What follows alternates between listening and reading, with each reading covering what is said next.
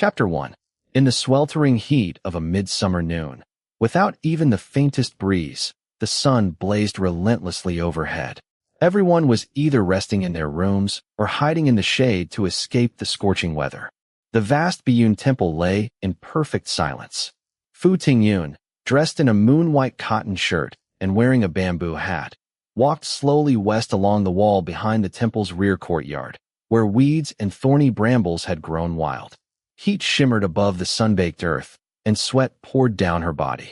Before long, her clothes were soaked through, clinging damply to her skin.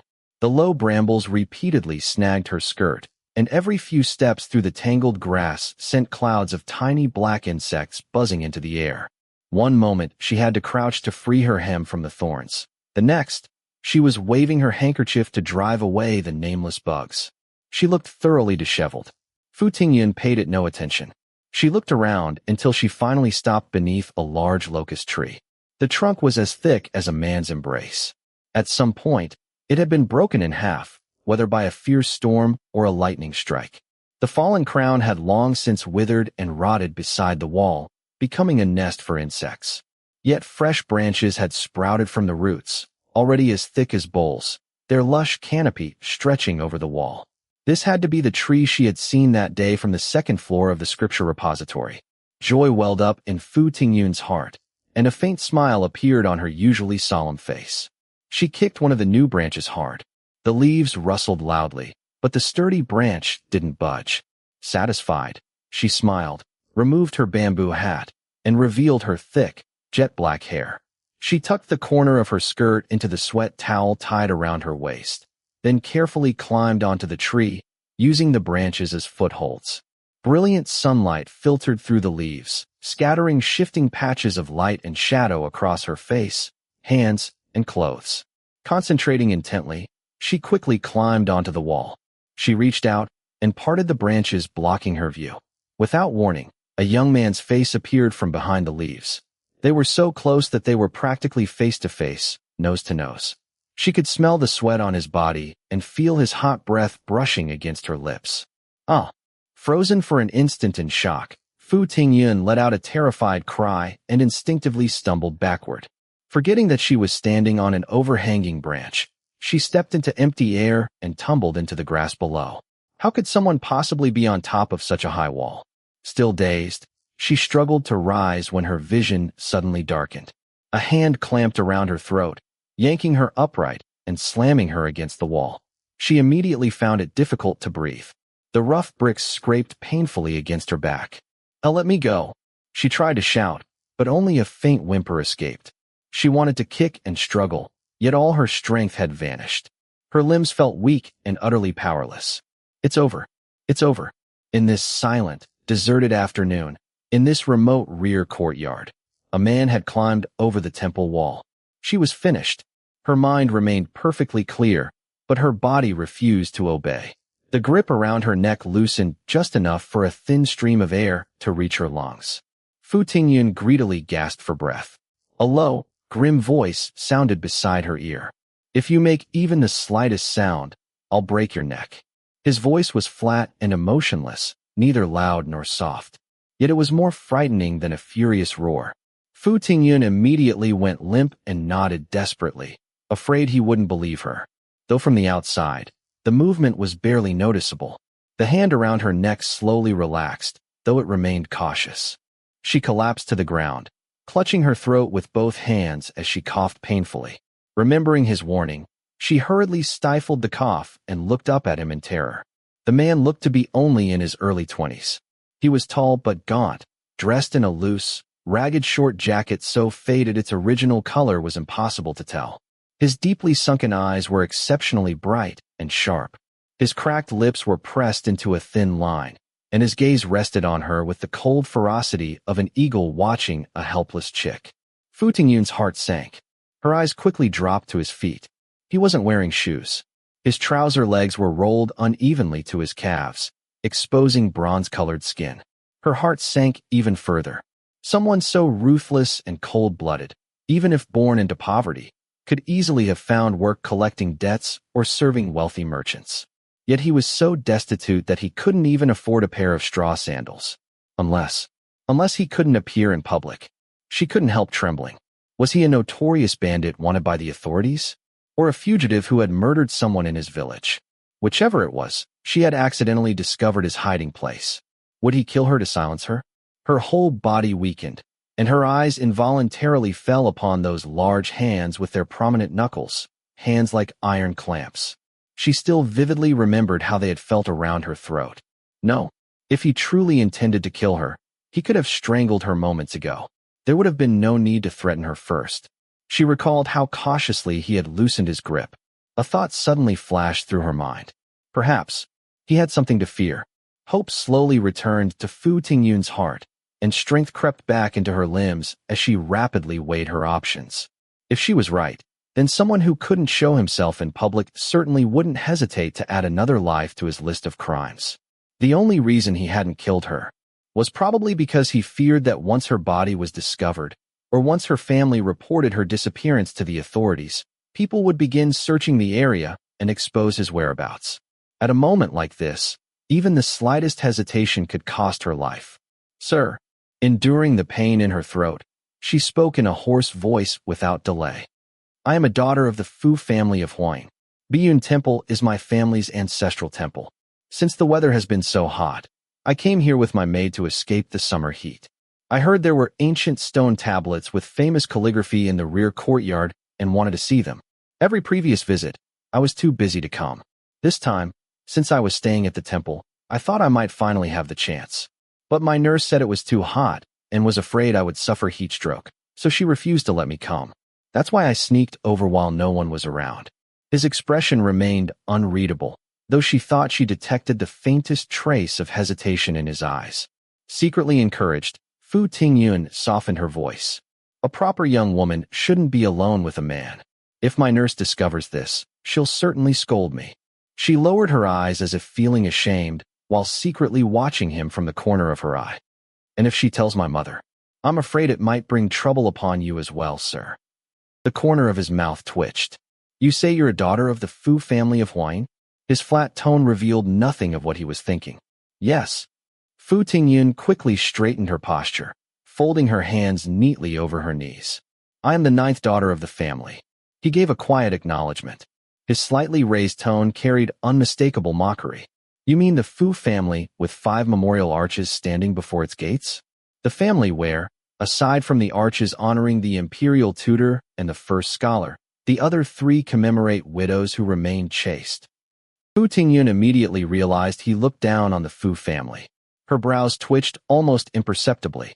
Although the Fu family hadn't produced a provincial governor for generations, its reputation for strict discipline and integrity remained widely respected. Yet this man clearly despised them. She wanted to argue but restrained herself. Now wasn't the time. A man like this clearly had no regard for honor or shame. Otherwise, he wouldn't have fallen into such circumstances. Speaking to him about loyalty, filial piety, benevolence, or righteousness would be like playing music for a cow. Perhaps it would be better to offer him money. If he let her go, she could secretly give him some valuables without alerting anyone. Fortunately, she was wearing jewelry today. If it were sold, it should fetch 100 or 200 taels of silver. It wouldn't allow him to live comfortably forever, but it would certainly solve his immediate difficulties. Would he accept such an offer? She had left in such haste that she hadn't brought anything more valuable. Fu Tingyun hesitated. The man asked, You said this is your family's ancestral temple? Yes, she answered quickly. Then you know where the kitchen is. His voice remained as flat as ever. Take me there. Find a secluded route that avoids everyone in the temple. The kitchen? Fu Tingyun was surprised, but she dared not ask questions. Supporting herself against the old locust stump, she slowly rose to her feet. Perhaps she had stood up too quickly, or perhaps she had struck herself when she fell. Stars danced before her eyes.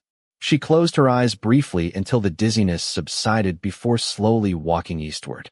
The man followed silently behind her. They left the rear courtyard and entered a narrow alley. There wasn't a single tree there. The blazing sun shone directly overhead, filling the alley with dazzling white light that made Fu Tingyun feel dizzy. Yet even more oppressive than the heat was the man's gaze behind her. It felt as though it were burning straight through her back. Fear and anxiety gripped her so tightly that she scarcely dared think, much less make a wrong move. Fortunately, they encountered no one along the way.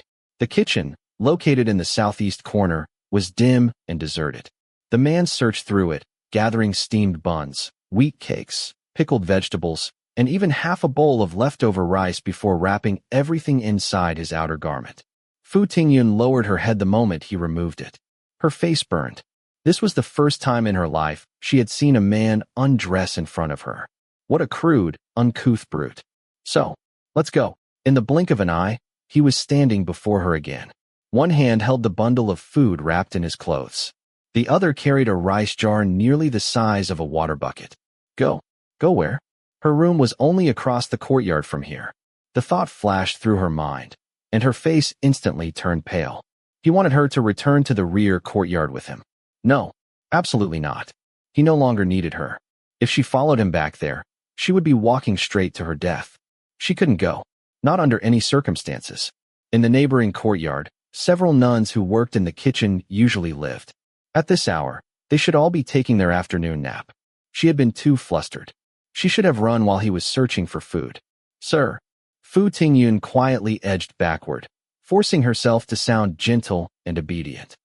You already know the way out. The sun is terribly hot, and I've been in the rear courtyard for so long that I'm beginning to feel ill. I won't see you off. Her heel touched the threshold. Help! She turned and ran with all her strength. But before the cry had fully left her lips, her throat tightened once more. The man seized her by the neck, dragged her back inside, and slammed her against one of the great pillars standing in the middle of the kitchen. Pain exploded through her body, as though every bone had shattered. Desperately, she clawed at the hand around her throat while glaring fiercely into his face, as if hatred alone could wound him. He looked back at her calmly, as casually as someone crushing an ant, as though taking a life was no more remarkable than eating or drinking. Fu Tingyun trembled as if she had fallen into an icy abyss. She struggled like a fish flung onto dry land.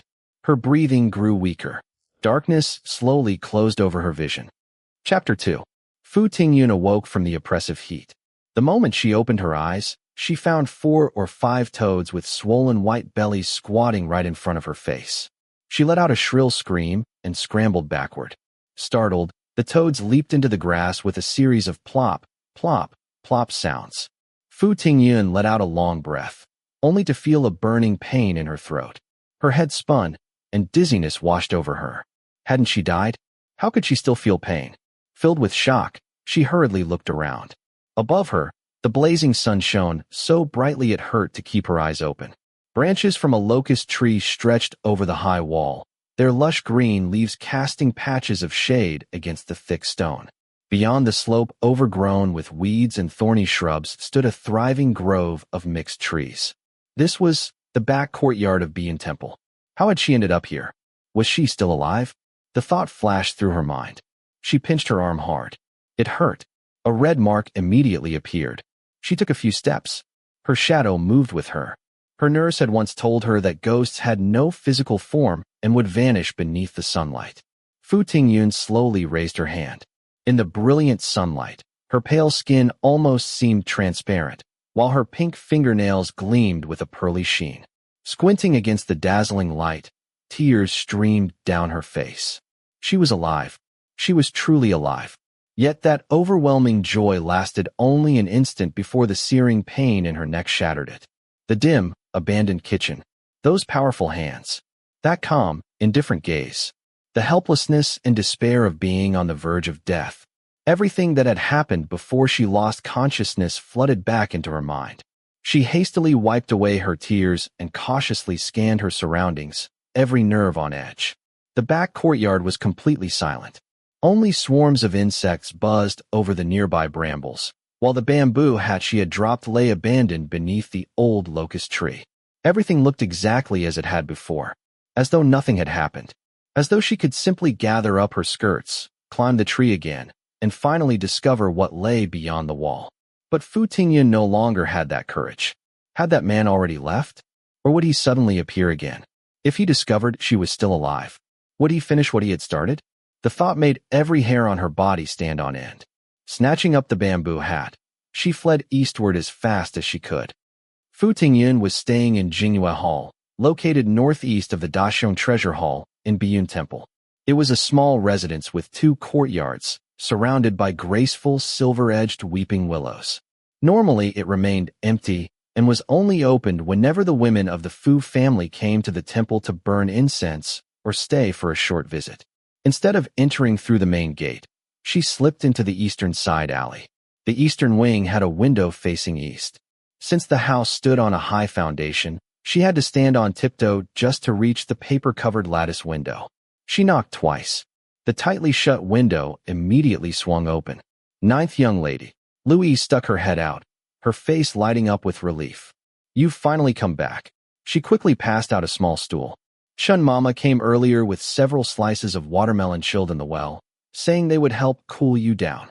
Grasping Fu Tingyun's arm, she helped her climb through the window. If Han Yin hadn't managed to smooth things over, Chun Mama would have barged in. I was terrified. Her eyes immediately reddened. If you hadn't returned soon, I would have gone looking for you myself. Fu Tingyun's head felt unbearably heavy, and every limb seemed filled with lead. She had only managed to make it back through sheer instinct to survive. Now, hearing familiar voices and seeing familiar faces, the tension she had been holding finally eased. Her whole body weakened. She could barely remain standing. All she wanted was to collapse onto the bed. She was too exhausted to speak. But when she heard Chun Mama had come, she forced herself to stay alert. How is Han Yin managing? Her voice came out hoarse and weak, utterly unlike her usual clear, melodious tone. Ninth young lady. Louise stared at her in alarm. Only then did she notice the dark purplish bruises around Fu Tingyun's neck. Against her snow-white skin, they looked especially horrifying. Looking closer, she saw that Fu Tingyun's face was flushed from the sun.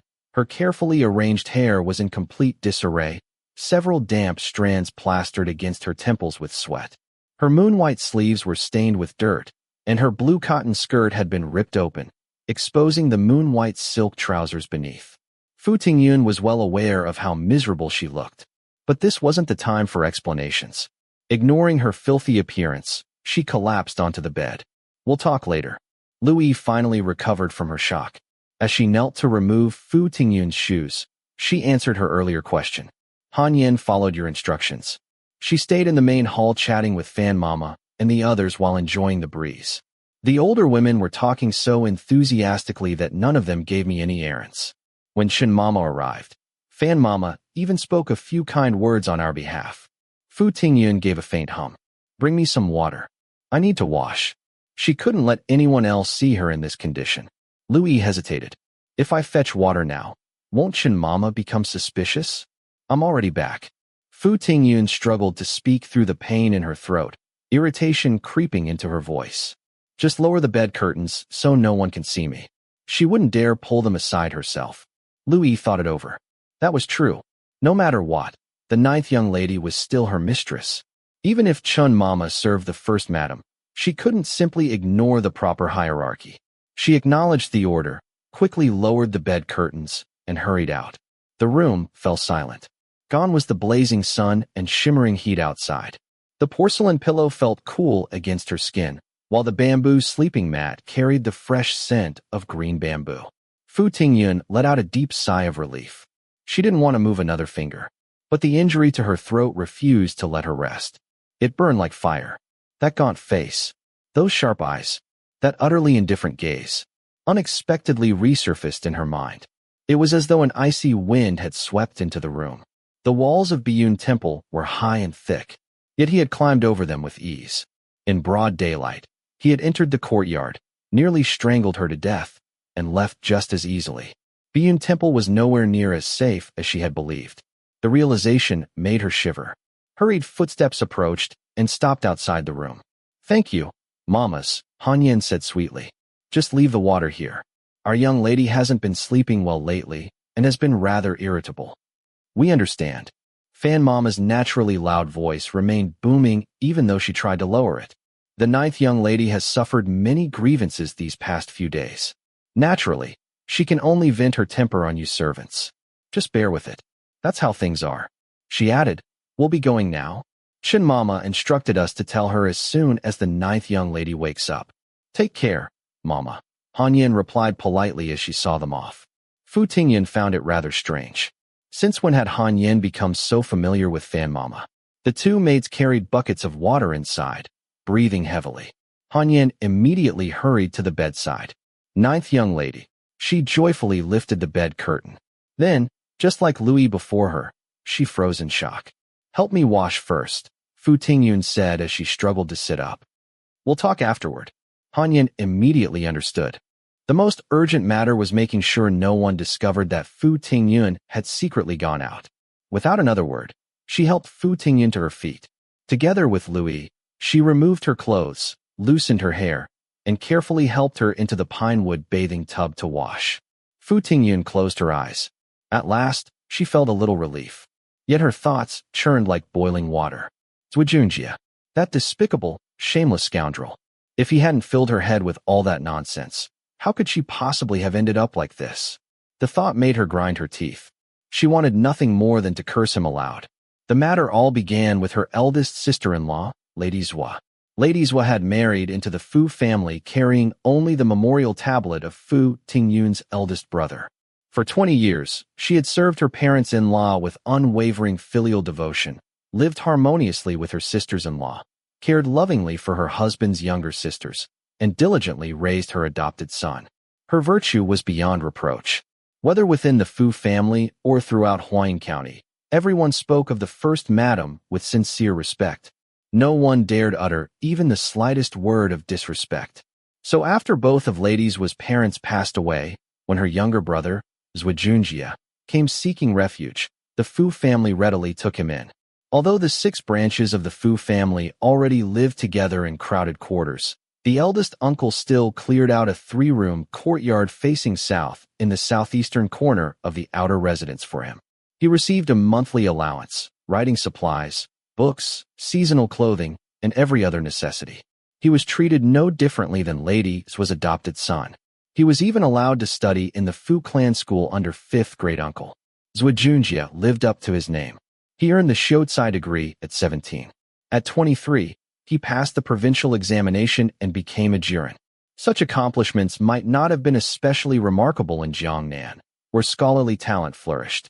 But in the northwest, where examination quotas were divided between northern and southern regions, it was an extraordinary achievement that drew widespread attention. To outsiders, it seemed the Fu family had nurtured a gifted scholar, further enhancing their already sterling reputation for recognizing talent and cultivating virtue.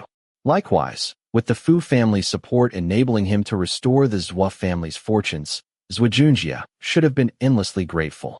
In reality, however, that was far from the truth.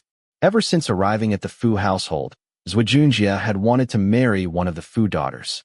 The Fu family was Huayin's most prestigious clan and was especially renowned for the strict upbringing of its daughters. Lady Zhua naturally approved of the idea. If her younger brother married a daughter of the Fu family, their existing relationship would become even closer, and he would continue to receive support from his wife's family. Unfortunately, daughters of the Fu family never lacked marriage prospects. Although Zhi Zhi was handsome and talented, he possessed no family estate of his own and depended entirely upon the Fu family for support. No one could reasonably suggest such a marriage. Still, once the thought had taken root, Lady Zhua could not let it go. She quietly held on to hope. As a result, she deliberately postponed arranging a marriage for Zhi Zhi. Only after he earned the Shoutsai degree did she finally bring up the matter. During grandmother's birthday celebration, she hinted at it in a joking yet serious manner. Grandmother had managed the Fu household for decades. How could she possibly fail to understand what her eldest daughter-in-law meant? The problem was that Zhi Zhi's family background was simply too humble. Had someone else raised the matter, grandmother could easily have dismissed it with a few polite words. But because it came from her eldest daughter-in-law, she had to preserve her dignity. So she privately consulted the eldest aunt about marrying second cousin, the daughter of a concubine from the first branch, to Zhi Zhi. Second cousin was about the same age as he was. Although born of a concubine, she had been raised by the first madam and educated in reading, writing, embroidery, and household management just like the legitimate daughters. The eldest aunt hesitated. Provincial Inspector Hao Jianfeng's wife had recently passed away without leaving any children. Several eager matchmakers had quietly approached the eldest aunt, saying Hao Jianfeng was about to be promoted as financial commissioner of Shandong and wished to take second cousin as his new wife. Although she would become a second wife, and Hao Jianfeng was more than 20 years older than she was, he had twice succeeded in the imperial examinations, was soon to attain a third-rank official position, and had no children. Such a marriage would greatly benefit the Fu family, which had not produced a provincial governor-level official for generations. The eldest aunt was inclined to agree.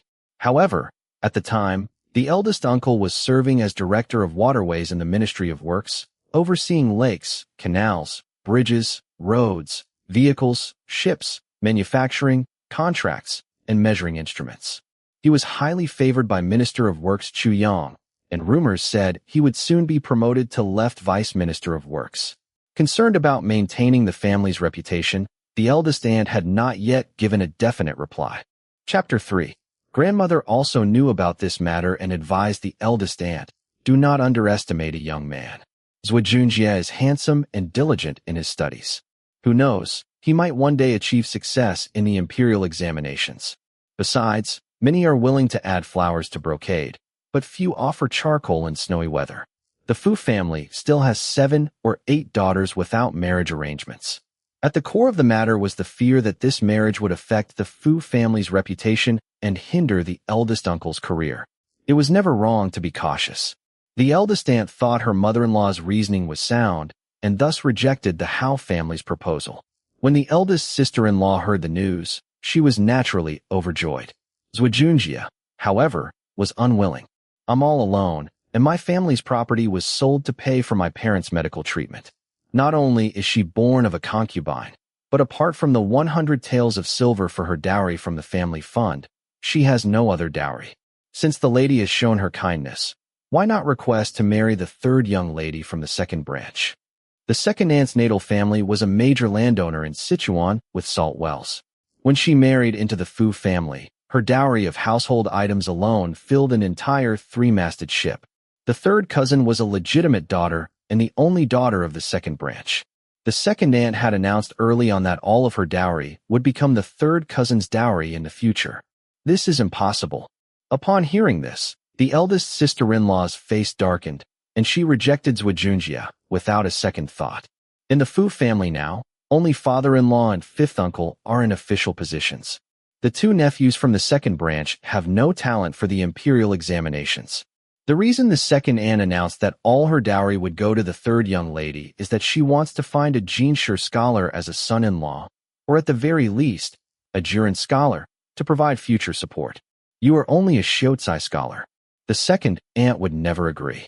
Are you so certain I will not become a Jinshu in the future? Zhi Zhi retorted defiantly. If you do not try, how do you know the second madam will not agree? The eldest sister-in-law felt Zhi Zhi was being too unreasonable. Even if the second aunt agreed, my mother-in-law has already rejected the Hao family's proposal. This matter has no room for reversal. Do not say anything more. Just wait until I invite a matchmaker to check the compatibility of your and the second young lady's birth dates before the wedding. With that, she turned and left. Zhi Zhi felt that his sister was afraid of offending her mother-in-law and was not sincerely planning for his benefit. Without saying a word to his sister, the next day he invited a matchmaker to propose to the second aunt. How could the second aunt possibly agree? The moment the matchmaker left, she went straight to report the matter to grandmother. Grandmother was so angry that she trembled, and for a long time, she would not speak properly to the eldest sister-in-law. The eldest sister-in-law was mortified, wishing she could find a hole to crawl into. She rushed to Zhi Zhi's room and scolded him harshly, but Zhi Zhi remained unrepentant. All right, since you are in a difficult position, I will listen to you and marry the second young lady. His tone was condescending, as if he were doing a great favor. The eldest sister-in-law could not say a word and went to the first madam's bedside, where she broke down sobbing. The first madam was both anxious and angry, and did not get out of bed for 2 days because of this matter. But with one being a daughter-in-law who maintained her widowhood for her son, and the other being her daughter born of a concubine, no matter how angry she was, she could only hide her broken arm in her sleeve. A few months later, the second cousin was betrothed to a licentiate surnamed Huang from neighboring Puqing County. Within 2 years, brother-in-law Huang passed away, leaving behind a month-old daughter and an empty house, relying on the Fu family's support for their daily sustenance. Hao Jianfeng, however, continued to prosper, rising to the position of left vice minister of personnel within a few years. Later, when the Yellow River breached its banks at Xiangfu and Kaifeng, Henan, the provincial governor of Henan impeached officials for using substandard materials in river works. Chu Yang and the eldest uncle were both implicated, and the eldest uncle was dismissed from office. After the storm had passed, the eldest uncle sought out Hao Jianfeng to help with his reinstatement, but Hao Jianfeng, either fearing involvement in these troubles or still harboring resentment over the Fu family's earlier rejection, did not even meet with the eldest uncle, let alone offer help. The first madam found it hard to accept whenever she thought about it, and the eldest sister-in-law also suffered many grievances as a result. Of course, that was all in hindsight. At the time, the eldest sister-in-law had people rent a courtyard for Zhuijia on the back street overnight so he could move out. Zhuijia's face turned ashen. He gave a cold laugh, took nothing with him, and left with his head held high. A few days later, he became a tutor for a family surnamed Liu in Xi'an Prefecture. The following year, he failed the provincial examination. At the end of the year, Zhuijia returned to Huayin and, despite the heavy snow, knelt in front of the eldest sister-in-law's door for an entire day, refusing to rise no matter who tried to persuade him. Out of consideration for family ties, the second aunt, the third aunt, the fourth aunt, mother, and the sixth aunt all went to the eldest aunt to speak on Zhuijia's behalf. The eldest sister-in-law, looking at her defeated and emaciated brother, thought of him as the only remaining descendant of her natal family, and wept like a tear-soaked figure. The first madam sighed deeply and personally went to ask grandmother to allow him to return to the Fu clan school for studies. From then on, Zhuijia seemed like a changed person, shutting out all external affairs and focusing solely on his studies. After becoming a Jiren scholar, he bought land and servants, established a home in Guangtao Lane, and became a golden turtle's son-in-law in the eyes of everyone in Huayin. The fourth aunt then set her sights on him. The marriage was not arranged before because the second girl was not only born of a concubine, but also had no dowry. Naturally, a proud and capable man like him would not be pleased, she said to the fourth master. Our fifth daughter is different. Not only is she a legitimate daughter, but she is also pretty. Besides the dowry from the family fund, I have 300 mu of good land and 2,000 taels of silver as her private dowry. That would not be proper. The fourth master shook his head vigorously. If others found out, they might think our Fu family daughters were pursuing him. Oh, why are you so stubborn? The fourth aunt scolded. Think about it. Although the eldest uncle was dismissed, he still has his academic degree and can be seated when meeting the county magistrate. As for the fifth uncle, he is now an instructor in the Hanlin Academy, teaching the imperial princes. Who knows? One day he might become the imperial tutor with limitless prospects. The third girl from the second branch married a Jiren scholar. The seventh son from the third branch became a Xiuzai scholar this year, and the eldest granduncle from the sixth branch is a Jinshu scholar. Only our branch does not have anyone with academic qualifications. Do you want to hang your head in front of your brothers for the rest of your life? Even if you do not care, how will our sons and daughters fare in the future? After much contemplation, the fourth master nodded in agreement. The fourth aunt then entreated Mother to act as a matchmaker. Mother felt this was not a good match and politely declined. Privately, she said to the fourth aunt, Zhuijia has only just become a Jiren scholar, yet he dares to accept land registered under his name from Wang Xiaxia, a usurer. He acts without knowing his limits and might cause trouble. The fourth aunt then asked the sixth aunt to serve as matchmaker. The sixth aunt cautioned her. I heard that the Han family from the north of the city wants to marry their daughter to Zhuijia. The Han family from the north of the city was in the bamboo crafts business. Upon hearing this, the fourth aunt scoffed. Well, a matchmaker must measure. Only by measuring can we know if it is suitable. The sixth aunt had no choice but to speak with the eldest sister-in-law. This time, the eldest sister-in-law dared not make the decision herself. She sent her maid to Guangtao Lane, just to give the fourth aunt an answer. When the maid returned, she reported. The young master said that the Han family from the north of the city offered a dowry of 5,000 taels of silver. The eldest sister-in-law was furious and told the fourth aunt, "He is already engaged to the Han family from the north of the city. Who would rather marry a merchant's daughter than ally with the Fu family?" The fourth aunt felt that the eldest sister-in-law was ineffective and secretly sent someone to inquire. Learning that it was because of the dowry, she had someone directly convey a message to Zhi Zhi. Our fifth young lady, apart from a dowry of 5,000 taels of silver, also has 300 mu of good land. The Han family, hoping for a Jiren scholar son-in-law to support their business and potentially provide advantages in terms of labor services and taxes, calculated carefully and had the matchmaker tell Zhi Zhi. Apart from the family's dowry of 5,000 taels of silver, there is also a shop that brings in 500 taels of silver annually. The fourth aunt retorted, "Which is more important, a shop that brings in 500 taels of silver annually, or being a son-in-law of the Fu family?" The matter was reported to grandmother. Grandmother slapped the fourth aunt in front of all the servants and decided to betroth the fifth cousin to the son of Jiren scholar Yao from Tonglin County. After learning this, Zhi Zhi never set foot in the Fu family again. Once, when drunk, he said to someone, "That old beggar woman has repeatedly ruined my chances. One day, I will make her regret it." Somehow, these words reached the ears of the Fu family members. No one dared to mention even a word of it in front of grandmother, but they all made a point to avoid Guangtao Lane when walking. The eldest sister-in-law kept an even lower profile in the Fu family. When Zhi Zhi found out, he declared, "I will not marry anyone except a young lady from an official family." He also broke off the engagement with the Han family. But Huayin was, after all, only a county town. How many official families could there be? Those who were interested in him could not offer substantial dowries, which he felt was beneath his dignity. Those he was interested in, knowing of his entanglements with the Fu family, considered him fickle and lacking in integrity. There were more official families in Huazhou and Xi'an Prefecture, but their standards were even higher. Round and round it went, and Zhi Zhi's marriage remained unsettled.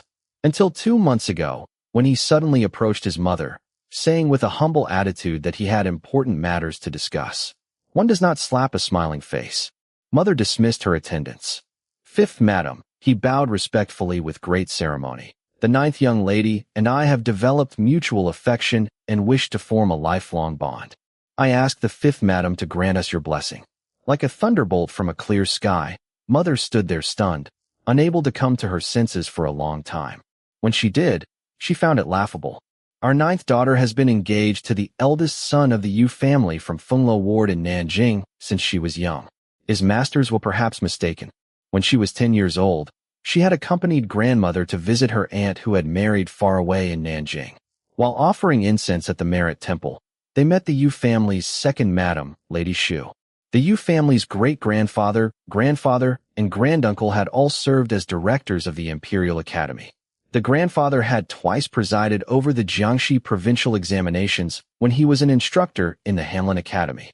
By the generation of Yu Guozheng, Yu Guoyang, and Yu Gukai, the three brothers had successively passed the imperial examinations and served as Hanlin bachelors. Later, Second Master Yu Guoyang rose to the position of left censor-in-chief of the censorate, supervising officials and investigating government offices.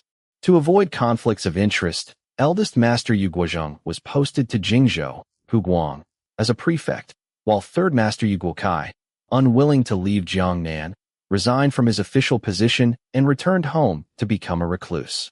They were one of the most prominent noble families in Jiangnan. Perhaps nothing in this world is perfect. While the Yu family had been smoothly advancing in official circles over the years, they had faced increasing difficulties with their offspring. Among the three brothers, only Second Master Yu Guoyang had a son when he was 32. This Lady Xu was the birth mother of the Yu family's eldest son. Although she was not the principal wife of the Yu family, she had contributed to continuing the Yu family line, and her husband held the highest official position among the brothers. In the Yu family, she was said to walk with a forceful presence, with no one daring to cross her. Mother's aunt's husband's family had some connection with the Yu family, so having met, they had lunch together. For some reason, Lady Xiu was very fond of her and kept talking to her. Seeing this, grandmother started telling Lady Xiu about her childhood anecdotes, making Lady Xiu laugh heartily. A few days later, Lady Xiu sent a matchmaker to propose marriage on behalf of her son, Yu Jingxiu. Grandmother was very pleased and agreed to the match without even asking for mother's opinion. The exchange of birth dates and the small betrothal ceremony were all completed in Nanjing. Mother was quite dissatisfied and wrote to her husband, subtly expressing her grievances. I have never seen this young master Yu, nor do I know what kind of person he is. The fifth master quickly replied. In his letter, he said that the Yu family's eldest son had been known for his intelligence from a young age, began his education at 5, could understand the 4 books with annotations by 12, and was now studying composition under Fan Kuan, a great Confucian scholar in Jiangnan. His prospects were bright, making him a first-rate match. He instructed the mother to properly educate their daughter, lest she bring shame to the Fu family upon marrying into the Yu household. Mother put her mind at ease and kept her daughter close, guiding her almost constantly. How could her daughter suddenly have developed a relationship with Zhi Zhi? Chapter 4. Mother did not believe it. Zhi Zhi seemed to read her mind. Whether it is a misunderstanding or not, Fifth Madam will know after seeing this. He pulled out a stomach protector from his bosom. This is the token of love my cousin gave me. Despite her mother's years of household management and handling countless emergencies, she visibly paled. Looking at the stomach protector, a somewhat worn sapphire blue silk with blooming purple magnolias, the petals outlined in pink thread, it featured her daughter's favorite colors, patterns, and her characteristic needlework style. Mother could no longer maintain her composure and stood up in alarm. Could her daughter have done such a foolish thing? Mother hastily reached out to take it for a closer look, to determine its authenticity, but from the corner of her eye, she caught a flash of smug satisfaction on Zhi Zhi's face, so obvious, so glaring, as if slapping her in the face. Mother was filled with shame and indignation but dared not lose her temper. People love gossip, especially this kind. Even non-existent matters would be spread with vivid details, let alone if Zhi Zhi made a scene. If even a whisper of this leaked out, not only would the Fu family's century-old reputation be instantly ruined, but her own and her mother's reputations would also be destroyed. At best, they would be ridiculed and forced to live with their heads down for the rest of their lives. At worst, they would be driven out of the Fu family with nowhere to stand. But simply yielding to Zhi Zhi's manipulation would only embolden his arrogance and make the situation increasingly unmanageable. Mother withdrew her hand that had been suspended in midair. She needed to put him in his place. Otherwise, he would think the fifth branch was easy to bully. Mother slowly sat back down. If every concubine and mistress came crying about lost jewelry or silver, and I interrogated all the maids and wives in the household, I might as well not be the mistress anymore. Without any courtesy, she dismissed him. I happen to have something to discuss with your sister, so I will not detain Master Zhi. She also warned him. Although Master Zhi's circumstances have improved, I have never heard of a Jiren scholar filing a lawsuit against a Jinshi scholar. If that happens, Master Zhi will certainly become notorious, alarming officials in both the provincial and capital governments. As it happens, those officials are either my husband's examination classmates or former colleagues. My husband has always been a modest person, and if he learns that he has incurred the favor of old acquaintances because of this matter, I fear he will be furious. I am considering whether to write a letter to my husband in advance to explain, so that when the time comes, he will not blame me, as his wife, for lax household management and absurd actions. Zhi Zhi's forehead veins bulged as he stood up in fury. She dared to mock him like a concubine or mistress, to use his sister to pressure him, and to hint that the fifth master had private connections with provincial officials who could ruin his reputation. His eyes flashed with menace. Mother watched in trepidation, but with nowhere to retreat, she could only call out loudly to her maid. The young master is leaving. Please see him out. Her voice was already trembling slightly. The lattice door was immediately pushed open, and the waiting servants entered with measured steps. Zhi Zhi stared fixedly at his mother. He had not expected that this normally quiet fifth madam, who usually just agreed with whatever was said, would display such composure. He had underestimated this woman. It seemed he needed to administer a stronger medicine. Since the fifth madam thinks this matter should be reported to the fifth master, I will wait for his response, he said ominously. When the ninth young lady marries into our Zhou family, I hope the fifth madam will not regret it. With that, he tossed down the stomach protector. I have many more things embroidered by the ninth young lady. I will leave this one for the fifth madam as a keepsake. Then he strode away. Many more. Mother was thunderstruck by these words. Her show of strength before Zhi Zhi quickly melted away like ice. Anxiously, she instructed the entering maid. Quick, summon the ninth young lady and Bibo's wife. Bibo's wife, named Rushi, was Mother's dowry maid who later married Father's manservant Bibo and was most trusted by Mother. They arrived at their mother's room one after the other. Close the door. Mother sat coldly on the master's chair and commanded her attendants, then flung a bundle toward them. Look what you have done. The object fell lightly to the ground. It was a somewhat worn sapphire blue stomach protector. They looked at each other in confusion, their eyes simultaneously falling on the stomach protector, quickly noticing something amiss. This is not mine. How did it get here? She was greatly startled, immediately sensing something was wrong. What happened? Bibo's wife looked at her mother with a puzzled expression. Mother gave a cold humph and recounted what had transpired. She was both shocked and aggrieved, both angry and fearful. Mother, I have never even spoken to Zhi Zhi. How could I have a relationship with him? She knelt before her mother. Though the Fu family may not be extremely prestigious, we are certainly not a humble household. In all my years, when have I ever been without attendance? What I have done or have not done, even if I could hide it from you, I could not hide it from those around me. If Mother does not believe me, you can ask my nurse, you can ask Yitong and Yue. She then cursed and swore. If I have done such a shameless thing that would disgrace our family, may heaven strike me down with thunder. Being a person of clear conscience, yet falsely accused by Zhi Zhi, and having to defend herself before her mother and Bibo's wife, was unbearable. She sadly began to weep. Stand up and speak properly. Mother glared at her. Let me ask you, is this item yours? Fu Tingyun hesitated, unable to utter a yes. How did your belongings end up in Zhi Zhi's hands? Mother pressed relentlessly, her deliberately lowered voice filled with anger to avoid being overheard. Instead of thinking about who might have done this, you just cry and wail and shout. How will you manage a household when you marry into the Yu family? How will you be the mistress? I have wasted all these years teaching you. Mother. She looked at her mother in astonishment, her eyes red, tears streaming down her face. Mother's heart softened at the sight.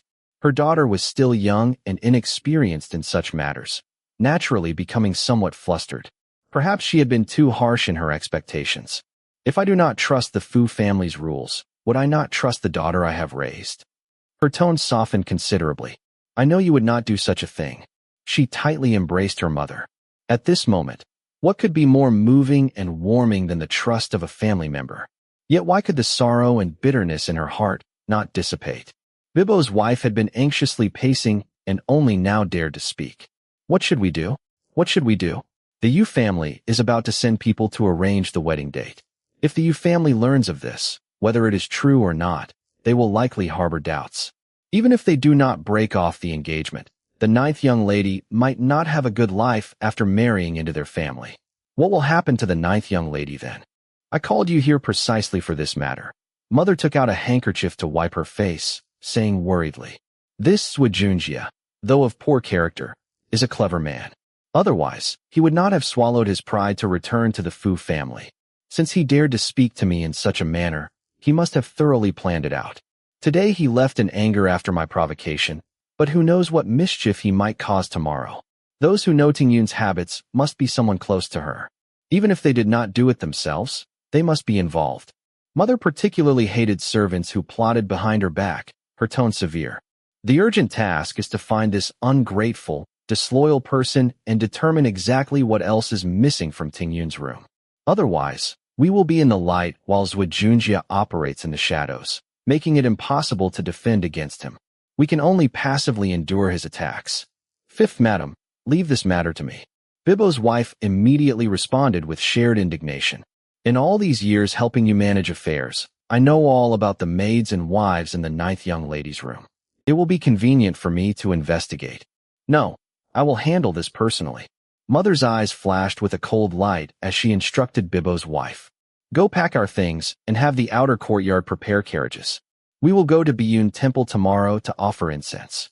Going to offer incense at a time like this. Bibbo's wife looked at her mother in surprise. Mother nodded. Zhi Zhi is related to the eldest uncle by marriage, and it was the eldest uncle's idea to let him stay with us. With him causing such trouble, I have no choice but to ask the eldest uncle to intervene. Mother expressed some concern. However, given Zhi Zhi's current state, I am not sure if the eldest uncle can control him. If he can, that is good, but if not, he might cause even more trouble. Tingyun should go away for a while. Mother said in a low voice. My maids, Lui and Han Yan, are honest, obedient, and trustworthy. Take these 2 maids with you. Just say that Tingyun suffered from heat exhaustion from the carriage journey and needs to rest quietly in the temple. I will return with the others, while you, Lui, and Han Yan stay to serve Tingyun. Once this matter is resolved, I will send someone to bring you back. This was a good plan. If Zhi Zhi made a scene, at least the 9th young lady would not have to suffer at home. Bibbo's wife curtsied and responded with a yes, then withdrew. Fu Tingyun had been standing with her head lowered, silent. There are no completely windproof walls.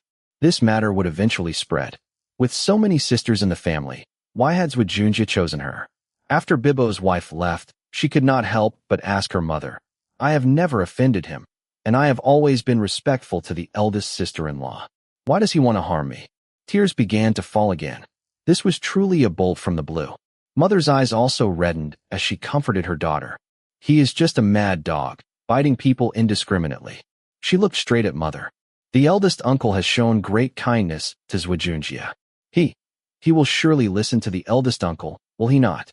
If Zhi Zhi still valued old favors, how could he do such a despicable thing? Looking at her hopeful face, Mother could not bring herself to say what she truly thought. Instead, she forced a smile. That is why I am going to ask your eldest uncle to give him a severe scolding, and then he will behave. Really? Then why did Mother's gaze keep shifting? Mother, please write a letter to Father. She suddenly grabbed Mother's sleeve, pleading. Father is an instructor in the Hanlin Academy. Even the Emperor listens to his lectures. He must have a way. He must have a way. Yes, I will write to your father. Mother embraced her, tears dampening the clothes on her shoulder. Stay well in Biyun Temple and do not go anywhere. If anyone comes to tell you anything, pretend you do not know. I will come to get you soon. She nodded blankly, a dull pain in her heart. Chapter 5. That evening, she waited until dusk before her mother returned from her eldest uncle's residence. She hurried forward to help her mother change clothes. What did Uncle say? Her brow revealed a trace of hope. We are family, after all. Mother removed her padded jacket and changed into a silk robe. Your uncle has already sent someone to summon Zhi Zhi. As for the maids, daughters-in-law, and old servants in the household, your aunt will help keep them in check so they will not spread wild rumors. You should feel at ease going to stay at Biyun Temple for a few days to clear your mind. Rumors were like the wind. How could anyone stop them? But with the family elders willing to intervene, this matter should blow over quickly. She returned to her chambers. Her senior maid Yitong and Yu Wei were sitting in the main room doing needlework, while the younger maids Zhou and Jian Chao gathered around them, some helping to separate threads, others winding yarn, all chattering merrily, creating quite a lively atmosphere.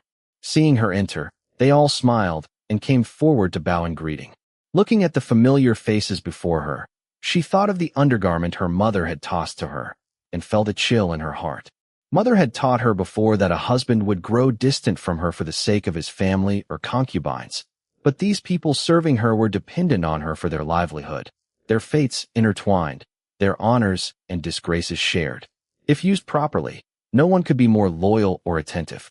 She believed she had treated them well and could not imagine why they would betray her. That night, she tossed and turned, unable to sleep. Yitong was on night duty and came over with a lamp, wearing an outer robe. Miss, what is troubling you? In the lamplight, Yitong's eyes were filled with concern. She remembered asking Yitong some days ago whether she would be willing to follow her to Nanjing. Yitong had lowered her head shyly and said, I wish to stay in Huayin. She had smiled and asked, Who is he? Before I leave, I will certainly help arrange things for you, so you will not be disappointed. Yi Tong had replied with embarrassment. Miss does not know him. He is someone from outside. My parents have already agreed. We are just waiting to report to the fifth madam. Could it be Yi Tong? Betraying her for a man. She quickly dismissed the thought. It could not be Yi Tong. Yi Tong had served in her quarters since she was 7 years old. They had grown up together, both servant and friend. She even entrusted Yi Tong with the keys to her storeroom. She was her most trusted person. If she could not trust Yi Tong, whom could she trust? Or was it Yue Wei? Yue Wei had a father who was fond of drinking and gambling. Even Yue Wei's mother had been sold to pay for wine. After Yue Wei was promoted to second-class maid and received a monthly allowance, her father often came looking for money. Once when Yue Wei refused, he had threatened to sell her younger brother. Could she have betrayed her for money?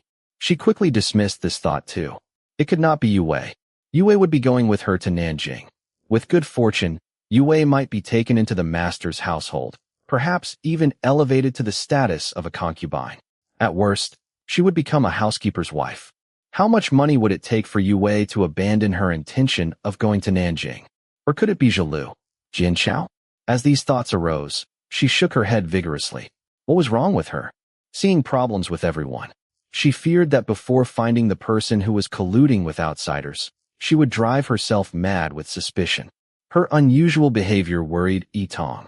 Miss, shall I read a few pages from The Garden Shepherd to you? The Garden Shepherd was a book about designing gardens. She was to be married to Jiangnan, so she had specifically retrieved it from her father's study, fearing she might embarrass herself by not understanding the layout of Jiangnan's gardens. But tonight, in the dim lamplight, what had filled her with anticipation yesterday now turned bitter. No need. She turned her back to Yi Tong. Go to sleep quickly. We need to go to Biyun Temple early tomorrow. Yi Tong had never disobeyed her and responded softly in acknowledgement, carefully lowering the bed curtains for her. She lay with her eyes open, watching as the sky gradually brightened, then rose to change her clothes and accompanied her mother to Biyun Temple. Biyun Temple was 50 li from the city, built at the foot of Qixiao Mountain. Ancient trees provided shade, distant hills surrounded it, and the scenery was elegant and beautiful, an excellent place for a summer retreat. The abbess, Master Guohui, was over 50 years old, with kind eyes and a gentle manner. Hearing that she had suffered from summer heat, the abbess sent her self-made 6-flower soup. Learning that she would be staying at the temple for a while, the abbess assigned 2 young nuns to help them clean and tidy up, and occasionally came to check on her, discussing Buddhist scriptures and teachings. As for the 2 little maids, Lu Yi and Han Yan, they were honored to have been chosen from among many to serve at Biyun Temple, attending to her with careful diligence, fearing any slight negligence. Such days should have passed leisurely and comfortably, most pleasantly. But she constantly thought about that matter, restless and unable to sleep at night. When she occasionally dozed off, she was plagued by nightmares of standing alone among crowds of men, women, old and young, being cursed, accused, and even having stones thrown at her. After enduring such days for only 5 or 6 days, she had lost a great deal of weight. Mama Bibbo watched anxiously and tried to counsel her. At first, she listened patiently, but later became irritated. Mama, rather than spending time on this, why not help me return and inquire about matters at home? To her surprise, after some thought, Mama Bibbo agreed. Then I will quietly go back and see. She suddenly became nervous. What if someone discovers you? Ninth Miss, do not worry, Mama Bibbo smiled. I will not enter the mansion. I will just change into coarse cotton clothes and walk around the city to see if there is any gossip, then come back. She praised Mama Bibbo for her thoughtfulness. Mama Bibbo informed Master Guohui, using the excuse of needing to report to her mother about her condition, and early the next morning left the temple for the city. By evening, she returned with a face full of smiles. Ninth Miss, the city is calm and peaceful. Unable to contain her joy, she added in a low voice. I happened to meet Mama Xiaozhu and asked her to relay a message to the 5th madam. She said she would send someone to see you in a few days. She will tell us in detail then. Mama Xiaozhu was another manageress trusted by her mother. Overjoyed, she finally had a peaceful night's sleep. A few days later, Mama Xiaozhu arrived. These medicinal herbs are either for clearing heat in relieving summer ailments, or for regulating blood and qi. The instructions for use are written on them. She smiled as she handed over a blue coarse cloth bundle, then dismissed Lui and Han Yin before continuing concisely. The eldest daughter-in-law has fallen ill, and Master Zhua is anxious, remaining at our residence to inquire after her. Your maid, Zhi suddenly developed alternating fever and chills. Several doctors were called, but could not cure her. Subsequently, Yitong, Yue, Jin Xiao, and others also began feeling unwell. It is most likely a serious illness. The dowager lady has moved them to the country estate outside the city and invited Taoist priests from the Nine Immortals Temple and monks from Poyan Monastery to perform rituals. Following the advice of the famous physician Ma Boju, they sprinkled saltpeter powder in your quarters. When I left, the dowager lady asked me to tell you to stay here comfortably for some time until the saltpeter smell dissipates before returning. She was both shocked and pleased. Shocked that even with her mother personally investigating, they had not discovered the truth, and that her capable maids had all been implicated.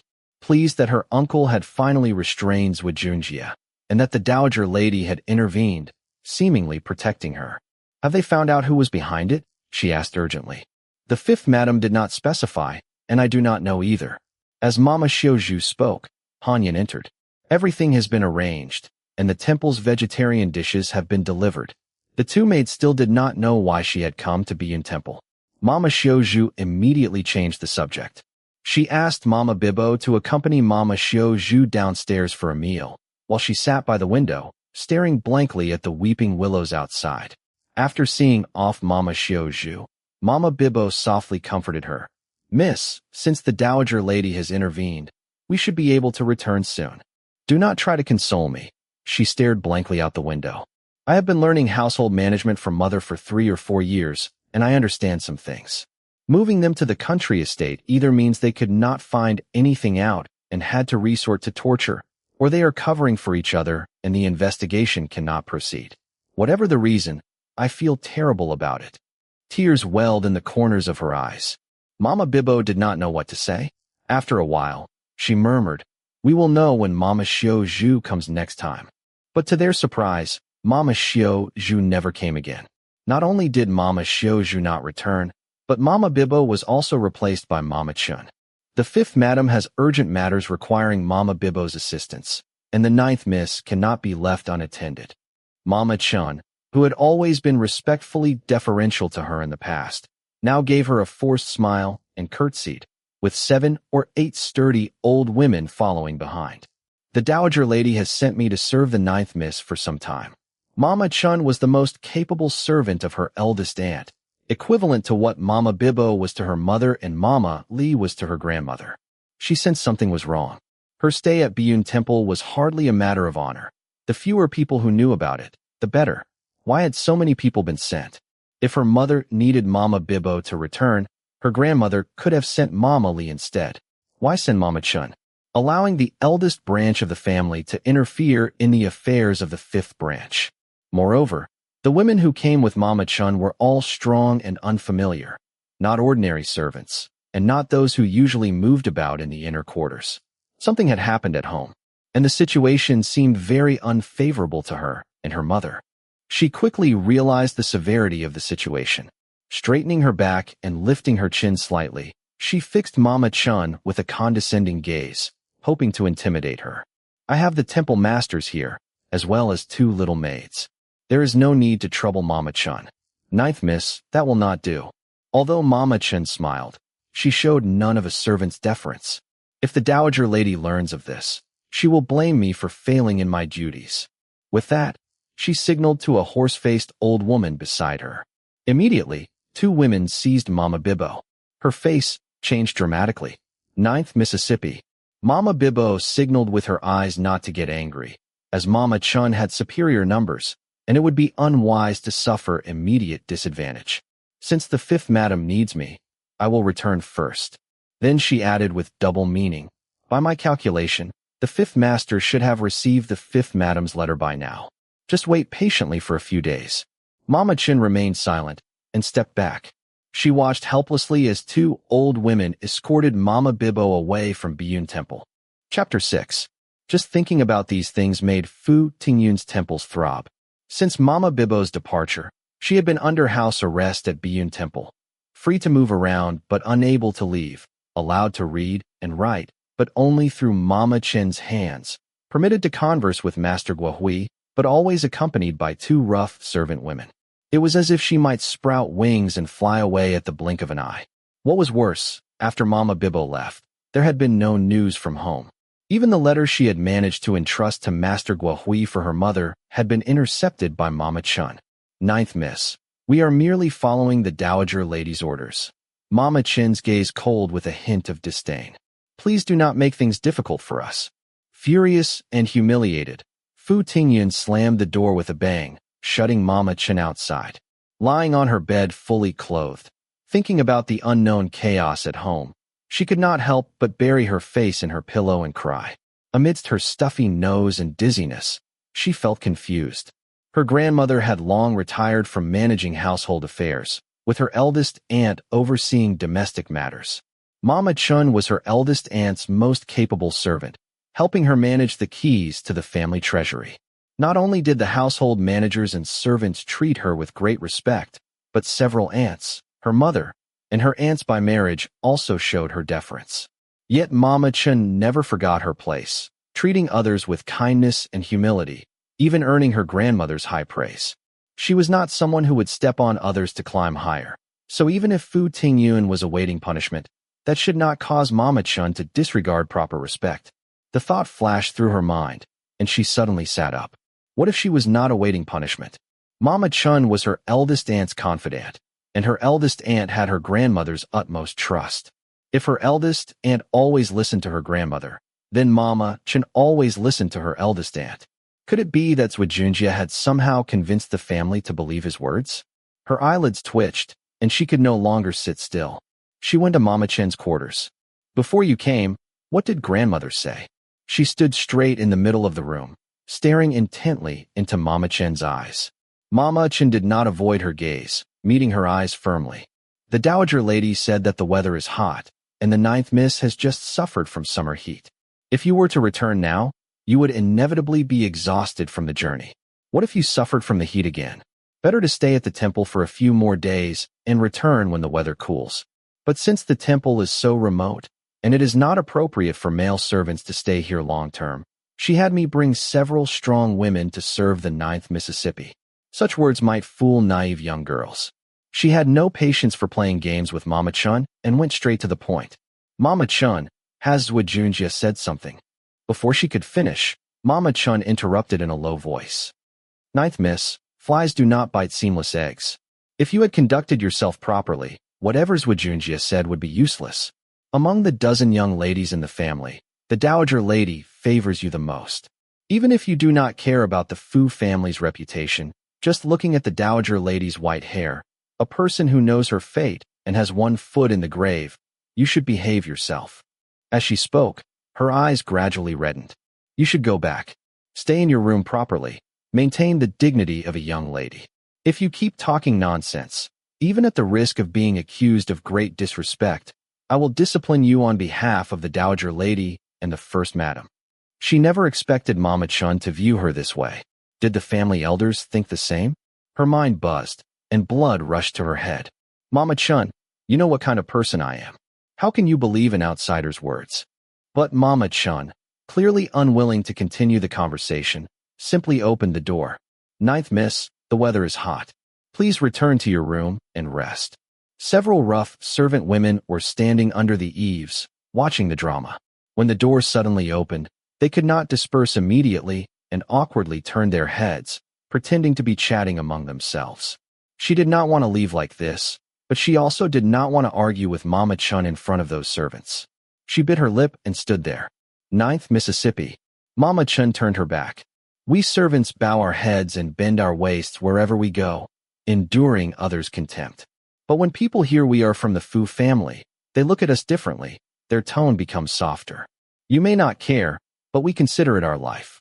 We only hope for the Fu family to prosper, for the masters to become jinshi and high officials, for the young ladies to receive imperial honors and become clan matriarchs, so that we too can walk with our heads held high. If you wish the Fu family well, how much more do I? She interrupted Mama Chun in a low voice, explaining urgently. If Mama has such thoughts, you should help me all the more. 9th Mississippi. Mama Chin's voice seemed somewhat tired. The dowager lady married into the Fu family at 15 and worked her way up from a grandson's wife to the dowager lady. The first madam has managed the household since she was 27, going from needing an abacus for calculations to being able to know figures just by hearing them. They have overcome countless difficulties. Rest assured, if there is even a glimmer of hope, they will not wrong you.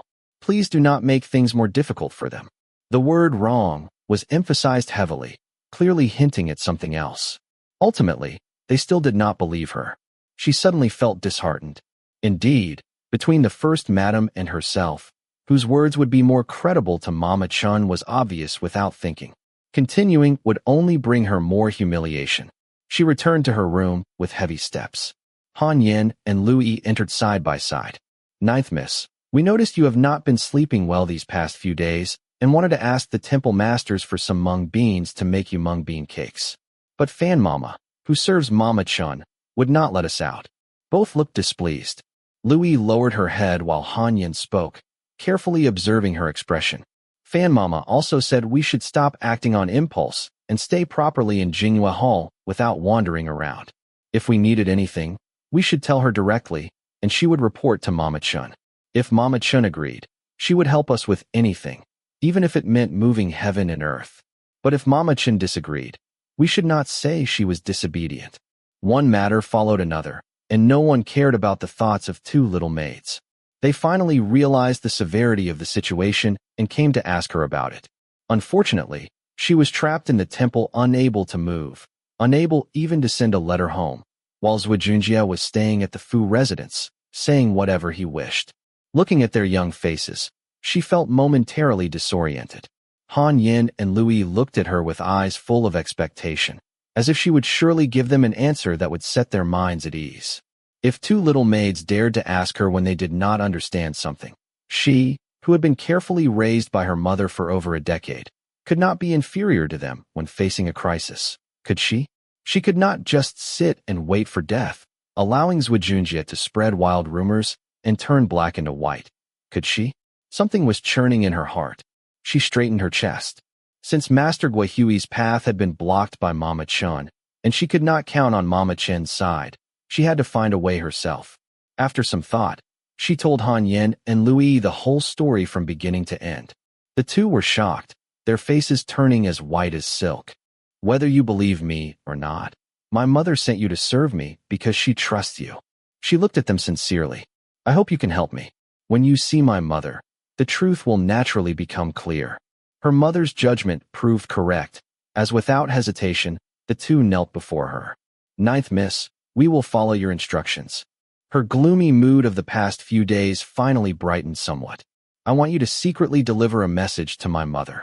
Both looked surprised, and Louis said fearfully, I do not know the way. Han Yin was braver. I have a mouth under my nose. I will go. She smiled encouragingly at Han Yin, but thinking of her current predicament, her face darkened again. I need to go back to defend myself, speaking the thoughts buried in her heart, determination appearing at the corners of her eyes and brows. But I do not know what the situation at home is like now. I am afraid that rushing back rashly might backfire and make things worse. Tell my mother my intentions and see what she says. Then I will know what to do. Han Yin nodded repeatedly. She whispered detailed instructions to them. Then Han Yin and Louis began creating disturbances. Sometimes they would suddenly disappear, causing the servant women to search for them.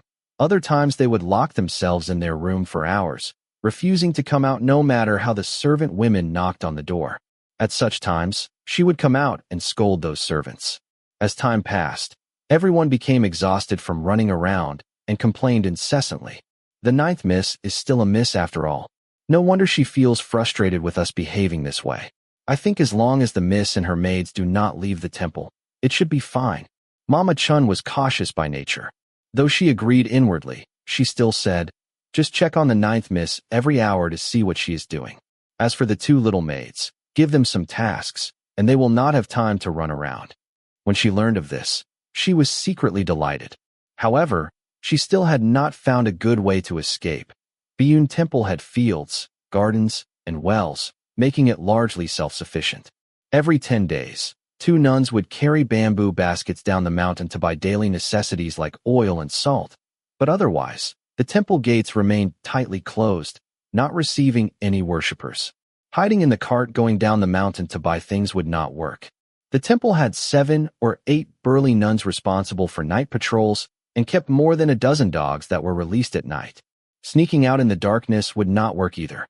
Then she accidentally discovered an old locust tree in the back courtyard that extended beyond the wall, and suddenly saw a glimmer of hope. She called Han Yin and Louis to discuss her plan. Han Yin, keep the servant women busy by chatting with them about household matters so they will not order you around. Louis, stay in the room to assist me whenever needed. I will go to the back courtyard at noon to explore a possible route, and will return within 1 hour. Let me go instead, said Han Yin. Fan Mama and the others do not look for us as much now. We do not know if this will work. She shook her head. If Mama Chin discovers it, she will just scold me. But if it were you, she might resort to corporal punishment. It is better if I go. This led to her midday expedition to the back courtyard, where she was nearly strangled to death. How infuriating. Fu Tingyun's hands unconsciously clenched into fists, and she slapped the edge of the bath barrel. It was not clear whether she was venting her frustration towards Wajunjia or toward the strange man who had nearly strangled her. 9th Mississippi. Han Yin and Louis looked at her in shock. It is nothing. She took a deep breath, trying to calm herself. Help me dry my hair. I want to lie down and rest. Mama Chin's voice came from outside the door. Is the 9th Miss awake? Han Yin and Louis looked at Fu Tingyun in panic. Her throat was hoarse, and there was a red mark on her neck. Speaking or being seen would immediately reveal what had happened. If Mama Chin asked about it, what should they do? Chapter 7. Fu Tingyun was also troubled, but she quickly remembered that she had a moon-white diagonal-collared cotton gauze shirt in her trunk and instructed Han Yin. Take it out and help me change. She added, later, I will pretend I cannot speak because of Lu Mama's attitude. Surely she cannot force me to talk? You two just adapt to the situation as needed. Both made sigh with relief and hurried to find the cotton gauze shirt. Turning back to see the discarded coarse clothing, they hastily stuffed it into a nearby, closed cabinet before opening the door. The windows were tightly shut, making the room stifling hot. A thick moon-white cotton gauze curtain hung from the black lacquered canopy bed. In the center of the room stood a tall pine bathing barrel. Water had splashed onto the surrounding gray bricks, forming puddles of various sizes. Seeing nothing unusual in the room, Lu Mama gave a slight bow, her expression indifferent. The weather is so hot. Why has the 9th Miss not gone to the main hall to cool off? At least there is some cross breeze there. Fu Tingyun sat on the edge of the bed while Louis was drying her hair. Hearing this, she looked up at Lu Mama, then abruptly grabbed the towel from Louis's hand and began drying her hair herself. Louis looked awkwardly at Lu Mama, seeming unsure what to do with her hands. The atmosphere grew somewhat uncomfortable. Fortunately, Han Yin came over with tea. Mama, please have some tea. Lu Mama thanked her and accepted the tea, asking Fu Tingyun if she had slept well and, given the hot weather, whether she would like some summer heat-relieving pills. Fu Tingyun remained silent. Han Yin stood by with a placating smile. Lu Mama assumed Fu Tingyun was angry with her, but paid it no mind. After drinking half a cup of tea, she took her leave. The three of them visibly relaxed. Fu Tingyun quickly said, "Open the windows. It is stifling in here." Louis immediately went to do so. There was not a breath of wind, and the weather still left them drenched in sweat. Han Yin found a palm leaf fan and sat on a small stool at the bedside, fanning herself. Just as they were about to speak, shouts erupted from the southeast. Noise was forbidden in the temple, especially since Biyun Temple was a family temple that did not receive outside worshippers. Fu Tingyun first looked surprised. Then, as if remembering something, her expression changed subtly as she listened carefully. Han Yin noticed this. She handed the fan to Louis and stood up. 9th Miss, let me go see what is happening. Fu Tingyun hesitated for a moment, then nodded. Han Yin quickly left the inner chamber. After about half an incense stick's time, she returned, dripping with sweat. 9th Miss, someone has stolen all the food from the kitchen. Not only that, But they have also taken the rice urns. Fu Tingyun remained silent, but Louis could not wait to comment. That is strange. Biyun Temple only has 2 meals a day, early morning and noon. If a young nun were hungry and stole something to eat from the kitchen, that would be understandable. But how could they take away the rice urns? Could they possibly cook with them? Exactly. Han Yin also found the incident peculiar. Master Guohui said that the temple rules are strict, and such a thing has never happened before. Those meals were originally left for us. And now that the food has been stolen, our evening meal will likely be delayed. Did you not say the rice urns were taken away? Is there still rice to cook? Those were just for the kitchen's use. There is still the rice storehouse. Seeing that the two were getting off topic, Fu Tingyun coughed gently and asked, "Did they find any clues?" No. Han Yin shook her head. However, Master Guohui said it was someone deliberately causing trouble. Fu Tingyun was slightly startled. What do you mean? Master Guohui said that if a young nun stole food, it would just be a steamed bun or a wheat cake missing, not everything in the kitchen. They could not eat it all anyway. And the rice urns weigh 50 or 60 jin each. It would take 2 or 3 people to carry them. How could they just disappear without a trace? Then she reassured her. Master Guohui said there are only 20 or 30 people in Biyun Temple, and it is only 7 or 8 mu of land in total. Even if they searched inch by inch, they would find the thief within 4 or 5 days, unless they could eat the rice urns too. Just as she finished speaking, Mama Chin's voice sounded outside the door. "Ninth Miss, your servant has something to report." Fu Tingyun glanced at Han Yin, who understood, and went to open the door. "Ninth Mississippi." Lu Mama's face was grave as she bowed to her.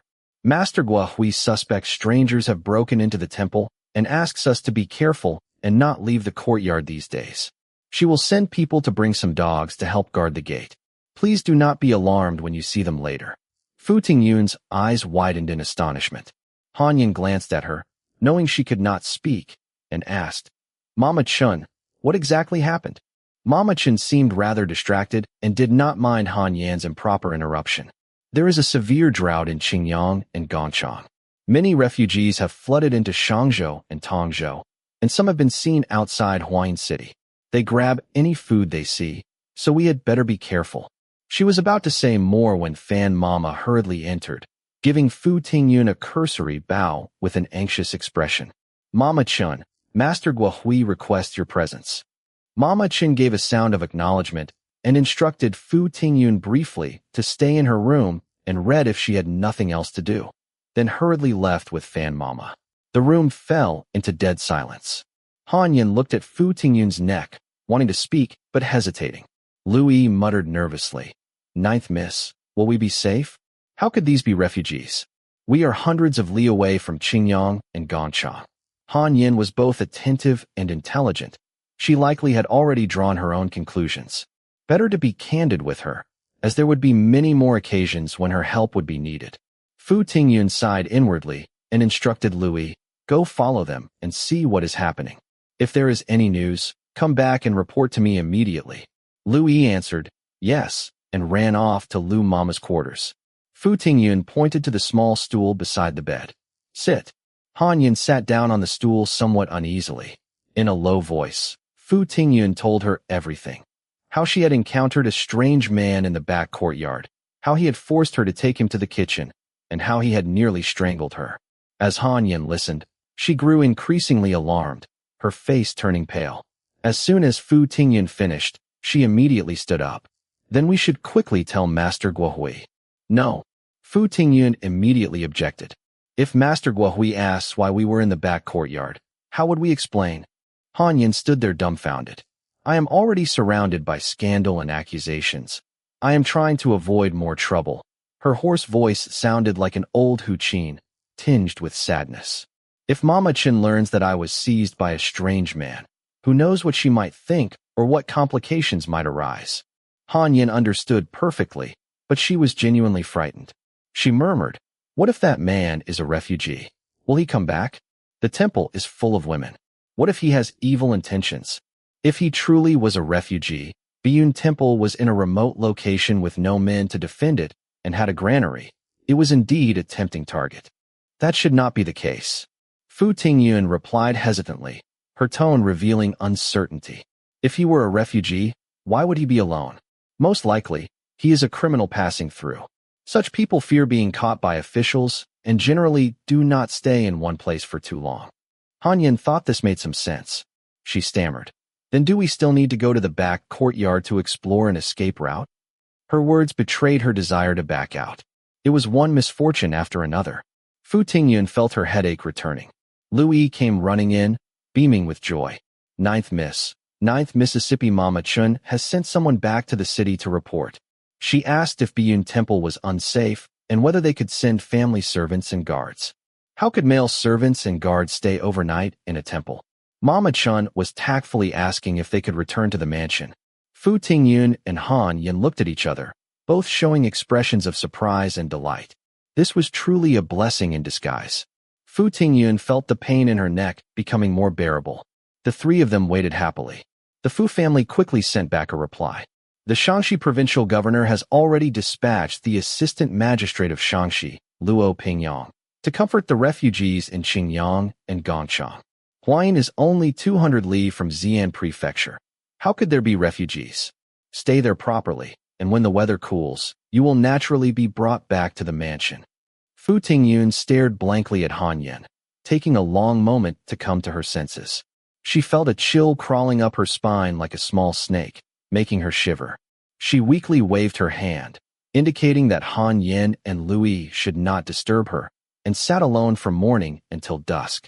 In the middle of the night, she asked Han Yin, "Are you still willing to help me deliver a message home?" Han Yin remained silent for nearly the time it takes to burn an incense stick before softly replying, I will do as the miss instructs." She was still unwilling. Indeed, who would want to risk their life? But Fu Tingyun had matters more important than life itself.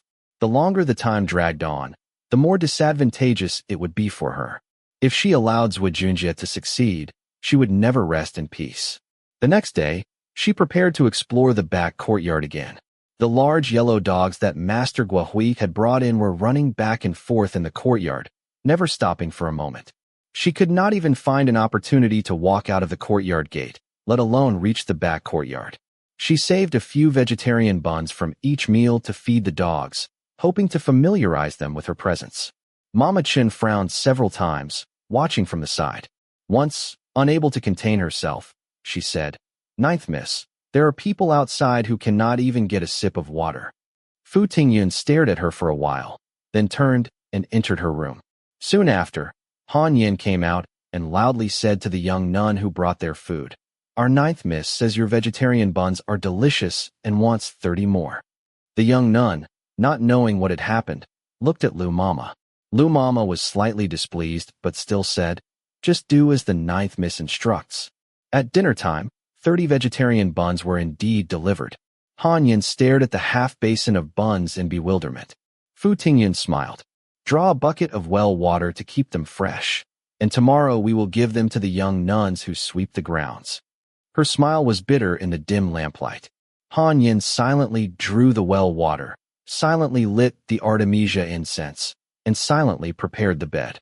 Fu Tingyun lay with open eyes, gazing at the bright moonlight filtering through the Korean paper windows. It was the 15th day of the month again. She had been here for exactly 62 days. She could not get out. And her mother? Why had there been no message from her? Could she also be confined? As soon as the thought arose, she immediately shook her head. How could that be? Her mother was a lady of the 6th rank. Besides her grandmother, her mother was the most respected. Who would dare confine her? The clear moonlight suddenly dimmed, then quickly brightened again, like a candle in the wind. Fu Tingyun turned over. Suddenly her neck was gripped. "Do not make a sound."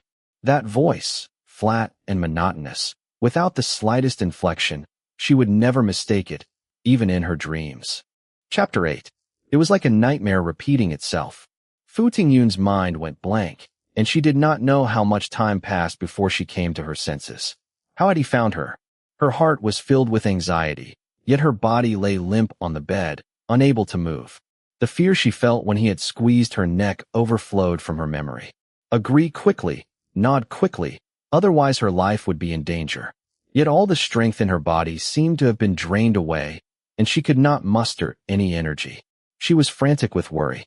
but the hand covering her mouth gradually loosened. She took a long, deep breath. Her back was wet with sweat. Do you know where the temple stores its grain? He sat quietly in front of her bed. In the darkness, his eyes gleamed like those of a cat she once kept. No, a cat's eyes were more docile. His eyes were cold and indifferent, without a trace of warmth, making her afraid. No, I do not know. Fu Tingyun responded nervously, her voice stammering. He slowly straightened his posture, seeming somewhat disappointed, his body gradually merging with the darkness. She could not see his expression clearly or sense his mood. Those eyes in the darkness seemed to have suddenly frozen over, brighter and more dazzling than before, but also colder than before, making her heart chill. Fu Tingyun shivered as if drenched with cold water, which cleared her mind considerably. He had come looking for food, had he not? There were dogs outside and maids on night duty inside. How had he entered so silently? Tonight, Louis was on night duty. She was sleeping on the daybed beside her bed. As the thought flashed through her mind, an image of Louis lying in a pool of blood suddenly appeared. What have you done to my maid? She anxiously pushed him aside and lifted the bed curtain. Her anger at Louis's possible harm exceeded her fear of him. Moonlight fell quietly on the window lattice. Louis was lying on her side on the daybed, facing her, her expression peaceful and calm. Fu Tingyun was startled. I pressed her acupoint, he said lightly. If it is not released in time, she will die all the same. She stared at him, her gaze revealing some apprehension. He had entered without taking a life. He was truly skilled. No wonder he did not consider her a threat. What should she do now? Fu Tingyun felt anxious. He sat there motionless, as silent as the night. A thought suddenly struck her.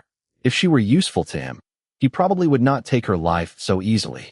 With a glimmer of hope, Fu Tingyun became somewhat calmer. Is there not food in the kitchen? She asked softly. He made no sound, just looked at her steadily, as if asking what she meant. As long as he was willing to listen to her, there was hope. Fu Tingyun feared most that he would kill her without saying a word. Not long after I woke up, Master Guahui discovered that the food and rice urns in the kitchen had disappeared, she said tactfully. Everyone thought it was done by hungry young nuns. But Master Guahui said that if it were hungry young nuns, they would at most steal a cake or a bun. Finding the matter suspicious, she reported it to the abbess, Master Guahui. Master Guahui then said that there had been a severe drought in Qingyang and Ganchang recently, with many refugees flooding into Shangzhou and Tongzhou. Since Shangzhou and Tongzhou are only a few hundred li from our Huayin, it must be refugees who came here and stole the food from the kitchen while everyone was resting during the noon heat. As for the granary, they have probably made thorough arrangements to secure it. She was warning him that the two masters at the temple were calm, composed, and quick-witted, not to be trifled with, while also implying that he should not act rashly. Taking her life would not ensure his easy escape. If I suddenly go asking about it, Master Guahui and Master Guahui would certainly be suspicious, she said. Although she did not dare to pressure him, she maintained appropriate eagerness to help.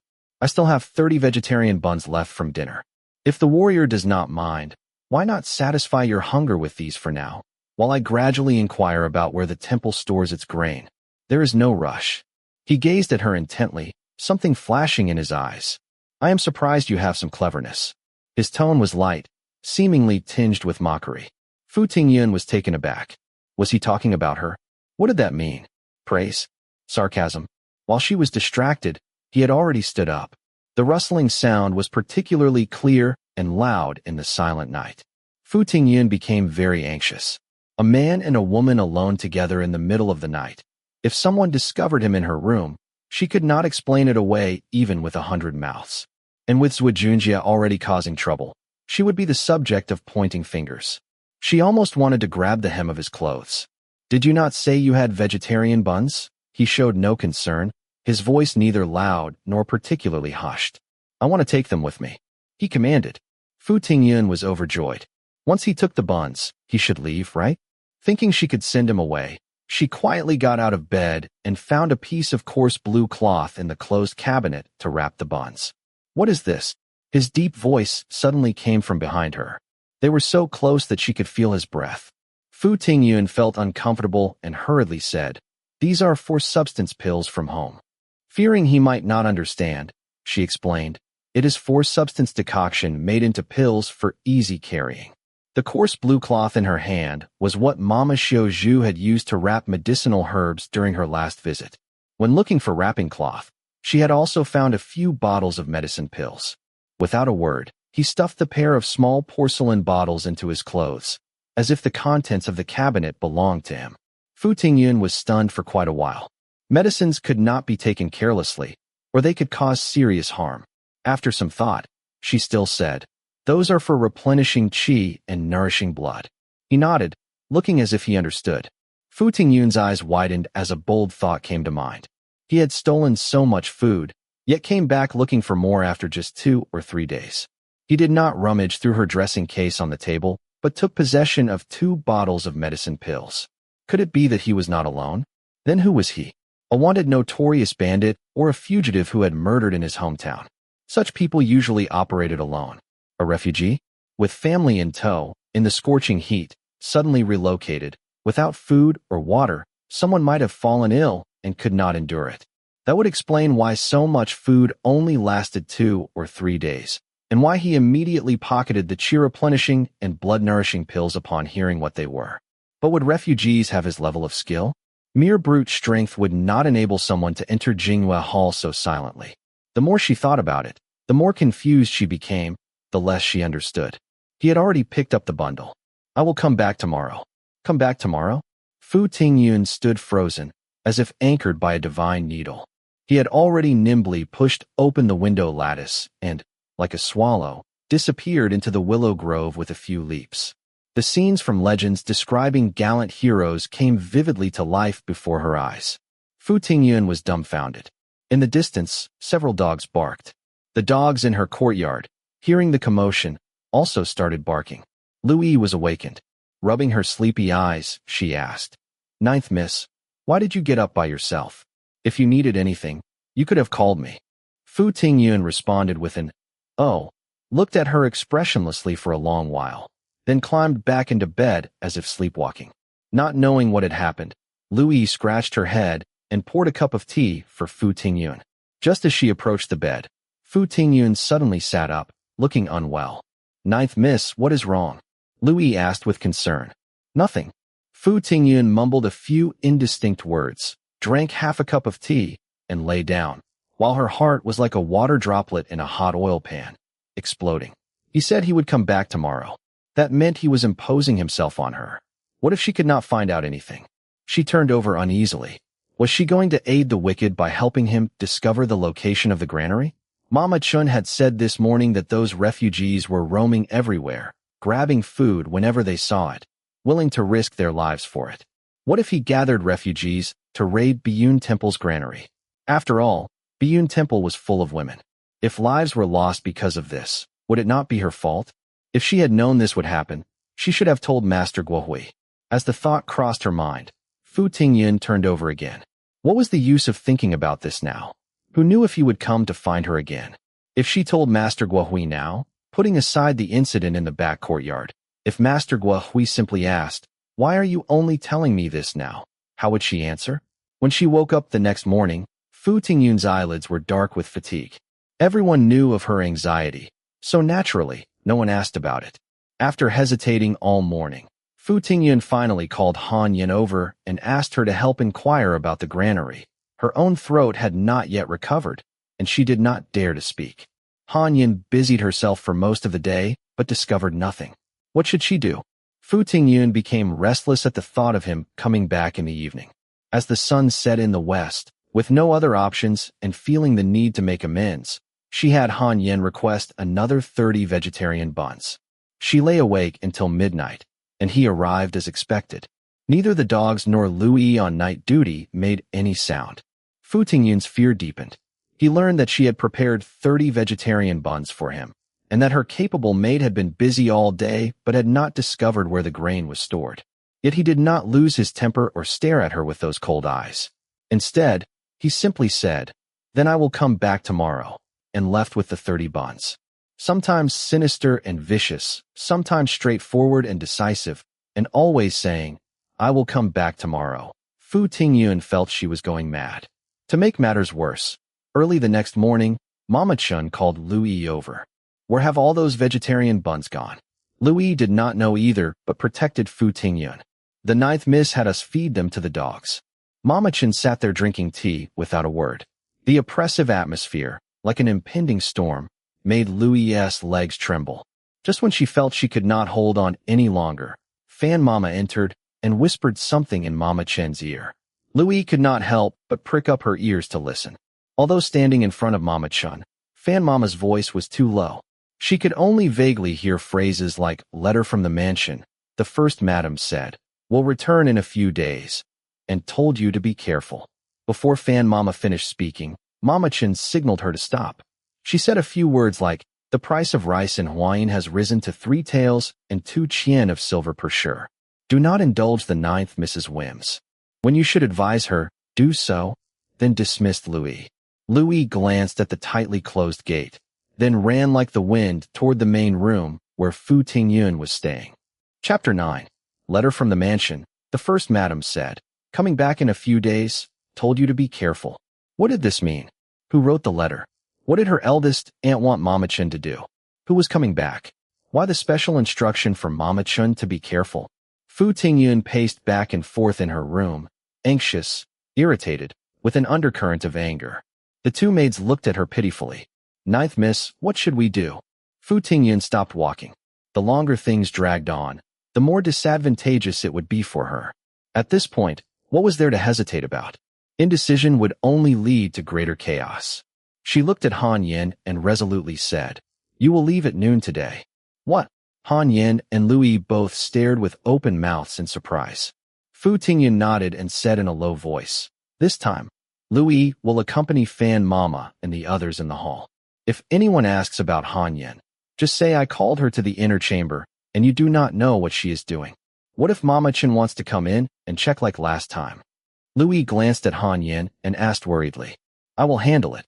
Determination showed in Fu Tingyun's brow, reflecting her resolve to fight to the end. With Mama Chun watching them so closely, it would be impossible to hide Han Yin's absence. Once Mama Chun discovered it, there would inevitably be a confrontation. Since conflict was inevitable, her throat discomfort, and these days of careful planning would not matter whether Mama Chun knew or not. Moreover, the bigger the incident became, the more difficult it would be for Mama Chun, as the person in charge, to extricate herself, which would give Han Yin more time. As long as she could see her mother, there would be a turning point. Louis gave a firm hum. Fu Tingyun further instructed Han Yin, "The dogs are all in the courtyard. Climb out through the east wing room window. If discovered, throw a few buns to feed the dogs.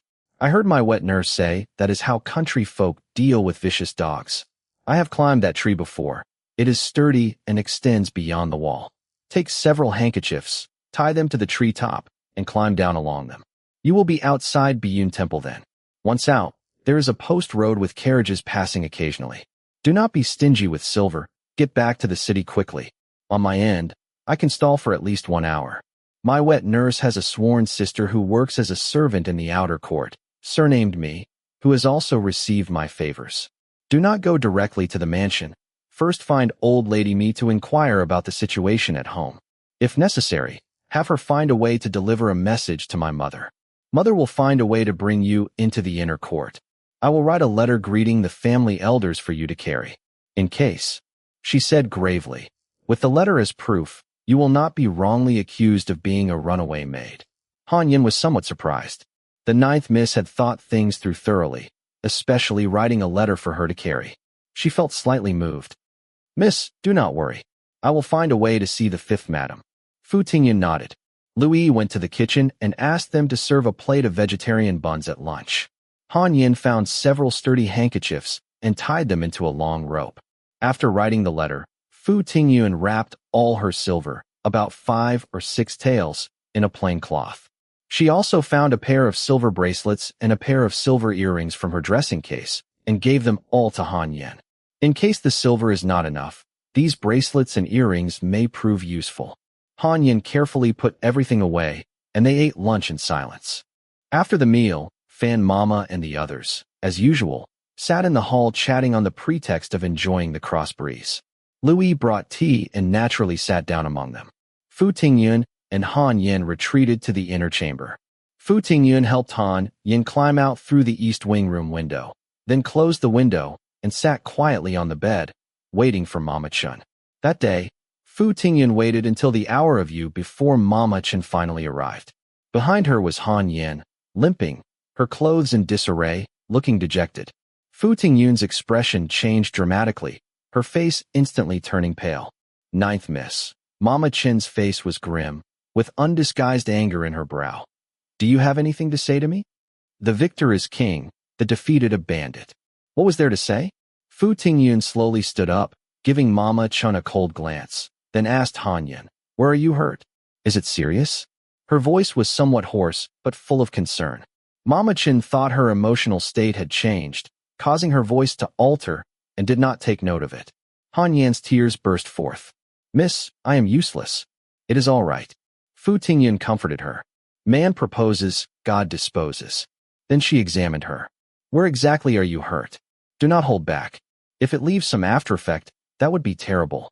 Han Yin shook her head and began to sob softly. Fu Tingyun instructed Louis, "Ask Fan Mama to bring some water to help Han Yin clean up, then go tell Master Guohui that Han Yin is injured and ask her to come take a look." Master Guohui knew some medical skills. In summer, she would make 6-flower soup, and in winter, she would prepare Fan Mu Dan and send them to the Fu family. When Fu family servants suffered from summer heat, they would ask their mistresses for 6-flower soup. When they caught cold and had fever in winter, they would use Fan Mu Dan. Louis, who had been standing like a wooden chicken, responded with a flustered, "Oh," glanced at Mama Chun, and timidly pulled at Fan Mama, who was also standing there stupidly. Could you bring us some water?" Fan Mama looked hesitant and glanced toward Mama Chun. Fu Tingyun watched them and snorted coldly, asserting forcefully, "You do not need to look at Mama Chun. However senior she may be, she is still a servant of our Fu family. Unless our Fu family is ruined, the hierarchy between master and servant must be maintained." Then she looked at Mama Chun. "Mama Chun, do you not find what I said reasonable?" Mama Chun remained silent, scrutinizing her eyes. Fu Tingyun met her gaze calmly. The silence made the atmosphere tense. Fan Mama and the others shifted their posture uneasily. Fu Tingyun's gaze grew increasingly sharp. Mama Chin's eyes dimmed slightly, and she lowered her eyelids. A bitter smile appeared at the corners of her mouth as she slowly bent her knees, performed a curtsy, and said softly, "Ninth miss, you should know what is best for you," before turning to leave. Fan Mama hurriedly called for someone to fetch water. Louis breathed a long sigh of relief and ran towards Master Guohui's courtyard. Fu Tingyun slumped. Han Yin was already kneeling before her. "Ninth miss, it is all my fault for ruining your plans." Tears streamed down her face. "I fell while going down the mountain and sprained my ankle. I finally managed to get down and waited a long time for a carriage, but wasted too much time. Just as I left Chisha Mountain, Mama Chun intercepted me. We both did our best." Fu Tingyun helped her up. "Take care of your body first. Heaven never seals off all paths. I will think of another way." Han Yin responded with a dejected Fan Mama and the others brought in water, and soon after, Master Guohui arrived. Han Yin had sprained her ankle and had some superficial wounds. Master Guohui applied well water as a compress and left a few pieces of medicinal plaster. "Apply a few doses, and it will heal." She did not ask a single additional question. By now, it was getting dark, and red lanterns were hung under the eaves of Jinghua Hall. Louis escorted Master Guohui out, then came to serve Fu Tingyun's evening meal. Fu Tingyun had no appetite, yet she thought that at this moment, everyone was probably laughing at her predicament, so she must remain composed and undisturbed. She forced herself to drink a bowl of porridge and eat some pickled vegetables, then went to check on Han Yin and inquire about her condition before returning to her room. What should she do? With this failure, Mama Chun would guard her even more strictly in the future. What did the family intend? They planned to keep her at Biyun Temple indefinitely. Even when Mama Chun reported back about possible refugee disturbances, they had no intention of bringing her back. As the thought flashed through her mind, Fu Tingyun held her breath. They were not afraid of her being in danger. No. The year she was born, spring came particularly late. Until mid-March, the wind on one's face still carried a chill. In her grandmother's room grew a purple magnolia, a longevity gift sent by her aunt from Nanjing. It was full of flower buds, but would not bloom. The first time it bloomed, news came from the capital that her father had placed first in the imperial examination. Later, the birth of the eldest great-grandson, her grandmother's recovery from a long illness, and the promotions of her eldest uncle and father all occurred during its flowering season. Her grandmother always regarded it as an auspicious sign. Her grandmother could not help but mutter, "Have we offended the flower deity?" Yet inwardly she wondered if her final years had come. Not only did she dispatch Mama Li to personally tend to the purple magnolia, but she also sought yellow talismans from the Nine Immortals Temple and invited Master Guahui to perform rituals. The purple magnolias still would not bloom. Grandmother gradually became depressed. After the Dragon Boat Festival, she could no longer get out of bed. Then one night, all the flowers suddenly bloomed. The flower's form resembled a lotus, its size like a cup, with purple petals and red stamens, spreading fragrance in all directions. It was 3 times more brilliant and intense than in previous years. Grandmother was overjoyed. A little maid came in to report, "The 5th madam has given birth to a young lady." That day was the 18th of the 5th month. Among the sisters, she was the 9th. The natural order is governed by 9. Perhaps it was waiting for the 9th girl to be born, Grandmother pondered. From then on, she was treated differently from her other sisters. Then there was her mother. She had given birth to 4 sons and 4 daughters, but only her eldest brother Tingyun, and she survived to adulthood. Her eldest brother was 12 years older than her. Mother often held her close and said, "Tingyun is mother's dearest little cotton jacket. She must be overthinking. But once this thought arose, she could not suppress it. The Yu and Fu families were both prominent families. Without a legitimate reason, it would be impossible to break off the engagement. If the Fu family wanted to marry her to Zhi Zhi, they would have to break the engagement with the Yu family. The Fu family could not possibly tell the Yu family that their 9th miss had an illicit relationship with someone, nor could they say their 9th miss had a serious illness. Zhi Zhi's use of her undergarment to coerce the Fu family was already shameless. In this situation, the Fu family was caught in a dilemma and would not dare to confront Zhi Zhi. Otherwise, if the matter escalated, how would the Fu family explain to the Yu family? Where would the Fu and Yu families save face? Especially the Yu family, with their distinguished lineage. How could they let such humiliation pass? By then, instead of allying through marriage, they would become enemies. The Fu family could not afford such consequences. Thinking of this, Fu Tingyun's mouth went dry, and she broke out in a cold sweat. If she were in charge of the Fu family, what would she do? If she were her grandmother, what would she do? If she were her mother, what would she do? If she were her eldest aunt, what would she do? If she were her eldest uncle, what would he do? The more Fu Tingyun thought, the more alarmed and frightened she became. The window lattice, covered with Korean paper, was snow white, tinged with a layer of red from the lantern hanging under the eaves. A black shadow flashed by, and the window opened and closed without a sound. Chapter 10. Fu Tingyun's greatest worry had once been the fear of not adapting to Jiangnan's lifestyle after marriage. Never in her wildest dreams had she imagined someone would use such despicable means to frame her. Despite her current predicament, whenever she thought of her loving mother and doting grandmother, she always felt there was still room to salvage the situation, that things were not completely hopeless. But at this moment, she no longer had such confidence or certainty. She paced anxiously around the room. Fu Tingyun remembered how, as children, all the sisters loved to play in their grandmother's chambers. Grandmother would always watch them with delight, immediately ordering servants to prepare whatever food they wanted, opening the storeroom for whatever clothes they desired, not getting angry when they broke bowls or losing patience when they misplaced things. However, if anyone violated the rules of the Fu family's female instructions, grandmother would never be lenient. All the sisters had been punished by kneeling at one time or another. During each punishment, Mama Li, following grandmother's orders, would lecture them. "Young ladies, you wear fine silks and satins, eat delicacies of all kinds, travel by carriage, and are attended by maidservants. All that is required of you is to rise at dawn, recite the admonitions for women, spin thread, cut cloth, and serve food to your elders. How can you find that unbearable? You must understand that the Fu family relies on such rules to maintain its standing. As daughters of the Fu family, since you enjoy the Fu family's protection, you should uphold the Fu family's rules. How can one only enjoy benefits without giving back? Whoever breaks the Fu family's rules has undermined generations of the Fu family's hard work, is unworthy of being a Fu family daughter, and therefore unworthy of the Fu family's protection. Previously, as the best at needlework and studies, she had never carefully considered Mama Li's words. Now, she felt a chill down her spine. Suddenly, her nose ached, and she plunged into a hard chest. It was a man's chest. How could there be a man in her room? Her face turned pale with fright, and she was about to scream. Someone covered her mouth. Can you not be more composed? The voice was deep, with a trace of impatience. Without looking, Fu Tingyun knew who it was. Her heart skipped a beat. Oh no, she had completely forgotten about him. She had not even prepared any vegetarian buns.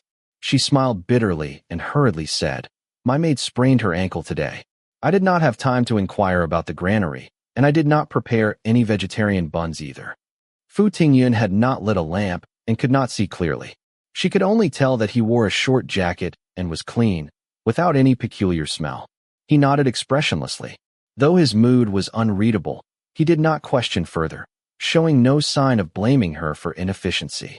Fu Tingyun secretly breathed a sigh of relief.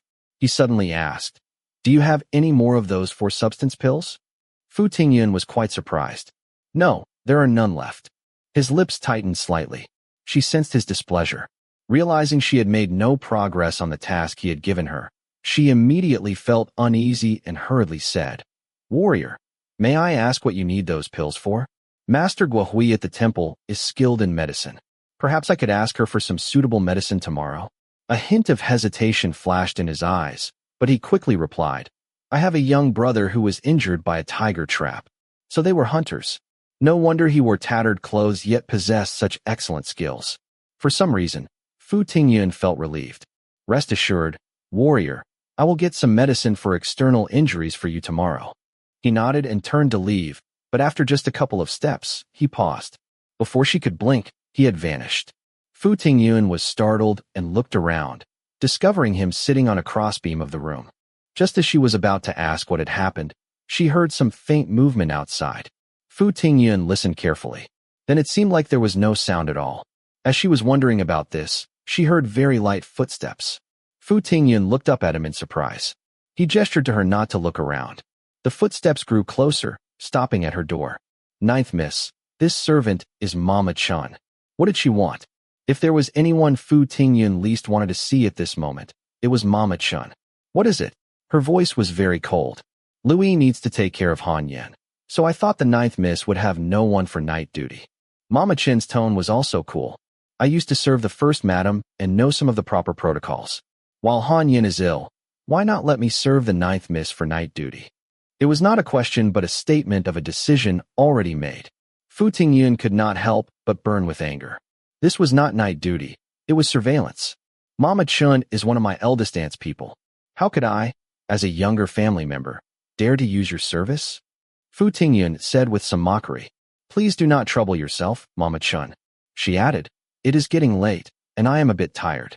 I want to retire early, so I will not chat with Mama Chun anymore."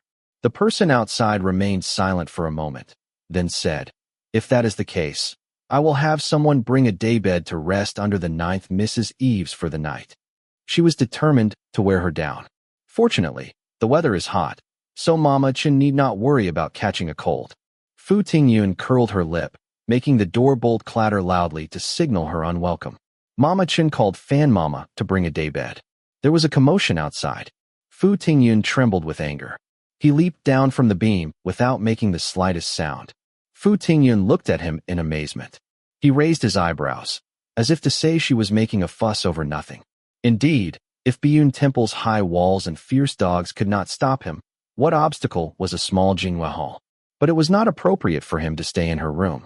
She beckoned to him, indicating he should follow her, then went to push open the east wing room window.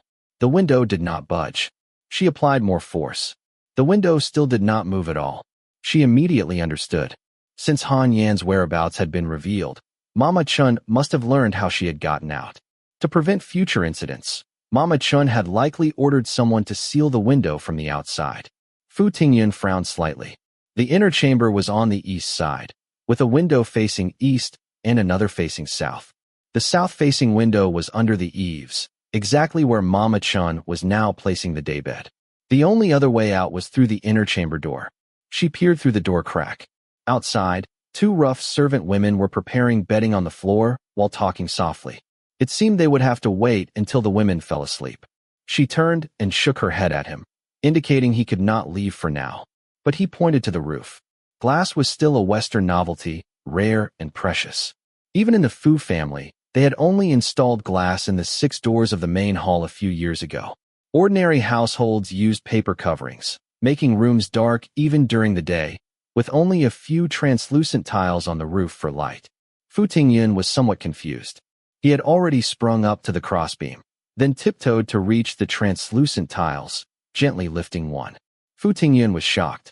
The courtyard and house she considered secure were like paper barriers to him. What in this world could stop him?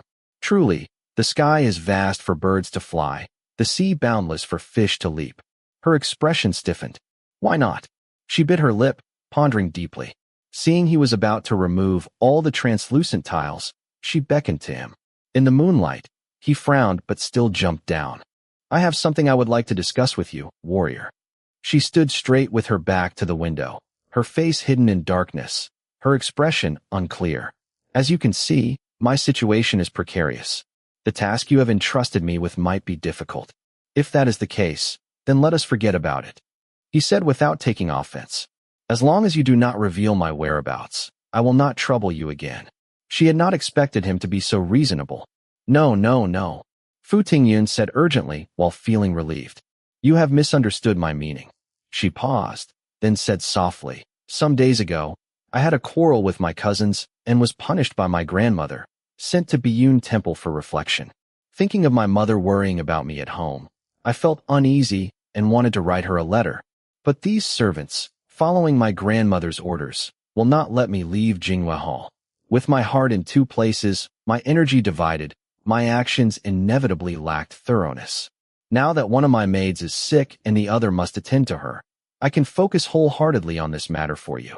Whether you need grain or medicine, I will find a way to help you. But I truly miss my mother. Could you help me deliver a letter to her? She did not intentionally want to deceive him. Their acquaintance was too shallow for deep confidences, and some things were simply unspeakable. She was as fragile as porcelain before him. He could decide her life or death at any moment. Such a request was somewhat excessive, so she could only tempt him subtly. My father is a lecturer in the Hanlin Academy, and my mother manages the household effectively, having acquired some properties over the years. If the warrior could lend a hand, my mother would surely be extremely grateful. Then the warrior could also bring your brother to settle down, solving my predicament while providing a place for your young brother to recover. Would that not be perfect for both of us? He remained silent, gazing at her steadily. The red light from outside fell on his face, and she noticed his eyebrows were black and thick, his eyes profound, like the depths of a lake under willow shade, so deep they emanated a hint of blue, captivating the soul. Fu Tingyun suddenly felt somewhat timid. Perhaps she had used the wrong approach, but the arrow was already on the string and had to be fired. What use was timidity now? She took a deep breath. I have thought it through.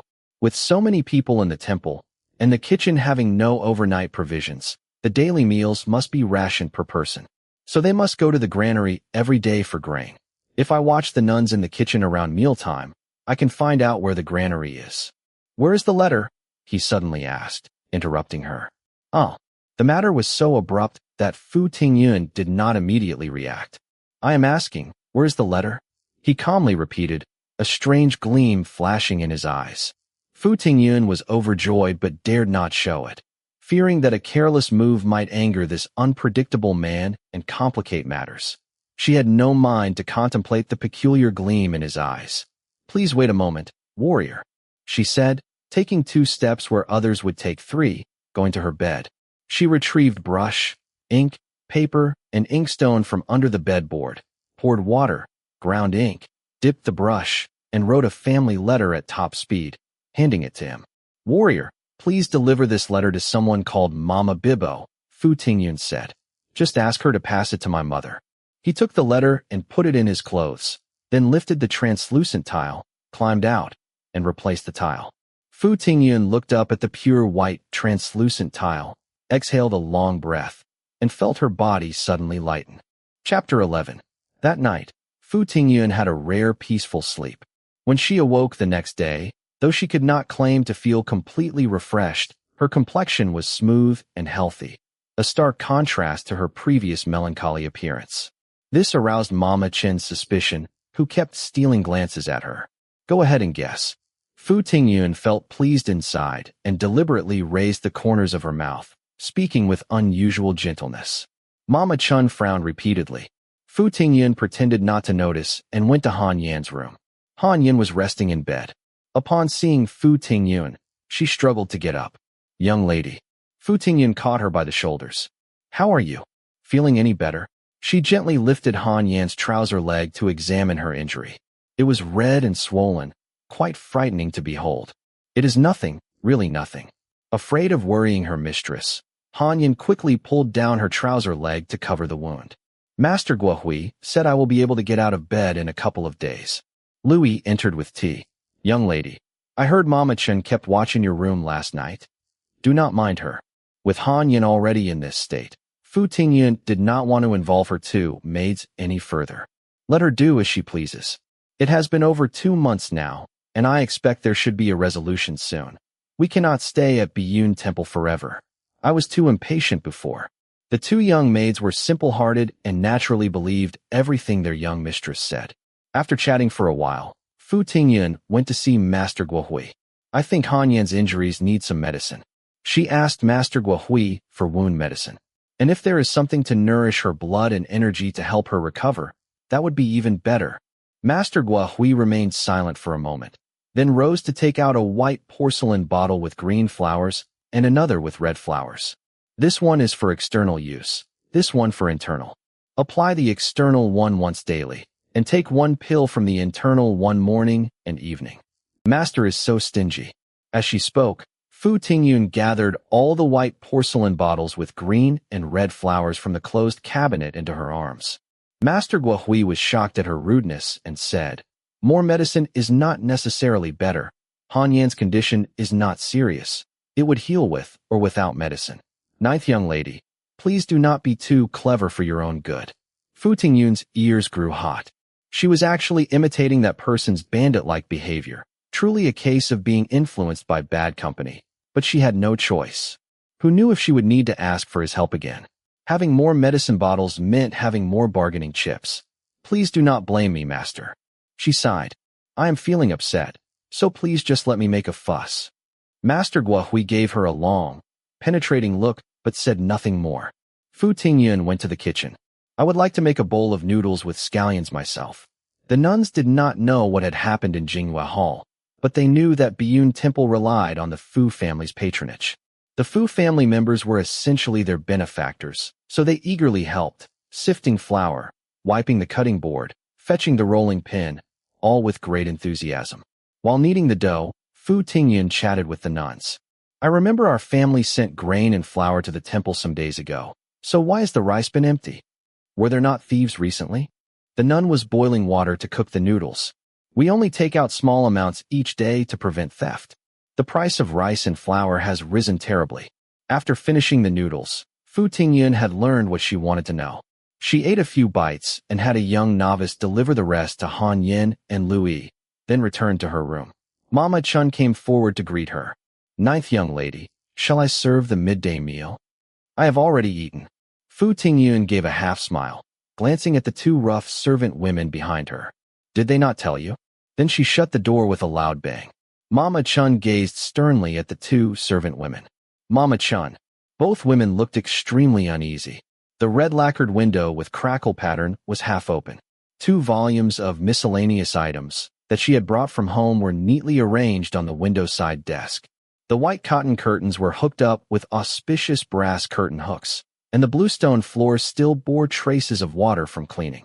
The room had been thoroughly cleaned in her absence. Fu Tingyun curled her lip, maliciously thinking that Mama Chun had probably searched through her room completely. She placed one bottle each of the external and internal medicines in the closed cabinet and stored the rest in her trunk, then turned and sat at her desk. It was midday, and the bright sunlight made the roof, walls, and silver-edged willows shimmer with heat waves. The room, sheltered from direct light by the eaves and long windows, felt especially quiet and serene.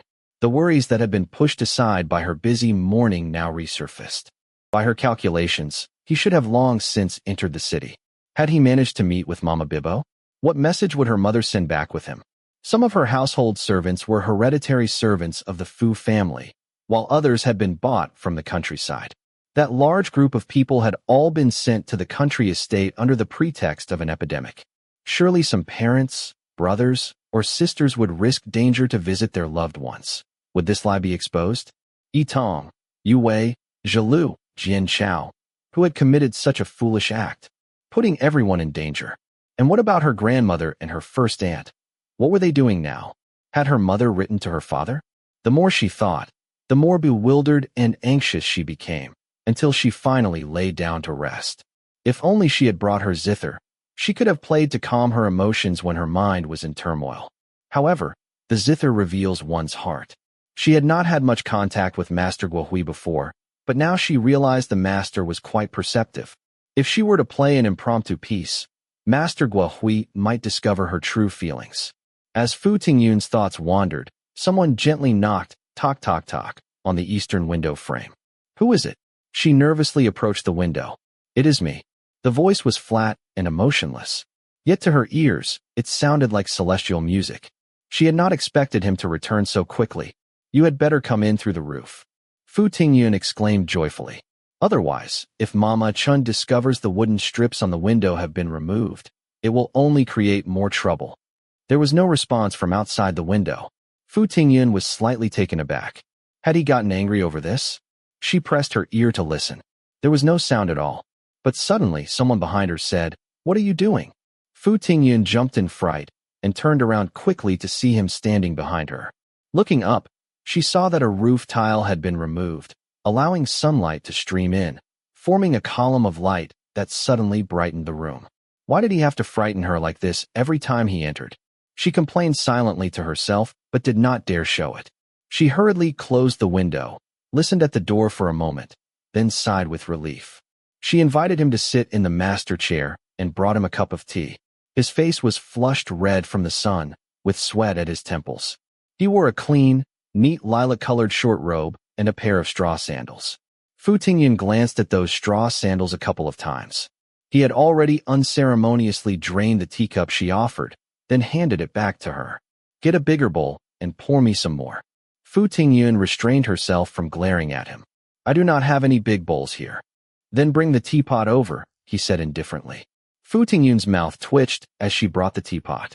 He poured tea into the small cup, drinking one cup after another.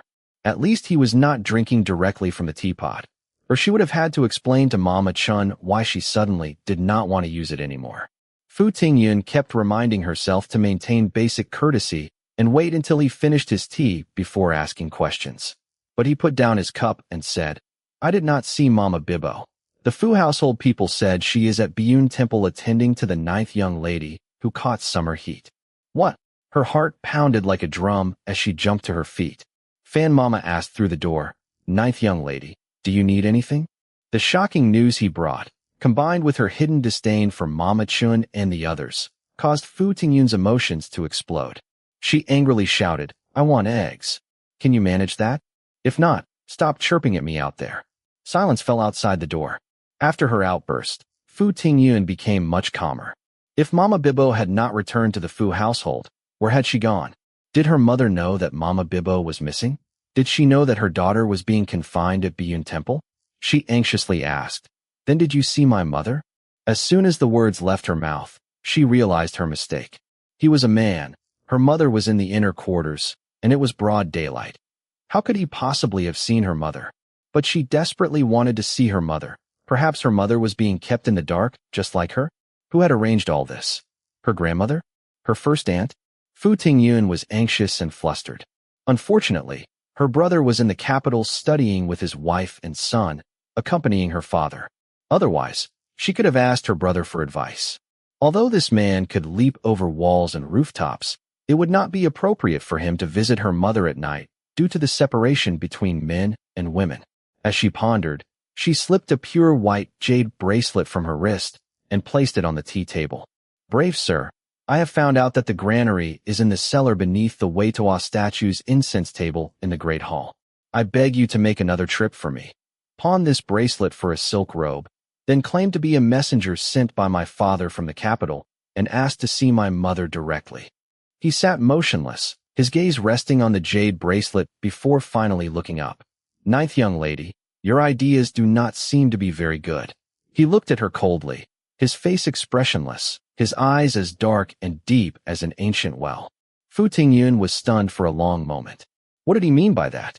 Was he mocking her for her unrealistic ideas? If they could not take an unorthodox approach, then they should do the opposite and make a straightforward move. What was wrong with that? First, we need to consider that those who deliver family letters to hometowns are typically trusted confidants, and no one in your family knows me. Second, your first uncle is now the head of the Fu household. If I were to deliver a message, my first duty would be to pay respects to your first uncle. If your first uncle inquired about your father's situation in the capital, how should I respond? He asked softly. Fu Tingyun was speechless. This approach was indeed somewhat risky, but she truly could not think of a better, more direct, more effective solution. "Then let me tell you about our family situation," she quickly said. "You can manage a few pleasantries with my first uncle, and when the time comes, just say the matter is urgent and insist on seeing my mother. My first uncle would not dare stop you." "I have been wondering about something," he suddenly interrupted her. "With your cleverness, even if you quarreled with your cousins, you should have been able to extricate yourself easily. How did you end up confined in Biyun Temple?" He gazed at her intently. "I heard people in town saying that someone in your family was caught in an adulterous affair. Everyone is wondering if it is true." Chapter 12. Little cleverness. Was that praise or mockery? But as soon as this thought arose, Fu Tingyun's mind went blank at his mention of adultery. It took her a moment to recover. "What did you say?" Her legs weakened, and she collapsed into the master chair behind her. It was exposed. It was exposed. Paper could never wrap up fire after all. Now everyone knew. The Fu family had only so many people, and sooner or later they would guess this matter was connected to her. How could she face anyone then? What should she do? What could she do now? Fu Tingyun's hands and feet turned ice cold. How could this happen? Where were the elders of her family? Such matters would only worsen with delay, a principle she understood well. How could the elders not know this? Why would they let it drag on without resolution? She was the daughter of the fifth branch, confined in Biyun Temple, yet those watching over her were her first aunt's people. Mama Bibbo was her mother's trusted servant, yet she had disappeared without anyone in the household noticing. Her first uncle had been a county magistrate, handling numerous cases and investigating many injustices. How could he fail to deal with someone like Zwejunjia, allowing rumors to spread? Did he not understand how damaging this was to the Fu family? The more Fu Tingyun thought, the more alarmed and disheartened she became. Thoughts she had been avoiding began to surface again. The man across from her was saying something, his lips moving, but she could not hear a word. He knocked, thump thump, on the tea table, like beating a drum, startling her back to awareness. She looked at him in bewilderment. "I found out another piece of news," he said, his eyes cold as he gazed at her. "The Yu family from Fenglo Ward in Nanjing will send people next month to set the wedding date. The Fu family is busy cleaning the courtyards and arranging decorations for this. The Yu family was coming to set the wedding date." Fu Tingyun felt a chill run through her entire body. If they learned about her entanglement with Zwejunjia, they would certainly break off the engagement. By then, her reputation would be ruined. Even jumping into the Yellow River would not cleanse her name. "We had an agreement. You would help me locate the granary, and I would help deliver a letter to your mother." His face was stern, his expression rather severe. "Since you have fulfilled your promise, I am not one to go back on my word." His dark eyes were sharp, like the edge of a knife passing close to the ear, making one's blood run cold. "I think there are some matters the ninth young lady should explain to me. Otherwise, I cannot deliver this letter, and would that not make me an untrustworthy person?" What could she say? That she had been falsely accused of having an affair? Would he believe her? Mama Chun had even said, "Flies do not land on eggs without cracks." If she spoke up, would she not just be humiliating herself? Fu Tingyun's face flushed red, and her throat felt as if something was blocking it. He remained silent, just sitting there quietly watching her. The air slowly solidified, pressing on Fu Tingyun until she could hardly breathe. "If you wanted me to deliver a letter to your father, I would have ways to do that," he spoke, breaking the stalemate. "But men and women should be separate, and delivering a letter to your mother under these unclear circumstances, I am afraid I am willing but unable. Perhaps you should ask me to help with something else." Without him, she could not take a single step forward. Seeing him about to back out, Fu Tingyun grew anxious. "No." Her voice was unprecedentedly shrill. "I will tell you. I will tell you." Her eyes began to moisten. She lowered her head, not wanting to let her tears fall, and even less wanting to see contempt in his eyes. "My eldest sister-in-law's younger brother, who grew up in our household." Her voice was like a stagnant river, slow and lifeless. He listened without interruption. After she finished, he remained silent for a moment, then said, "You suspect your first uncle?" His voice was as calm and flat as ever, as casual as if he were asking if she had eaten. Fu Tingyun looked up, staring at him in astonishment. He frowned. "If something happened to you, how would that benefit him? How would it benefit the Fu family? I think that Zhi Zhi is the one with serious problems." He not only did not doubt her, but was helping her analyze the situation. She stared at him woodenly, not knowing what to say. Then he asked, "Can you draw?" She nodded blankly. "Good. Draw me a layout of the Fu mansion," he said, "so I will not get lost when the time comes." Was he planning to enter the mansion to gather information? Fu Tingyun quickly brought out brush, ink, paper, and inkstone. Collecting her thoughts, she focused on drawing a layout of the mansion. He pointed to various places in the drawing and asked, "Is this where your grandmother lives? And this is where your first uncle lives?" She nodded to each question. He stood up. "I will come back at midnight." Fu Tingyun wanted to grab his sleeve, but felt it would be improper, so she withdrew her hand and reminded him. "The layout map. I have already memorized it," he said casually, leaping onto a ceiling beam. "Brave sir." Fu Tingyun called up to him. He looked down at her. She took a deep breath. I have been wronged." He nodded and flipped onto the roof. The roof tiles were replaced one by one, blocking the sunlight from outside. The room darkened, blurring her silhouette. Whether from fear of the inevitable developments, anger at the exaggerated rumors, the injustice of being falsely accused, or gratitude that he had not questioned her claims, her tears could no longer be held back. She fell onto the bed and wept silently. Mama Chen knocked at the outer door. "Ninth young lady, ninth young lady." She did not want to see or deal with anyone. I heard a scream, and it sounded like someone was saying something. That was Fan Mama's voice, with an uneasy tone. "Break down the door." After a long silence, Mama Chen ordered. "We cannot let anything happen." The people outside responded and began ramming the door with heavy thuds. Fu Tingyun lay motionless. With a loud bang, the door fell to the ground. Mama Chen saw her lying on the bed and rushed over. "Get out." Fu Tingyun remained still, heavily uttering just 2 words. Mama Chen was quite surprised. Her brow relaxed, and she made a gesture toward Fan Mama and the others, quietly retreating while leaving 2 people to repair the door. There were many things to deal with in the coming days, so she needed to conserve her energy. Fu Tingyun reminded herself of this and slept through the entire afternoon. After dinner, she went to check on Han Yen, then returned to her room to wait for him while reading miscellaneous items. But she could not focus on a single word. Who was he? Why had he not questioned her when he heard about Zhi Zhi producing such evidence? Did he think it was none of his business and thus ignore it? Or did he truly believe she had been wronged? He was still willing to deliver a letter to her mother, so perhaps he believed her more. Or maybe he was just fulfilling his promise. As these thoughts swirled in her mind, small pebbles fell from the roof.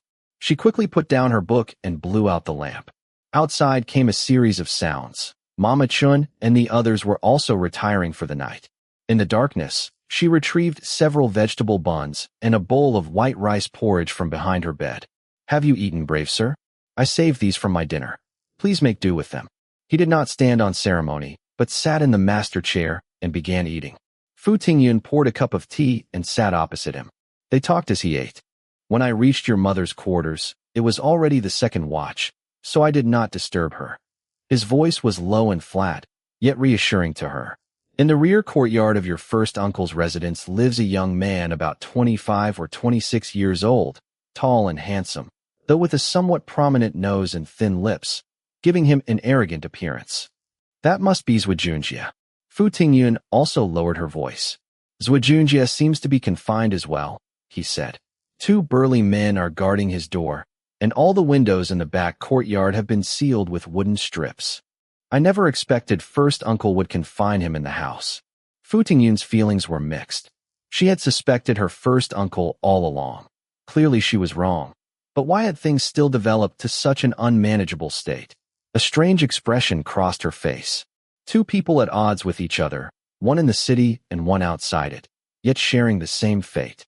I questioned several Fu household servants about your family's situation. No one had heard of anything unusual with your mother.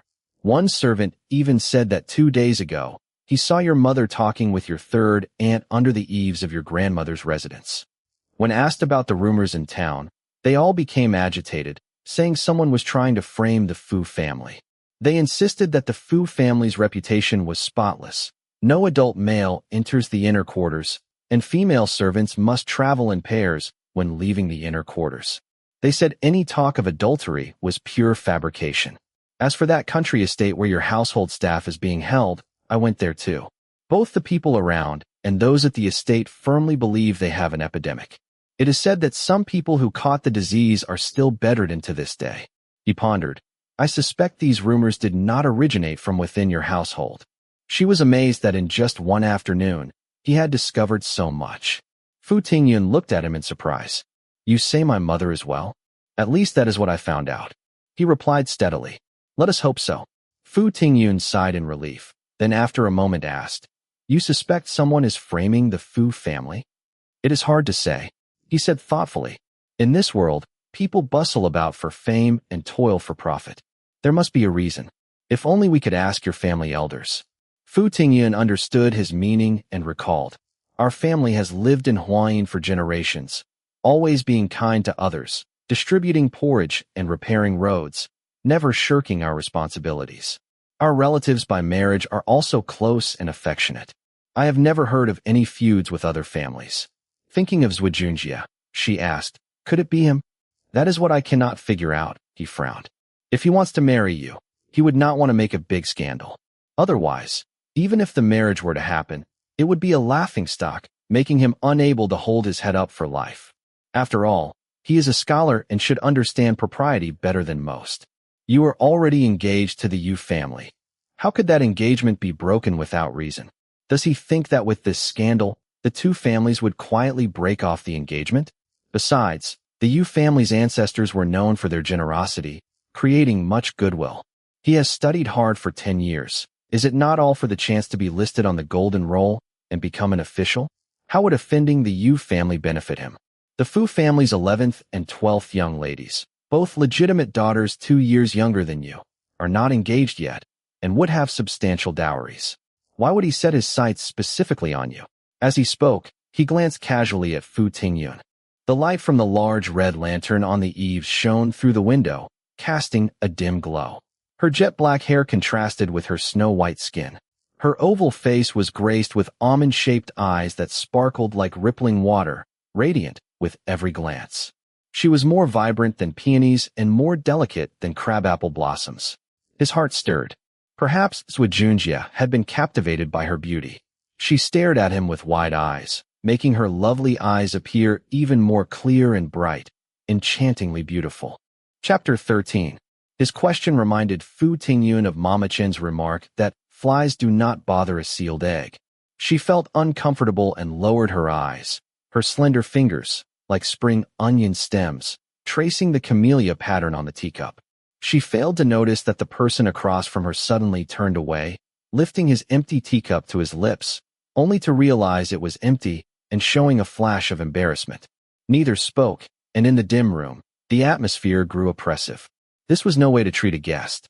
As Fu Tingyun pondered, she remembered the medicine in the closed cabinet and stood up. I have gotten the medicine you wanted. She spoke while opening the cabinet. Two porcelain bottles, one red and one green, stood side by side, their distinct colors quite eye-catching. She hesitated for a moment. He had been completely open with her. Should she not be equally forthright and give him all the medicine she had stored in her trunk? Yet she felt some unease. Never mind. Opening the trunk now might reveal her thoughts to him, which would not be good.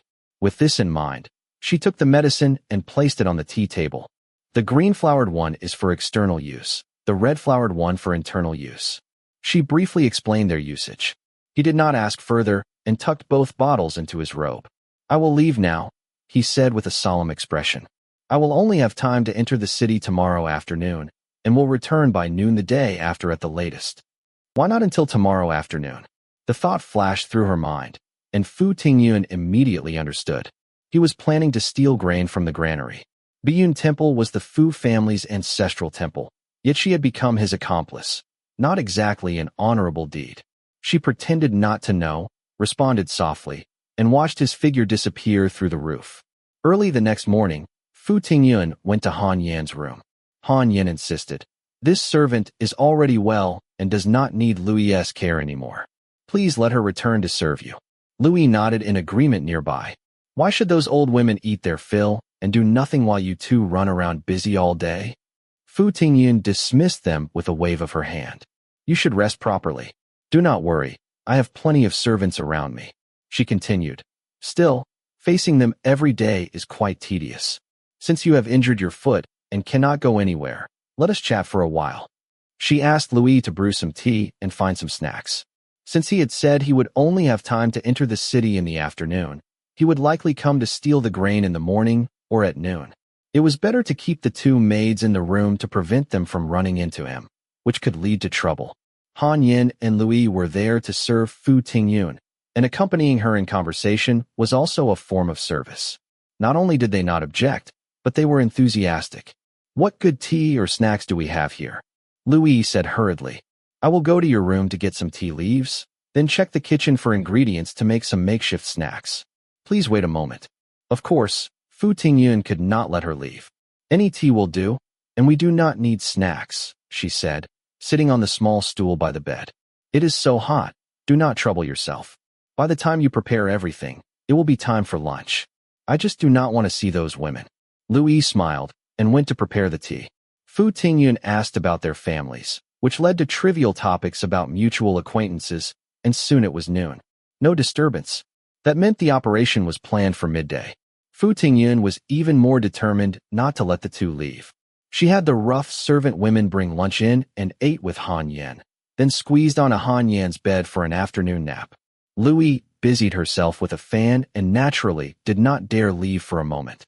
While they were having tea in the afternoon, a commotion arose from the west. Louis wanted to go see, but Fu Tingyun held her back. "Why concern yourself? Even if the sky falls, Mama Chun will handle it." Louis thought this made sense, but as the noise grew louder, Fu Tingyun privately wondered if that fellow had stolen all the grain. She became restless too, and when Louis proposed going to look again, she did not stop her. "Be careful. Do not get so caught up in watching that you get yourself in trouble." "Do not worry, young lady, I understand," Louis promised and left the side room. Soon, she ran back with a panicked expression. "Young lady, terrible news." She was panting. Someone broke into the temple, not only stealing the grain hidden in the Great Hall, but also injuring Master Guohui. How could this happen? Fu Tingyun's expression tightened as she rose and headed outside. Louis followed hurriedly, explaining, "Master Guohui has heard the news and had Master Guohui carried to the Seven Treasures Hall." Seven Treasures Hall was where Biyun Temple's abbess, Master Guohui, resided. Fu Tingyun pressed her lips together, concerned about Master Guohui's injuries while resentful of him for hurting someone.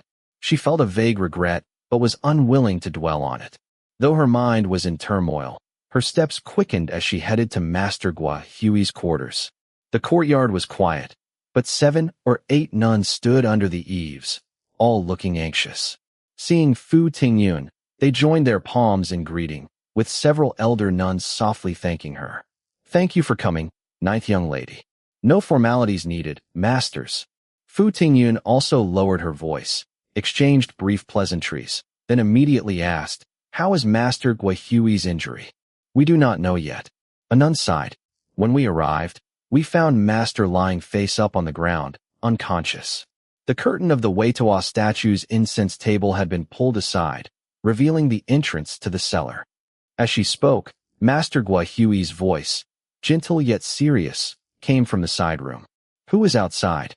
The nun immediately stopped speaking and respectfully replied, It is the Fu family's 9th young lady. She heard that Master was injured and came specially to visit. Before she finished, the door creaked open and Master Guihui appeared. So it is 9th young lady. Her expression was kind, though unable to hide the worry in her brow. My junior sister was only knocked unconscious, but is not seriously injured. She is already awake. As she spoke, she invited Fu Tingyun inside. Fu Tingyun heard sighs of relief.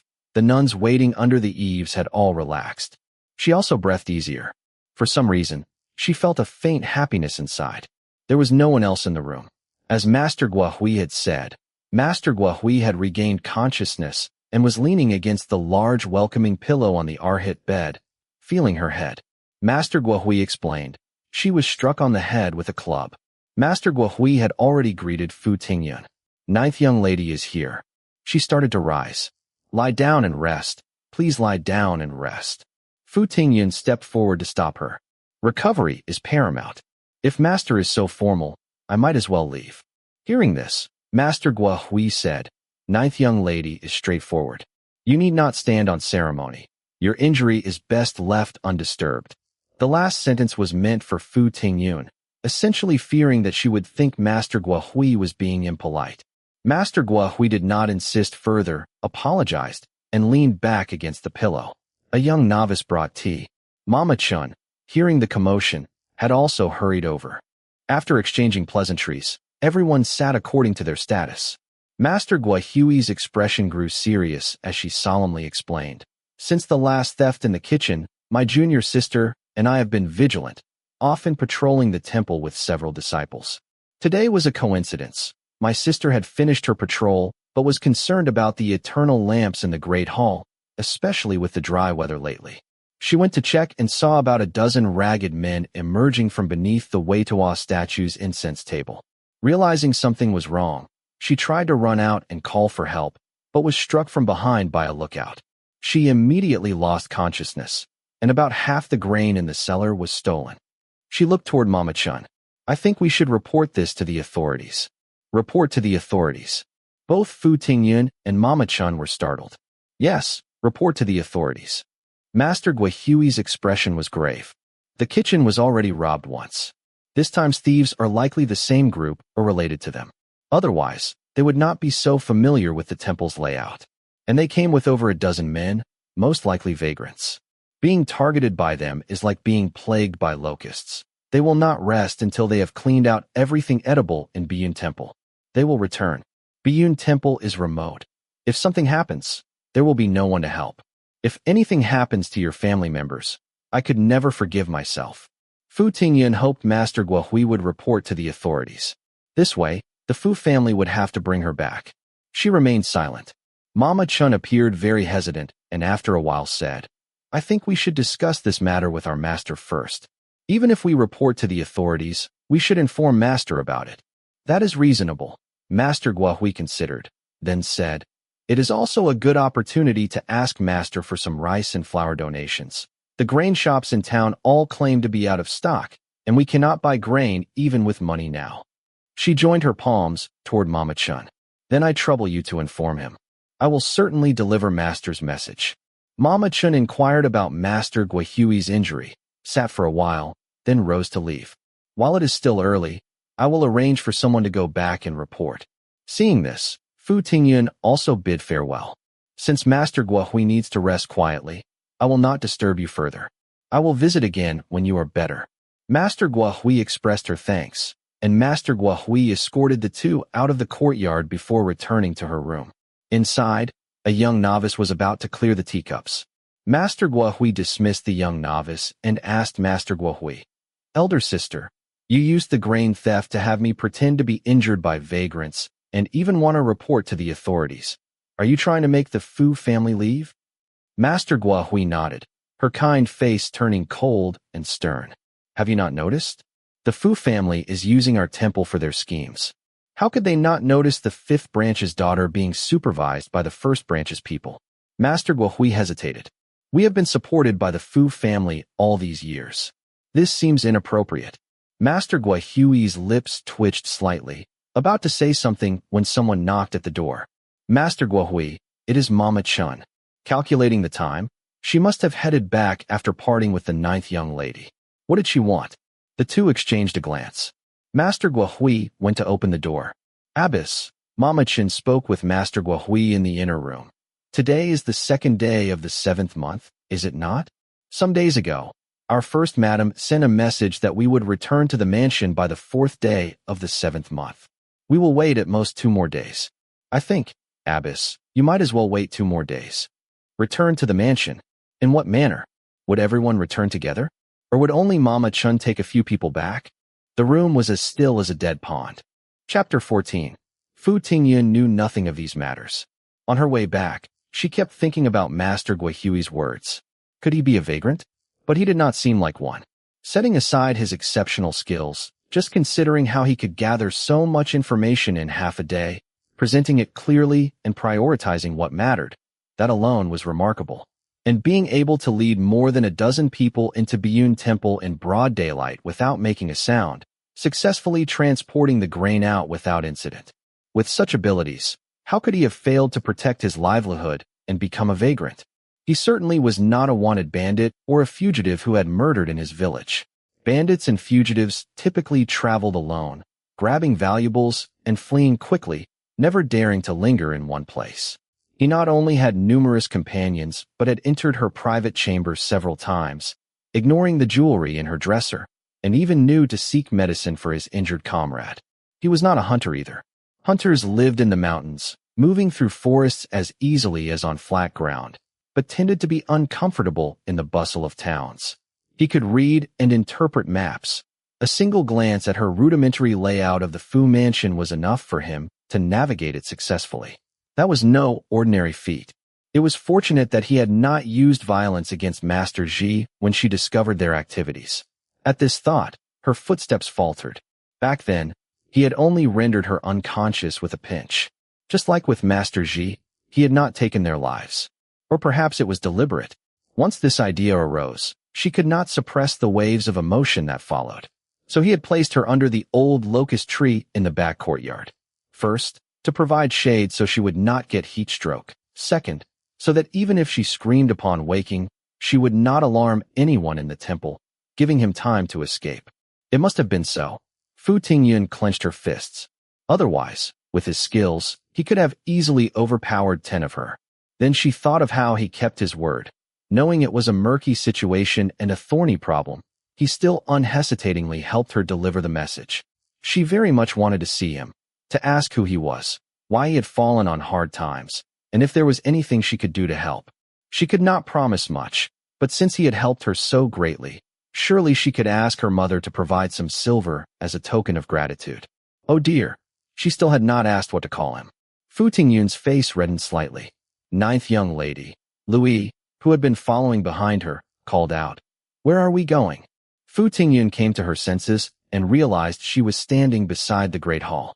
The early afternoon sunlight was scorching and bright. The canopies of 2 ancient ginkgo trees spread like umbrellas beside the hall, casting a patch of dense shade that looked refreshingly cool. You go back and take care of Han Yan. She suddenly felt lighter in body and mind. I will go rest in my room. Come attend to me for my evening wash after dinner.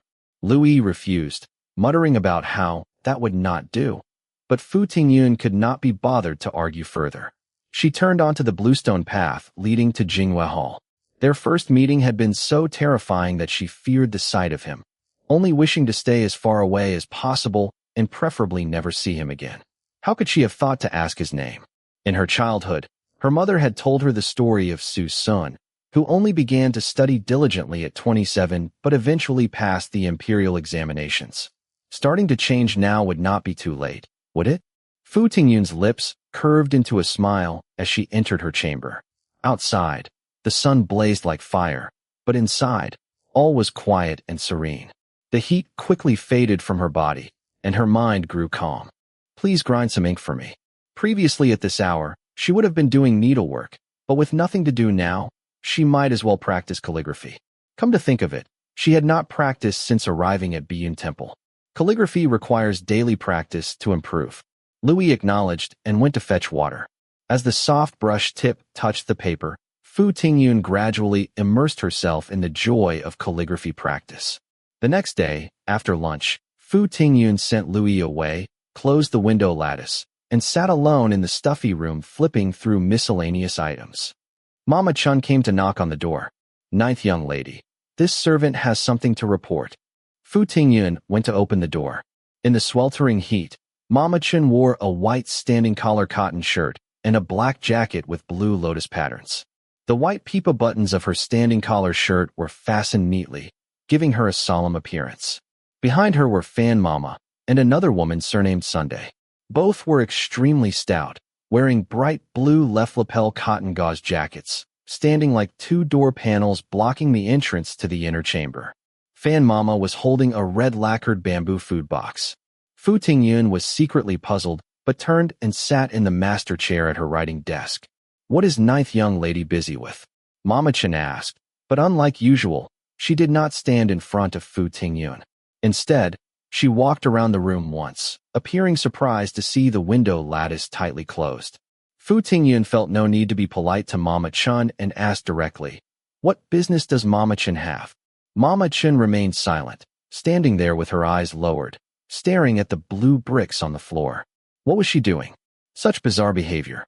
As Fu Tingyun was puzzling over this, she saw Fan Mama approach with a lowered head and place the food box on a small table nearby. "Ninth young lady, the weather is hot, and your health has not fully recovered since your heat stroke. With the Yu family coming to propose marriage soon, Master is concerned and has sent some medicine to relieve summer heat." Her voice was low and somewhat deep. "While the medicine is still warm, please drink it quickly, ninth young lady." As she spoke, she opened the food box. The red lacquer was so shiny that one could see one's reflection. Inside was only a blue and white porcelain bowl, its blue walls making the brown medicine appear black. What did this mean? Fu Tingyun looked at Mama Chun in confusion. Mama Chun stared at her feet, standing motionless like a clay statue. Fan Mama stood bowing, her hands tightly clasped together, as if guarding against something. In the room so quiet a falling pin could be heard, there came a faint rustling sound. Fu Tingyun looked over. She saw Mama Sun standing in front of the door. A scene flashed through her mind, and Fu Tingyun suddenly understood. Her face turned deathly pale. All the blood in her body rushed violently toward her head as she raised her hand to sweep the bowl away. Fan Mama, who had not moved until now, stepped forward and blocked her, just beginning to say, "Ninth young lady," when Fu Tingyun turned and climbed onto the master chair, lunging toward the window lattice. Everyone in the room was momentarily stunned.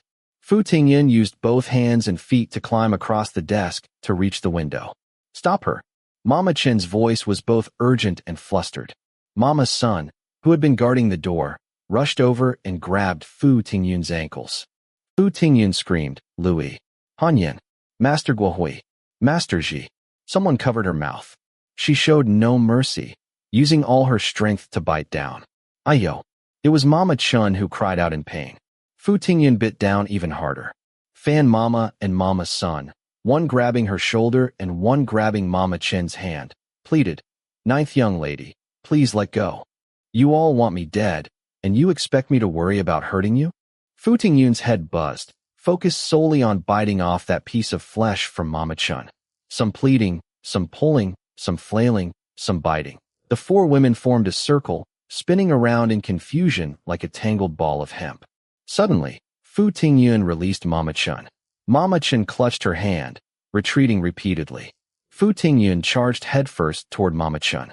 Fan Mama and Mama Sun, seeing that Fu Tingyun had released Mama Chun, relaxed a bit. Their grip on Fu Tingyun unconsciously loosened, and they momentarily lost their hold. Fu Tingyun broke free from their hands, twisted her body, and, while shrieking help, she darted to the door, swiftly opening the inner chamber door. Mama Chun and the others were shocked. Before any orders could be given, Fan Mama and Mama Sun chased after her. The main hall was empty, with doors and windows tightly shut. Clearly, the rough servant women had been instructed to stay away. By the time all the door bolts were undone, Fan Mama had caught up. As Fu Tingyun pulled the main door open a crack, Fan Mama's hand touched her shoulder. Her advantage lost, she had no more chances. She made a split-second decision to run toward the central hall. Mama Sun and Mama Chen pursued her, one in front and one behind. Ninth young lady. Mama Chen looked at Fu Tingyun, who stood leaning against the long table, her eyes revealing fear and anxiety. We are only acting on master's orders. You are lying. Fu Tingyun's voice had never been so shrill as she shouted. He is my uncle. How could he bear to let me die? Besides, matters in the inner quarters have always been handled by the women of the family. How could first uncle interfere? You hate that I have never shown you respect, and now you are deceiving your superiors and oppressing those beneath you, trying to kill me. Her heart pounded wildly in her chest, as if it might leap out if she could not contain it.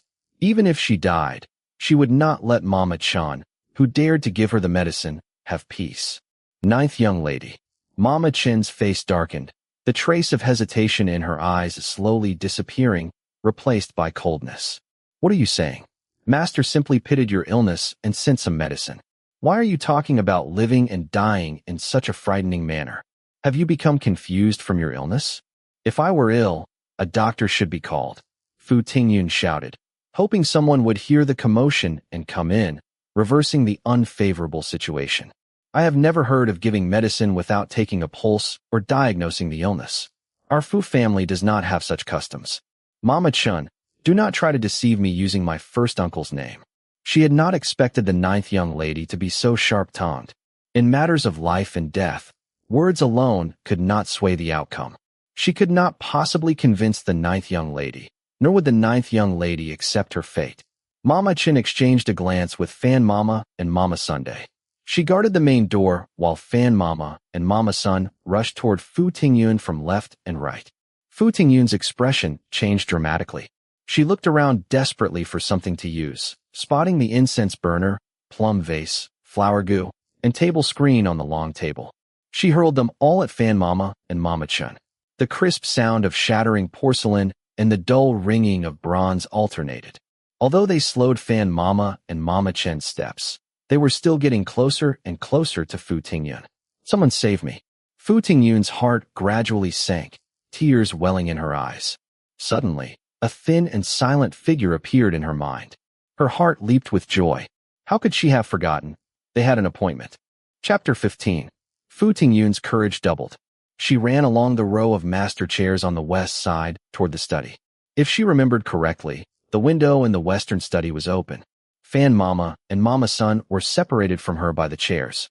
By the time they made their way around, Fu Tingyun was only 2 steps away from the lattice door of the western study. But she had forgotten that Mama Chen was standing at the door of the eastern inner chamber. Seeing her head toward the western study, Mama Chen ran directly over and blocked her at the entrance. In front was Mama Chen, behind were Fan Mama and Mama Sun, to the right was a pink wall, and to the left was a row of master chairs. Without thinking, Fu Tingyun climbed onto the tea table between the master chairs, intending to climb over, but Mama Chen grabbed her by the waist. Come help quickly. She was terrified, struggling and shouting help at the top of her lungs. Fan Mama and Mama Sun were both broad-shouldered and stout, not only strong but long-legged. Seeing Fu Tingyun blocked by Mama Chen, they rushed over without waiting for instructions. In the blink of an eye, they were upon her. Before Mama Chen finished speaking, the two had already grabbed Fu Tingyun's arms. But Fu Tingyun's voice was so shrill that it seemed especially piercing in the deserted, quiet courtyard. Mama Sun, afraid of attracting others, tried to cover her mouth, but hesitated when her peripheral vision fell on Mama Chen's tiger's mouth wound. Mama Chen's low, solemn voice came to her ears. Quickly, take the ninth young lady back to her room. Mama Sun no longer hesitated. Looking at Mama Chen, who was half a head shorter than herself, she wrapped her arms around Fu Tingyun's waist and lifted her. He will be here soon. He will be back any moment. I cannot let them succeed. Whatever happens, I need to stall until he returns, then I will be saved. Fu Tingyun screamed with all her might, kicking, scratching, and punching wildly, but she was no match for their superior strength.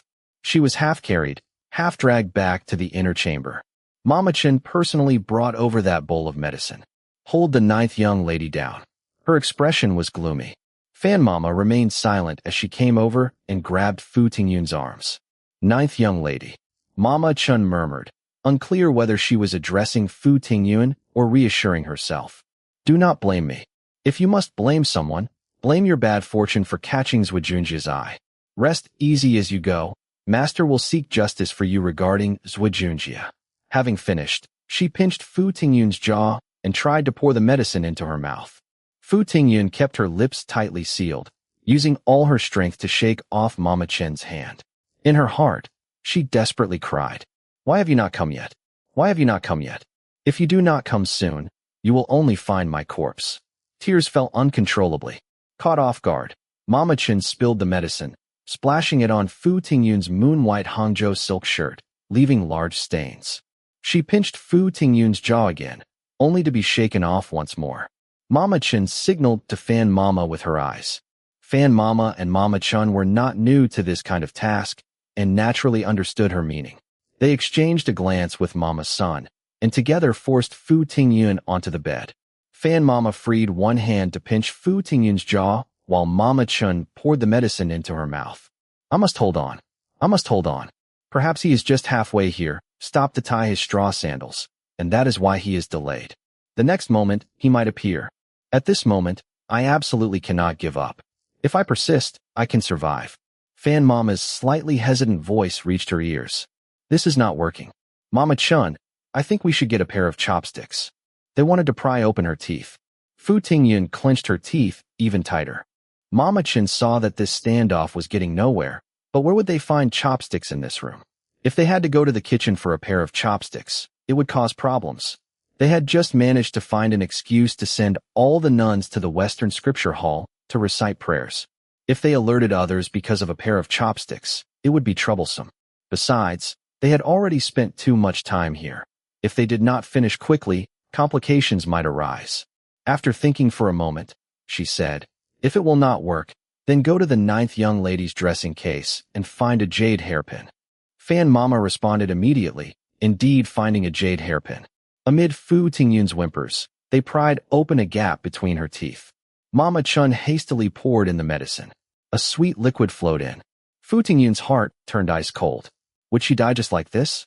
Who had stolen her undergarments? Why had Zhi Zhi falsely accused her? Where was her mother? Did she know her daughter was about to die? And him, why had he not come yet? They had agreed to meet at noon. The liquid choked into Fu Tingyun's lungs. She wanted to cough, but more liquid flowed in. There was a suffocating discomfort. Mama Chen's face was like a candle flame in the wind, wavering and flickering before her. She wildly grabbed at everything within reach. Then she heard women's screams, brief and terrified. The pressure holding her down quickly disappeared. Someone called her name. It was a man's voice, somewhat frantic, sounding unfamiliar. Who was it? She was dazed, wanting to lift her head to see clearly, but her vision was blurred. Her chest felt tight. She coughed violently, making her chest hurt even more. She could not support herself and curled up, collapsing onto the bed. After an unknown period, Fu Tingyun regained some awareness in her haziness. She tried to open her eyes, but her eyelids felt as heavy as if they were filled with lead. Someone lifted her into their arms, coaxing her in a gentle voice. "Come, let us take the medicine. Take the medicine, and you will feel better right away." A clean, pleasant scent of soapberry lingered at the tip of her nose. Who was he? Why was she being held by him? Men and women should keep their distance. She was betrothed. Was it him? But how could he speak to her in such a gentle voice? Where had he gone? Did he know about her being forced to take medicine? Her mind was in chaos, and the liquid flowing into her mouth was bitter and astringent. She tried hard to open her eyes, but her eyelids grew even heavier. That person laid her down. The pillow was cool and comfortable. She sank back into deep sleep. Then she was awakened by a booming voice. "Ninth Master, this will not do. This woman has delicate skin, clearly a daughter from a good family. She is beautiful too, and even dressed in coarse clothes. It is impossible to hide. If people misunderstand and think we have abducted her, we will be in trouble. Ninth Master, please listen to our advice. Someone else continued. If you desire a woman, when we get to Xi'an Prefecture, whether it is a brothel courtesan, an opera singer, a pretty maiden, or a noble lady, it would take just one word from you. I guarantee each one will be more beautiful than this woman. It is not worth risking yourself for her. Yes, Ninth Master, another agreed. Now, large numbers of refugees are pouring into Huayin and Puqing. Even the Huazhou prefect cannot sit still. Not only have the constables and runners from Huayin and Puqing been mobilized to drive away the refugees, but the Huazhou prefect has also sent constables and runners to assist the two counties. Now, who has time for us? We should take this opportunity to go to Xi'an Prefecture. By then, like dragons returning to the sea, where would they find us? You need not say more. My mind is made up. This voice was flat and emotionless, even somewhat rigid and cold. Yet for some reason, it carried an air of resolute determination that could not be ignored. Yuanbao, take Fuguei and the others and blend in with the refugees from Qingyang. Yuqing, take Sanfu and the others and join the refugees from Gongchang. Go with them to Xi'an Prefecture. Asen, you stay behind. Today is the 12th of the 7th month. On the 15th of the 8th month, we will meet at the Yongfu Inn in Pinganli, Xi'an Prefecture. The 12th of the 7th month? Was it already the 12th? Had she been unconscious for nearly 7 or 8 days? Fu Tingyun was shocked and tried hard to open her eyes. Light suddenly pierced in, hurting her eyes. She quickly closed them again. Several people were calling Ninth Master, speaking in a jumble. Some saying, I will stay with you. Some saying, let us leave together. Some saying, how can this work? Some saying, at worst, we will just take this woman with us. Enough. That flat voice sounded again, and the clamor receded like the tide, leaving only one voice. If you still recognize me as your Ninth Master, just do as I say.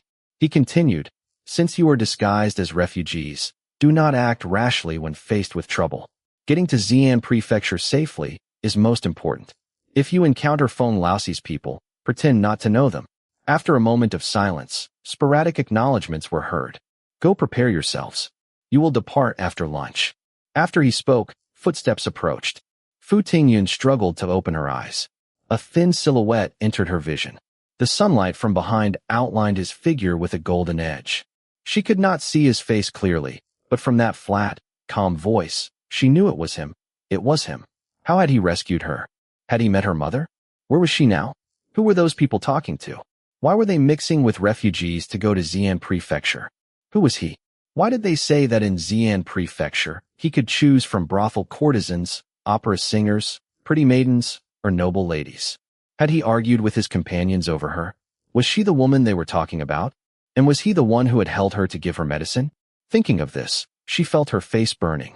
Not knowing where to begin asking, she could only watch as he approached step by step, stopping 2 or 3 paces away and looking down at her. They gazed at each other, neither speaking. He suddenly crouched down, looking at her at eye level. Do you recognize me? As he spoke, he frowned slightly, appearing somewhat displeased. Was it because she had become a burden to him? Or was he annoyed that she had caused discord between him and his companions? Yet even with his iron heart, he still maintained some good-hearted persistence. In this moment, Fu Tingyun was immensely grateful for this persistence. I do.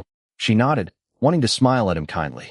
But when she tried to stretch her lips, her chest started to ache sharply. She had to settle for slightly raising the corners of her mouth in a faint smile. Thank you for saving my life. He nodded, and though his face remained expressionless, she could sense that his demeanor had relaxed considerably compared to earlier. Is there any discomfort? He asked. When I arrived, half of the medicine had already been poured into you. Not knowing what medicine they gave you, I had to tell the doctor you had accidentally ingested arsenic. He explained, since both are antidotes, the medicinal principles are similar, so there should not be any major problems. He had the look of someone who had guessed correctly. She had indeed woken up. Chapter 16. Fu Tingyun felt that the expression on her face must be quite a sight. Accidentally ingested arsenic? Who would accidentally ingest arsenic? If that doctor heard this, he would probably laugh secretly, thinking she was some jealous woman who had knocked over a vinegar jar. Wait, doctor. He had called for a doctor. When his companion was injured by a tiger trap, he merely rummaged through his medicine cabinet for remedies, yet he had called a doctor for her. She stared at him blankly, an unusual emotion sliding through her heart, making her uneasy. Or perhaps it was because she was lying in bed, appearing undignified and impolite in front of him. Fu Tingyun pondered as she struggled to sit up, only to discover she was wearing a clean, pale moonlight-colored cotton shirt. Her expression changed dramatically. She remembered she had been wearing a Hangzhou silk blouse when Mama Chun had forced medicine down her throat, and some of it had spilled onto her clothing. As if seeing through her thoughts, he suddenly said, "At the time, the situation was unclear, and I dared not take you to Huayin City for medical treatment, so I brought you to Tongguan instead.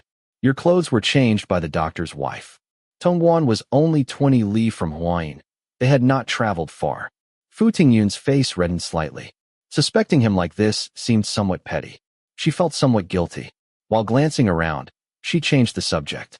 "Where are we?" She was lying on a couch covered with a cool bamboo mat. The couch was old and broken, its red paint mottled, revealing white undercoat. The carved flowers on the railings had disappeared, leaving bare rails. The bamboo mat, however, was new, emerald green in color, and fragrant with the scent of bamboo. The roof had several large holes, allowing sunlight to stream directly in. A spider was spinning its web in the corner of the opposite wall. The wooden door on the left was propped up with an old tree stump, completely rotten and drafty. The right wall had half collapsed, revealing the side of a statue of Shakyamuni Buddha not far away. "This is a dilapidated temple outside Tongguan City," he said. "We could not afford an inn, so we are resting here." "Is that so?" Fu Tingyun thought of what she had just heard and secretly pouted. Then, remembering Han Yin and Louis, she asked, "What happened to my two young maids?" She had called so loudly at that time, yet neither of them had responded. They must have either been confined by Mama Chun or tied up. She hoped they were unharmed. Hearing this, the corner of his mouth tightened, and his gaze upon her deepened. "We left in a hurry, and I could not attend to them." Fu Tingyun was embarrassed. It sounded as if she was blaming him for not bringing the two young maids along. The situation had been so urgent that it was already remarkable he had managed to rescue her, let alone two powerless young girls. She understood this much. Not wanting him to misunderstand, she quickly explained, "Mama Chun had sent away all the servants in Jinghua Hall at that time. Those matrons were likely sent to do something else, but I am a bit worried about Han Yin and Louis." He nodded slightly, appearing unwilling to discuss it further. "By the way, I met your mother," he interrupted, pulling out something wrapped in a handkerchief from his sleeve. "She asked me to give this to you." Fu Tingyun took it suspiciously and opened it. It was a slightly tarnished silver bracelet. Such silver bracelets were most common and ordinary, sold all over Huayin City. If there was anything different about this silver bracelet her mother had asked him to bring her, it was the small engraved magnolia flower at the tarnished spot. Others might see it merely as an identifying mark, but seeing it filled her with turmoil. This was specially ordered by her mother from a silversmith in Xi'an Prefecture for her wedding. It was hollow inside, with the opening mechanism at the tarnished spot.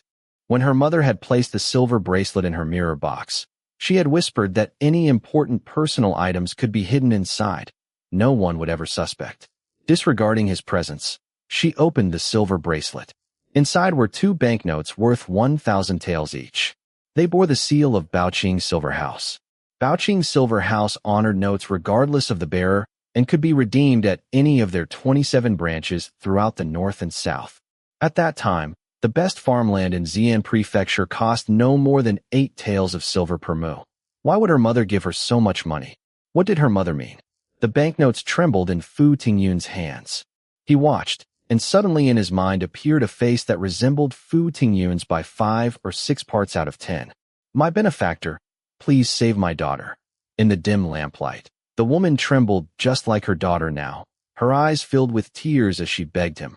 "In my next life, I will repay your kindness even if I must be reborn as an ox or a horse." As she spoke, she removed all her jewelry and pushed it into his hands. "In this life, I will erect a memorial tablet for you, praying that you live a long life, blessed with fortune and prosperity, and have numerous descendants." Seeing him unhesitatingly put all the jewelry in his bosom, The woman gave a bitter, self-mocking smile. These items were worth thousands, enough for an ordinary person to buy land and houses and never worry about food or clothing for the rest of their life. Her daughter had lost the protection of her family, and she was acting out of personal interest. He could easily take these jewels and leave without risking himself to save anyone. If he were malicious, he could even sell the sheltered daughter who had never left home. Even if discovered, who would there be to hold him accountable? But she truly had no other option. She could only hope against hope. Seeing the silver bracelet, he immediately understood the woman's thoughts. He could not help but flash a bitter smile. Your mother asked me to take you to your uncle's home in Fengyin, Weinan, and never to return to the Fu family again, he said, pointing to a blue cloth bundle beside Fu Tingyun's pillow. Inside are some clothes to change into, and some gold and silver jewelry your mother gave you. Keep them safe. We will set off at dusk. Having finished, he turned to leave. Wait. Fu Tingyun's voice trembled. You said my mother told you never to return to the Fu family? He turned back to face her. Her gaze, fixed on him, was both hopeful and fearful. Suddenly, he felt somewhat irritated. That is what your mother said. His tone was harsh. Fu Tingyun's face turned ashen. So my mother knew all along that Mama Chen would deal with me? She hugged her knees, her gaze vacant as she murmured to herself. Why? Why would she rather believe Zhi Zhi than me? Why did she say such comforting words like, I would rather believe in the daughter I raised than in the rules of the Fu family? Why did she condemn me without even asking for my side of the story? If so, why send me to my uncle's? Is it to humiliate me again? How pitiful that I was still wholeheartedly hoping to see her, thinking that if only I could see her, I could clear my name of false accusations. She covered her face and buried her head between her knees. Your mother must have had no choice. He hesitated for a moment before saying softly, I went several times, but could not find your mother. It was only when I overheard a maid delivering food that I learned your mother had moved to your grandmother's quarters more than a month ago. She spends every day with your grandmother in the prayer hall, praying for your speedy recovery. Are you saying my mother is also being confined? Fu Tingyun raised her head, her tear-stained face full of shock and hope. He understood clearly. The shock was from disbelief about her mother's situation. The hope was from wanting to believe her mother had neither doubted nor abandoned her. He nodded solemnly. In my view, your mother is indeed being confined. Fu Tingyun suddenly became excited. She threw aside the bright blue cotton sheet covering her and got out of bed. Sir, may I ask your honorable surname? Fu Tingyun looked at him with bright eyes. He hesitated for a moment, then said, My surname is Zhao.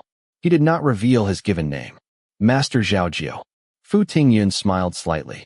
I just heard someone call you Master Jiu, so I will call you that too. In the sunlight, her features were striking, like a half-bloomed peony, overwhelmingly beautiful. He nodded slightly, somewhat entranced. Fu Tingyun smiled even more cheerfully. She handed him the 2 banknotes worth 2,000 taels. He glanced at the banknotes in Fu Tingyun's hand and raised his eyebrows questioningly. I want to go to the capital to find my father. Fu Tingyun's beautiful eyes sparkled with spirit. I would like to request Master Zhao Jiu's escort along the way, and this is your payment. She continued. I know Master 9 must reach Xi'an Prefecture before the 15th of the 8th month.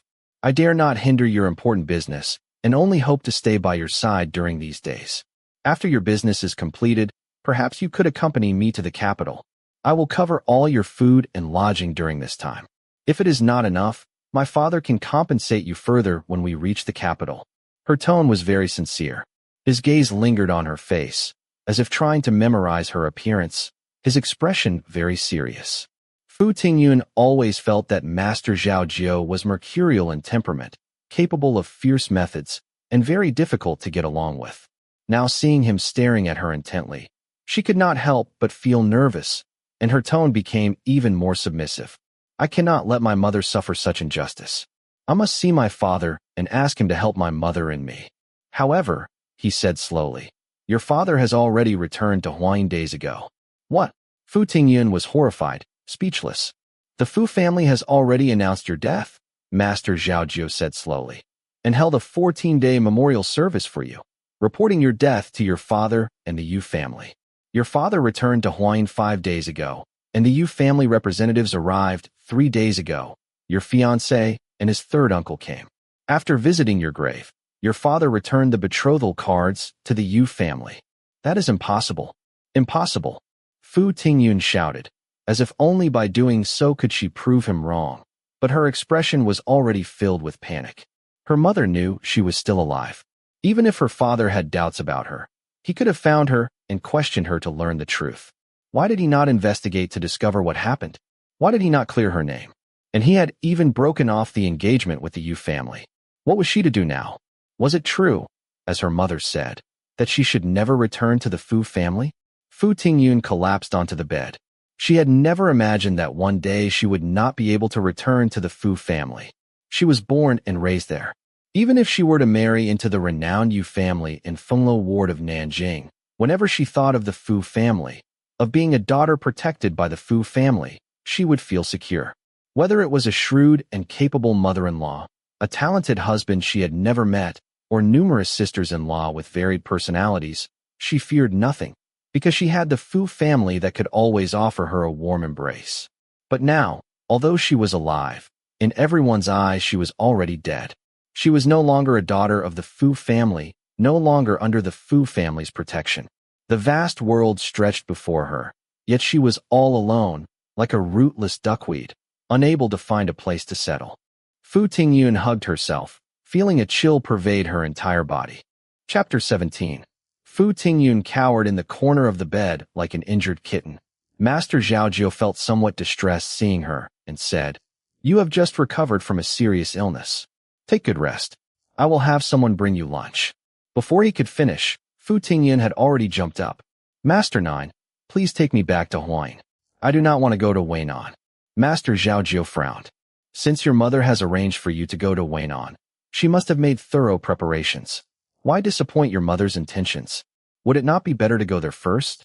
If anything happens, your uncle and aunt can help negotiate for you. That would be better than being stuck in this limbo." How could she not know this? Her uncle had become a Shiozai scholar at a young age, but after repeated failures in higher examinations, and with his family's finances worsening, he had abandoned his pursuit of officialdom to focus entirely on business. In recent years, he had made a fortune and had quietly become Wainan's wealthiest man. Even her eldest uncle spoke of him with admiration. Her uncle had 4 sons, but no daughters, and he doted on her greatly. Whenever he obtained something rare, he would always send her a portion, even if his sons received none. Entrusting her to her uncle would naturally be the best option. But this situation was special. Even her parents had chosen to compromise. She was not confident that her uncle would stand up for her. "I will not go to Weinan." Fu Tingyun's large eyes looked at him stubbornly. "I cannot just go to Weinan like this." When she was young, she and her sisters were playing hide-and-seek in their grandmother's room and broke their grandmother's favorite plum vase. None of them would admit to it, and they were called to the main hall to kneel as punishment. "You are all young ladies of the Fu family, born of pure lineage and noble heritage. How can you all behave like those degraded people from the back alleys when facing problems, being evasive and lacking proper demeanor? It is only a broken plum vase. What would happen if you admitted it? You would simply compensate for it and accept your punishment. Can you not even endure that much? If you dare to do something, you should dare to admit it. If you do not dare to admit it, then do not do it. Today I punish you sisters to kneel not because you broke the plum vase, but because none of you dared to admit it, dared to stand tall and live with integrity." Thinking of this, Fu Tingyun's eyes reddened. "If I just go to Weinan like this, what does that make me?" She fought back tears. A shameless woman who committed suicide after her private affair with Zhi Zhi was exposed. She could not bring herself to say the words, "loose woman," no matter what. She bit her lip and continued, "So I am being dealt with secretly, like a rat in the gutter. I am not afraid of death. At this point, I might as well die. But even if I die, I want to die with dignity and clear my name. I cannot let Zhi Zhi's filthy words continue to stain me." Master Zhao Jiu looked at her with some surprise, his expression gradually becoming solemn. "You want to go back and confront Zhi Zhi?" Fu Tingyun's tone was hesitant. "I know that if I go back now, it will only turn the Fu family into a laughingstock. No matter how much resentment I hold, my father, mother, brother, sister-in-law, nephew, and the sisters I grew up with still have to live in the Fu family. At least, I want the elders in the family to know." She lowered her head, her expression somewhat lost. Master Zhao Ju secretly sighed in his heart. "However, going back to Huayin now will not do you any good," he said. "A few days ago, the Fu family spread word that Zhi Zhi, while drunk, behaved indecently and had improper intentions toward your eldest uncle's concubine. Unable to bear the humiliation, your eldest uncle's concubine hanged herself. The Fu family reported it to the officials, and the county magistrate sent yamen runners to Guangtao Lane to summon him, only to find the place deserted and Zhi Zhi gone without a trace. This matter has alerted the Provincial Surveillance Commission, which reported it to the Ministry of Justice and the Ministry of Rights, seeking to revoke Zhi Zhi's scholarly title. By the end of the month, the official response should arrive at Xi'an Prefecture." "How can this be?" Fu Tingyun looked at Master Zhao Jiu with shock all over her face. Sacrificing her was not enough. They had to sacrifice her eldest uncle's concubine as well. What exactly had happened? Her mind was in chaos. First, Zhi Zhi had acted like a madman, claiming to have had an affair with her. Then, the family elders confined her to Biyun Temple without even questioning her.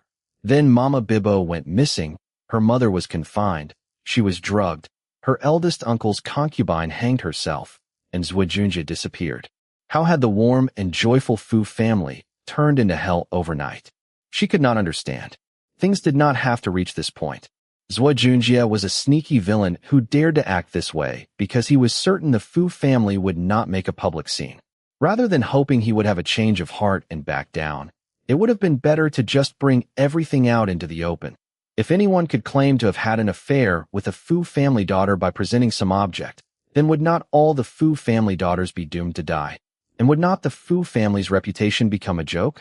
Although there would certainly be rumors at that time, it would be better than being manipulated by Zhi Zhi, with one death after another. What concerns did her eldest uncle have? When things had become irrevocable, why did he still tolerate Zhi Zhi again and again?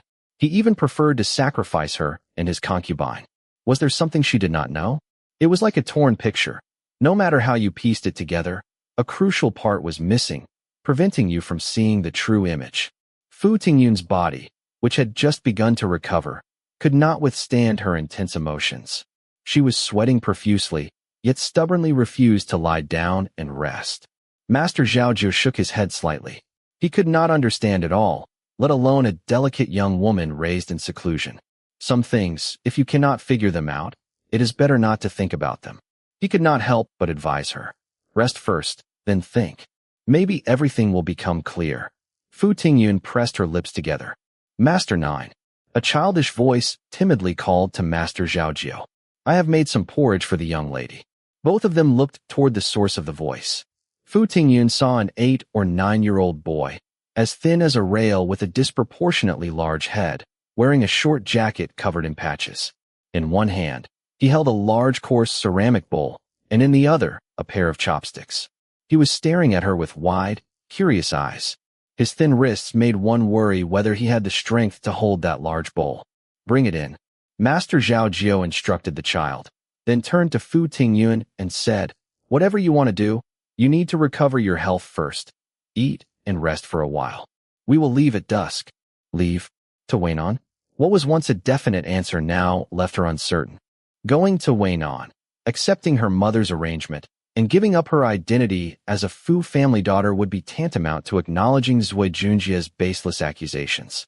Not going to Wainan, with Zhi Zhi having fled after driving her eldest uncle's concubine to suicide, and her, supposedly dead and buried, suddenly appearing to dispute with Zhi Zhi, would expose the matter the Fu family had been desperate to conceal. Would she not just be slapping her own face? There was a faint rustling sound in the room. Master Zhao Jiu had left. The little boy carefully handed the porridge to Fu Tingyun. "Miss, I have fanned it. It is not hot at all." Looking closely, she realized he was a very handsome little boy. He had an oval face, thin curved eyebrows, and large eyes.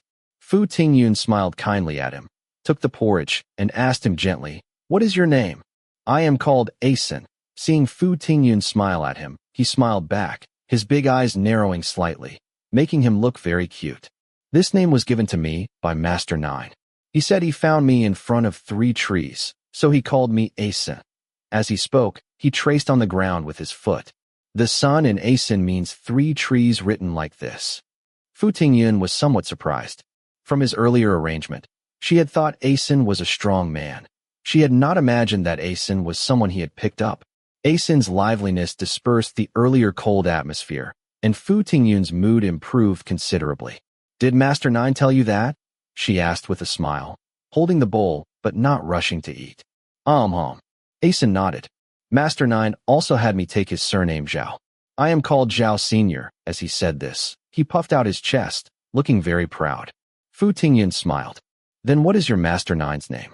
"His name is—" Before the words were out of his mouth, Asin immediately realized his slip and quickly covered his mouth. Seeing Fu Tingyun smiling at him, looking as pretty as a flower, he felt somewhat reluctant. After hemming and hawing for a while, he pulled an egg from his bosom and tossed it to Fu Tingyun. "This is what Master Nine asked me to boil for you. I still need to prepare your medicine." Then he ran off like he was escaping. This child was truly amusing. Fu Tingyun smiled brightly and lowered her head to drink the porridge. The rice was soft and glutinous, leaving a sweet aftertaste in her mouth. It was high-quality June snow rice. Where had he gotten it from? Perhaps because she had not eaten for some time. Although the porridge tasted good, she felt full after just a few sips. She wanted to take the bowl to the kitchen, but remembering that Master Zhao Jiu had many companions, she abandoned the idea.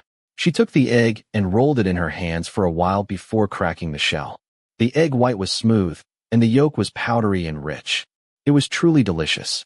Fu Tingyun looked at the sunlight streaming through the roof, and suddenly felt that if time could stop at this moment forever, how wonderful that would be. The thought flashed by, and she remembered the journey at dusk. Why leave at dusk? In the dark, what road could they travel? If they were mistaken for vagrants and captured, would that not be unfair? She leaned against the head of the bed. Should she return to Huayin or go to Weinan? Outside came a commotion, with voices of farewell, some loud, some soft. Fu Tingyun looked up and saw Asin hiding beside the statue of Shakyamuni Buddha. She smiled and beckoned to him. "Did you not say you were going to prepare medicine for me? Why are you back?" Asin stood there, embarrassed, caught in a dilemma. Fu Tingyun smiled. "Do not worry, I will not tell Master Nine. I am not afraid." Asin pouted in protest. "Master Nine told me to quietly watch over you. He said it is to prevent you from doing something foolish if you become distraught." Fu Tingyun was taken aback. Asin walked over. Seeing the half-bowl of porridge she had left at the bedside, he swallowed. "Why? Why did you not drink the porridge? Was it not made well?" Fu Tingyun thought of the first time she saw Master Zhao Jiu, the way he was gathering food in the kitchen. She sat up straight and asked Asin in a low voice, "What did you eat for lunch?" Asin avoided Fu Tingyun's gaze and patted his stomach. "I ate until I was full. If you do not believe me, feel my stomach." Chapter 18. The sun gradually moved westward as Master Zhao Jiu walked in.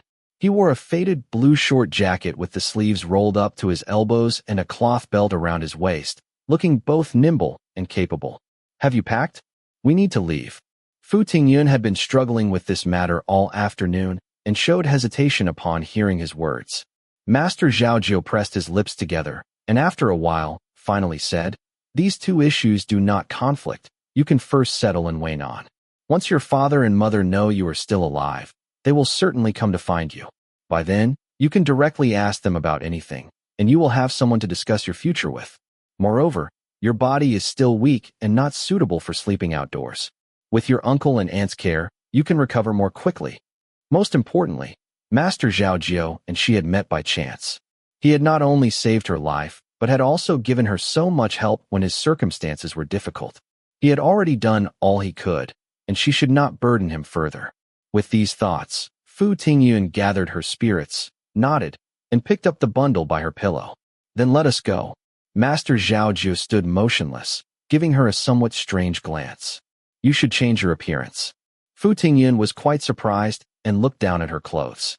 She wore a pale white fine cotton shirt and a plain bright blue 16-panel skirt, with a bright blue kerchief tied around her head. She wore no jewelry, was clean and neat, and saw nothing inappropriate. She looked at him puzzled. Her skin was like jade, her black hair like ink, her soft red lips as bright as summer pomegranate flowers. charming and beautiful like the pleasant breeze of May. Yet her almond eyes were as clear as mountain spring water, seemingly unaware of her beauty, adding a touch of elegance to her allure, which made her all the more captivating. Master Zhao Jiu sighed inwardly and said, "First, find a cloth to wrap around your head, then change into clothes of a darker color." Then, noticing her hand holding the bundle, white and delicate like mutton fat jade, he added, "Wrap your hands with the kerchief too." When visiting relatives and friends, Fu Tingyun had seen those degraded people through the green gauze windows of her carriage. They all wore dark clothes, covered their heads, wore straw sandals, or went barefoot, with dust in their hair and on their faces, looking filthy. "Are you asking me to disguise myself as one of the degraded class?" She hesitated. The authorities are usually unkind to them. This way, their chances of being searched would increase significantly. There are refugees everywhere now. There have been uprisings in Anhua, Heshui, Longxi, and Anding. Those yamen runners would not dare to search. The more elegantly dressed you are, the more likely you will be robbed. Once someone is robbed, those starving people will catch wind and attack in groups. Two hands cannot fend off four fists. I might not be able to protect you then. Your current appearance is too eye-catching. Fu Tingyun's cheeks reddened slightly. She truly was useless, even causing trouble on a simple journey. She quickly nodded. Master Zhao Jiu stepped out. Fu Tingyun changed her clothes as instructed and carefully examined herself, feeling there were no flaws, then called out, "Master 9. Master Zhao Jiu walked in, with a son, dressed similarly to him, following behind. Seeing Fu Tingyun, A-Sin's eyes widened slightly. The dark, coarse cloth garments made her face appear even more luminous, like jade. Master Zhao Jiu looked somewhat helpless and gave a light cough, instructing Fu Tingyun, "Do not look around too much, try to keep your head down, and if anyone speaks to you, do not respond. I will handle it. It is best not to let people see your face." A-Sun, startled by that cough as if waking from a dream, hurriedly gathered the bamboo mat, ceramic pillow, drinking cup, and chopsticks Fu Tingyun had used and took them outside. Fu Tingyun felt somewhat bitter inside. He was afraid she might be recognized, was he not? She never thought there would come a day when Fu Tingyun would have to hide herself. Indeed, one should never be too proud in words or actions. She lowered her head and responded with a yes, her voice muffled, her mood low. Master Zhao Jiu did not know why she felt this way, nor did he want to know. He only needed to safely deliver this woman to her uncle's home in Weinan, and he would have fulfilled his task. Then he would leave Shangxi. From then on, they would be worlds apart, never to meet again. He turned and walked out. Fu Tingyun composed herself and followed. Outside the dilapidated temple was a grove. Unlike the lush greenery of Biyun Temple, the trees here seemed parched, their branches drooping, covered with a layer of gray dust, appearing dejected. A-Sin was loading the items Fu Tingyun had used onto a small single-wheeled cart parked in front of the temple. The evening glow tinted their faces and the grove red, adding a sense of desolation. "Let us go." Master Zhao Jiu's voice sounded tense and melancholic. "This is not a place to linger. After they have eaten bran and wild vegetables, they will start eating roots and bark." Fu Tingyun was shocked. "No, that cannot be." "Why not?" A-Sin came over. "I have even seen people eating soil." He had already tied everything down securely. "Master, can we leave now?" He muttered. "Such a big grove with only the three of us. I feel uneasy. It would be terrible if those refugees found us." Master Zhao Jiu said nothing, walked over, and hung the cart straps around his neck, then said to Fu Tingyun, "You sit here." "Oh." Fu Tingyun's eyes widened. This type of single-wheeled cart was commonly used in rural areas, with only a frame and no propulsion system other than the person pushing the wooden wheel in front. Unlike horses, mules, or donkeys, it relied solely on human power. She had not expected him to push her. "I would like to find you a carriage," he said blandly. "But at a time like this, any living creature has gone into someone's stomach. You will have to make do." It sounded as if she was being picky. "That is not what I meant." Fu Tingyun quickly explained. "I saw A-Sin loading things onto the cart, so I thought it was for carrying goods." Hearing his name mentioned, A-Sin squinted his eyes and smiled, pointing at the cart. "The things are piled on the right side, the left is for you to sit." He added, I have laid a padded blanket. It definitely will not be hard. Then he looked at her eagerly, with an expression that seemed to say, "Sit down quickly. It is very comfortable." Fu Tingyun still hesitated. Although she was not as plump as her sixth sister, she was not as slender as her seventh sister either. The right side was already piled with various items, and with her added, she was not sure if he could push it. What if she fell? She remembered the time she fell from the old locust tree after being frightened by Master Zhao Jiao, her body aching for several days, and she felt apprehensive.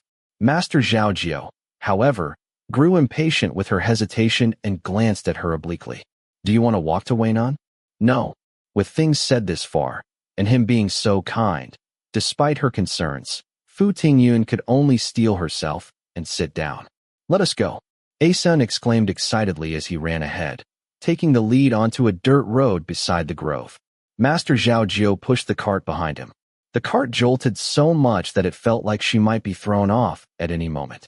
The wheels ground against the earth, raising yellow dust that went straight into her nose. Fu Tingyun was very uncomfortable and could only hold her bundle tightly in her arms.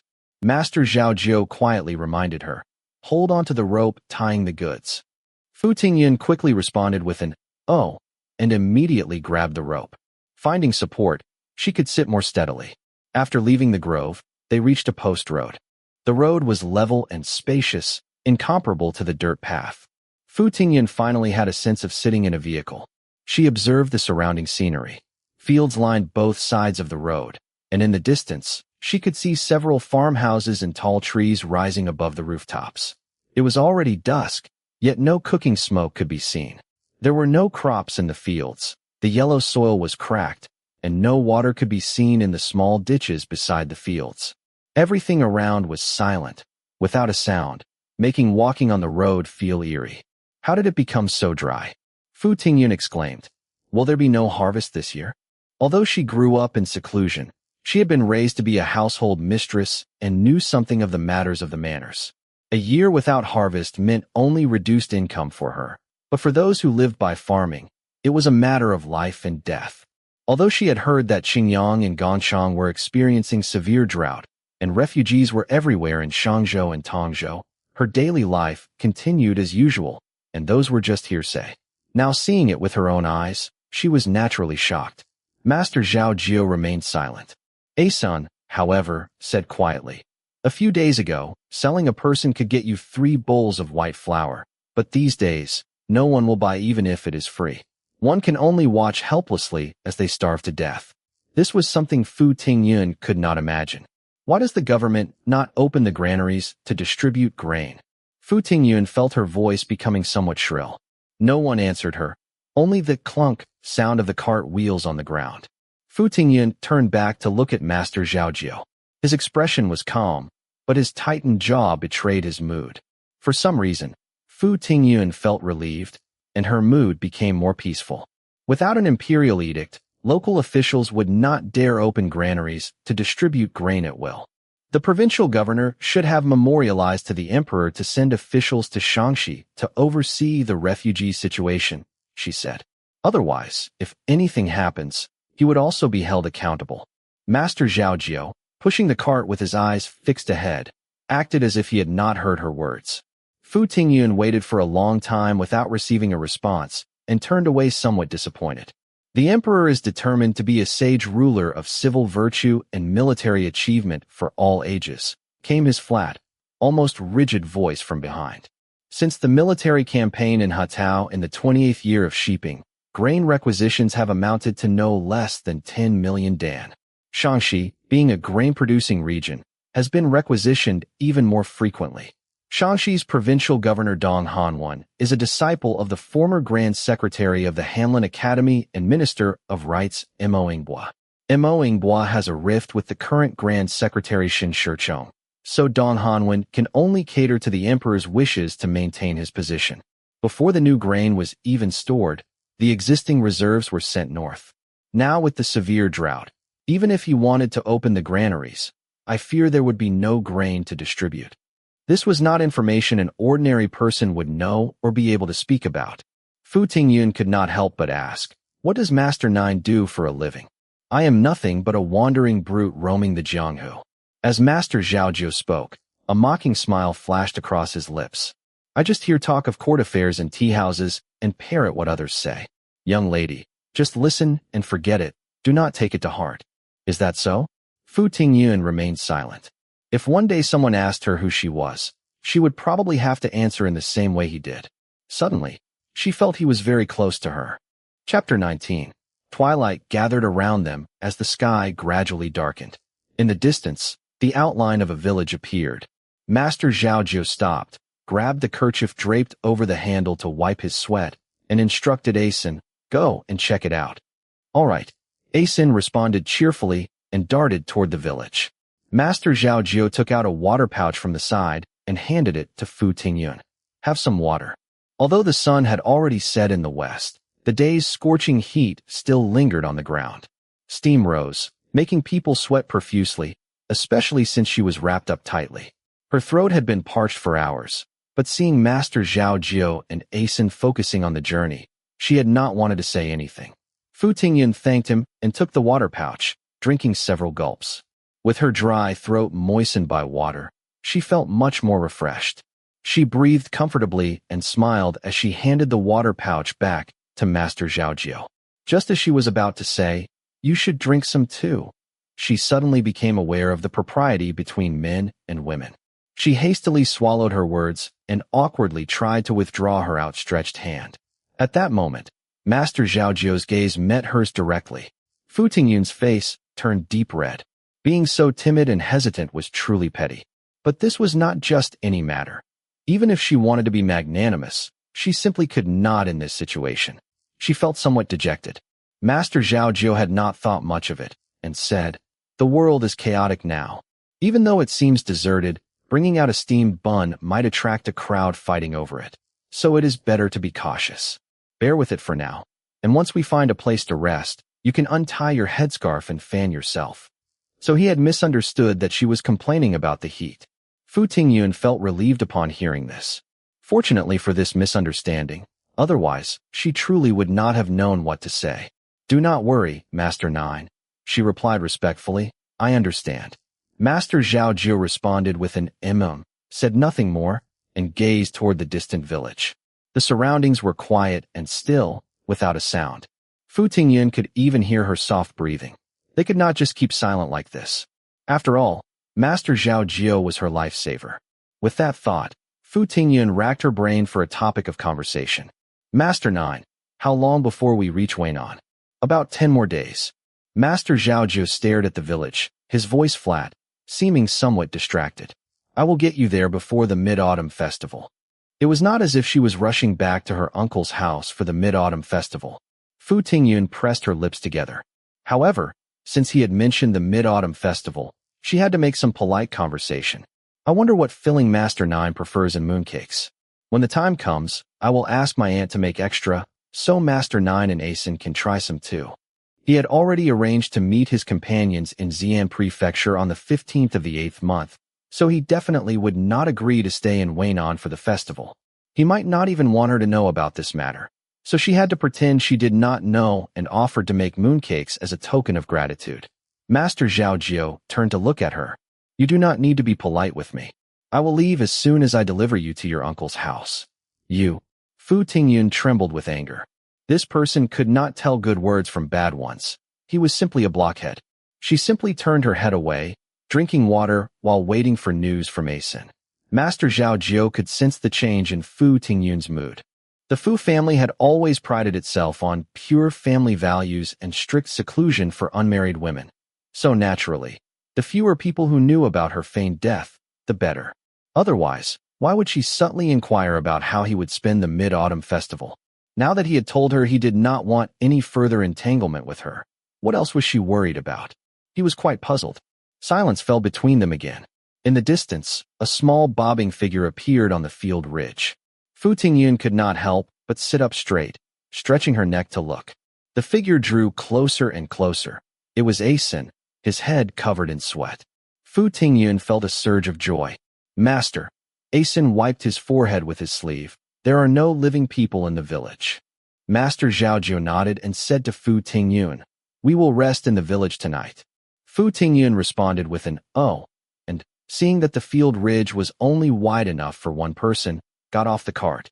Master Zhao Jiu did not stop her, but instructed Asen, "You lead the way." Asen happily responded, "Yes," with a spirited energy that made those who heard him feel cheerful too. Fu Tingyun could not help but smile as she followed Asen onto the field ridge. Master Zhao Jiu pushed the single-wheeled cart behind them. Asen frequently looked back, saying, "Miss, be careful, there is a ditch here," or "Miss, watch out, it is a bit narrow here," fearful that she might fall. The fields had dried up, leaving only a layer of yellow soil, and there was no water in the small ditches on either side. Fu Tingyun was not particularly worried and walked with Asen into the village, smiling in response to his warnings. The village had about 15 to 20 households, with houses arranged in a row. At the entrance were several thatched cottages, low and small, quite dilapidated. Some seemed uninhabited, with houses that had already collapsed. Because it was too late and dark, they could not see clearly what was inside, but a nauseating stench wafted out. Fu Tingyun covered her nose. From behind came Master Zhao Jiu's urging, "Hurry up." She had felt tired just sitting on the cart for these few hours, let alone the person pushing it. He must have been eager to rest for a while. Fu Tingyun hurried forward and entered the village. Asen pointed ahead. "Miss, we will rest there tonight. That is the most intact house in the village."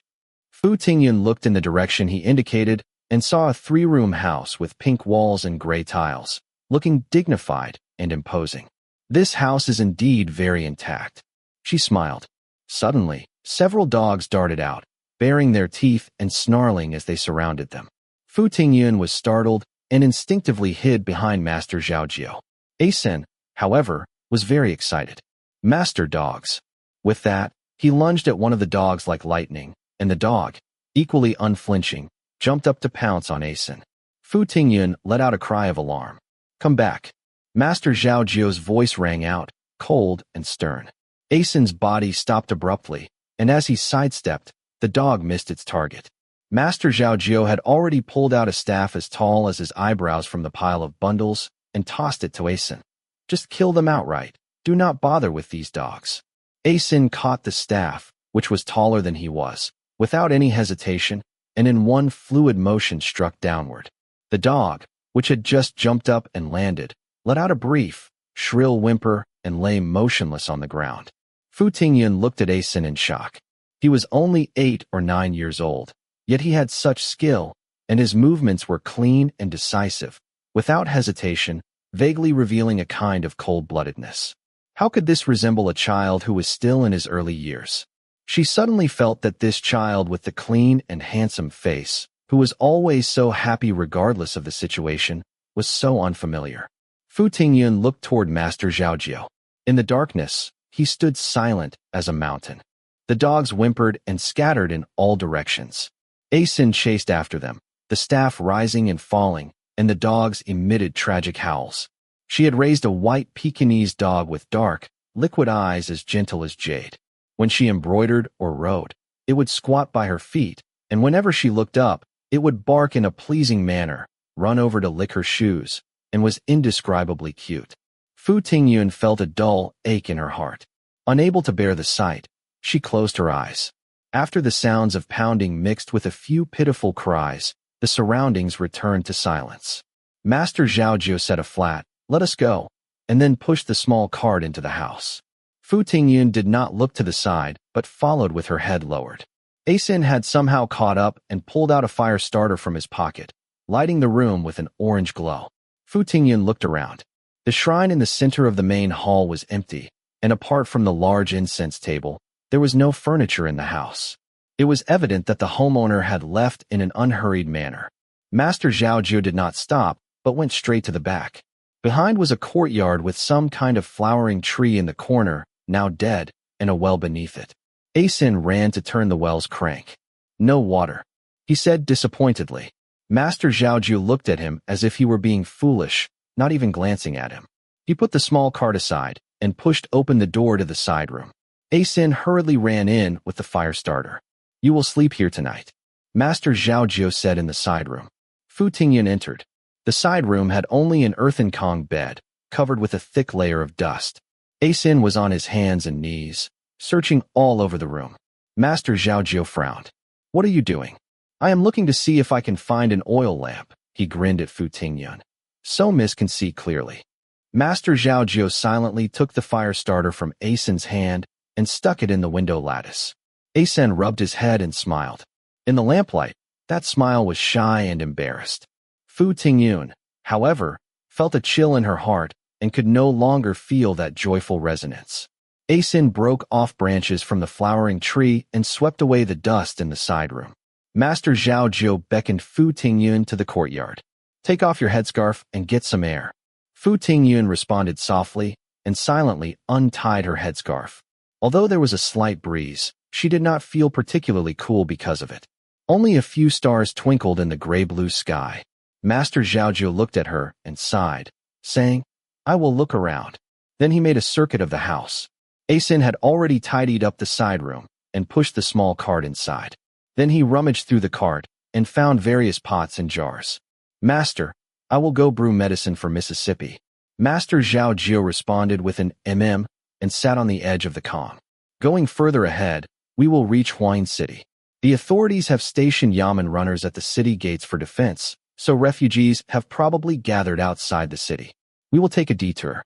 If we can find villages like this, we can still brew a bowl of medicine for you. If not, we will have to discontinue your medicine. As he spoke, he took out an egg from the small cart. Have this to fill your stomach first. Looking at the egg in his palm, Fu Tingyun's emotions were complex. He could take such thorough care of her, yet he could also mercilessly kill those dogs. And thinking of their first meeting, he could nearly strangle her to death, yet risk his life to save her, escort her to seek her relatives. What kind of person was he? She looked at him puzzled. He merely tugged at the corner of his mouth. Eat quickly. In a few days, you will not be able to have this even if you want to. I do not want to eat. Looking at his composed and nonchalant demeanor, Fu Tingyun felt an inexplicable anger rising inside her. She sat at the end of the Kong. I am not hungry yet. Master Zhao Jiu raised his eyebrows and placed the egg on the Kong. Fu Tingyun sat upright, not even glancing at the egg. The fire starter crackled with sparks as Asin carefully brought in the medicine. Miss, please drink it quickly. He also muttered, fortunately, those trees have withered, otherwise, we would not even have firewood. Seeing the egg on the Kong, his eyes brightened. Miss, why have you not eaten it? He swallowed. Chapter 20. Fu Tingyun took the medicine bowl. I am not hungry, you eat it. Oh. Asin widened his eyes, looking at Fu Tingyun. Go ahead and eat. Fu Tingyun drank her medicine. Asin glanced toward Master Zhao Jiu. Master Zhao Jiu cast a glance at Fu Tingyun, who sat stiffly at the end of the Kong, and nodded slightly. Really? Asin was elated. Master Zhao Jiu could not help but smile as he watched, and nodded again. Asin's large eyes curved like crescent moons with delight as he held the egg in his hand, examining it thoroughly before gently peeling the shell. How beautiful! He studied the smooth, tender white egg in the lamplight for a long time before taking a small bite. So delicious. He squinted his eyes, showing an expression of pure happiness. Fu Tingyun was shocked. It was only an egg, yet Asin acted as if he were eating some rare delicacy like dragon liver or phoenix marrow. She found it difficult to connect the Asin before her with the one who had mercilessly raised his staff to strike the dogs earlier. In the lamplight, Asin's features still showed childlike innocence. Fu Tingyun suddenly felt very angry. No matter what, Asin was only a child. What did he understand? He simply did as he was taught. If anyone was to blame, it was Master Zhao Jiu, the one who raised and taught him. With this thought, she was even less inclined to speak to Master Zhao Jiu. Once they reached Weinan, she would ask her uncle to give him some silver and send him away. However, it would be best if she could persuade Asin to stay with her, to prevent him from developing a heart of stone by following him.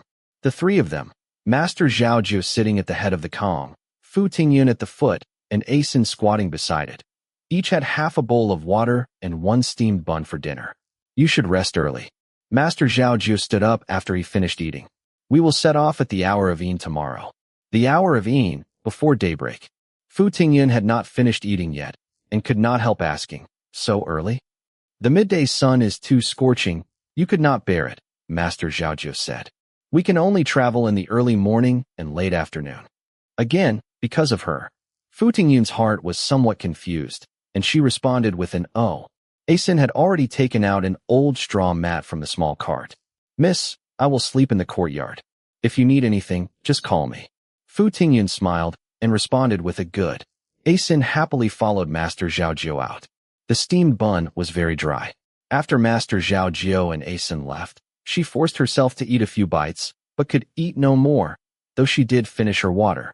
Fu Tingyun placed the bun in the empty bowl, lay down on the cool bamboo mat that Asin had prepared, blew out the fire starter that was stuck in the window lattice, and lay down fully clothed. The porcelain pillow had a slight coolness that made her rest her cheek against it. In the quiet night, sounds were amplified infinitely. Fu Tingyun could hear Asin spreading his straw mat and moving about. Where are you going? Master Zhao Jie asked him. Master. There was a hint of ingratiation in his voice. I am going to skin those dogs and make them into dried meat. Then I can make soup for Mississippi. Did not the doctor say Miss was deficient in both qi and blood? Brother Yuqing said dog meat is very nourishing. If Miss drinks the meat soup, she might recover quickly. Nonsense. Master Zhao Jie reprimanded Asin in a low voice. Then his voice gradually became inaudible. That fellow, what is he going to make Asin do now? Such a good child, and he is being taught poorly. Fu Tingyun felt angry and quietly got up to place her ear against the partially open window lattice. How could wild dogs suddenly appear? They have probably survived by feeding on the corpses of those who starved to death. Otherwise, they would not have pounced on us immediately upon seeing us. Be careful of corpse poison. Not only should you not eat them, you should not even touch them. Dogs eating people. The corpses of those who starved to death. She was staying here with these things. Just thinking about it made her feel sick. Her chest felt like a surging sea, and with a wah, she vomited everything she had just eaten. What is wrong? Master Zhao Jie knocked on the window lattice, his voice somewhat urgent. I will send Asin in. Fu Tingyun held onto the edge of the Kong, unable to speak. Asin peered in from the doorway. Mississippi. Seeing her clothes were neat, he pushed the door open and ran over. What happened to you? You were fine. How did you suddenly start vomiting? Hearing this, Master Zhao Jie quickly called to Asin. Feel Mrs. forehead and check if it is hot. Asin went to feel Fu Tingyun's forehead. Hot. How hot? Master Zhao Jie asked anxiously. Hotter than my hand. Asin said, but not as hot as my forehead. What kind of answer was that? Master Zhao Jie felt somewhat helpless and said, Miss Fu, then I am coming in. No need. Fu Tingyun had recovered her breath. I just felt a bit uncomfortable in my chest, having been unconscious for more than 10 days, and then rushing to travel as soon as she woke up, and now having just vomited, her voice was inevitably weak. Master Zhao Jie did not respond immediately, and after a good while, he said softly, At times like these, it is easiest to contract an epidemic. You had better be careful. By this time, Asun had helped Fu Tingyun onto the Kong, and upon hearing this, he immediately added, Yes, miss, several dead bodies are swarming with maggots in the thatched cottages at the village entrance. No wonder there was a stench when they entered the village. It was the smell of corpses. The thought that she had smelled the odor of corpses made Fu Tingyun's chest churn again, and she leaned over the edge of the Kong and began to vomit. Master Zhao Jie seemed to understand what was happening and did not ask if she had a fever again. He simply instructed Asun, Pour some water for Miss, clean up the room, and bring out another egg. Asun efficiently followed Master Zhao Jie's instructions, pouring water, cleaning the room, and bringing out another egg. Fu Tingyun drank the water and held the egg, somewhat dazed. Miss, please eat quickly. Asun urged her from the side. Master Nine had a hard time finding 5 eggs, which are very nourishing. He looked at her eagerly, even licking his lips, as if savoring the delicious taste of the egg he had just eaten. Fu Tingyun felt somewhat anxious looking at him, with her throat feeling as if something was blocking it, and her chest feeling heavy. All right, Master Zhao Jie said from outside. Let Miss Fu rest early. It is getting late. Eat quickly. Asun urged Fu Tingyun with a grin, then turned and ran out. She blew out the fire starter and lay in the darkness. The palm leaf fan was heavy. After waving it a few times, her wrist would ache. The sweat from the journey had not been washed off, sticking to her body, making her feel dirty and smelly. Fu Tingyun's thoughts jumped from Master Zhao Jio's sweaty brow as he traveled, to his indifferent expression when he handed her the water pouch, to his cold voice when he ordered Asen to kill the dogs, to the egg held in his large palm. Confused and disordered thoughts came one after another, like mixed flavors that she could not distinguish. She tossed and turned, unable to sleep soundly, yet the fragrance of the cool bamboo mat lingered at the tip of her nose. It seemed she had just closed her eyes when Asen's voice came. Miss Fu, are you awake? We are about to set off." Fu Tingyun responded vaguely. From the courtyard came Master Zhao Jio's voice. "Just Miss? Why call her Miss Fu? Do not call her that in the future." I know. Asen's response carried a hint of cunning. "Brother Yuqing said not to tell anyone about Mrs. Affairs. I remember." Fu Tingyun was stunned for a while, then slowly packed her bundle and left the side room. Before dawn, the fire starter cast a rosy glow on the faces of Master Zhao Jio and Asen. "Mississippi." Asen happily came forward to greet her, then went into the room to pack things. Master Zhao Jio merely nodded slightly at her. Again, each had half a bowl of water and a steamed bun. After eating, the three set off while it was still dark. When passing the village entrance, Fu Tingyun covered her nose and moved to Master Zhao Jio's right side. Master Zhao Jio glanced at her but said nothing, though he quickened his pace. Having not slept well at night and rising early to travel, Fu Tingyun was dispirited, but Asen was very energetic. Holding a twig he had picked up from somewhere, he hopped and skipped ahead, sometimes poking at small stones on the ground, sometimes prodding withered trees by the roadside, full of vitality. Fu Tingyun watched him with a heavy heart. When they stopped to rest midway, and Master Zhao Jio had gone off somewhere, she chatted with Asen. "How old were you when Master Nine found you?" "Do not know." Asen replied carelessly. "Master said I looked about 4 or 5 years old, so he counted me as 5, and made the day he found me my birthday." There was not a trace of sadness in his voice. Fu Tingyun felt even more emotional. "Do you remember your family?" "I do not remember." Asen handed her the water pouch. "Master said everyone in the village died, and only I still had breath. Brother Yuqing said I have great fortune and will surely have blessings in the future." As he spoke, he smiled at Fu Tingyun, looking quite proud. Fu Tingyun was shocked. "The entire village died." He nodded. "Master found me in Liangzhou, where Tatars often appear. Brother Yuqing said the village was probably massacred by Tatars."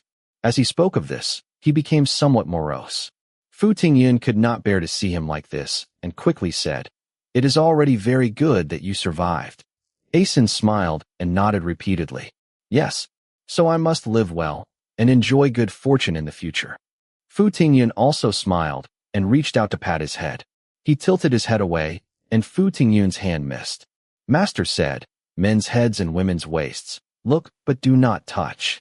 Fu Tingyun laughed loudly, her voice like silver bells scattering in the air. "Miss, your voice sounds so nice." Asen was genuinely praised. Fu Tingyun had never heard such straightforward compliments before. She blushed slightly and softly said, "Thank you." Master Zhao Jio returned, and from a distance, he heard the laughter. His gaze moved back and forth between the two of them. Asen quickly ran over to him. "Master, which way are we going?" His face was full of eagerness to please, like a puppy wagging its tail at its owner. Fu Tingyun found it amusing and turned her face away. Master Zhao Jio did not quite understand. He had only been away for a moment, yet Fu Tingyun, who had been dispirited, was now laughing and chatting intimately with Asen. Moreover, they stopped talking when they saw him, as if he were some outsider. A hint of confusion flashed in his eyes. "We will head southwest," Master Zhao Jio said flatly, bypassing Huayin. "Are we already reaching Huayin?" Fu Tingyun's smile gradually faded. She stood on tiptoe to look in the direction from which Master Zhao Jio had come. There was only an endless expanse of yellow earth and scattered withered trees standing in the fields. An inexplicable desolation welled up from the depths of her heart. "Are we going to Huayin? From now on, forget the young girl who chased butterflies in spring. Forget her mother's warm embrace, her grandmother's silver-white hair, the joyful smiles of her sisters, the peonies by the cool pavilion, the ginkgo tree behind the house, the yucca flowers blooming in the courtyard. Who would she be? Who would she become? In the vast sea of humanity, Hua would henceforth be a memory that could only be gazed upon from afar. Was this choice right or wrong? Chapter 21. The sun rose higher and higher, hanging brilliantly overhead. The air was scorching hot as if it could burn one's skin, and everywhere one looked, dazzling white light flickered. Fu Tingyun's face was flushed red from the sun, with large beads of sweat dripping from her forehead and temples, blurring her vision.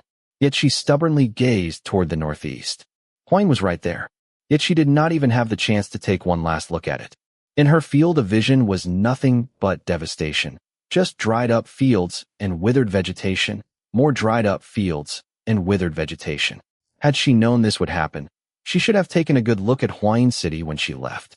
Now that she was dead, the maids who served in her chambers should have recovered from their illness, right? Who had smuggled her belongings out? And what about Louis and Hanyan? After everything that had happened, her mother would probably keep them by her side until the situation calmed down before making other arrangements. So others, Louis and Hanyan, had risen to prominence, becoming maids who pleased her mother. But they knew the truth. They must be living in constant anxiety. Then there was Mama Chun. A person had gone missing, and she wondered how Mama Chun had explained it to her aunt. Her uncle knew she had been rescued by a man. He would probably privately contemplate Zhi Zhi's words. How did the Fu family view her disappearance? And what about Zhi Zhi? Did he flee from punishment, as the rumors suggested? Or had the Fu family secretly dealt with him? Thinking of this, Fu Tingyun gently shook her head. Zhi Zhi was a tribute graduate. Even if the Fu family were bold enough, they would hesitate to harm a tribute graduate. Besides, Zhi Zhi's elder sister was the wife of the eldest branch, and the Zhi family only had him left as their sole heir. The more she thought, the more anxious she became. She wished she could see her mother right away and get clear answers. There was also a faint worry in her heart. Would her mother tell the family elders about her going to her uncle's place? Surely not. The family elders wanted to deal with her, and her mother knew that. But why had her mother not found a way to send her a message back then? Besides being her mother, she was also a daughter-in-law of the Fu family. Perhaps her mother thought that now that time had passed, it would not hurt to inform the family elders. Fu Tingyun was caught between hope and fear, momentarily bewildered and at a loss. Master Zhao Ji looked at Fu Tingyun, her head drooping like a wilted flower, and felt some concern. Throughout their journey, they had been surrounded by dust with not even a leaf for shade. They needed to find a place to escape the midday sun, or else she would become faint even if she did not get heat stroke. With water scarce, that would cause serious trouble. Master Zhao Ji walked and looked around until he finally spotted a collapsed straw shed. By the looks of it, it was probably a temporary shelter built by a field watchman. He could not help but smile bitterly. Something was better than nothing. Master Zhao Ji consoled himself as he and Asin worked together to prop up one corner of the straw shed. He had Asin help Fu Tingyun inside to rest. The ground was scorching hot like a furnace. The straw overhead barely blocked the sunlight, and Fu Tingyun did not feel any coolness at all. Seeing Master Zhao Ji and Asin standing in the sunlight, drenched in sweat, she felt very grateful. Master Ji, Asin, it is cooler in the shed. Come in and escape the heat, she said, moving to a corner of the straw shed. They had already done their best to protect her. It would be unreasonable for her to stand on ceremony now. No need. Master Zhao Ji took out a water pouch and a steamed bun from the small cart and handed them to Fu Tingyun. Eat something and rest for a while. We will continue our journey at dusk. Then he instructed Asin, stay here and watch over Miss Fu. Since there is a straw shed here, there should be a village nearby. I will go take a look. Asin responded with a loud yes, and Master Zhao Ji left without looking back. It had been since dawn that she had eaten half a steamed bun and drunk half a bowl of water. Though the weather was hot, Fu Tingyun was both thirsty and hungry. She took a few bites of the bun with some water. Because it had been stored for too long and lacked moisture, the bun crumbs fell like hard, dry flour. Fu Tingyun looked up and saw Asin crouching beside the small cart, staring at the barren fields and drawing circles with a twig out of boredom. Asin, are you not hot? Why do you not drink some water? Asin rubbed his head and chuckled foolishly. Fu Tingyun held up the water pouch. Find your bowl, and I will pour some for you. Asin did not move. Miss, This water is prepared by Master Zhao for you. I only get to drink at dusk." Fu Tingyun was stunned. She certainly knew water was scarce, but seeing Master Zhao give her only a little each time, she thought they were already being frugal. She had not realized. She looked at the water and bun in her hands and said softly, "Do you also have to wait until dusk to eat the bun?" Asen grinned. Fu Tingyun broke off half of the bun for him. "I cannot eat this much by myself. Here, take half." Asen would not accept it. "Master said we eat buns at dusk." Fu Tingyun glanced at the blinding sun and said, "Master Zhao does not have a clock or water clock with him. How does he know exactly when it is dusk? A little earlier or later does not matter." As if she had said something terrible, Asen looked displeased. "Master just knows. When Master says it is a certain hour, it is that hour. He has never been wrong." Asen had been raised by Master Zhao and felt a filial and brotherly affection for him. Naturally, he could not tolerate any doubt about Master Zhao. Fu Tingyun understood this, so although she thought Asen's worship of Master Zhao was somewhat blind, she did not want to say anything that would diminish Master Zhao's status in Asen's heart. "I was just trying to coax you into eating something." She smiled at Asen. Who knew Asen would see through me so quickly? When Fu Tingyun smiled, her eyes sparkled brilliantly, and her somewhat listless face brightened, making her a pleasant sight. Asen smiled somewhat embarrassedly. Fu Tingyun handed over the water pouch again. "This was originally given to me by Master Zhao. I cannot use this much. If you eat and drink, it is as if I ate and drank. We will not use any extra, so it does not break Master Zhao's rules." Asen's eyes lit up when he heard this. His gaze moved from the water pouch in her hand to the bun, then back to the water pouch. After a good while, he gritted his teeth. Fu Tingyun thought he could not resist the temptation of food and had agreed to her arrangement and was feeling pleased. But to her surprise, he blurted out, "Master said we eat at dusk." It took Fu Tingyun a moment to recover, and she could not help but feel a sense of admiration for the child. How old was he? Yet he already knew self-restraint. If he were properly educated, he might become a man of his word. She felt even more fond of him. Fu Tingyun put the bun and water pouch back in the small cart. Asen looked confused. Fu Tingyun smiled and said, "I sit in the cart every day, and Master Zhao has to push me. Why do we not save the food for Master Zhao? What do you think?" Yes. Asen was very happy to hear this, and his gaze toward Fu Tingyun became more affectionate. But then he worried. "But Master said you are weak and need to recover well." "A few days will not make a difference," Fu Tingyun smiled. "Did you not say we will reach Weinan in just over 10 days? Asen nodded. Fu Tingyun beckoned him to sit beside her. "It is so hot outside. You had better sit in here. If you get heat stroke, would not Master Zhao have to take care of one more person?" Asen heard this, dropped the twig, and sat down beside her. Invoking Master Zhao's name was infallible with Asen. Fu Tingyun secretly found this amusing and silently sighed that Asen was pure-hearted by nature. Her determination to keep Asen by her side grew stronger. She chatted with Asen. "When I reach Weinan, I will stay at my uncle's house.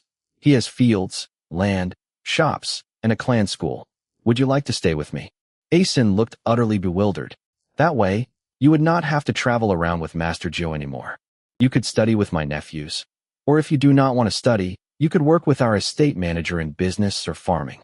Later, you could become a manager or buy some land to farm." Fu Tingyun hurriedly added, "If Master Zhao misses you, he can come to Weinan to see you. And when Master Zhao gets older, you could support him, could you not?" Asen heard this and hesitated, then asked, "Then, could Master Zhao and I come to see you?" Still thinking about Master Zhao. However, if Asen were to forget Master Zhao because of this, he would not be the Asen she liked and cherished. She thought her uncle would not refuse to reward Master Zhao. Even if her uncle were unwilling, her 2,000 taels and bank notes would come in handy. But looking at Master Zhao, a man with excellent skills who chose to wander around with his brothers, she doubted he was someone willing to settle down. As long as Master Zhao is willing, why not? Fu Tingyun smiled. "I will have someone make pancakes for you to eat." Great. Asen was excited. "Master says farming does not make money. At most, it fills your stomach. You have to do business to make money. Brother Yuching once taught me how to use an abacus and how to keep accounts." I want to be a manager then, a manager for Master Jiu. Every third sentence was about Master Zhao Jiu. Fu Tingyun smiled and flicked Asen's forehead. Master Zhao Jiu returned. Asen bounced over to him. Master, Miss Fu says we can stay with her in Weinan. After we see Brother Yuqing and Brother Yuanbao, can we stay in Weinan? Master Zhao Jiu was surprised and gave Fu Tingyun a deep look. Fu Tingyun hurriedly said, although they say reading 10,000 books is not as good as traveling 10,000 miles, Asen is still young. Master Jiu, why not leave him in my care? I will look after him well. If one day you wish to settle down, you can come back and take Asen away. Master Zhao Jiu remained silent. His gaze fixed on her was as deep as a well, the calm surface seemingly rippling. Fu Tingyun widened her eyes, trying to understand. Beside them, Asen anxiously circled Master Zhao Jiu. Is that not allowed? Master Zhao Jiu glanced down at him. We will talk about it later. When he looked up again, his eyes had regained their previous calm indifference. Fu Tingyun felt a little disappointed. He still did not want to settle down. Was wandering around outside that great? She could not understand. There is a village not far from here. The villagers have all fled the famine. Master Zhao Jiu had already hung the cart straps on himself. Let us go there and rest. Fu Tingyun wanted to ask if there were unburied corpses or wild dogs in the village, but looking at his striding figure, she swallowed her words. Master Zhao Jiu, as if seeing through her thoughts, suddenly turned back. Do not worry, the village is clean. Chapter 22. The village was indeed very clean. They found a spacious house to rest in. The midday summer heat made everyone drowsy. They latched the door, with Fu Tingyun resting in the back chamber, while Master Zhao Jiu and Asen stayed in the main hall. Everyone took an afternoon nap. When the sun began to weaken, they each drank some water, ate half a steamed bun, and resumed their journey. At night, when they did not encounter any villages, they camped in the open fields by the roadside. With the small cart between them, Master Zhao Jiu and Asen slept on the left, while Fu Tingyun slept on the right. After traveling this way for 2 or 3 days, Master Zhao Jiu finally noticed that Fu Tingyun only took 2 sips of water at noon and did not touch her steamed bun at all. Fu Tingyun quickly explained, the weather is too hot. I really cannot eat. Even if you cannot eat, you must eat. Master Zhao Jiu stuffed the bun into her hand. Being on the road is not like being at home. When it is time to make do, you must make do. He made it sound as if she were spoiled and did not understand hardship. Fu Tingyun did not want to argue with him, but she just held the bun without eating it. Master Zhao Jiu frowned deeply. Asen looked confused, glancing at the silent Fu Tingyun, then at Master Zhao Jiu's displeased expression. After hesitating for a while, he finally said, Miss Fu said that since she does not have to walk, the buns should be saved for Master.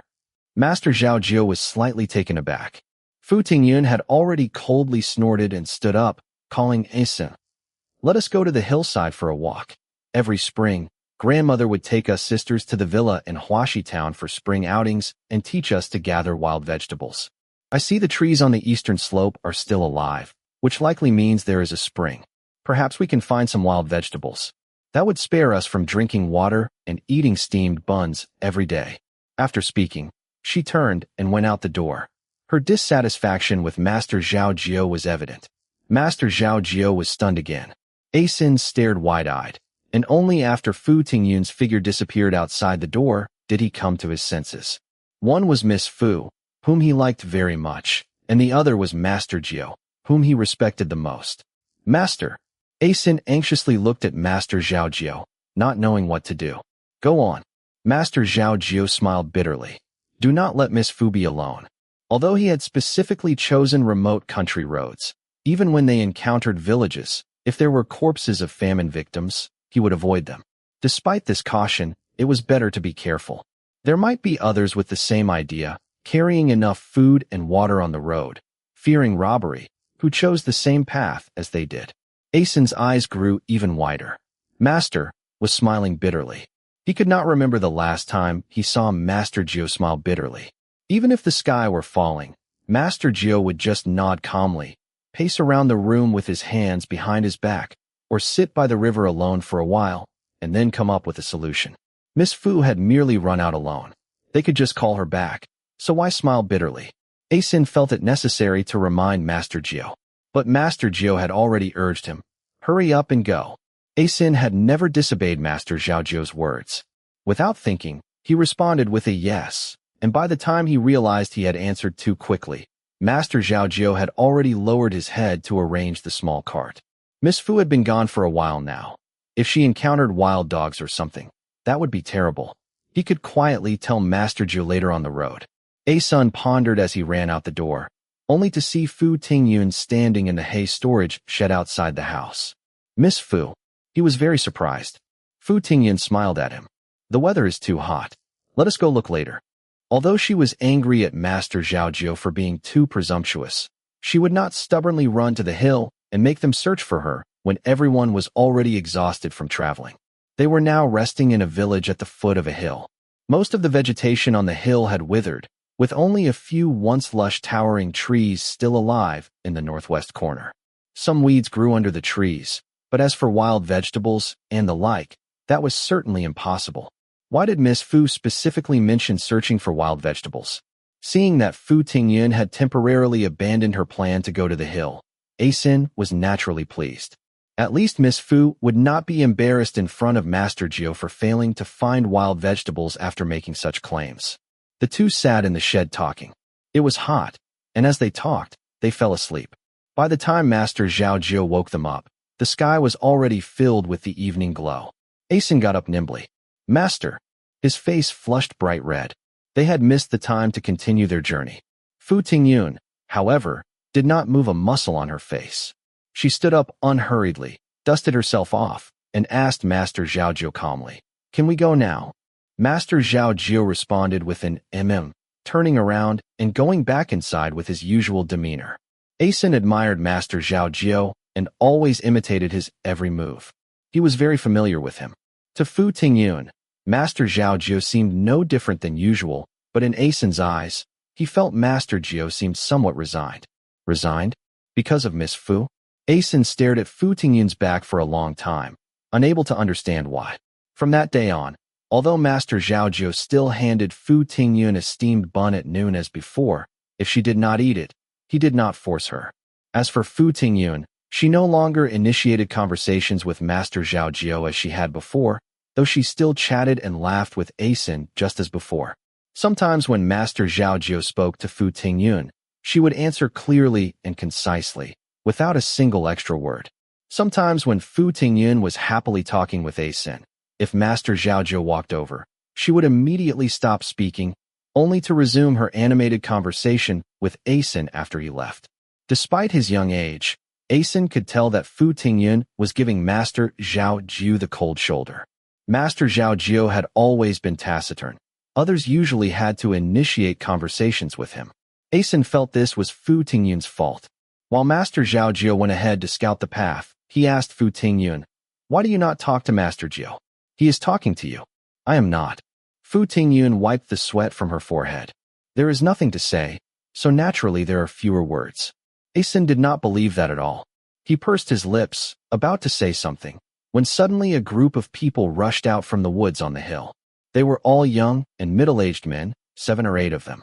Each was as thin as a skeleton, with gaunt, sallow faces and sunken eye sockets that held ferocious gazes.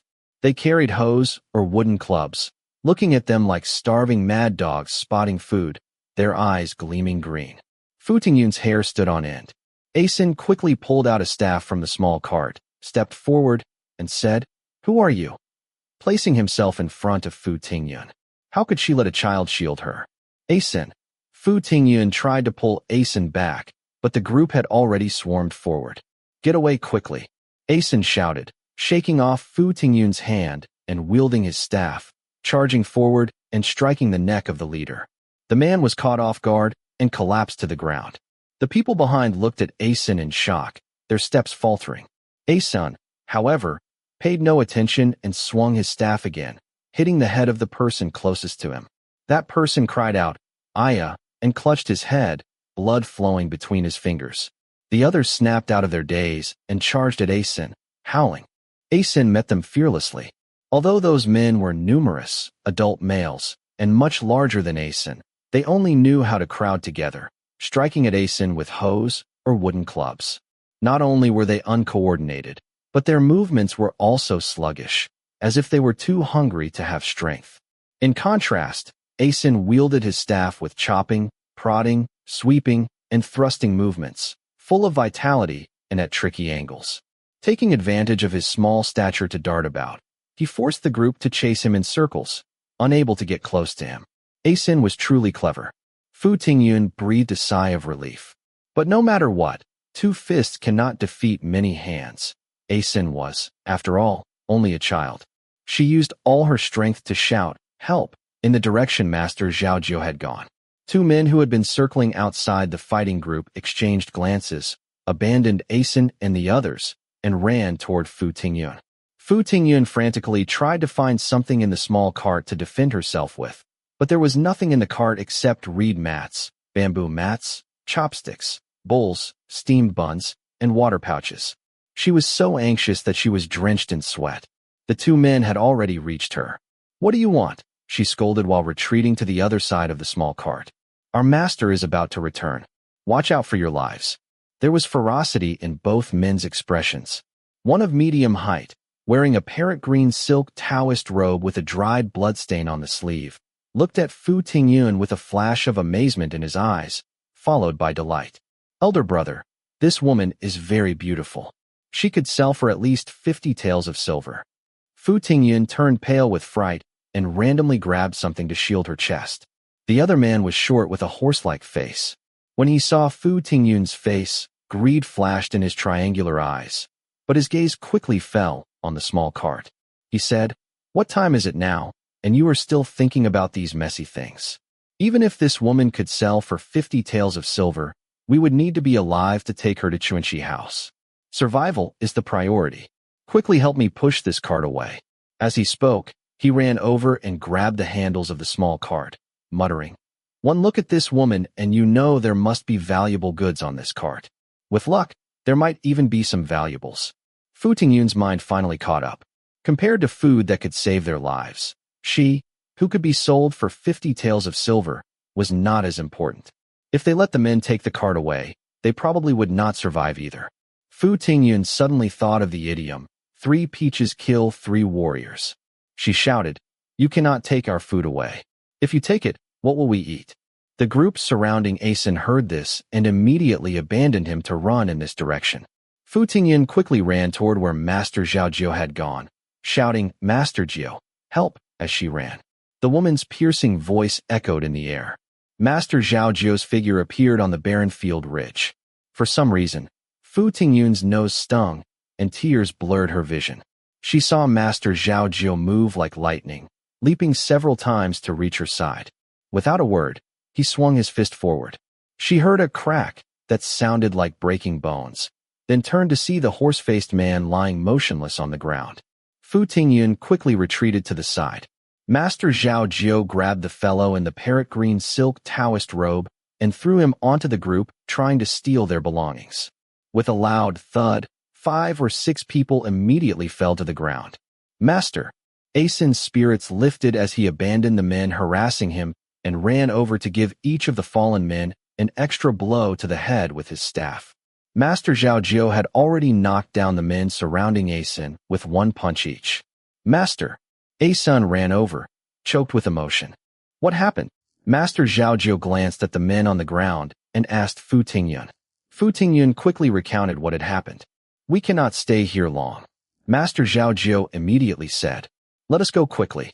Both Fu Tingyun and Asin became nervous after hearing this. They hurriedly packed up the items that had been scattered by the group of men, placed them on the small cart, and followed Master Zhao Jiu with quick steps. Chapter 23. After this incident, Master Zhao Jiu no longer dared to leave Asin alone with Fu Tingyun. As a result, he could not scout ahead by himself, and it was not convenient to take Fu Tingyun and Asin along. So he had to change their route and travel along the post roads as much as possible. If previously Fu Tingyun had felt what it meant for 1,000 miles to be desolate, now she witnessed firsthand what it meant for corpses to litter the landscape. "Do not look." Master Zhao Jiu stood in front of her. "Did you not bring a handkerchief? Tie it over your face. The stench of corpses is everywhere. Be careful of the plague." Fu Tingyun responded with a soft mm and took out a handkerchief from her sleeve, tying it over her face. The weather was scorching hot. From frequently wiping away sweat and having nowhere to wash it, the handkerchief was full of sweat odor, but compared to possibly contracting the plague, these concerns became insignificant.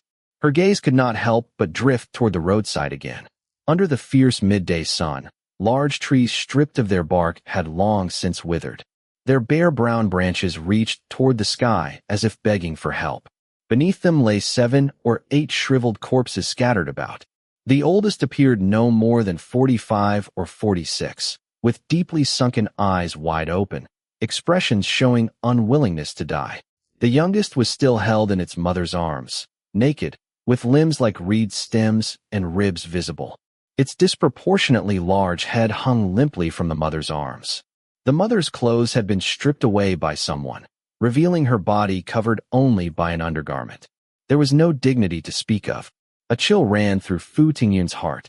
She buried her head in the small cart, found a straw mat, and handed it to Asen without caring whose it was. "Help cover that poor woman." Asen took it, but did not move. "Miss Fu, if we cover her now, someone will come and take it away as soon as we leave." "Just go when I tell you to." Master Zhao Jie spoke up. "Why so many words?" Asen immediately ran over. Master Zhao Jie sighed and said, "Let us go." Fu Tingyun nodded numbly, sat on the small cart, and no longer dared to look up. That night, she could not sleep. When she closed her eyes, the image of that woman appeared in her mind. In just 2 or 3 days, Fu Tingyun had grown noticeably thinner. Master Zhao Jie glanced at her and said, "We will reach Weinan in at most 3 days." Fu Tingyun's heart lifted at these words. Thinking of her uncle's spacious house that was cool in summer and warm in winter, bathwater sprinkled with rose essence, and clothes scented with lily fragrance, her spirits improved considerably. After walking for another 3 days, Fu Tingyun still had not seen even a shadow of Weinan County's walls. She suddenly realized, so it was just wishful thinking. Master Zhao Jie smiled. The smile softened his features, adding a touch of warmth. "So how many days will it take to reach Weinan?" Fu Tingyun felt bolder now, her tone carrying a hint of innocent directness. 3 more days. Master Zhao Jie said. "Tomorrow and tomorrow and tomorrow. How many tomorrows are there?" Fu Tingyun joked, pretending to sigh in resignation, finding humor in their hardship. Master Zhao Jie laughed heartily, his bright eyes like morning stars on the horizon, flashing with dazzling light that made his eyebrows and eyes fly upward. Fu Tingyun was stunned. Usually, Master Zhao Jie always wore a stern face, looking gloomy. She never expected he would look so handsome when he laughed. "This time we really will arrive in 3 days." Master Zhao Jie said, the remnants of laughter in his eyes like the sparkling surface of a lake at sunset, still somewhat dazzling, causing Fu Tingyun's tense nerves to suddenly relax. However, the further they went, the more refugees they encountered. Men who could still push carts, children who could still walk, women and children who could still sit upright, all looking well-fed and watered.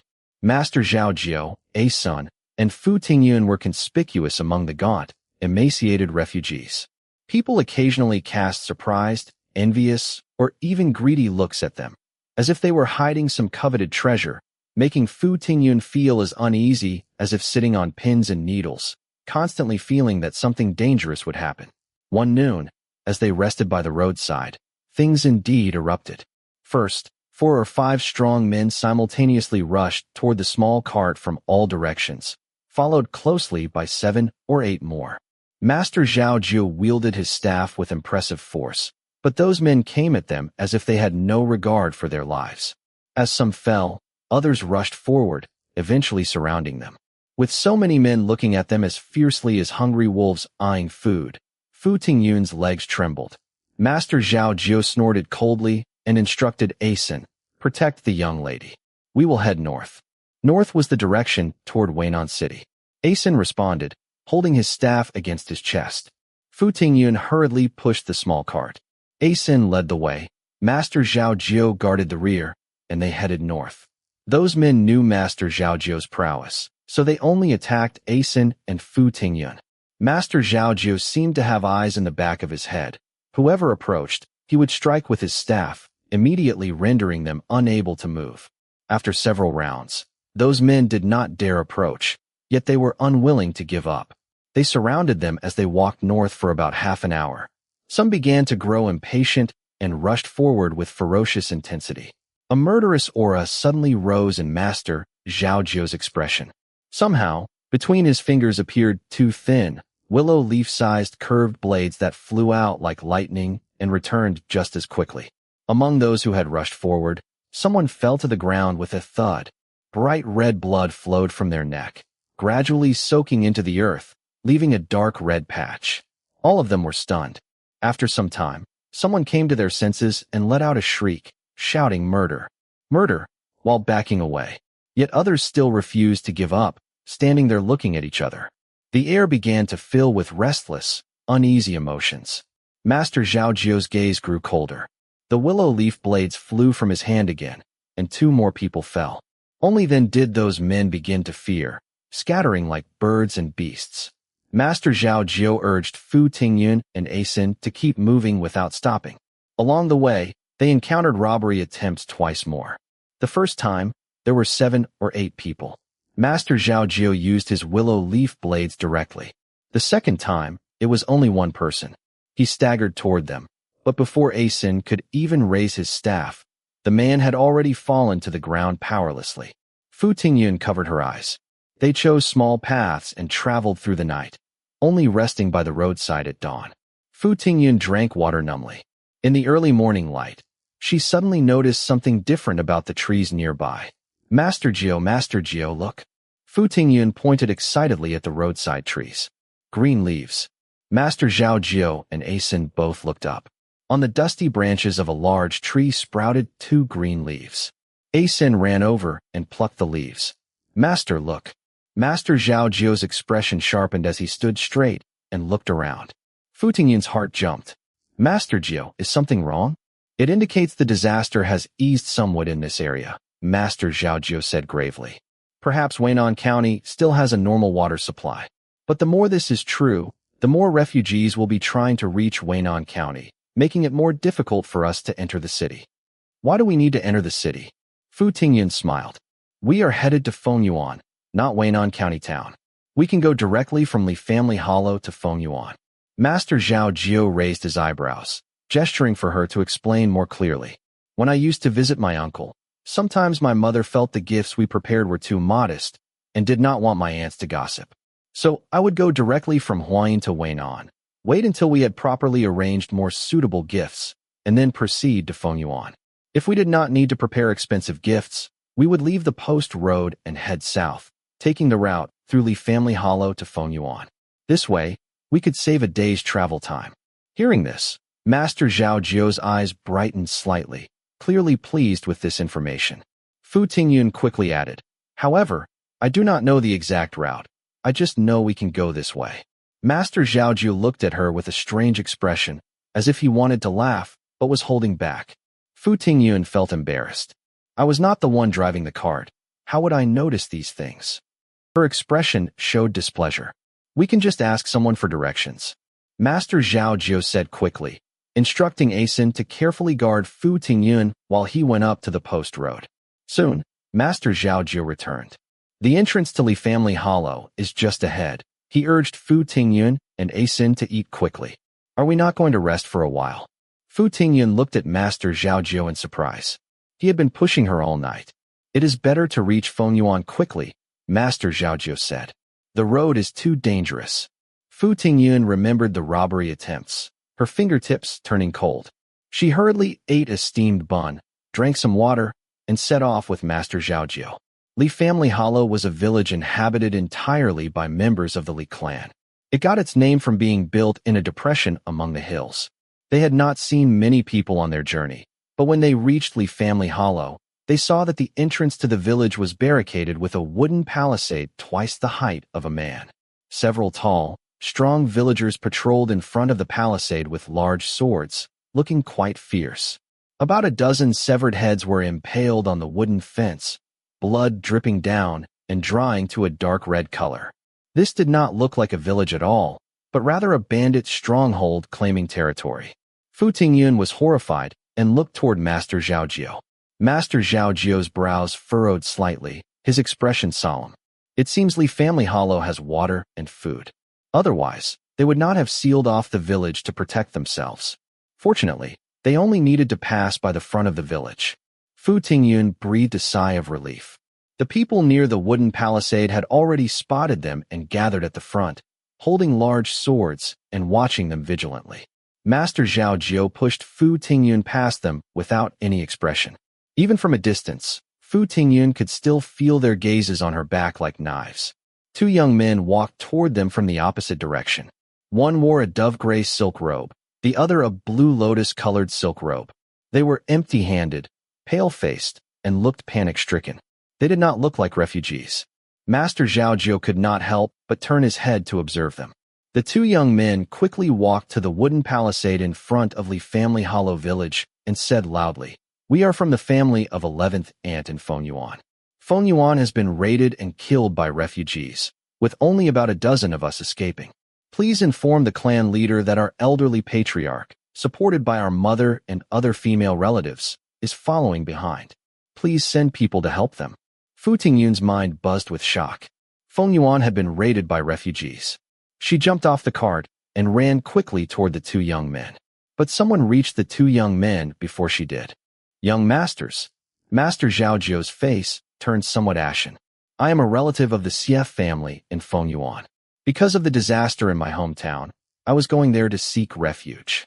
Before he could finish speaking, the young man in the dove-gray silk robe exclaimed, "You are a relative of Scholar Xie's family. The entire Xie family has been slaughtered by the refugees." Chapter 24.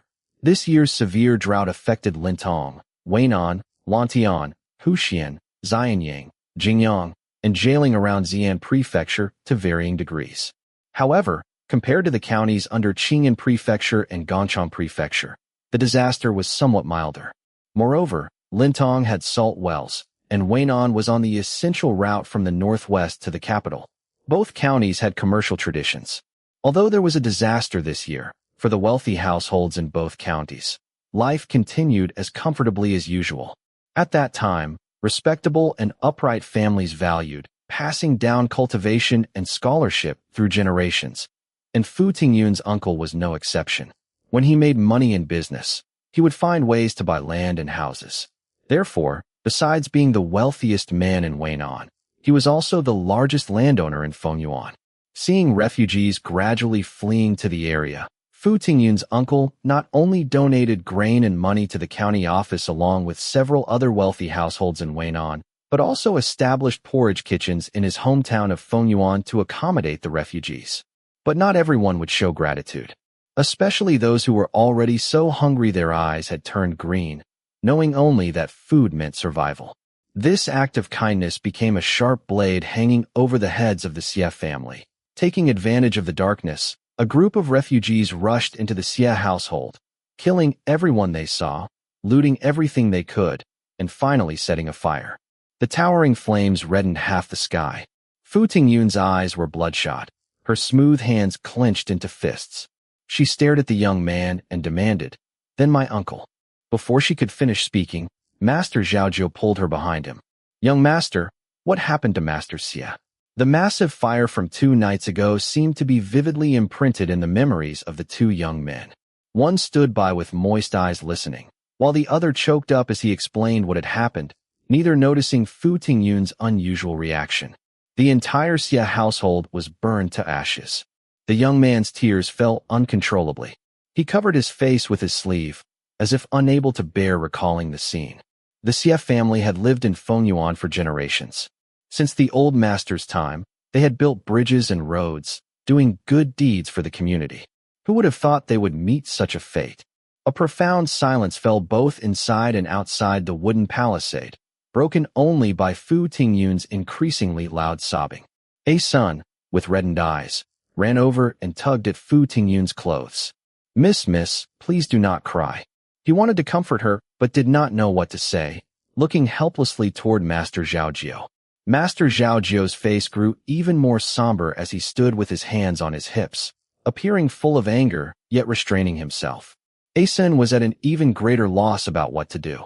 There was a commotion inside the wooden palisade as 7 or 8 young men escorted a medium-built man in his 30s wearing a plain sapphire blue silk robe, walking toward them. "What is happening here?" he called out loudly, his voice strong and his tone severe, carrying an air of authority. The men patrolling in front of the wooden palisade all bowed respectfully, addressing him as the 7th Master, and making way for him. The 2 young men were already shouting 7th Uncle across the wooden palisade. The man honored as 7th Master walked to the wooden palisade and, upon taking a closer look, immediately showed delight. "Abayo, ACI, how is it you?" Then, seemingly remembering something, his expression darkened. "Where is 11th sister? Who else from the family escaped?" His gaze fell on the weeping Fu Tingyun, and he signaled for the patrollers to open the wooden palisade. The 2 young men bowed to the 7th Master across the wooden palisade. One of them explained their family situation. "These refugees are cruel and vicious. Even the Xie family suffered such an undeserved calamity. Grandmother feared the refugees would storm into our home, so she led us overnight to seek refuge with Uncle." As he spoke, 2 strong men had already worked together to push open the wooden palisade.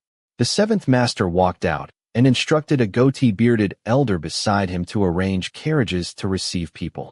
Then he patted the shoulders of the 2 young men and said with satisfaction, "It has been several years, and Abayo and ACI have grown up, knowing how to share the family's burdens." The 2 young men bowed bashfully. The one in dove gray said, "I will go with Manager Cheng Tu to help show the way." 7th Master nodded with a smile, his satisfaction even more evident in his eyes.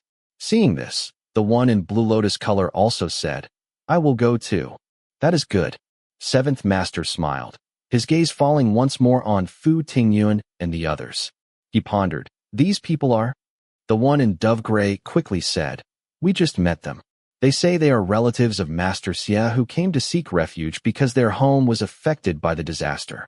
7th Master calmly surveyed the 3 of them and said in a steady voice, "Master Xie and I were neighbors and had some business dealings." "Where are you from?" The Fu family of Huayin had some reputation in this area and throughout Shanxi. Regardless of whether 7th Master's words were true or false, they certainly could not say they were from Huayin. Otherwise, the 7th Master would discover the truth with just a simple inquiry. But how would Master Zhao Jiu know which relatives the Xie family had? He glanced at Fu Tingyun. Her uncle was dead, burned to death by those refugees who had received his kindness, without even leaving behind an intact body. And her aunt, who would happily embrace her each time she visited Fengyuan, continuously instructing the kitchen to prepare this and that, as if she had not eaten anything on her journey. Her eldest sister-in-law was gentle and virtuous, raising her 2 sons well. They began learning at age 3, and by 5, they could recite the children's learning fluently. Whenever her uncle mentioned this, his face would fill with pride, saying the Xie family was counting on these 2 grandsons to pass the examinations and bring glory to the Xie family. Her second sister-in-law was lively and cheerful, getting along best with her. Whether she had made malt candy after harvesting wheat or dried peaches after the peaches ripened, she never forgot to send some for her to taste. Unfortunately, after 3 years of marriage into the Xie family, she still had no children. Her aunt had specially gone to Mount Hua to pray to Buddha for this, and just recently, there had been good news. All gone now. With one fire, everything was gone. Just for food, just to survive, they would harm others' lives.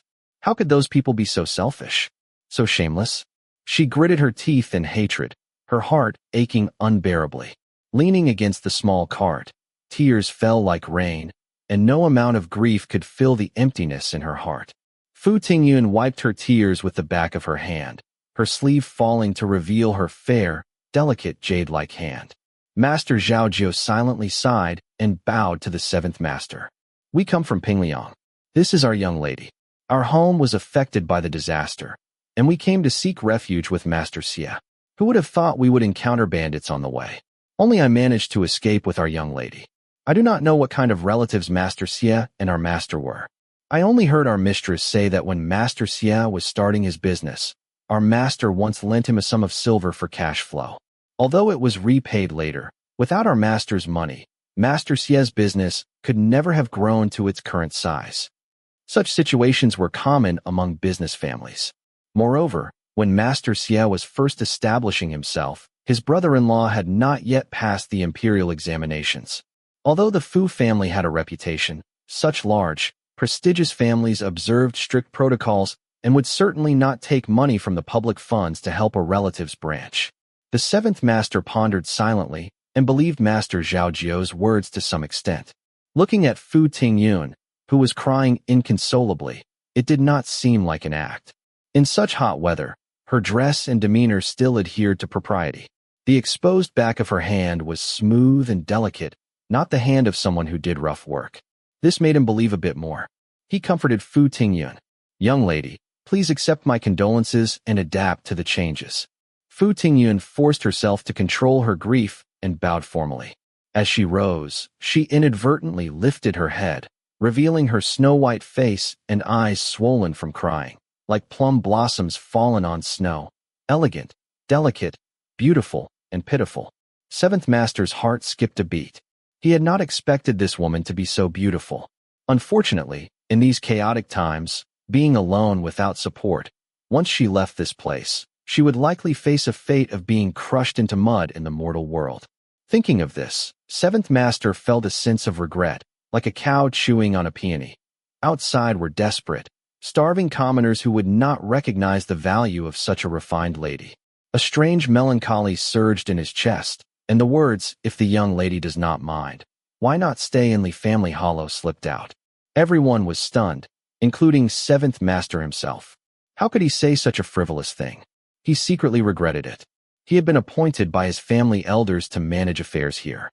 In normal times, taking in a few people would not matter at all. But now the drought was severe. With no harvest this year and uncertain prospects for next year, each household in Li Family Hollow had contributed all their stored grain for him to distribute according to household size. 11th sister was a daughter of their own family. Taking some from the public granary to aid her might cause some dissatisfaction, but with blood relations there, it could be justified. These three people, however, had no connection to Li Family Hollow. How would he explain to the clan members then? But now that he had spoken, if he could not follow through, what would that make him? Or perhaps, he could use his own family's grain to help them? His gaze swept over Master Zhao Jio and Asen. These two would be easier to handle. One, though lean, had a large frame. Once well fed, he would surely be a strong laborer. The other, though young, had alert eyes and seemed quite sharp, good material for a personal servant. Moreover, these two men had managed to escort their young lady safely from Pingliang, hundreds of miles away, even after their master's death. This showed they had some skills and were loyal and righteous. Such men, if helped through their current difficulties, would surely become capable servants in the future. But the woman was problematic. If her appearance were more ordinary, it would be easier. With such beauty, even if his intentions were pure and he only wanted to help out of compassion, he could not prevent malicious gossip. Unfortunately, all the eligible nephews were already married. Otherwise, finding her a family to marry into would have been a way to help her. Seventh Master's head throbbed with pain. Fu Tingyun, meanwhile, looked at Master Zhao Jio in bewilderment. Stay in Li Family Hollow.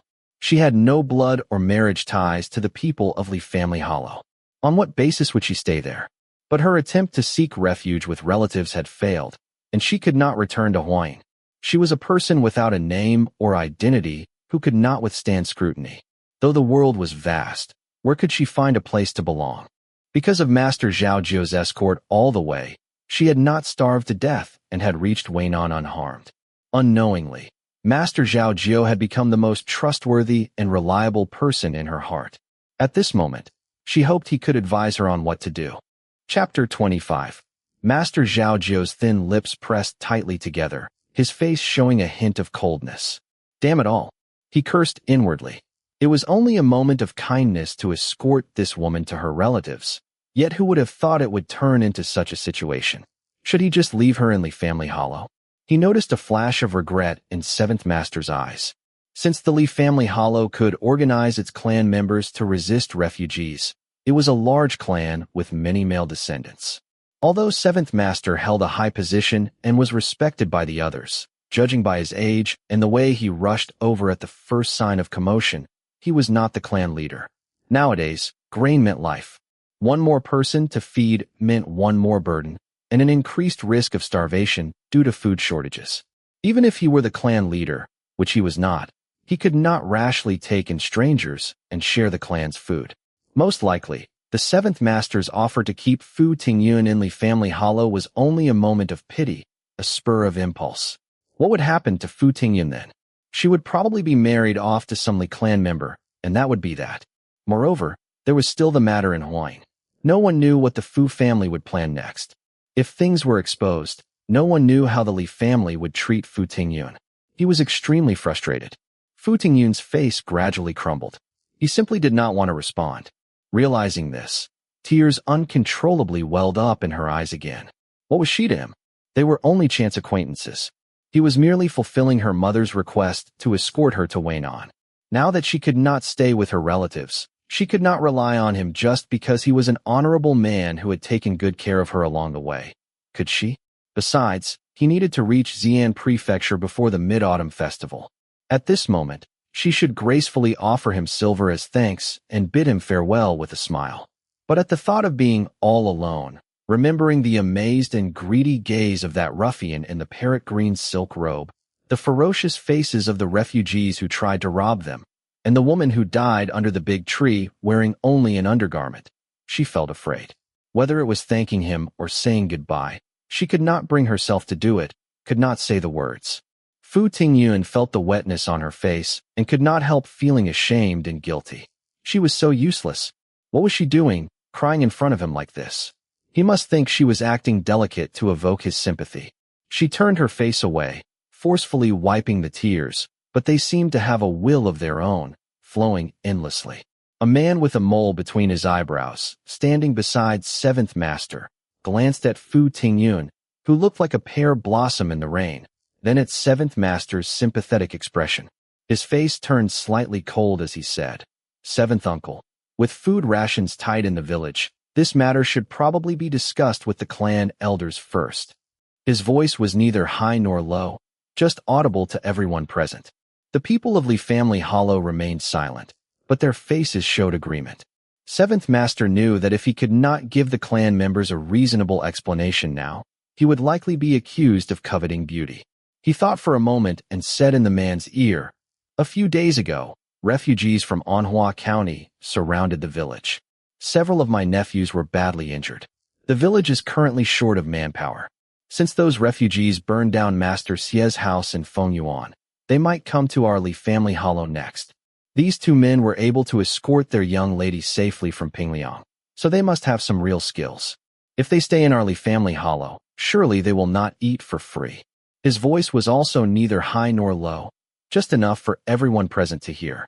The man frowned slightly, evidently feeling that although Seventh Master's reasoning was far-fetched, it was not entirely without merit. In these troubled times, anyone who could fight refugees was valuable. The others, seeing that the man with the mole did not say anything further, also remained silent. Fu Tingyun felt even more distressed. Did she expect Master Zhao Jiu to stay here and risk his life for the Li clan just so she could have food to eat? "Master Jiu," she forced a smile, "please take me to Waynon. Find me a place to stay at an inn and help me find someone to send a letter home. If you have other matters to attend to, please go ahead.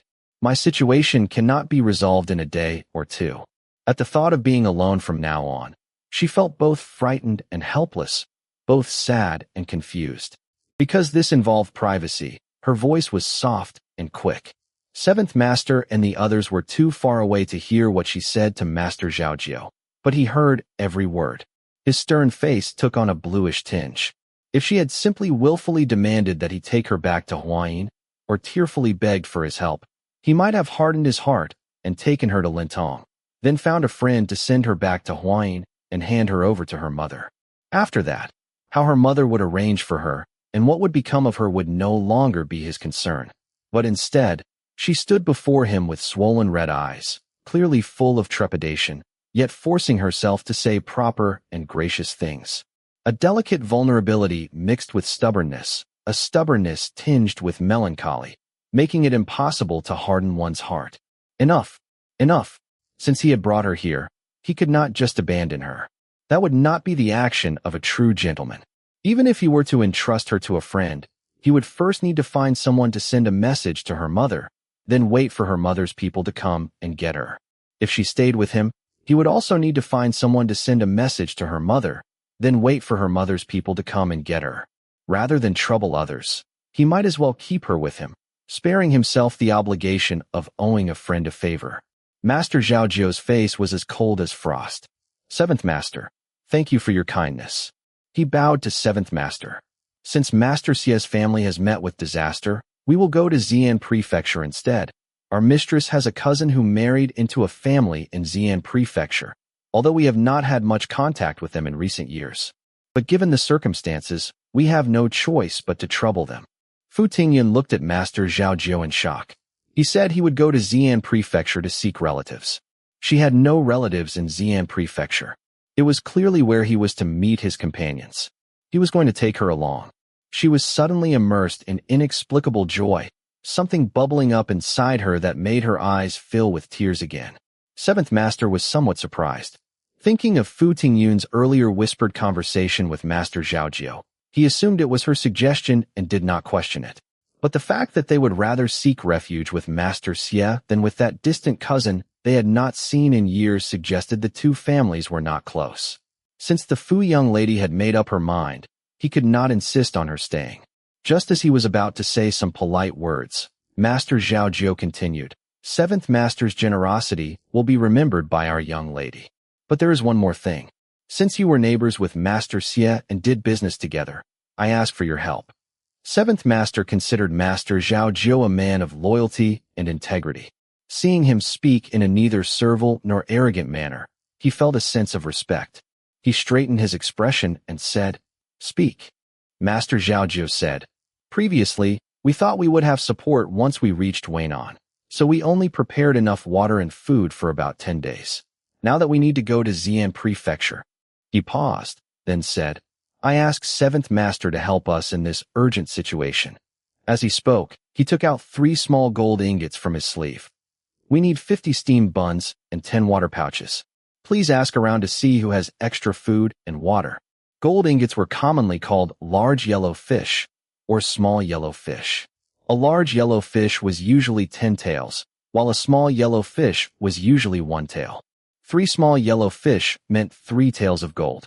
1 tael of gold could typically be exchanged for 10 taels of silver, and 1 tael of silver could be exchanged for 1,000 copper coins. In peaceful times, 2 copper coins could buy a steamed bun. Even now, in Weinan City, 500 copper coins could buy a steamed bun. Fu Tingyun's eyes widened. This was not hers. How did he have such things? The people around the Seventh Master's eyes brightened considerably compared to before. Seventh Master secretly praised Master Zhao Jiu for knowing how to handle matters. This way, he could also explain things to the clan. He said generously, Let me first ask if the clan has any extra food. He did not take the small gold ingots. Master Zhao Jiu was merely making a statement to prevent the people of Li Family Hollow from treating them as penniless refugees. If they could not procure food for their journey to Xi'an Prefecture, they would starve on the way. He again solemnly thanked the Seventh Master and proposed resting in Li Family Hollow for 2 days before continuing their journey. Seventh Master had someone lead them to a secluded side room next to the clan ancestral hall, while he accompanied the arriving 11th aunt into a small courtyard a short distance away. Fu Tingyun and Asen looked at the room, which, though somewhat old, was kept neat and clean with everything in order. They felt as if they had ascended to heaven, like they were in a paradise, and both showed expressions of joy. Master Zhao Jiu smiled, telling Asen to tidy up the small cart and instructing Fu Tingyun to rest for a while. Then he left without further explanation. In the quiet room, only the sounds of Asen organizing the small cart could be heard. Fu Tingyun remembered her deceased uncle and aunt. Her smile gradually faded as she covered her mouth and sobbed softly. A woman's loud voice came from outside. Is this where Master Xia's relatives are staying? Fu Tingyun quickly wiped her tears and forced a smile as she walked out. Yes, it is. She saw 2 sturdy women carrying water buckets standing at the door. Master Zhao Jiu had bought water. Fu Tingyun hurriedly opened the door and welcomed the 2 women in. Thank you for your trouble, sisters. No trouble, no trouble. The two women said with smiles, carrying their water buckets into the side room. My husband is the fourth in his family, and hers is the sixth. Young lady, if you need more water, just send someone to call us, and we will fetch more. As they spoke, they secretly glanced at Fu Tingyun, as if finding her strange. A-sun, hearing the commotion, had already run over. Seeing the 4 full buckets of water, he happily rushed over and hugged one of the wooden buckets. So much water. How will we ever drink it all? His expression was one of pure bliss. The two women first showed surprised expressions, then chuckled. Young man, this is not for drinking. Your steward bought this for your young lady to bathe with. Fu Tingyun and A-sun were both stunned for a moment. A-sun anxiously asked, How much did this cost? The women's faces reddened slightly as they said, 1 small gold ingot per bucket. Fu Tingyun's legs weakened, and she sat down on the Kong bed. Chapter 26. A yellow fish for a tub of bath water. If not for her experiences along the journey, Fu Tingyun might have considered this an elegant affair. She would have comfortably soaked in a bath, then changed into clean and comfortable clothes, and had a wonderful sleep. But now, knowing that water could save lives, she could no longer view it casually or use it thoughtlessly for bathing. A-sun had experienced even more hardships than Fu Tingyun. He sat beside the wooden tub, staring blankly at Fu Tingyun, hesitantly asking, Are we using it for bathing? Of course, they could not use it for bathing. Fu Tingyun thought for a moment and said, Why do we not pour the water into water skins to store it and carry it for drinking on the road? That is great. A-sun jumped up excitedly upon hearing this. However, we cannot pour untreated water directly into the water skins. We need to boil it first. Otherwise, after so many days on the road without flowing, the water will spoil and cause illness if we drink it. Fu Tingyun understood this principle too, but had not thought that far ahead. Her face flushed slightly. No wonder grandmother often said, Understanding worldly matters is knowledge. Mastering human relations is literature. She still had much to learn. The two of them circled the room and found the kitchen located in a connected suite behind the side room. Beside the stove were piled some rice straw and pieces of wood. A-sun showed Fu Tingyun how to bundle the wood with rice straw for firewood and how to arrange the firewood with tongs for burning. Fu Tingyun smiled. You do not think I cannot cook, do you? A-sun was unimpressed. Then let me see you bundle some firewood. Fu Tingyun had never actually done this before. When she learned to cook, there were always daughters-in-law and maids to light the fire and wash vegetables. She was only responsible for the cooking itself. A-sun taught her with some contempt. The straw is used to bring the fire to the wood. If you bundle too much, it is wasteful. If too little, the fire will not reach the wood. Who cooks with one person feeding firewood into the stove while another stir-fries? Everyone throws firewood into the stove while focusing on the wok, calculating when the fire is about to die out, then abandoning the wok to tend to the stove. When the fire first starts, the flames are small, then they grow stronger in the middle, and finally diminish again. With the first bundle of firewood, the wok is cold, and even the strong fire of the second bundle is only a small flame until the wok heats up. The small flame of the second bundle is hotter than the large flame of the first. If the fire burns too strongly, the food will scorch. If the fire will not ignite, the food will not cook. Stir-frying is manageable, you can still make do. But when cooking rice, if the bottom scorches while the top is still uncooked, eating half-cooked rice will cause stomach pain. Fu Tingyun's head was spinning from all this information. I only want to boil water, so does it matter if the fire is strong or weak? A-sun glared at her. Do you know how many bundles of firewood we can make from the straw and wood here? Do you know how many bundles it takes to boil a pot of water? If you just throw everything into the stove carelessly, we will run out of firewood before the water boils. What then? Fu Tingyun felt A-sun was exaggerating to show off his fire-making expertise, and smiled. Is boiling one pot not enough to fill all our water skins? A-sun grumbled. Anyway, we cannot waste it. Fu Tingyun suppressed her smile.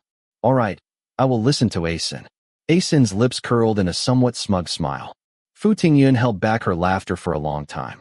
The two sat on small bamboo stools by the stove entrance, bundling firewood. Fu Tingyun asked him, How does Master Zhao have so many gold coins?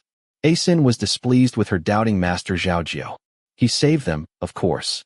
Saved them? If everyone could easily save a few small gold coins, who would need to rent others' fields for farming? How did he save them?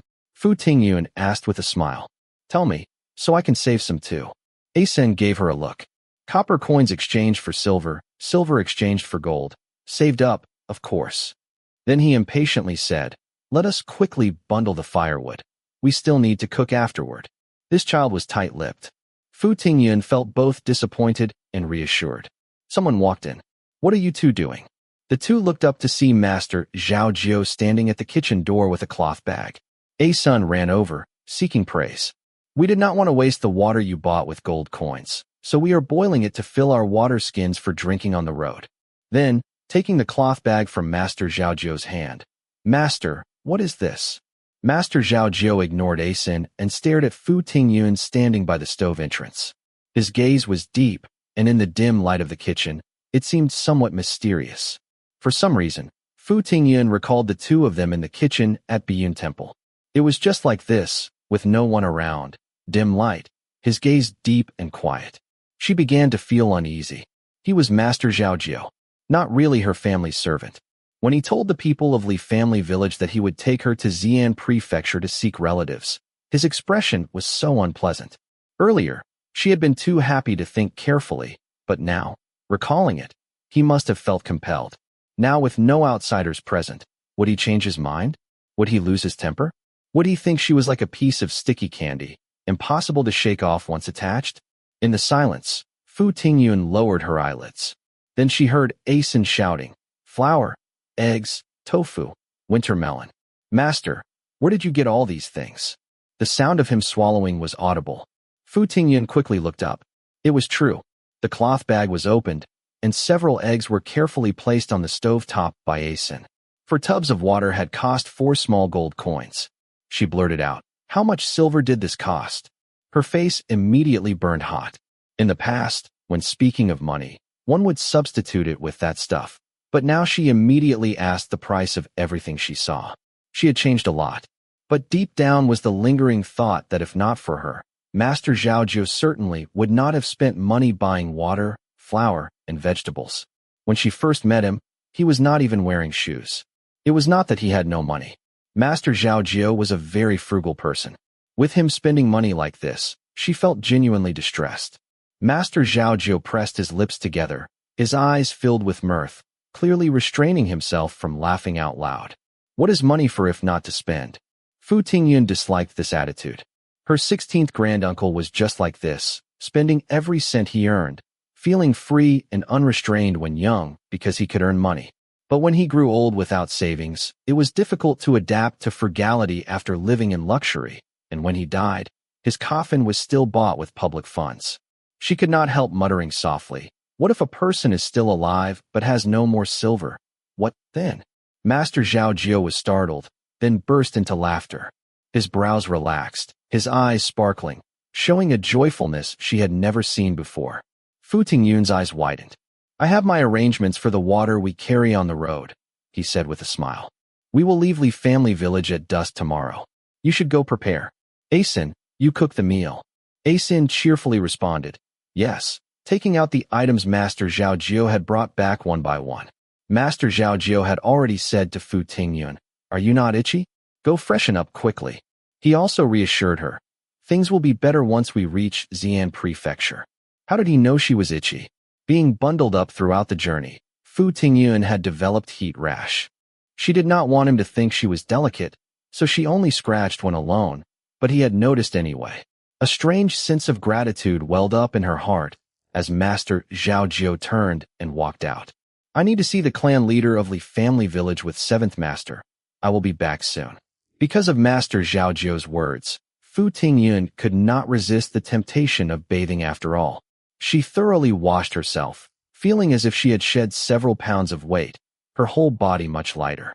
Then she found a white cloth, tore it into strips, and bound her hair with it as a form of mourning for her uncle and aunt's family. When she came out, A-Sun was frying tofu. Seeing him having to stand on a stone to reach the wok with the spatula, Fu Tingyun hurried over to help. A-Sun shooed her away. Master said to let me cook. You can help me tend the fire, Fu Tingyun said, taking the spatula from his hand. Though not very skillful, her movements were graceful and fluid as she turned the tofu. Asun had to admit she was better than him and obediently sat by the stove to help with the fire. Soon Fu Tingyun had prepared 2 dishes and asked Asun, "Does Master Jiu prefer noodles or flatbread?" "Brother Yuan Bao makes whatever he eats." Asun thought for a moment. "But he eats more when we make flatbread." Judging by his appearance, Master Zhao Jiu did not seem like a picky person. Fu Tingyun began to knead the dough and said to Asun, "You should wash up too. I hear it is still a 7 or 8-day journey from here to Xi'an Prefecture." Thinking about how each tub of water cost a small gold coin, she felt a bit guilty having used 2 tubs, leaving 2 more. Asun said somewhat reluctantly, "Better save it for Master. Let us leave 1 tub for Master." Fu Tingyun strongly encouraged him. This way, she would not be the only one enjoying the water. If everyone shared, she would feel more at ease. Asun smelled terrible, and unable to resist Fu Tingyun's persuasion, he hesitated for a long time before finally joining forces with Fu Tingyun to carry a tub of water to the side room, where he took a bath. By the time he came out, Fu Tingyun had already finished baking the flatbread and was making egg and winter melon soup. "Master Jiu has not returned yet?" he asked with his hair still wet. "Not yet." Fu Tingyun wiped the sweat from her forehead. "It is still early. Let us wait a bit longer. If he does not come back soon, you can go check on him." Asun naturally had no objection and asked her, "Where are the clothes you changed out of, miss? I will go wash them first." Fu Tingyun broke into a cold sweat. Among the clothes she had changed out of were her undergarments. "No need, no need. I can do it myself." Realizing they had already used 3 tubs of water, she quickly said, "Besides, there is no water left." Asun giggled. "I saved half a tub of water." Asun is so capable. Fu Tingyun praised him, asking Asun to help carry the prepared food to the square table in the main hall. Master Zhao Jiu returned. Fu Tingyun hurried to greet him. Did the clan leader of Li family village say anything? After all, the 7th master taking them in was done without the clan leader's permission. "No," Master Zhao Jiu said casually. "He just asked about our situation." Fu Tingyun sighed in relief and asked Asun to fetch water for Master Zhao Jiu to wash his hands before eating. Master Zhao Jiu immersed his hands in the water, but his mind was on what the clan leader of Li family village had just said. "Once you have delivered your family's young miss to Xi'an Prefecture, you will have fulfilled your former master's wishes. Being a woman, she will eventually marry. You might consider settling down here in our Li family village." Chapter 27. When strangers suddenly arrived in the village, it was reasonable for the clan leader to meet with them. Although Fu Tingyun held the title of the master, she was merely a woman, so naturally only the steward, Master Zhao Jiu, was called for questioning. Throughout their journey, Master Zhao Jiu's competence had been evident to all, and Fu Tingyun was quite at ease. Hearing him speak thus, she did not ask further, simply instructing Asun to fetch water for Master Zhao Jiu to wash his hands while she arranged the chopsticks. Asun sat on the doorstep with a flatbread, grinning as he wolfed it down. Servants did not share a table with their masters. Coming from a distinguished family, Fu Tingyun understood this rule perfectly. But Asun shared with her the bond of having endured hardships together, making him somewhat special in her heart. She glanced toward Master Zhao Jiu. Master Zhao Jiu lowered his head to drink his soup. Fu Tingyun secretly cast a sidelong glance at him, then scooped half a bowl of vegetables and took several more flatbreads to give to Asun. "I will get you more when you finish these." Asun took the bowl, joy dancing in the corners of his eyes and brows. "Thank you, Mississippi." Fu Tingyun could not help smiling at the sight. Upon returning to the table, she suddenly realized that men and women should not share a table either. Looking at Master Zhao Jiu eating attentively, Fu Tingyun felt troubled. With him sitting there so imposingly, where should she sit? Considering Master Zhao Jiu's background, and seeing how even Asun, whom he had raised, was squatting at the doorway, what about her? Was she supposed to be like those village women, taking her bowl to sit by the kitchen stove to eat? Fu Tingyun felt somewhat displeased. Before, as an unmarried daughter of the Fu family, whether dining or watching performances, even if there were no seats for her sisters-in-law, there was always a place for her. Even after marriage, her husband's family would be a prestigious clan from Jiangnan, with her fiancé having passed the county-level imperial examination at 14 and the provincial examination at 18. She had never imagined that one day she would have no place to sit for a meal. Fu Tingyun's shoulders drooped. Her engagement had already been broken off.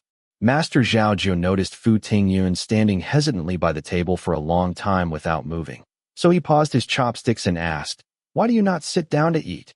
"Oh." Fu Tingyun's almond eyes widened in surprise. "What is the matter?" Master Zhao Jie asked curiously. Nothing. Fu Tingyun had always felt that eating by the stove was for servant women, and she did not want to be reduced to something like Master Zhao Jie's maidservant. Now that she did not have to eat by the stove, she felt a burst of elation. She quickly sat down and immediately picked up a piece of tofu with her chopsticks, appearing somewhat eager. Master Zhao Jie grew suspicious, pondered for a moment, then said, "Did you want to eat at a separate table from me?" As soon as the words left his mouth, he immediately felt his guess was correct and continued, "We must adapt to urgent circumstances. We are currently fleeing from famine and borrowing accommodation in Li Family Village, with only 2 small dishes and a few flatbreads to eat. Some rules can be temporarily set aside. We can discuss them again once we have settled down." Inwardly, he cursed himself for being careless. Having mixed with Yuan Bao and Yuqing for so long, he had forgotten these rules. No. Fu Tingyun noticed Master Zhao Jie's unusually gentle tone, which seemed partly explanatory and partly comforting, making her feel somewhat uneasy. She wanted to explain but did not know how to express it, so she changed the subject instead. "I heard from Asen that Master Zhao likes to eat flatbread. What else do you enjoy eating?" Master Zhao Jie looked at her in surprise. Why was he looking at her that way? Had she said something wrong? The thought flashed through her mind, and Fu Tingyun's face reddened slightly. He was not her father or brother. How could she ask such an intimate question? No wonder he was looking at her with that expression. "I was thinking that once we set off, we can only eat steamed buns and cold water." She cleverly came up with an excuse in her urgency. "So I wanted to take advantage of our half-day rest tomorrow to prepare a few dishes for Master Zhao and Asen as a special treat." Master Zhao Jie nodded noncommittally. "Whatever you want to eat, I will see what I can find in the village tomorrow." Another misstep. Fu Tingyun lowered her head dejectedly. In this time of famine, while borrowing lodging in Li Family Village, what good things could there be? Master Zhao Jie did not say what he liked to eat, but asked what she liked, clearly misunderstanding that she was being greedy. "This is quite good, all things I enjoy eating." As if to prove she was not being polite, she picked up a piece of fried winter melon. Master Zhao Jie looked at Fu Tingyun, who had been enthusiastic moments ago but deflated like a punctured balloon after his single remark, then glanced at the dishes on the table and said, "Did you cook these dishes?" Fu Tingyun nodded slightly. "I learned a bit when I was at home, so I volunteered to cook." So that was how it was. He made an sound and said, "The dishes are quite good, much better than what Asen makes." Much better than what Asen makes. How old was Asen? How old was she? What was Asen's role? And what was hers? The Fu family's private cuisine was quite renowned. Every new magistrate of Huayin would visit the Fu residence for a taste. She had specifically learned from the kitchen wives.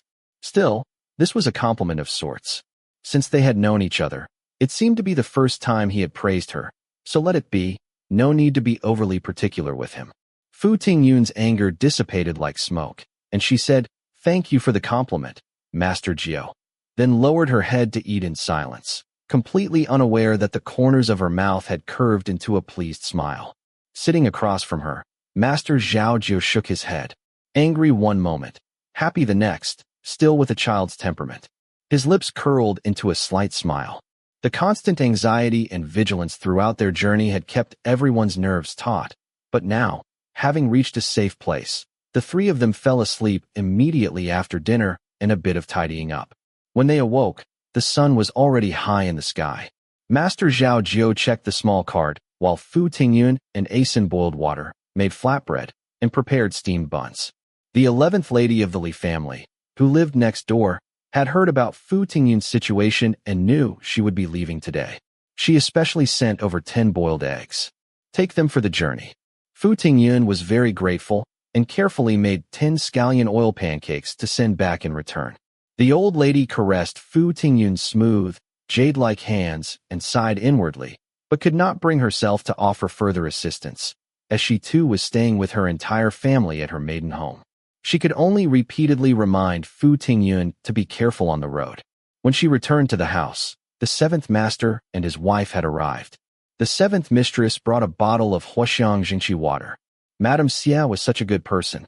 As she spoke, her eyes reddened and tears streamed down, causing Fu Tingyun to burst into tears as well.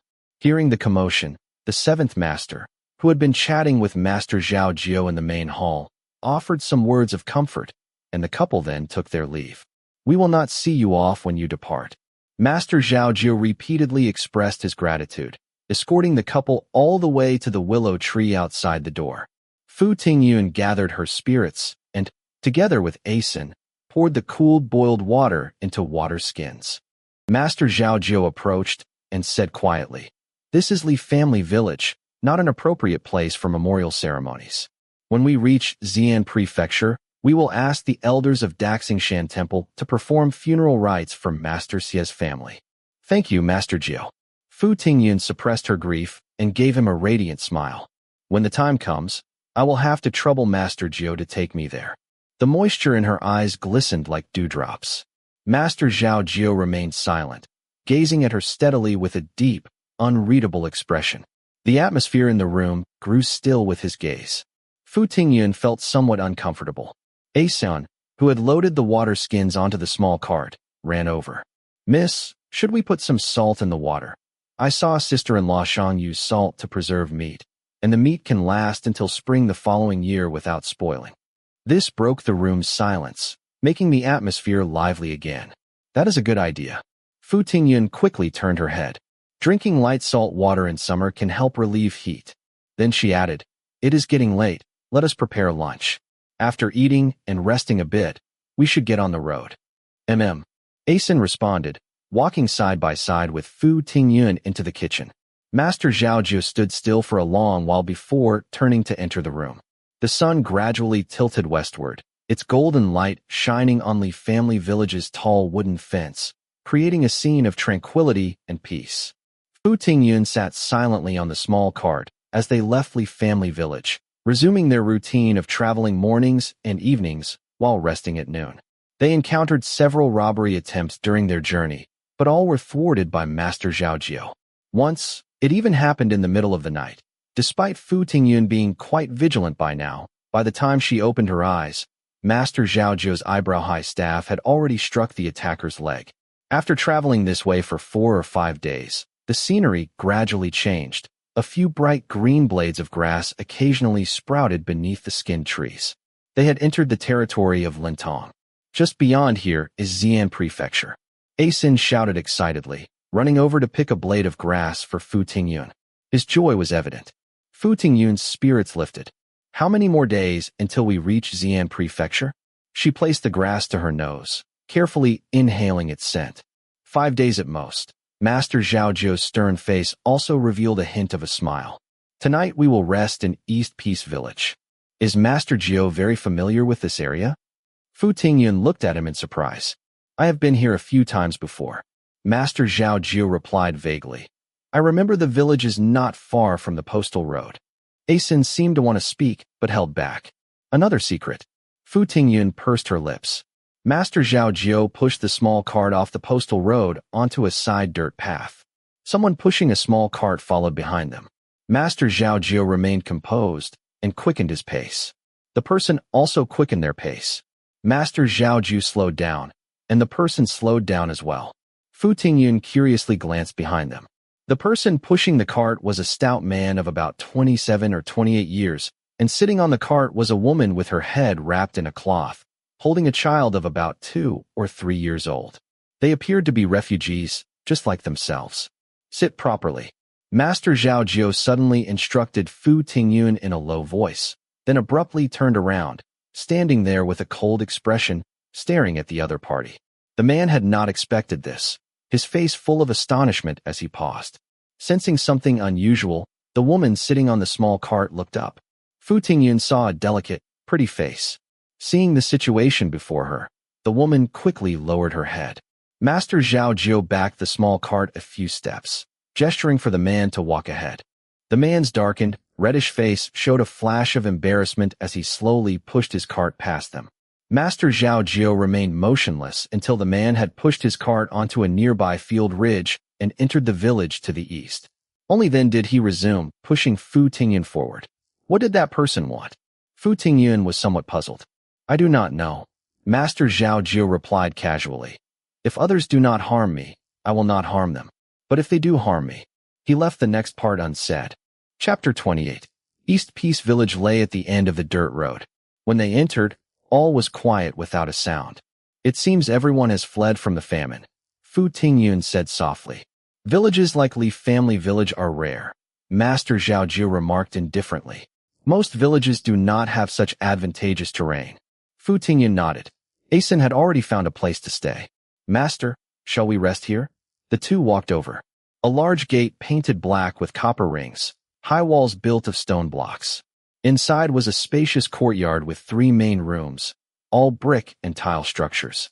Beyond the main building was another smaller courtyard with 3 side rooms, and behind those side rooms was a sky well and a kitchen.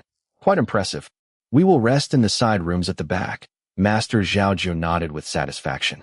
This way, if someone broke in, they would have time to react, being separated by 2 courtyards and the main building. Asin loudly acknowledged the order and prepared the eastern side room for Fu Tingyun. Fu Tingyun noticed stone tables and stools under a dead grape trellis in the corner of the courtyard in front of the side rooms. Master Jiu, shall we eat dinner outside? Master Zhao Jiu was not particularly concerned with such details, so she was just letting him know as she began setting out the food. Master Zhao Jiu's expression suddenly tensed. He turned and walked outside, reaching the back door of the main hall in only 2 or 3 steps. Fu Tingyun was startled. Master Zhao Jiu's figure had already disappeared into the main hall, followed immediately by a woman's scream. Asen poked his head out from the open window of the eastern side room. Fu Tingyun put down the bowls and chopsticks and left the courtyard. The dark-faced man they had encountered on the road had followed them here at some point.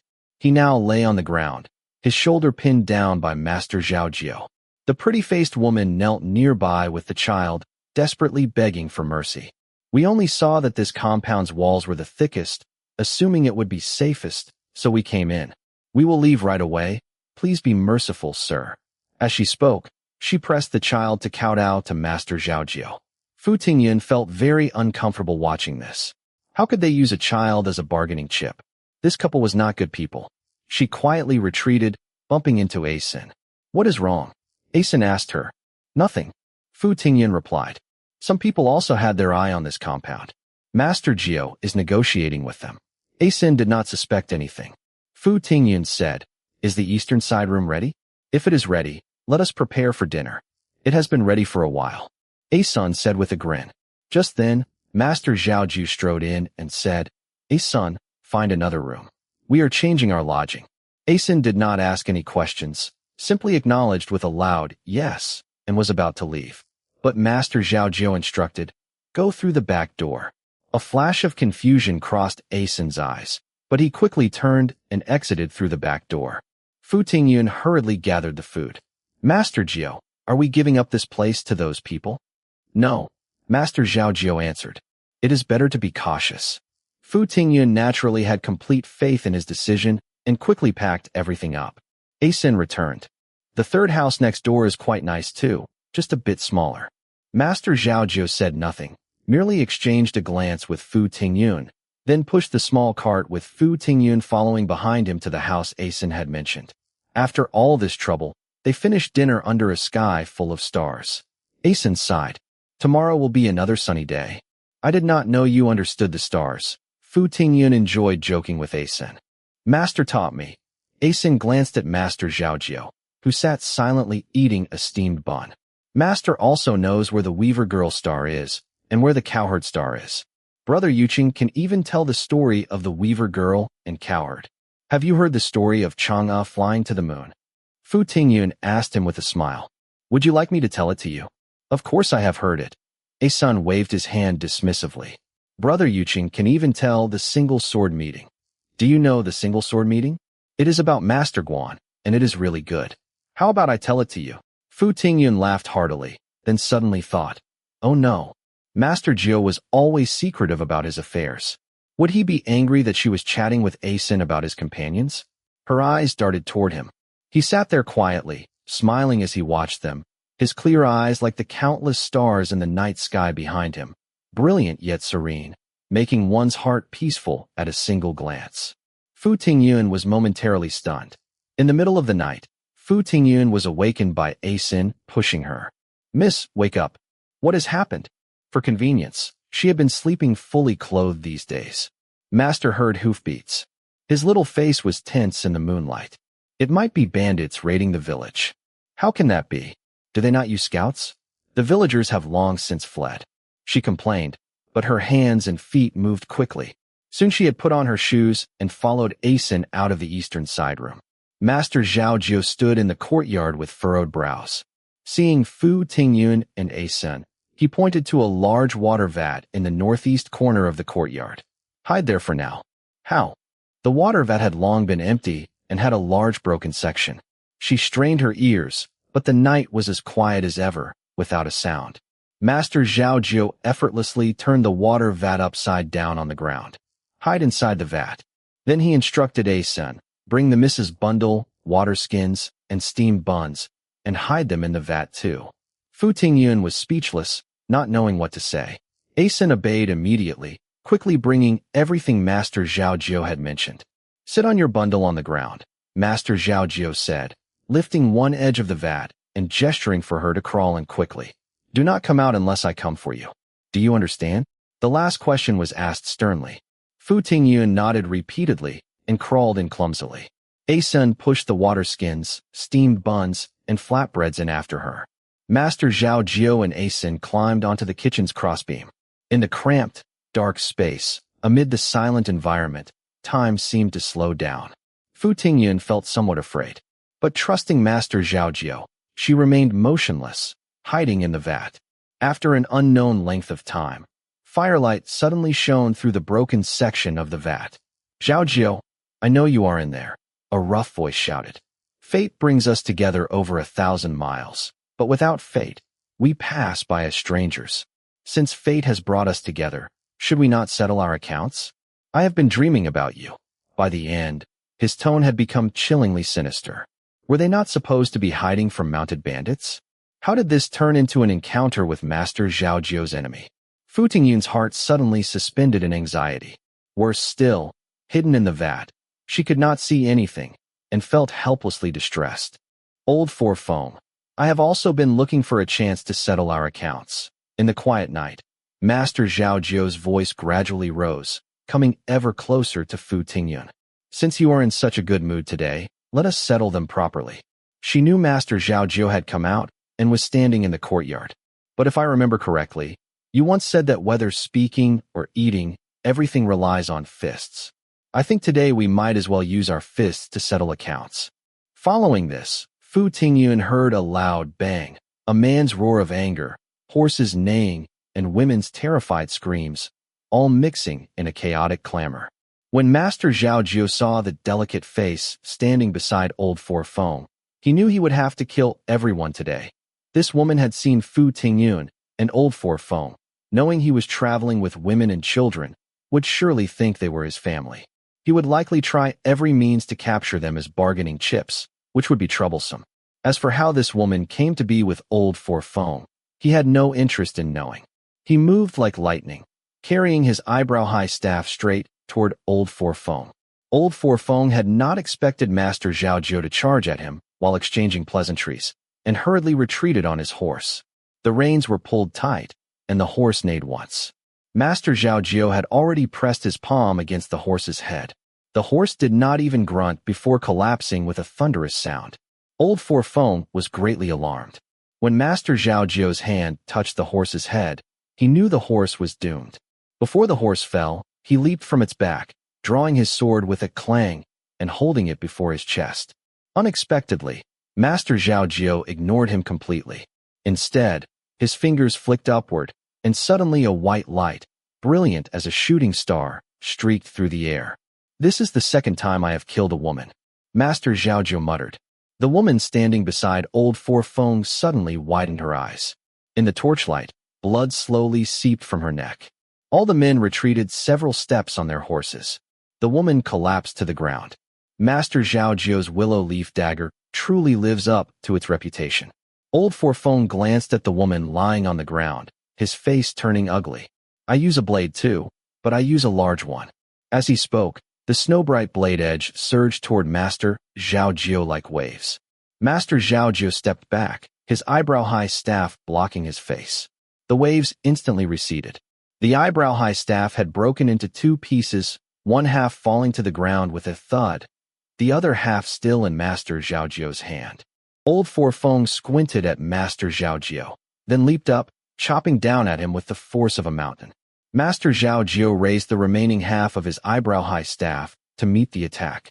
With a crack, the staff split again down the middle. However, Old Forfong felt as if he had kicked an iron plate. He flipped several times in the air before landing, his body wobbling as he retreated several steps before regaining his balance. Master Zhao Jio's expression grew solemn. This was the first time he had formally crossed hands with Old Forfong. In only 2 moves, Old Forfong had demonstrated 2 skills, one soft, one hard, showing that his martial arts had achieved a balance of hardness and softness, reaching a high level. He formed a fist seal. Old Forfong lunged forward. The cold blade light formed layers of nets, trapping Master Zhao Jio within. Master Zhao Jio slowly threw punches, hitting east and west. Wherever his fist wind reached, the net immediately tore. Old Forfong snorted coldly, mending the torn net. Gradually, Master Zhao Jio's punches became faster, while Old Forfang's net forming slowed. Suddenly, with a crisp clang, Old Forfong leaped backward. Silvery white fragments were scattered on the ground, like broken moonlight. Old Forfang's face was pale as he stood there, holding the bladeless hilt of his sword, with crimson liquid flowing from the corner of his mouth. Chapter 29. A deathly silence surrounded them, broken only by the crackling of the torches, which only emphasized the grave stillness all around. No wonder you look down on me. You truly have some real skill, Old Forfong sneered. However, young man, success does not rely solely on fists. As he spoke, he quickly retreated. Kill them all without mercy. He approached with force, startling the horses, which neighed in distress. Whoever can take Zhao Jio's head, Old Forfang's voice hummed through the night sky, will be rewarded with 50,000 silver taels. Fu Tingyun's hands and feet turned ice cold. 50,000 taels of silver. Her uncle, reputed to be the wealthiest man in Weinan, had an estate worth only 50,000 taels, including his properties, shops, and fields. With such a generous reward, how many could resist the temptation? The restless neighing of horses in the courtyard, the harsh clanging of weapons clashing, and the powerful, passionate roars of men in combat all rushed toward her simultaneously, making her feel both strange and frightened. Fu Tingyun could not help but press her palms together in prayer, murmuring, "This faithful woman, Fu Tingyun, begs the Bodhisattva to protect Master Zhao Jio from harm." Yet in her heart, she kept reassuring herself that Master Zhao Jio would certainly be fine.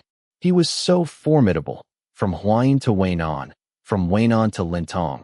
He had led them through so many hardships, and this time would surely be no different. Her prayers gradually transformed from anxious and helpless to smooth and calm. The commotion outside slowly subsided as well. Occasionally, she could hear the pitiful neighing of horses and the painful groans of men. Had the battle been decided? Fu Tingyun's heart rose in suspense. She strained her ears to listen. A man laughed sinisterly. "Zhao Jio, look who I have in my hands." It was Old Forfang's voice. There were only 3 of them in total, and she was here, so the other person must be Asen.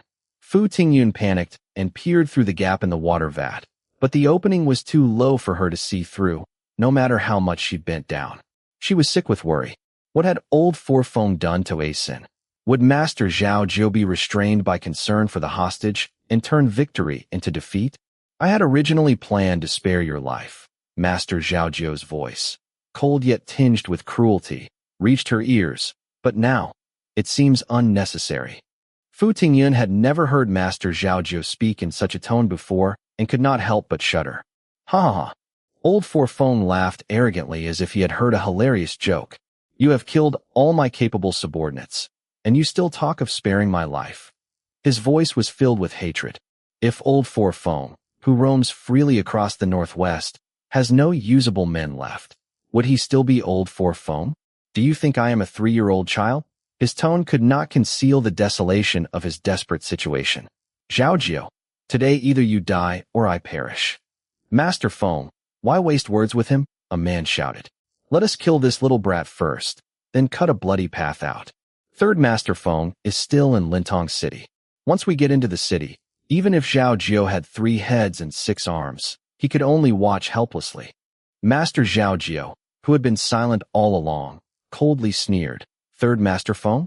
Has he not always wanted to replace Old Forfong as the head of the Feng family? Since when have Third Master Feng and Old Forfong reconciled? Or are all the rumors on the Northwest Road false? All the various sounds in the courtyard suddenly ceased, leaving a deathly silence over everything. Even Fu Tingyun, hiding in the water vat, could feel the heaviness in the air. Your name is Tiger, right? Master Zhao Jiu's voice gently rose again. Do you know why your Master Feng is talking so much with me? Because he wants to negotiate terms, to exchange this servant's life for his own. Do not interfere.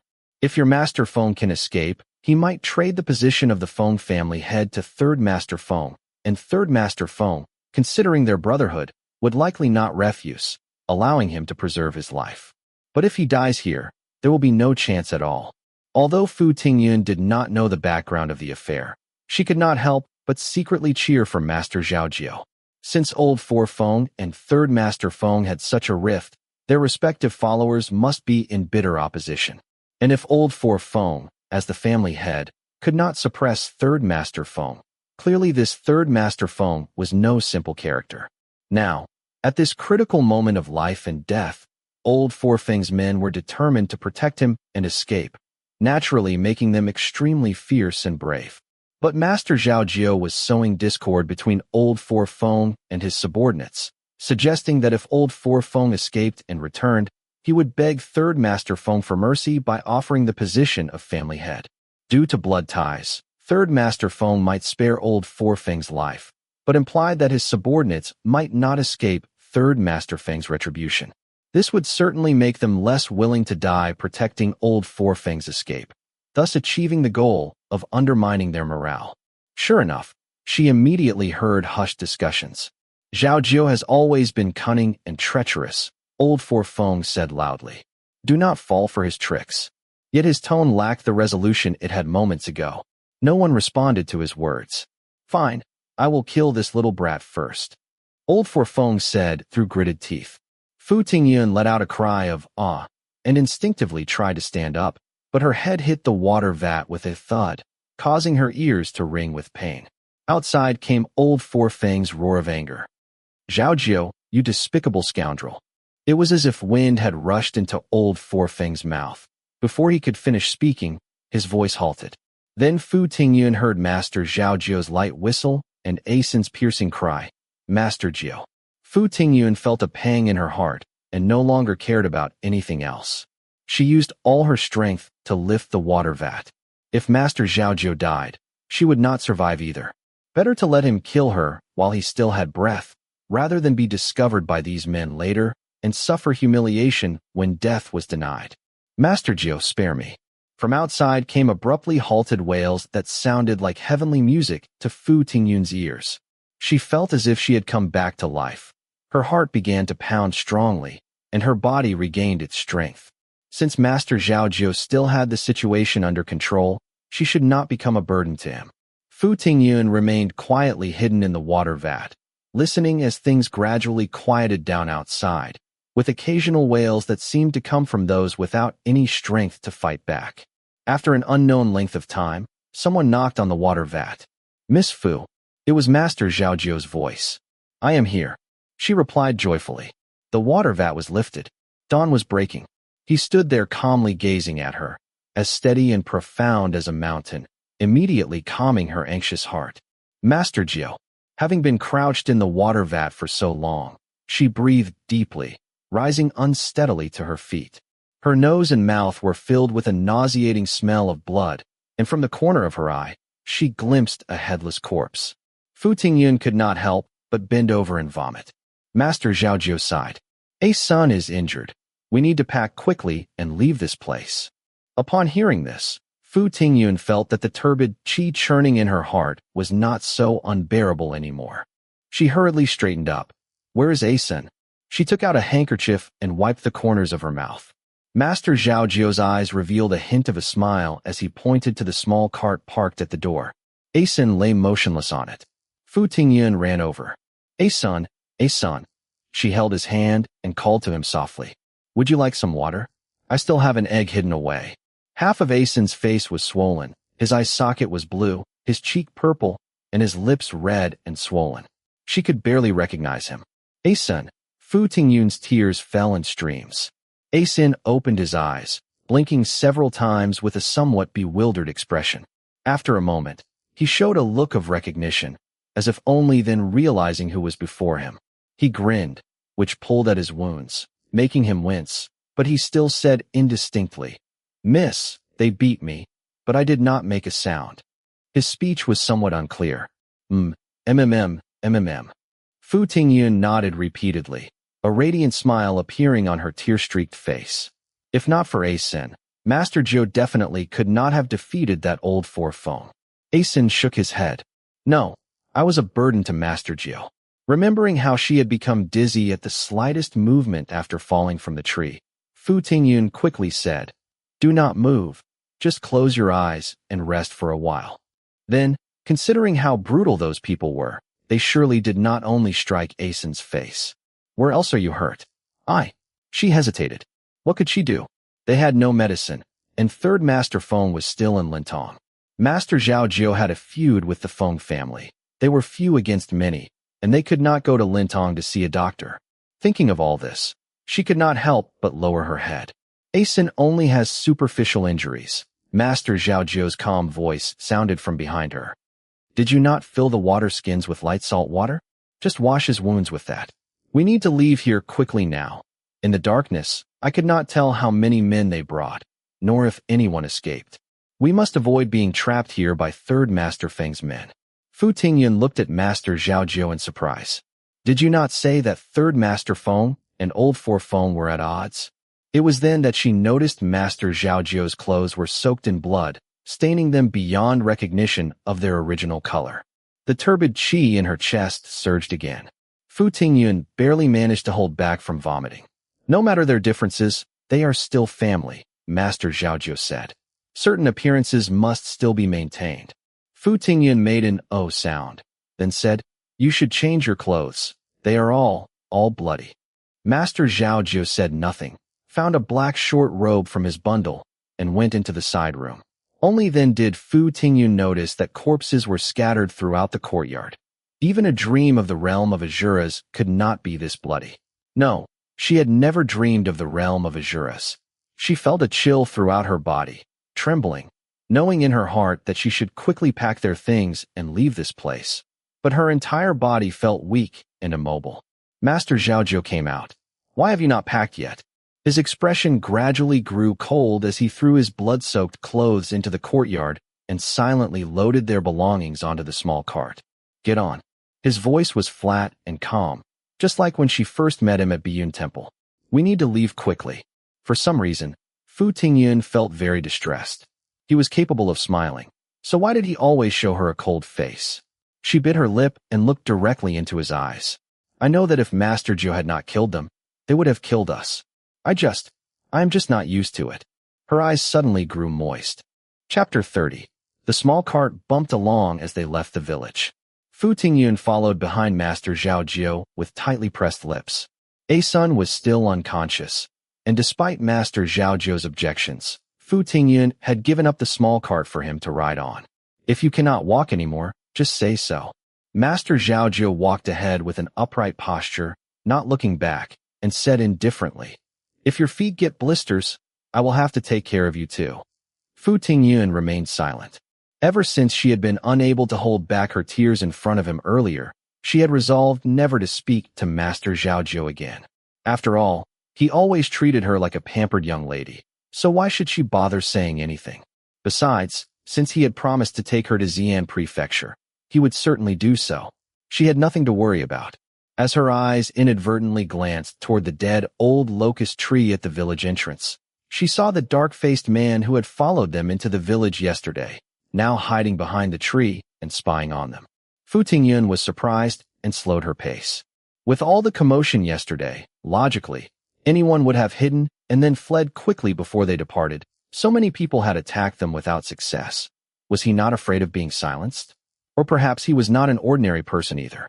As Fu Tingyun was pondering how to subtly alert Master Zhao Jiu to the dark-faced man's presence, Master Zhao Jiu suddenly turned back. What is wrong? It was as if he had eyes in the back of his head. Fu Tingyun grumbled inwardly as she pointed toward the locust tree. The man realized Fu Tingyun was pointing at him and frantically grabbed a child before running away.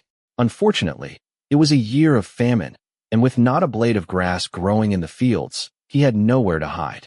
A thrown empty water skin from Master Zhao Jiu hit the back of his knee, causing him to fall to the ground with a thud. The child fell as well and began crying with a loud wah. The man got up only to kneel before Master Zhao Jiu, who was striding toward him. Spare me. Spare me. Master, please spare my life.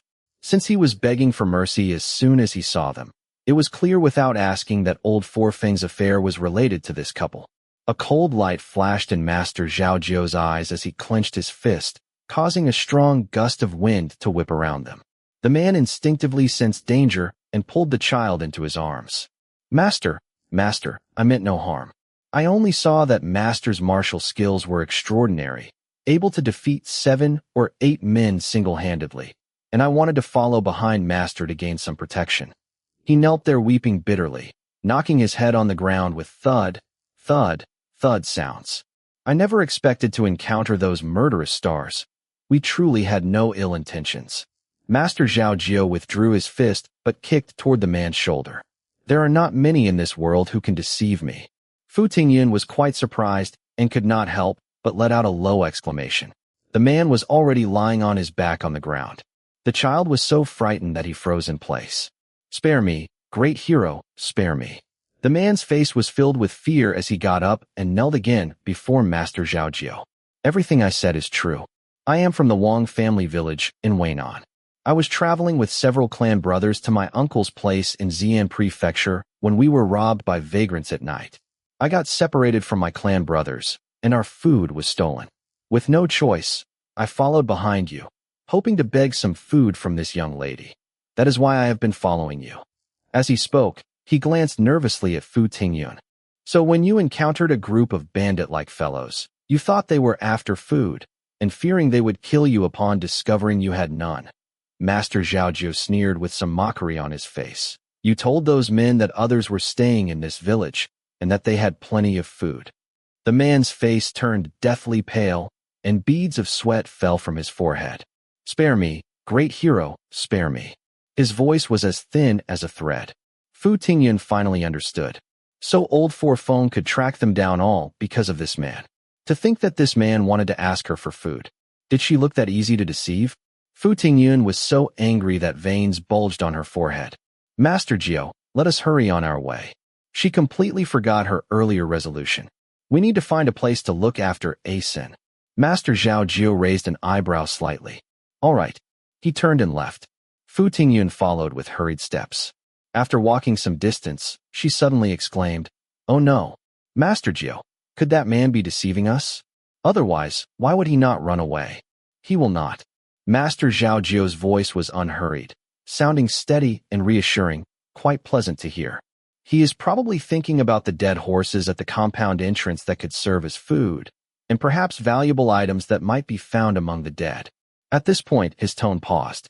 Even if he is deceiving us. I carefully observed the boy's face, which bears a 6 or 7/10 resemblance to the man. His mother is already gone, and if his father dies too, this child will be all alone. Who would he rely on? He would probably have only one path, death. As he spoke, he suddenly laughed lightly. You do not expect me to adopt this child, do you? I am the mortal enemy who killed his parents. I do not have the magnanimity to raise a child who would grow to hate me to the core. Stop the cart, Fu Tingyun said with a stern face, grabbing the small cart. My feet hurt, I want to ride. Master Zhao Jiu was stunned. Fu Tingyun felt greatly pleased as she smiled and sat on the small cart, adjusting her headscarf. Master Zhao Jiu resignedly began pushing the cart. They first took the dirt road outside the village, then turned onto another dirt road, walked a short distance, and turned onto yet another dirt road.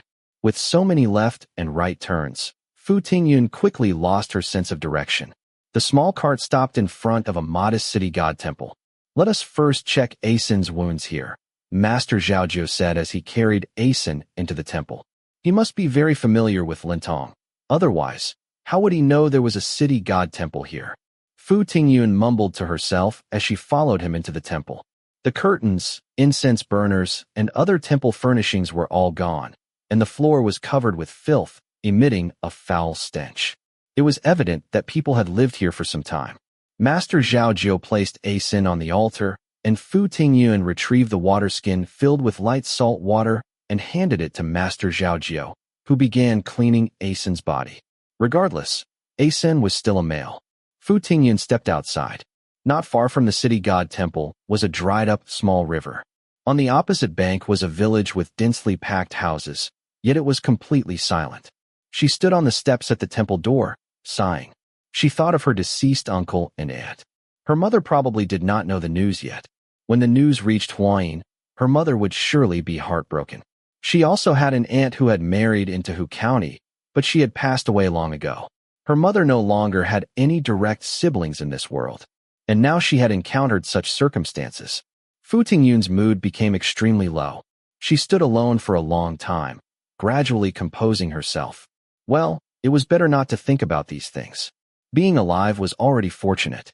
She stood up and took a long breath, but then saw a group of mounted men passing by from the direction of the village.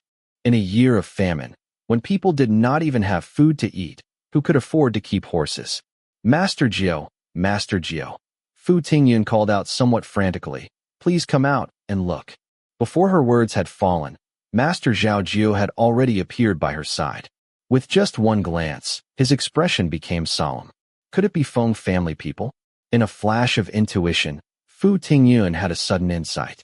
Master Zhao Jiu made an sound and said, stay here with Asin and do not move. I will go check it out first. To have received the news so quickly, the Feng family must be quite extraordinary. It is too dangerous. Fu Tingyun grabbed the corner of his clothes. Should we not avoid them? She wanted to say flee, but feared hurting Master Zhao Jiu's pride. Master Zhao Jiu's gaze fell on the hands holding the corner of his clothes. White, delicate, rounded, like carved white jade. The posture of her holding his clothes corner was like holding onto a kite that was about to fly away with the wind. Fu Tingyun noticed him looking at her hands and suddenly realized her presumption. She quickly withdrew her hands as if they had been scalded. Master Zhao Jiu looked at the swaying corner of his clothes and suddenly felt a sense of loss in his heart. He sharpened his focus and quickly collected his thoughts. There is not even a blade of grass here. Where could we hide? Master Zhao Jiu said. Rather than hiding here and they're being pursued, it is better to confront them and strike hard. Sometimes, you need to hit them a few times for them to learn a lesson. You want to fight with the Feng family people? The shocking decision made Fu Tingyun forget her earlier embarrassment. Her mind raced quickly. Did you not say old Four Feng and Third Master Feng did not get along? If Third Master Feng learns of old Four Feng's death, any retaliation would just be a formality, right? Why not try to talk with Third Master Feng properly, and everyone can just put on a show for others to see? A hint of surprise flashed in Master Zhao Jiu's eyes as he pondered. I was indeed going to meet with Third Master Feng. It is also good to untie this knot once and for all. He then added, wait here and do not move. I will be back soon. Rest assured, Master Jiu, Fu Tingyun said hurriedly. I will stay right here. Do not worry about me. Just focus on what you need to do. Master Zhao Jiu felt these words were very appropriate. After thinking for a moment, he retrieved a shark scabbard dagger from the small cart. Keep this for self-defense. Then he left without looking back. She had not expected him to have this. The dagger felt heavy in her hand as Fu Tingyun held it to her chest, feeling somewhat afraid. Since leaving Huayin, she had always had either Asin or Master Zhao Jiu by her side. It was not about fearing everything, but rather the unexpected. What if someone broke in? What would she do? With this thought, her gaze fell on the dagger. The handle of the dagger was wrapped with a dark-colored cloth band that had faded somewhat, giving it an aged appearance. Could it be Master Zhao Jiu's item? She wanted to see if the dagger was very sharp. To her surprise, the dagger seemed to be stuck in its scabbard and could not be drawn out no matter how she tried. Could it be fake? Had Master Zhao Jiu merely given it to her for courage? Surely not. If someone broke in, would she not be like meat on a chopping block? Perhaps her strength was simply too little. She tried various methods. The dagger still would not come out. Fu Tingyun dejectedly stuffed the dagger back into the small cart. To avoid giving any intruders the misconception that she had defensive capabilities, she decided it was better to just be the frail woman she was. She went into the temple to check on Asen. Asen was sleeping deeply, and his forehead was not very hot. Fu Tingyun felt relieved. She leaned against the temple door, waiting for Master Zhao Jiu. It was not until dusk that Master Zhao Jiu's figure appeared at the city god temple. Master Jiu. She went forward to meet him. How did it go? Master Zhao Jiu was covered in sweat, his lips slightly pale, as if he had been running for a long time and was exhausted. We will leave Lintong from the postal road tonight. He smiled slightly, his demeanor gentle. Third Master Feng will gather the family elders tonight to discuss old Four Feng's matter, which provides a perfect excuse to recall all the Feng family members to the old residence. Chapter 31. Fu Tingyun's eyes lit up as she listened. So, Master Feng is giving us one night to leave Lintong? As soon as the words left her mouth, worry set in. Can we get out of Lintong in just one night? Her soft, feathery brows furrowed. Ninth Master Zhao looked at her and smiled slightly. If we head straight to Xian Prefecture, certainly not. A hint of craftiness flashed across his face. But we can go south. South. Fu Tingyun's eyes widened. Yes, south. Ninth Master Zhao's expression was filled with confidence. From here, it's only about 50 li south to Shalu Valley in Lantian County. We can reach Xian Prefecture through Lantian. Fu Tingyun immediately understood. Master Feng only said we had to leave Lintong overnight. He didn't specify we had to go to Xian Prefecture. Her large eyes curved into crescent moons. Ninth Master, you're so cunning. Zhao Jiu's smiling face seemed to suddenly stiffen. Fu Tingyun froze, then quickly realized that cunning probably wasn't a complimentary term. She should have said clever instead. But correcting herself now would only draw more attention to it, making him misunderstand. She smiled awkwardly and hurriedly changed the subject. Ninth Master, will we have to take a longer route from Lantian to Xian Prefecture? Should we redistribute our water and food supplies? That won't be necessary. Zhao Jiu's expression seemed to soften somewhat. Xian Prefecture has 4 city gates. We're merely changing our route from Yongning Gate to Changel Gate. The delay, if any, will only be this night's journey. Thank goodness. She wasn't sure if she was relieved that Zhao Jiu wasn't angry or that she had successfully changed the topic. Fu Tingyun let out a long breath and asked with a smile. Ninth Master, shall we set off now? Yes. Zhao Jiu nodded, but he didn't immediately head back to the temple. Instead, he gave her an appraising look. Where's the dagger I gave you? Oh. Fu Tingyun reacted quickly, hurried to the small cart, found the dagger, and handed it to Zhao Jiu. Here it is. Zhao Jiu didn't take it. His gaze fell on the dagger. Why aren't you carrying it on you? Fu Tingyun felt a bit embarrassed. I don't know how to use it. Zhao Jiu slowly took the dagger. With his thumb pressing on the mouth of the sheath, the dagger silently slid out a small portion, its snow-white blade gleaming brilliantly in the scorching sun, so bright it was hard to keep one's eyes open. Look carefully, he said slowly, sliding the dagger back into its sheath. The blinding light still lingered in her vision, causing Fu Tingyun to see 2 spots of light no matter where she looked. I see it. Zhao Jiu handed the dagger to her. Keep it safe. Fu Tingyun was stunned. What was she supposed to do with this? It was heavy, and she had nowhere to put it. If she lost it, that would be troublesome. Just as she hesitated, Zhao Jiu's face darkened slightly. He took back the dagger and casually tucked it into the small cart. I'll go carry Asen out. Huh. Fu Tingyun gazed suspiciously at Zhao Jiu's retreating figure. Could it be that he wanted to give her the dagger as a gift? Considering this possibility, cold sweat broke out across her body. If that was the case, Her actions just now must have been quite hurtful. She found the dagger and quickly followed him in. Ninth Master, it's too valuable. I'm afraid I'd lose it. Zhao Jiu, who was bending down to lift Asen, paused briefly before slowly picking him up and turning to face Fu Tingyun, standing before him. Ninth Master. She didn't avoid his gaze, looking directly into his eyes.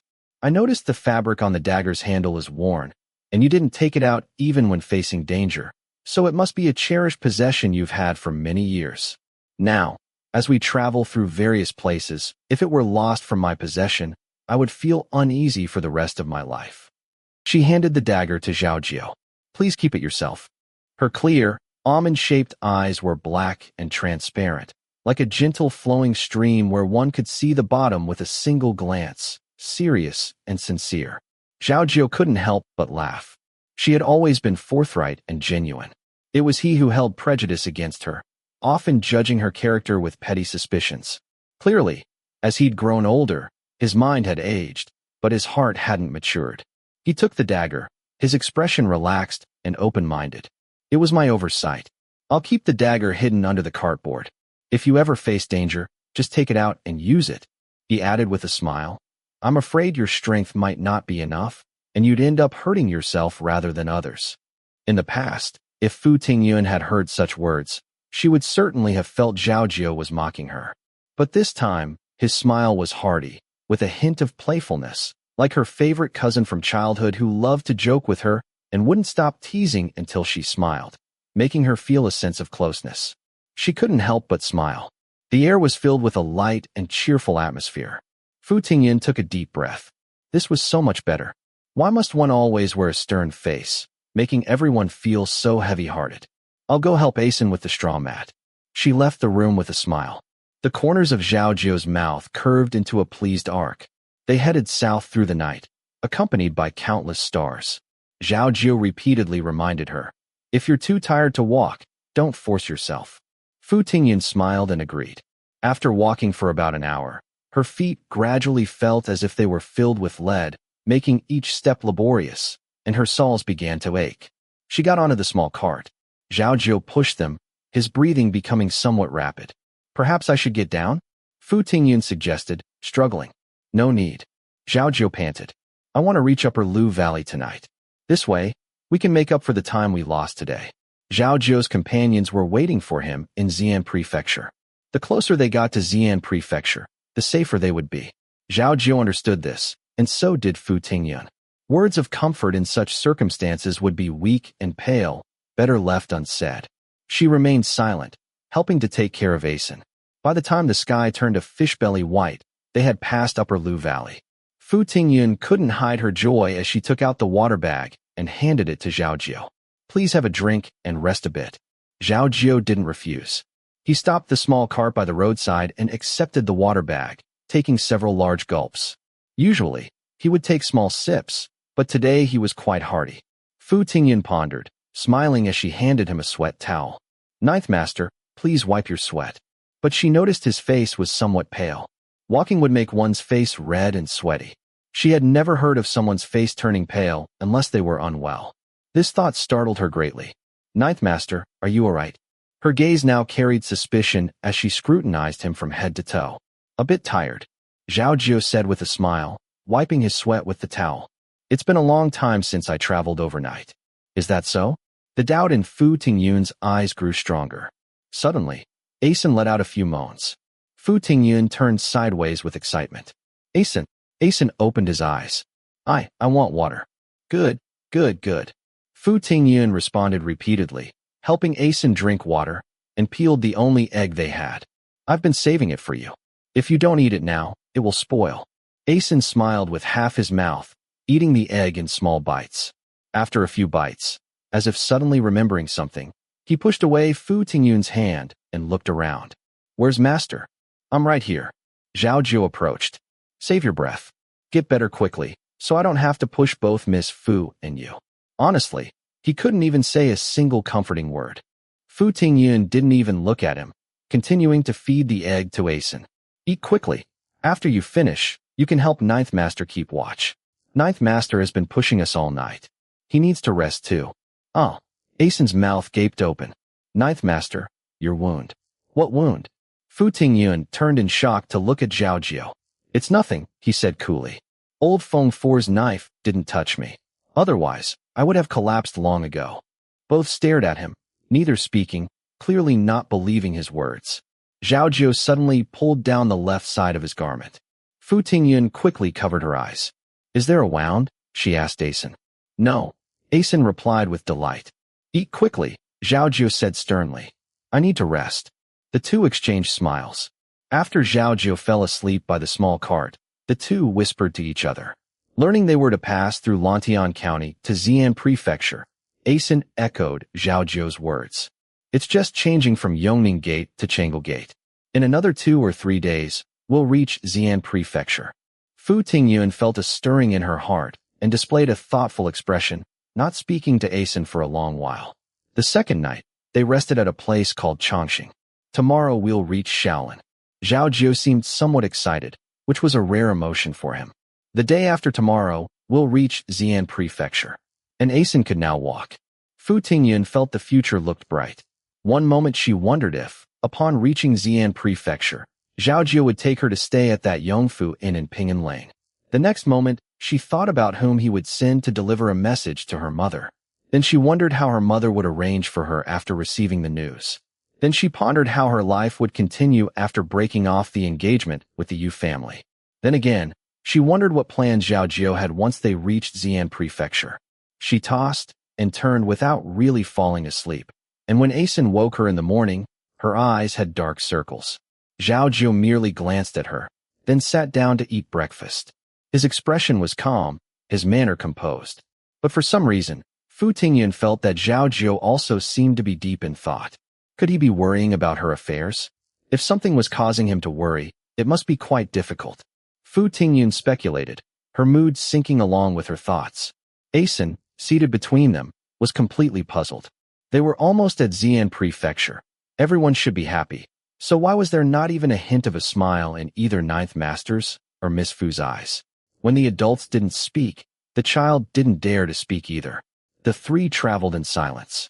The sun seemed about to burst into flames, so scorching that one could hardly open their eyes. Sitting on the small cart, Fu Tingyun was drenched in sweat, constantly wiping her forehead, chin, and neck with a handkerchief. Would you like some water? She turned to ask Zhao Jiu. In the midday sun, Zhao Jiu's sweat-covered face was as white as paper. No need. His voice was hoarse, and as soon as he spoke, his body began to sway from side to side. What's wrong with you? Fu Tingyun screamed, jumping off the small cart. Zhao Jiu had already collapsed onto the dirt road with a thud, raising a cloud of yellow dust. Ninth Master. Asen cried out, rushing toward him. Chapter 32. Old Feng Four suddenly grabbed Big Tiger's knife and slashed at me. Ninth Master blocked it with his shoulder. That's how he saved me. Asen cried, wiping tears that seemed endless with the back of his hand. If I had known this would happen, when Old Feng Four caught me, I should have bitten him.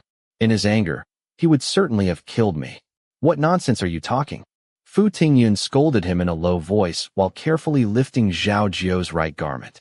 Since the Ninth Master was willing to block the knife with his body for you, it means he regards you as his brother. How could you say such things? Wouldn't the Ninth Master's sacrifice be in vain?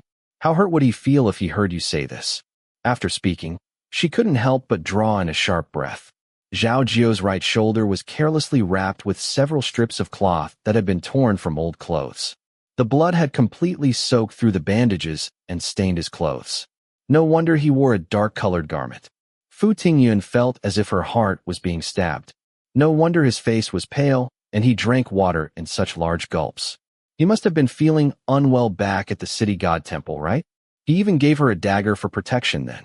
He must have already sensed his injury was serious, fearing he might not make it to Xi'an Prefecture. So that's why he did that, right? Yet she had rejected his kindness, pushing all the responsibility of protection onto him. And to think she had sulked and sat on the small cart. Pushing required arm strength, and his wound was on his shoulder. He had never let her walk before, but since then, whenever she wanted to walk, he never stopped her. Was it because the wound was too painful? Fu Tingyun felt regret and self-loathing. She regretted being so careless and hated herself for being spoiled and willful. Tears blurred her vision. Now that he was injured and unconscious, it was her turn to protect him, just as he had once done for her. Though she thought this, she understood the vast difference in strength between them. What should she do? How could she find a doctor to examine him? How could she get him away from here? How could they safely reach Xi'an Prefecture? Fu Tingyun's legs felt weak just thinking about it. She couldn't let him lose his life here. He was so young, with such a promising future ahead. She recalled what happened to her uncle's family. Perhaps her older cousin's two nephews could have grown up to top the imperial examinations, become ministers or famous officials, but all those possibilities vanished with the premature deaths of those two children. She couldn't let his future be cut short here. Fu Tingyun wiped her tears forcefully. She called to Asen. I see that the ninth master and you are both familiar with this area. Do you know which town is closest to here? Miss, what are you planning to do? Asen's eyes were red. It's a famine year. Those towns are probably full of refugees, and there are idle gangs who specifically bully outsiders. Without ninth master's protection, even if the refugees don't rob us, those gangs won't let us go. I know, Fu Tingyun said. But where there's a town, there are doctors. No matter what, we need to at least try. We can't just stay here, can we? The midday sun is so scorching, and there's no shade. If ninth master stays in this heat, I fear he'll become dehydrated. If refugees pass by, and we encounter those with evil intentions, they'll rob us all the same. Besides, I'm not planning to enter the town. Asen looked at her, confused. Since those refugees would all go to the town to beg, the city god temple must be empty. Fu Tingyun explained her plan to Asen. You and I will take ninth master to the city god temple, and you can go into town to see if you can find a doctor. If you can get a doctor, that would be best. If not, you should go to Xi'an Prefecture. It's only 2 days away, and your brothers Yuqing and Yuanbao should be there, right? Rather than dragging ninth master towards Xi'an Prefecture with an uncertain path ahead, it's better to ask your brothers to come and help ninth master.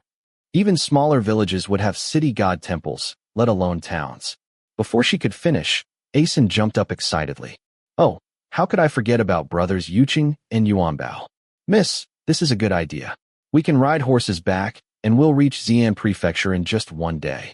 He continued, I know there's a town called Linshan about 30 li from here. It's on the route from Xi'an Prefecture to Lantian County. I don't know if there's a doctor, but I know there's a city god temple at the east end of the town. Fu Tingyun's spirits lifted upon hearing this. Do you still remember the way? I do, Asen said. I went there once with third master. Good. Fu Tingyun stood up. Let's go to Linshan town. Asen nodded vigorously. Together, they lifted Zhao Jiao onto the small cart. One supported the cart while the other pushed it, wobbling and stopping frequently, until they finally reached Linshan town by nightfall. During the journey, Fu Tingyun had given Zhao Jiao water 3 times. The last time, Zhao Jiao groggily asked where they were going. To Linshan town, she said. Asen says it's prosperous, and we might find a doctor there. Zhao Jiao made no response, tilted his head, and fell asleep again. She wasn't sure if he approved of her choice or if he hadn't even heard what she said. The city god temple at the east end of Linshan town wasn't large.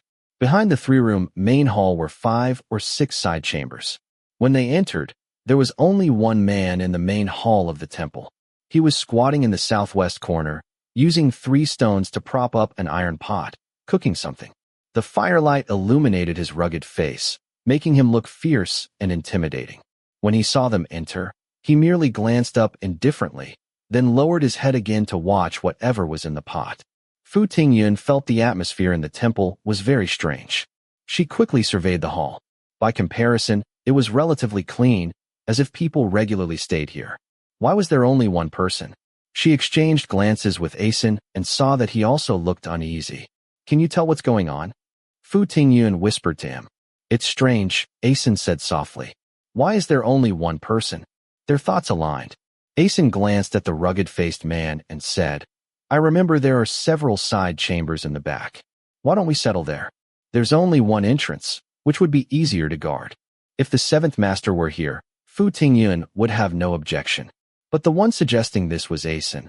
Not only was he a child, but he was also injured. If a skilled fighter burst in, like that rugged-faced man, they'd be trapped like fish in a barrel. Let's rest in the grove outside the temple. Fu Tingyun said.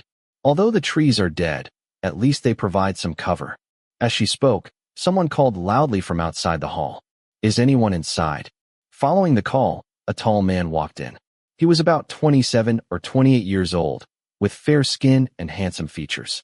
He wore a cocoon silk robe, its color indiscernible in the dim light, tied with a belt, looking neat and proper, somewhat like a shop manager. Seeing the scene in the hall, he too seemed surprised. After a slight pause, he bowed slightly to Fu Tingyun and the others, saying with a smile, "We're all travelers seeking shelter. May we impose upon you and stay here for the night." Since Fu Tingyun herself hadn't decided whether to stay or not, she naturally didn't respond.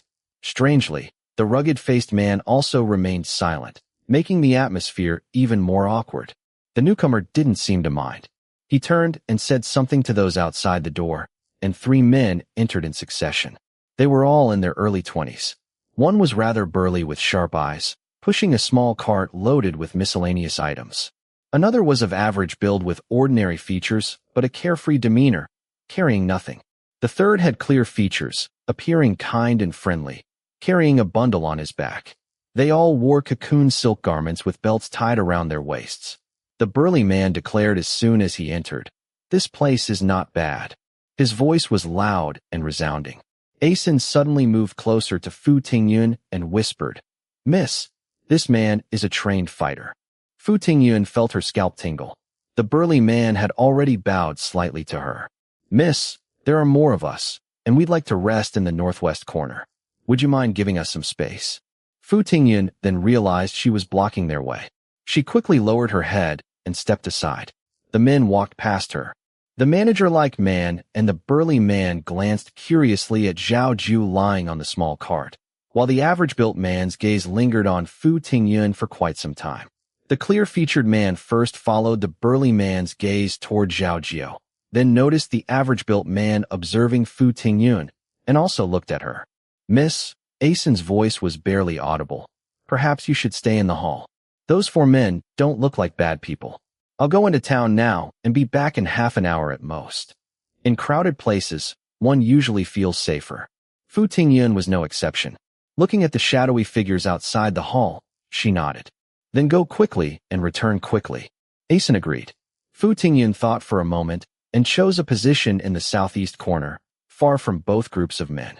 She laid out a straw mat, and together with Asen, they placed Zhao Ju on it. She then positioned the small cart in front to create a defensible corner. After Asen left for town, Fu Tingyun found the dagger and placed it under the straw mat, quietly calling to Ninth Master. "Drink some water." Zhao Ju opened his eyes, his gaze unfocused. He shook his head vaguely and closed his eyes again, falling into a deep sleep. Her heart trembled. Disregarding propriety between men and women, she felt his forehead. It was burning hot. Fu Tingyun grew anxious. She moistened a cloth and wiped his forehead, trying hard to remember how her wet nurse had cared for her when she had caught a cold as a child. It would be best to clean the shoulder with salt water and re-bandage it. But she didn't know how to bandage wounds and didn't dare touch the cloth strips. If only Zhao Ju would wake up, even briefly, to tell her how to wrap the bandages. She wrung out another cloth and placed it on his forehead. The sound of commotion reached them. The group in the northwest corner had already arranged their bedding and were looking toward the temple entrance at the noise. The man in the southwest corner didn't even raise his head. The commotion grew louder, with men laughing and cursing, and women screaming and crying. Torches reddened the sky. Fu Tingyun remembered the scene when old Feng Fu had appeared. She tensed, gripping the dagger in her hand. Chapter 33. A group of bandit-like men entered, holding high pine resin torches that illuminated the hall completely, revealing the fierce expressions on their faces. Seeing people in the hall, the group was quite surprised. Seeing such a group enter, everyone in the hall, except for the rugged-faced man, who continued adding wood to his fire as if he saw nothing, was equally surprised. For a moment, the hall was completely silent, save for the struggling and weeping of 2 young women held captive by the group. Their struggles revealed the peach-red and onion-green undergarments they wore beneath, adding a strange feeling to the quiet summer night. Ha! Someone laughed wildly. I never expected anyone would dare occupy our place. His voice was cold, filled with killing intent. Fu Tingyun quickly looked toward the source of the voice. It was a man in his 30s with a square face, wearing an open-chested short jacket that exposed a chest full of scars. He stood at the front of the group, speaking while turning to look back at those behind him. The people behind him immediately burst into laughter, as if Fu Tingyun and the others had done something extremely foolish. The manager-like man from the northwest corner walked over with a smile, bowing slightly to Square Face with a friendly expression. "Brother, we are merchants passing through who missed our lodging. We truly didn't know this was your place." As he spoke, there was a swish sound, and the man suddenly drew a flexible sword from his waist. Without visibly moving his hand, the sword flourished into 6 sword patterns, then with a light zing, became straight as a rod, emanating a cold aura like autumn frost in the torchlight. "Please forgive our intrusion," he said, pointing the sword tip to the ground. With several thud sounds, he carved a deep impression into the stone floor, then produced a money bag from somewhere and tossed it to Square Face. "Consider this as compensation to all brothers, and a treat for some wine. Please allow us to stay just one night. We'll leave at dawn." Fu Tingyun was shocked. Asen had said the burly man was a trained fighter, but she hadn't expected this manager-like man with his gentle speech to also be skilled in martial arts. Though she knew nothing about martial arts herself, she understood that to make such a deep mark in the ground with a flexible sword required exceptional skill. Squareface realized this too. He didn't take the money bag but stared fixedly at the impression not far from him, his expression uncertain. A man stepped forward from beside him. He was in his early 20s, tall and robust, honest-looking and powerful, with a physique comparable to the burly man in the northwest corner. But while the latter looked crude, the former appeared heroic. One resembled a butcher, the other a knight-errant. He picked up the money bag, opened it for a look, and showed signs of delight. "Brother," he called loudly to Square Face, then lowered his voice. "Pure official silver, 100 taels." The hall wasn't large, and everyone heard clearly. Square Face's gaze wavered, while the people behind him erupted in discussion. Some whispered, "Brother, let's just kill them. The silver will still be ours." Others said quietly, "Brother, 100 taels is too little. We should demand 200 or 300. Still others suggested, "Brother, since we're staying in the back chambers anyway, why not let these merchants have the main hall for the night?" Fu Tingyun's mind was in chaos. First, the man had demonstrated his martial prowess with the sword, and now he offered 100 taels of silver. Using both hard and soft approaches, the group would likely leave them alone. But this created a problem for the others in the hall. If they tried to bribe without having similar skills, or if they didn't offer bribes at all, why would these men spare them? She glanced toward the rugged-faced man in the southwest corner. He was pouring something from his iron pot into a large bowl, filling the air with the aroma of meat. He appeared completely uninvolved. Fu Tingyun's heart sank. It seemed this man also had the means to protect himself. As this thought flashed through her mind, Squareface shouted, "All of you shut up." The clamor behind him stopped abruptly. "Since you understand the rules, I'll make an exception," Squareface said. "But you must add another 200 taels of silver." His tone carried hints of uncertainty and probing. "Thank you, thank you." The manager-like man displayed a smile of both surprise and gratitude. He quickly instructed the burly man, who took out a red lacquered box from the small cart and a money bag from his bosom, handing it to the manager-like man. The manager-like man opened the bag to check, then said something to the clear-featured man, who hesitated before also producing a money bag. The manager-like man opened this bag as well, placed all the money into the red lacquered box, and smilingly handed it to Squareface. "Here are the remaining 200 taels." Fu Tingyun's heart sank to the depths. By making such a show, the manager-like man made others believe they had no more money, potentially reducing the group's greed toward them and ensuring their relative safety. The robust man took the money bag and counted carefully. The snow-white silver gleamed with a cold luster in the torchlight. Fu Tingyun was struck by a thought. Only official silver had such fine quality. They claimed to be merchants, but why did they carry official silver?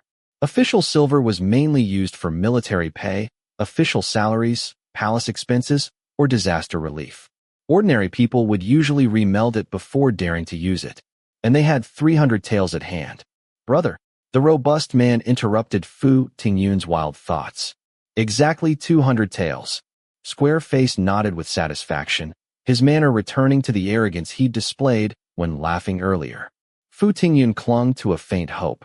Perhaps Square Face would leave them alone, considering the 300 taels he'd received, or maybe he wouldn't want to cause trouble with the skilled manager-like man and would ignore them. She quietly moved toward Zhao Jiao, lying behind her, hoping they could huddle together and become invisible to the group. Unfortunately, her wish was not granted. A short man suddenly ran to their side, forcefully pushing the small cart aside and shouting, "And what are you lot?" He appeared to be borrowing the authority of his associates. The small cart fell to one side, scattering the bamboo mat, bowls, chopsticks, and other items all over the ground. Fu Tingyun breathed a sigh of relief. Fortunately, she had already hidden their valuables under the ninth master's straw mat when she sensed trouble. She quickly said, "Please spare us, hero. We're refugees who fled from Pingliang. We accidentally trespassed on your territory. Please be merciful and let us stay just one night." As she spoke, she took out a bundle containing food and water bags from the corner of the hall. "Please accept these. This is all we have." Though Fu Tingyun tried to lower her voice, she couldn't hide its clear, pleasant quality. Everyone in the hall was startled upon hearing it and looked toward Fu Tingyun. Only the rugged-faced man shook his head almost imperceptibly, then lifted his bowl and noisily ate his food. Though the sound was loud in the hall, no one paid him any attention. The short man's face showed excitement. "Brother, there's a woman here," he called jubilantly as he ran over to lift her headscarf. Fu Tingyun suddenly straightened up, raising her hand with a flash of snow-white light toward the man. The man cried out painfully, "Ayah," covering his hand as blood immediately gushed from between his fingers. Only then did everyone notice the dagger in Fu Tingyun's hand. In the firelight, the dagger gleamed with strange yet brilliant patterns, possessing an intimidating, bewitching beauty. Dead silence fell over the hall.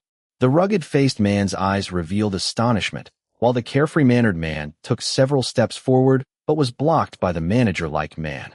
"You filthy whore! You dare to ambush me!"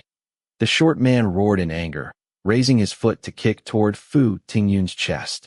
The carefree-mannered man exclaimed, "Ayah," and clenched his fists, while even the rugged-faced man put down his bowl. Fu Tingyun's face turned as white as a magnolia in wind and rain. She gripped the dagger with both hands and gritted her teeth as she stabbed toward the man. The foot landed squarely on Fu Tingyun's chest, but her dagger also pierced the man's calf. As Fu Tingyun fell backward, the dagger slid downward, stripping flesh from his calf. The man clutched his leg and cried out loudly, "Brother, brother!" Everyone was stunned, and it took a moment before they noticed two severed finger segments on the ground. "Brother, kill this filthy whore!" Square Face's men shouted, but none dared to step forward. Fu Tingyun struggled to her feet. Her hand holding the dagger trembled violently. Disheveled black hair fell over her snow-white face. Large beads of sweat dripped from her forehead, and her large almond eyes burned like fire, even brighter than the torches. This added a touch of fierceness to her beautiful features, like a blooming trumpet vine, gorgeous and proud. Square Face stared at the dagger, clean as fresh snow, his face darkening like the sky before a winter snowfall. He clenched his fist and walked toward Fu Tingyun. The hall immediately fell silent. Square Face's heavy footsteps and the crack-crack of his knuckles sounded like drums, each beat striking the hearts of those present. The burly man in the northwest corner frowned and stepped forward, but was pulled back by the carefree-mannered man. "You filthy whore! I'll ride you 1,000 times, or I'm not namedly." Square Face roared ferociously. Fu Tingyun felt as if all her internal organs had been displaced by pain. Her vision was blurred with overlapping shadows, barely making out a silhouette. She couldn't make it. After being kicked so violently, surprising her attacker with another strike was impossible. She thought of the two captive women. Raising her arm, which felt as heavy as lead, she placed the dagger against her throat. She didn't know what would happen to Ninth Master after she died. She had only brought him trouble. She could never repay his kindness in this life. It would have to wait until the next one. But perhaps in the next life, she would still be the person who burdened him, and he might not even be able to avoid her. At this thought, a small smile spread across her lips, like a small flower trembling in the cold wind, fragile yet resilient. Chapter 34. Suddenly, a hand rested on Fu Tingyun's shoulder from behind. Terrified out of her wits, her hand went limp, and the dagger fell to the ground with a clang. Everyone in the hall looked at Fu Tingyun in astonishment, not understanding why one moment she showed tragic determination to die rather than submit, and the next moment she was so frightened that she dropped her dagger. Glancing at Squareface's ferocious expression seemed to explain. Even Squareface, who had been striding toward Fu Tingyun, wore a smug expression. The carefree-mannered man in the northwest corner slightly furrowed his brow, appearing quite disappointed. But Fu Tingyun heard a deep and detached voice in her ear. "Find me Asen's shoulder-height staff." Though the tone was calm and somewhat nonchalant, it brought tears to Fu Tingyun's eyes. It was Ninth Master. It was Ninth Master. His shoulder-height staff had been cut down to a wooden stick during the fight with Old Feng Four. She wanted to ask about his injuries, to turn and see if he was unharmed. But with Squareface approaching ever closer, she dared not delay. Stumbling, she picked up the staff that had rolled aside and handed it to Zhao Jiu. Zhao Jiu's face was flushed, his gaze unfocused, as he stood up unsteadily, leaning on the staff. Everyone suddenly understood. Squareface's steps faltered as he saw Zhao Jiu's gaunt frame. His expression relaxed, showing cruel mockery. "Another one comes to die. Get behind me." Zhao Jiu instructed Fu Tingyun in a low voice. Ninth Master was still ill. Fu Tingyun hesitated, but seeing Zhao Jiu step forward to shield her, she quickly complied, grabbed the fallen dagger, and crouched in the corner of the hall, her eyes never leaving his figure. The green mountains remain unchanged, the blue waters flow forever, Zhao Jiu said to Squareface, though his gaze lacked focus. "If I have offended you in any way, please forgive me." His cheeks seemed to burn with fire, his body supported only by the staff planted on the ground. Anyone could see he was seriously ill, merely putting on a brave front. The carefree-mannered man watched, shaking his head slightly, then turned away as if losing interest, whispering to the clear-featured man. Squareface interrupted with loud laughter. "That depends on whether you can make me forgive you." As he spoke, he threw a punch toward Zhao Jiu's face. Zhao Jiu tilted his head, avoiding the punch. His staff swept a half-circle with a sharp whistling sound, striking Squareface's shoulder. With a soft crack, Squareface's body crumpled as he staggered backward and fell to the ground. Zhao Jiu stood quietly, leaning on his staff, displaying a steadiness and tranquility like deep pools and towering mountains, commanding respect. "Oh." The carefree-mannered man fixed his keen gaze on Zhao Jiu, a strange light flashing in his eyes. Behind him, the manager-like man and the burly man exchanged glances, one with his hand on his waist, the other tightly clenching his fist behind his back. The rugged-faced man in the southwest corner had also stood up, though no one had noticed when he put down his things. Squareface looked at Zhao Jiu in surprise. He knew what would happen with his punch. Once, someone's face had been beaten to pulp by him, becoming unrecognizable even to the victim's parents. But this time, this sickly man who seemed ready to collapse not only dodged his thunderous attack, but also struck him with a burning, bone-deep pain. He privately sensed something amiss. But with everyone's eyes on him, stopping now would make it impossible to control his subordinates in the future. Even the silver they'd just received might not stay in their possession. Looking at Zhao Jiu's emaciated body, however, he regained some confidence. "Damn you, you consumptive wretch, you dare to ambush me when I'm not paying attention." Squareface shouted, his eyes showing bloodthirsty savagery as he turned to pull out the waist knife from the nearest person and strode toward Zhao Jiu. "Attack together. Whoever kills this scum gets his woman." Fu Tingyun's beauty was evident to all.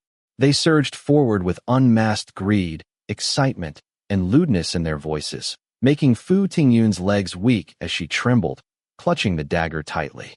She would rather die than be dishonored. Zhao Jiu remained silent. His thin lips pressed together, and a hint of ferocity flashed across his calm face. His eyebrows lifted as a murderous aura emanated from his entire body, felt even by the two groups on the other side of the hall. Yet the attackers, relying on their numbers, disregarded this change. They charged, wielding clubs or knives, launching into a flurry of wild attacks. The hall echoed with deep, firecracker-like pops. The attackers were either knocked to the ground, unable to move, forced to retreat repeatedly, or clutching their heads or shoulders while howling. Not only could they not hit Zhao Jiao, they could barely get close to him. The hall was in chaos.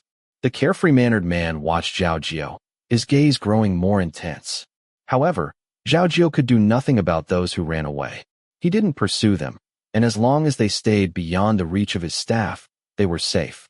Soon, Square Face, who had shouted the loudest, charged to the front, but ultimately observed from the side, discovered the reason. Zhao Jiao needed to protect the woman behind him.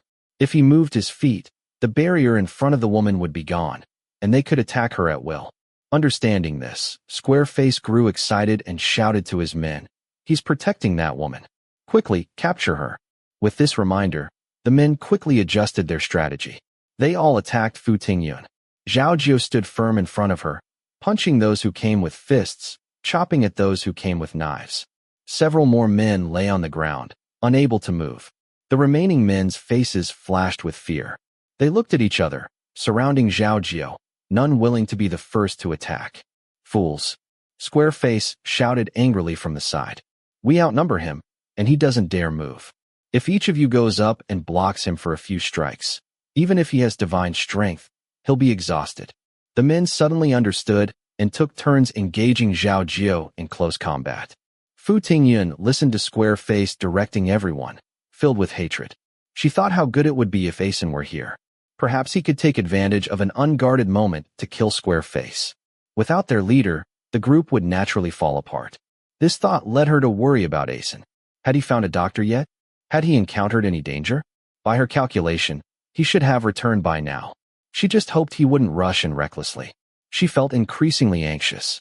Zhao Jiao's movements began to slow down. The men surrounding him noticed this and showed expressions of delight. Suddenly, a loud boom resounded through the hall, making even the roof seem to shudder. The men attacking Zhao Jiao staggered backward.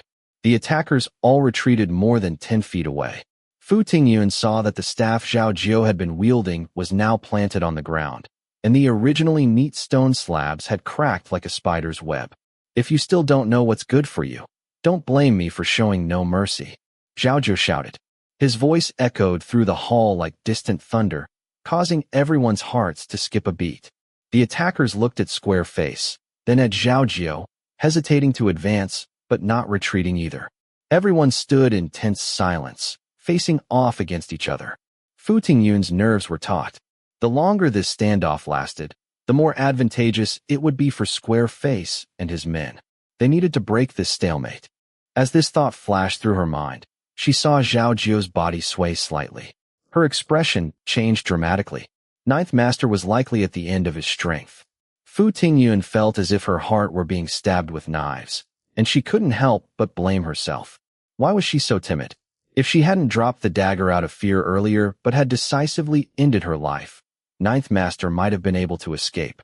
Knowing Ninth Master was injured, yet watching him fight Square Face's men, she had still harbored a sliver of hope that he might prevail as he had before.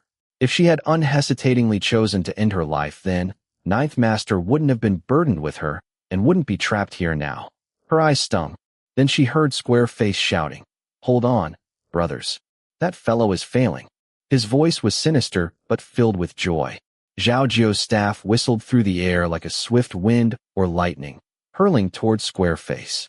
Square Face was startled and tried to dodge, but the staff had already struck his chest. The residual force of the staff caused him to stagger backward 7 or 8 steps. The staff fell to the ground with a thud, and Square Face's legs finally went limp. Clutching his chest, he knelt on the ground. His head drooped, and he collapsed, motionless. "Brother!" The men surrounding Zhao Jiao all rushed over to Square Face. Zhao Jiao swayed and fell backward, stiff as a board. "Ninth Master!" Fu Tingyun screamed, rushing toward him. "Ninth Master!" His eyes were tightly closed, his face as yellow as gold paper. "Ninth Master!" Her tears fell drop by drop onto his face. The butcher-like robust man heard Fu Tingyun scream, shifted his gaze, abandoned Square Face, and picked up a large knife from the ground. charging toward Fu Tingyun. A gleaming, flexible sword followed him like a venomous snake, quickly piercing his back. The robust man's form froze. Only after the flexible sword was withdrawn from his body, causing blood to spurt out, did he fall to the ground with a thud. Some of the men around Square Face noticed the commotion and shouted. The others raised their heads. They saw the manager-like man who had earlier bowed and offered them silver now standing beside the robust man's corpse, holding a flexible sword, his face still wearing a friendly smile. Everyone shuddered, seeing fear in each other's eyes. Kill them all, the carefree-mannered man suddenly ordered. His cold voice carried the indifference and authority of one long accustomed to a high position. The burly man loudly responded with yes, his voice containing a hint of joy. He stepped forward, swinging his fist at the nearest person. A slight crushing sound echoed in the hall. The man's face immediately caved in, and he fell silently, never to move again. The manager-like man's flexible sword moved as swiftly as a venomous snake, dealing death with a single touch. Square Face's men realized what was happening and clamored to escape, but they couldn't evade the deadly skills of the two men. In an instant, the hall became a scene of slaughter. Fu Tingyun was stunned. Her impression of these men from the northwest corner had reached an extreme low. With such overwhelmingly superior skills, why hadn't they intervened earlier to save lives? Her gaze inadvertently swept toward the southwest corner. The rugged-faced man had vanished. She looked around in alarm. She didn't see the rugged-faced man, but she did see the manager-like man thrusting his sword straight into the chest of each person lying in the hall, delivering a finishing blow. A surge of turbid air roiled in Fu Tingyun's chest. She couldn't help but turn away and vomit. Someone walked over. "Miss, are you all right?" A handkerchief was offered. Chapter 35. The person's voice was somewhat coarse and hoarse, as if deliberately lowered. Fu Tingyun looked up to see a face with delicate features. Doesn't this man understand that there should be no physical contact between men and women? How could she possibly accept a handkerchief from a man? Perhaps due to her poor impression of them. Fu Tingyun felt annoyed, but remembering that they had saved Ninth Master and herself, she softly said, "Thank you," and continued, "I will never forget the debt of gratitude for saving our lives, but I dare not trouble you further." After speaking, she turned her face away and bent down to help Zhao Jiu. The young man was slightly startled, then showed a relieved smile. "Miss, let me help. How could you lift him by yourself?" His voice was now fine and gentle, like a spring breeze in March, very pleasant to hear, completely different from the hoarseness before. This must be his actual voice, right? Why had he deliberately lowered his voice when speaking to her earlier? Fu Tingyun gave him a curious glance. He appeared slightly embarrassed as he crouched down to help Zhao Jiu. "Don't move him carelessly."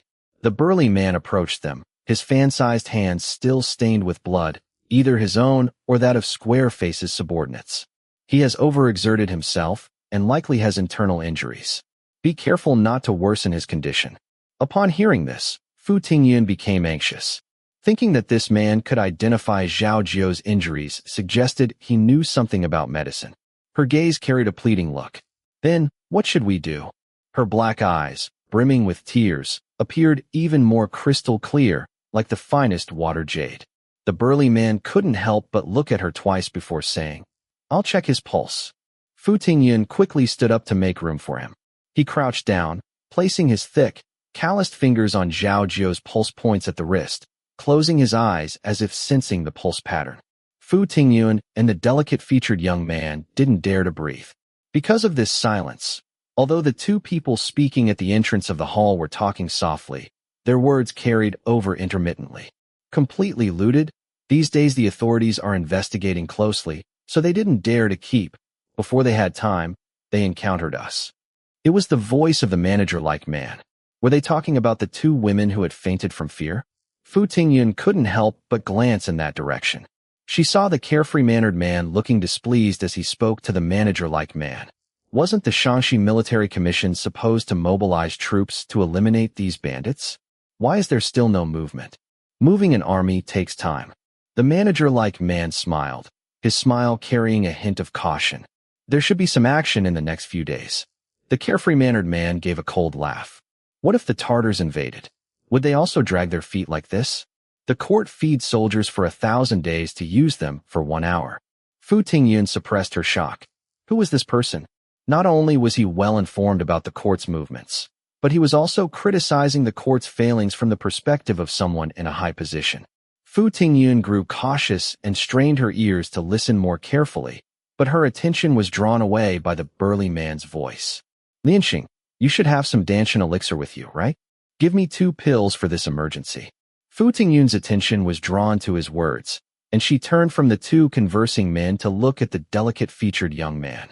This young man, addressed as Lianxing by the burly man, nodded and then hesitantly said, I also brought some gongjian powder. Do you think we should give him 2 doses of that as well? We cannot use gongjian powder, the burly man said. Gongjian powder promotes circulation and removes stagnation. While it would be beneficial for his internal injuries, he also has external wounds. Let's first use the Danshan elixir to strengthen his foundation, and once he's conscious, we can use gongjian powder. Fu Tingyun had read some medical texts and knew both medicines. The therapeutic principles seemed appropriate, so she mentally nodded in approval, gaining more confidence in this man's medical skills. Lianxing tiptoed around the corpses in the hall to retrieve 2 medicine bottles. Fu Tingyun had already found her bowl among the scattered belongings and prepared water. As the burly man administered the medicine to Zhao Jiu, he asked Fu Tingyun, Do you have any clean old clothes? I want to apply some wound medicine to his injuries. Yes. Fu Tingyun thought of her moon-white cocoon silk right lapel garment and quickly retrieved it, intending to tear it into strips. Someone entered with light, swift steps. 16th Master. Fu Tingyun looked toward the voice. It was the rugged-faced man who had disappeared earlier. He respectfully bowed to the carefree-mannered man. This humble one. His voice suddenly lowered, and Fu Tingyun couldn't hear clearly. Mission accomplished. Were they working together? Then why had they pretended not to know each other earlier? Fu Tingyun was shocked. Her hands and feet went weak, and for a moment, she couldn't even muster the strength to tear the cloth. With such exceptional martial skills, they had chosen to pay money rather than confront square face, and they hadn't intervened when she was hovering between life and death, appearing reluctant to get involved. So why had they changed their minds and saved Ninth Master and her? Fu Tingyun felt a chill down her spine, vaguely sensing that she had stumbled upon something she shouldn't have. Her hands and feet trembled. She took several deep breaths before finally tearing the cocoon silk with a rip. The 16th Master smiled and nodded at the rugged-faced man, saying, Thank you for your hard work, then asked, Are you alone? We came with 20 people in total. The rugged-faced man replied calmly, with a mountain-like steadiness. Those with me are. He lowered his voice again.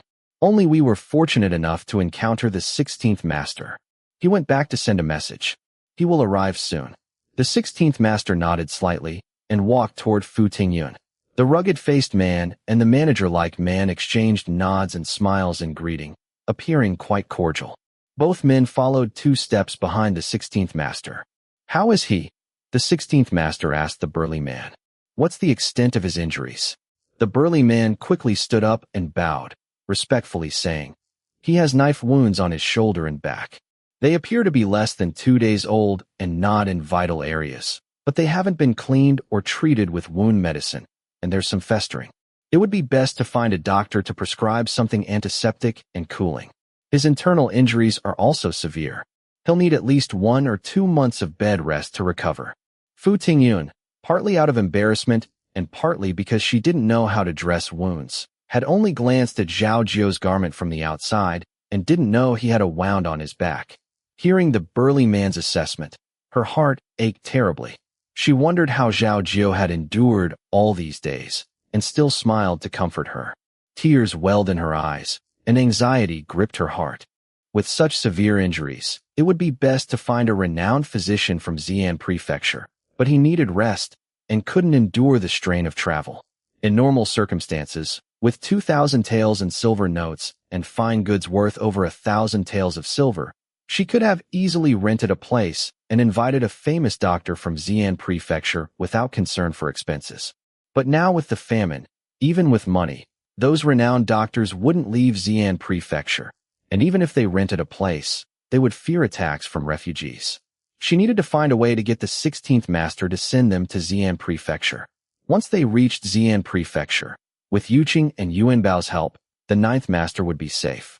Fu Tingyun bit her lip and knelt upright before the 16th master. Benefactor. She slightly lowered her head, showing strength mixed with vulnerability. Thank you for saving our lives.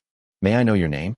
This humble woman would like to set up a longevity tablet for you, praying to Buddha for your peace, happiness, prosperity, numerous descendants, and flourishing business.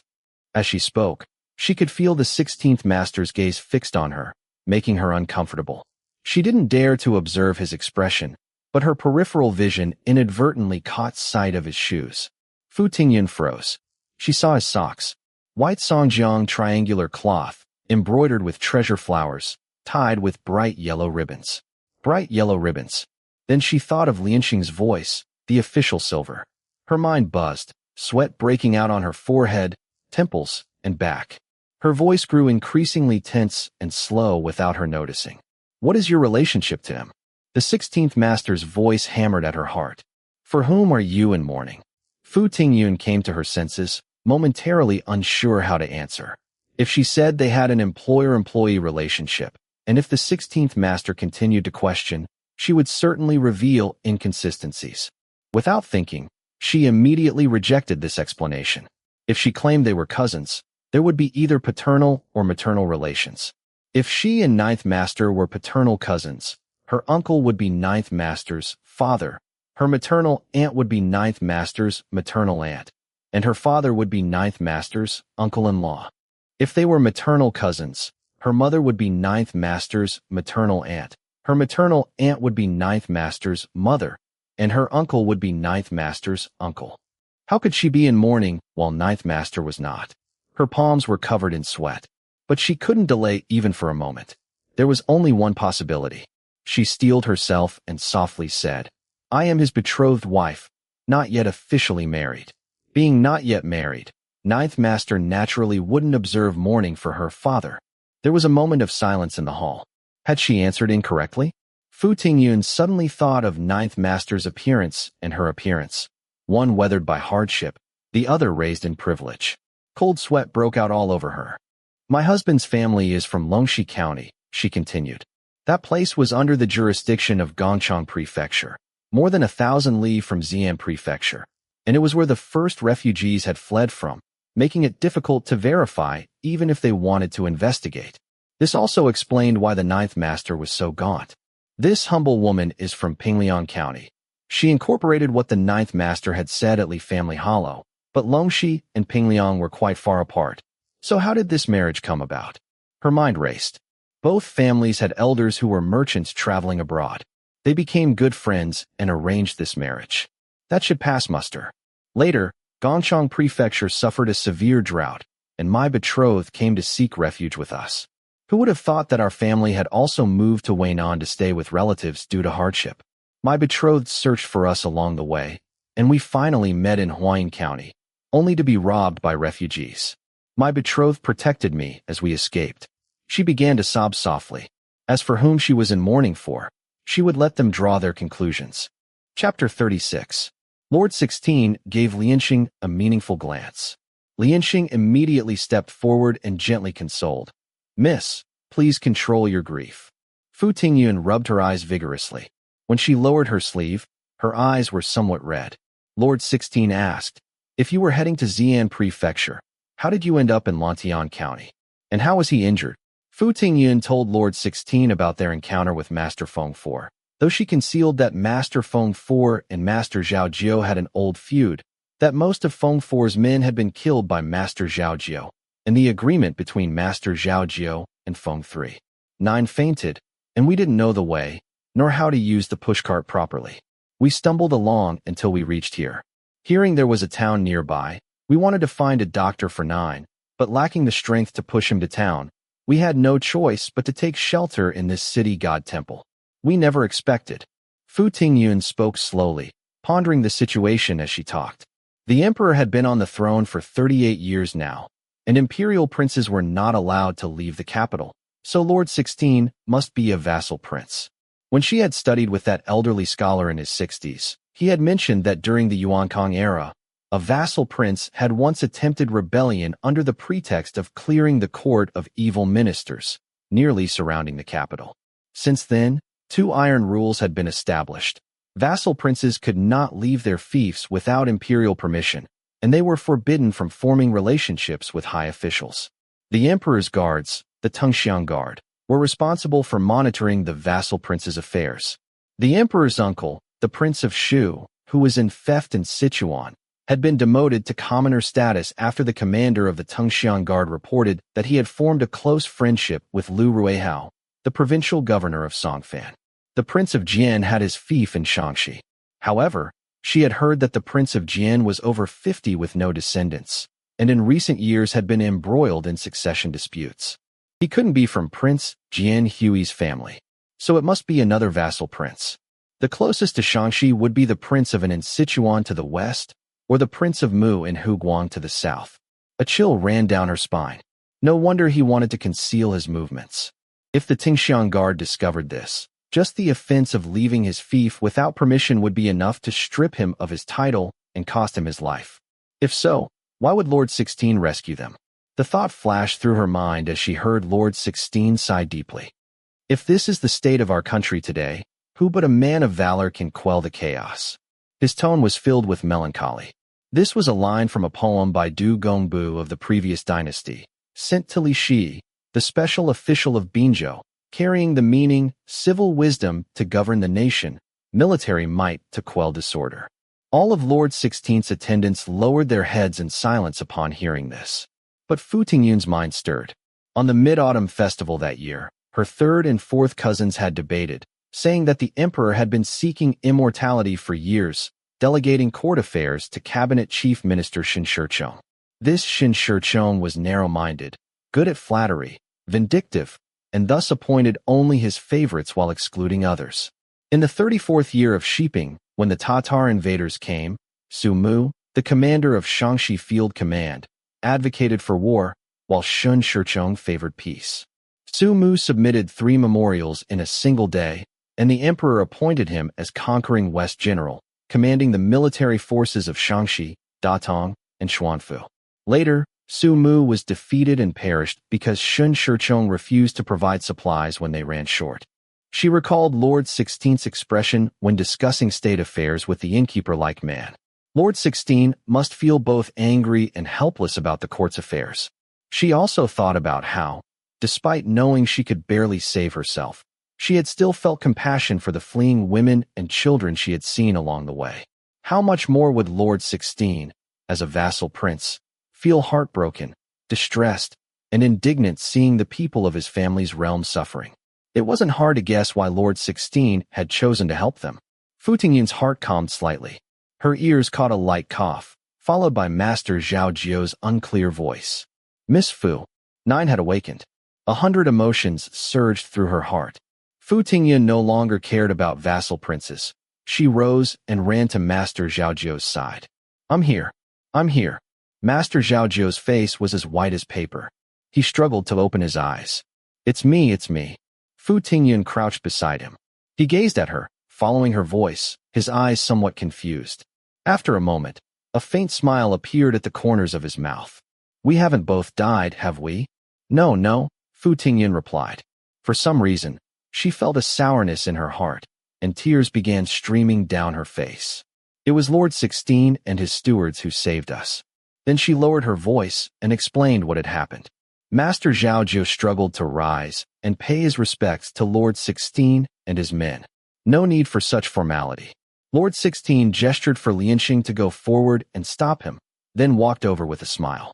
I didn't expect you to wake so quickly. Your martial arts foundation must be excellent.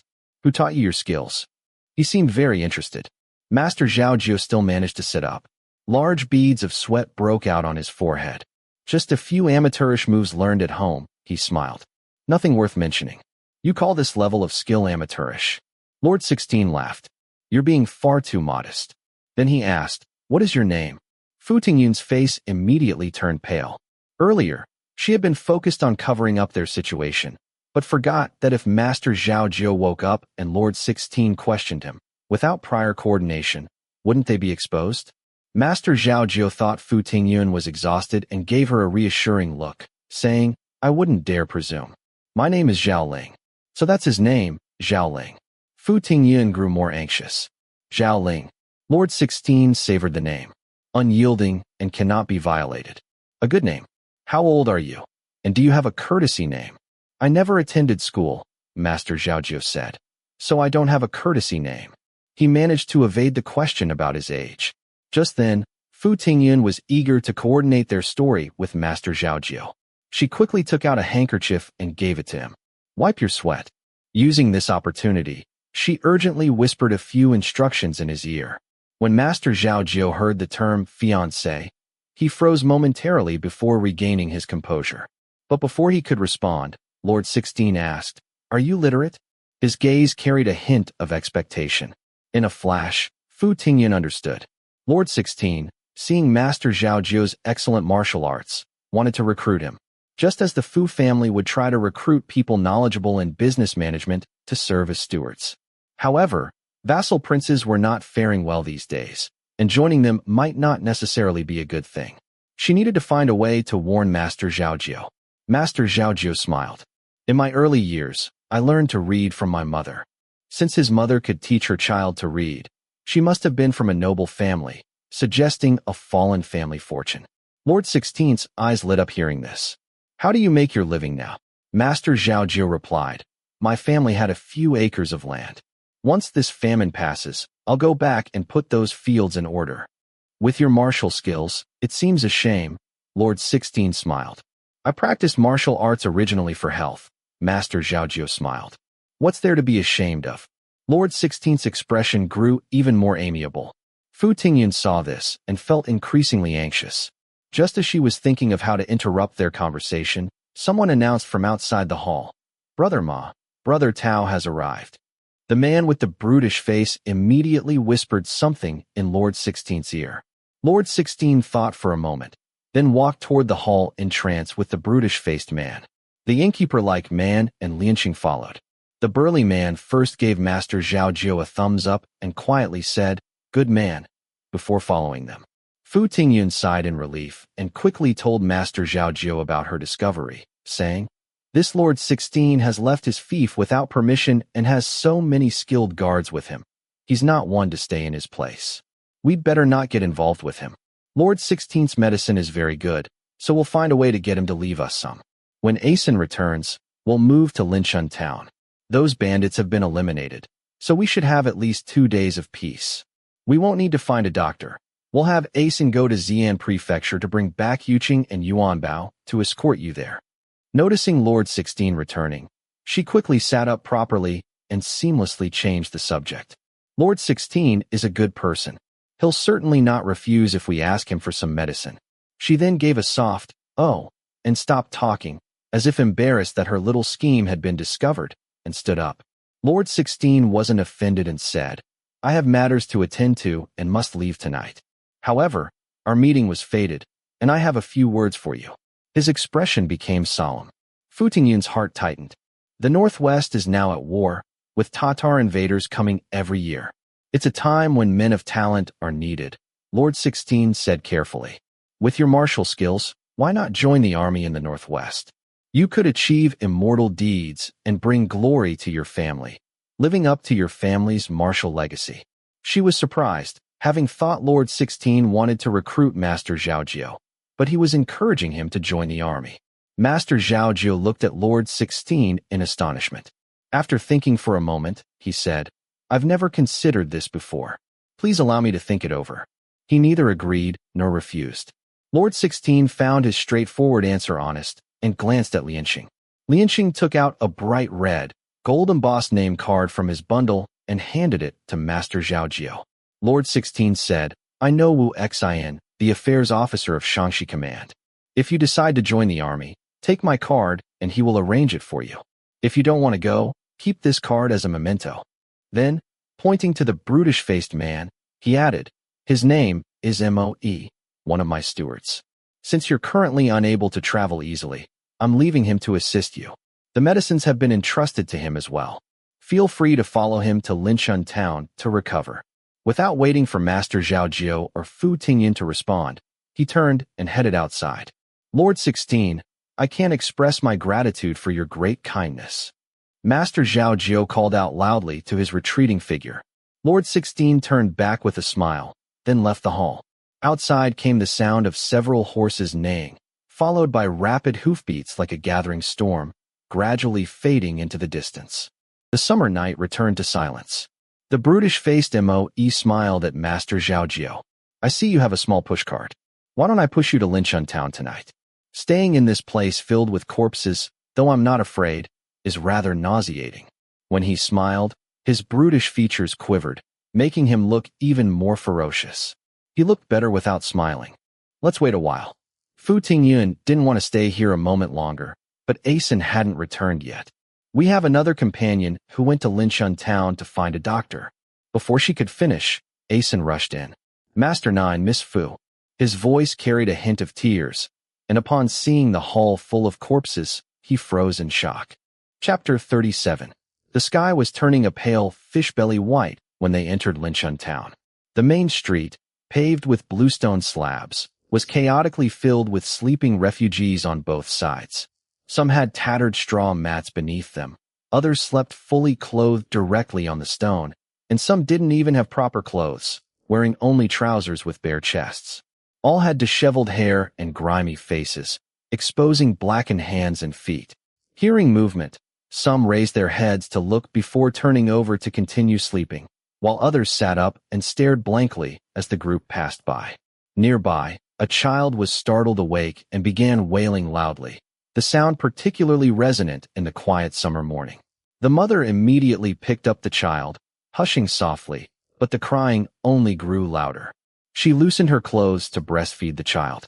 The baby sucked desperately at the shriveled breast, but quickly abandoned the nipple and resumed crying loudly.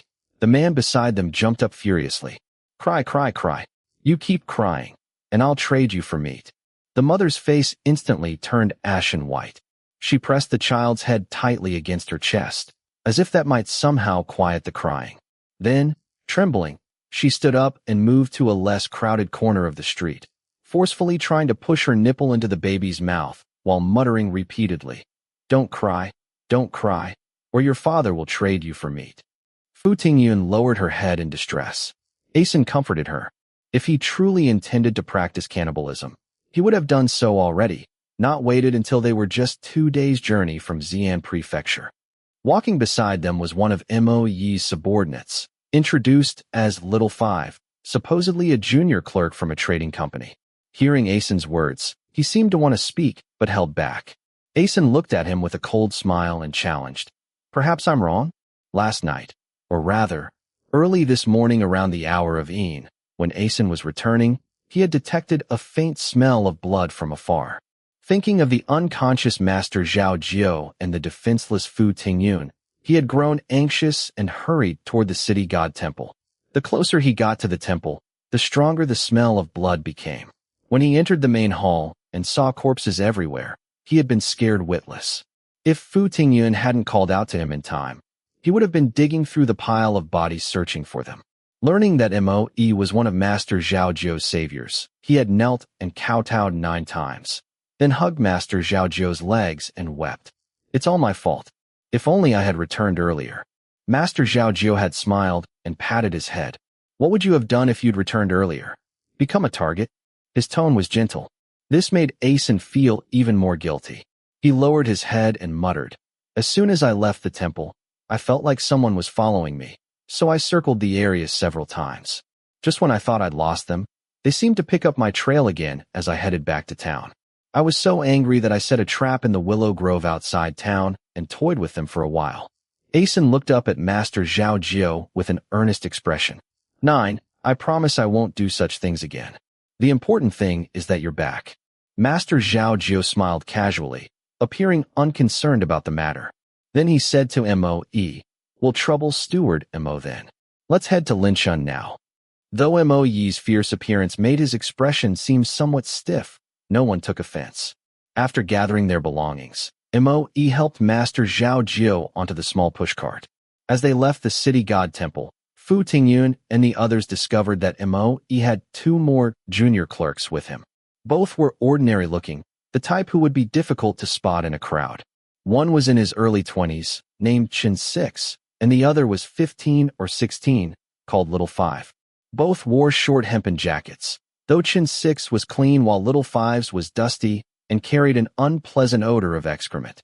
When Asen saw Little 5, his eyes widened, but before he could say anything, Master Zhao Jiu instructed him. Dawn is breaking. If we encounter officials, we won't be able to clear our names even if we jump into the Yellow River. We'd better get to Linshun town quickly. Moe agreed with this. The group hurried along. On the way, Asen whispered to Fu Tingyun. The person who was following me fell into the pit I dug. I had defecated in that pit. Fu Tingyun was speechless. You. Asen seemed somewhat proud. That's what they get for following me. I treated them to a special meal. Fu Tingyun barely managed to suppress her laughter, but she also became somewhat suspicious. Still, she trusted Master Zhao Jiu the most. Since Master Zhao Jiu wasn't questioning such an obvious matter, there must be a reason for his silence. We'll talk about this later. Fu Tingyun whispered to Asen. Moe and his people are present. Asen nodded but continued to look displeased with Little 5. From the city god temple to Linshun town, he kept finding fault with him. Little 5 maintained a magnanimous attitude, appearing to be above Asen's pettiness, which only irritated Asen more. Now he was nitpicking again, making things difficult for Little 5. This time, Little 5 didn't dismiss it with a smile as he had previously, but neither did he engage in verbal sparring. Instead, he addressed Fu Tingyun seriously. Everyone thinks reaching Xi'an Prefecture will improve things, but in reality, Xi'an is worse than Linshun town. At least Linshun town still has places to sleep. Xi'an closed its gates half a month ago, allowing people to leave but not enter. Officials patrol daily, and no one is permitted to rest within 50 zhang of the city walls. Violators are beaten to death. Countless have died from starvation or beatings. The Jili ravine south of the city has nearly become a mass burial ground. Asen argued with Little 5. Xi'an is the capital of Shangxi. Hasn't anyone set up porridge kitchens? He sounded half doubtful. Little 5 snorted. Without official sanction, who would dare set up porridge kitchens privately? Fu Tingyun frowned. Isn't official Dong doing anything about this? Official Dong? Little 5 said dismissively. He's only concerned with currying favor with Palace Eunuch Du, the supervisor of the Imperial Secretariat, and ensuring the comfort of Prince Jian, who's taking refuge in Xi'an. He wants someone to speak for him and shift the blame if the emperor finds fault. How could he care whether the common people of Shangxi live or die? Fu Tingyun and Asen fell silent, thinking about all they had seen and heard on their journey. Suddenly, two boys about 10 years old darted out from the side. Uncle, sister, we haven't eaten for 3 days and nights. Please be kind and spare us some food. Their eyes were remarkably alert. Chin 6, who was pushing the cart, glanced hesitantly at Moe walking beside him. Moe shook his head slightly. With a commotion, 7 or 8 children seemed to appear from nowhere. All were in tattered clothes and emaciated. They surrounded the group, clamoring, "Uncle, sister, please help us," while reaching out for handouts. Some even reached directly into the pushcart. "Get lost, all of you." Moe roared like thunder, grabbing one of the children and throwing him onto the bluestone pavement. The entire street fell silent as everyone looked at Moe with fearful eyes. "Get the hell out of here." Moe shouted again. The children, as if jolted awake, scrambled to pick up their fallen companion and ran away. After this incident, they easily occupied an abandoned shop. With Moe and Chin 6's help, Master Zhao Jiu rested in an inner room upstairs, while Fu Tingyun stayed in the adjoining side room. "I must trouble Steward Moe, Chin 6, and Little 5 to stay downstairs," Master Zhao Jiu said apologetically. "I have female company here." Moe responded straightforwardly. "Call me if you need anything." "Many thanks." Master Zhao Jiu clasped his hands in a salute, then instructed Fu Tingyun to clean the room and told Asen to escort Moe and the others downstairs. Once Moe and his companion's footsteps had faded on the stairs, Master Zhao Jiu said to Fu Tingyun, who was searching for a cleaning cloth, "Take a rest. Asen can do these things when he returns." Hadn't he just asked her to clean the room? Why was he now saying to wait for Asen? Fu Tingyun was confused. Master Zhao Ju lay pale-faced on the bed without curtains and smiled at her. I have something to tell you. His manner was unusually gentle. Do people become particularly vulnerable when they're ill? Fu Tingyun wondered as she brought a stool to the bedside. Are you worried about Moe and his men? Is that why you asked them to stay downstairs? There were 4 or 5 more rooms upstairs, while the downstairs was for business, with only a shop front and a small side room for storing goods. Master Zhao Ju nodded slightly.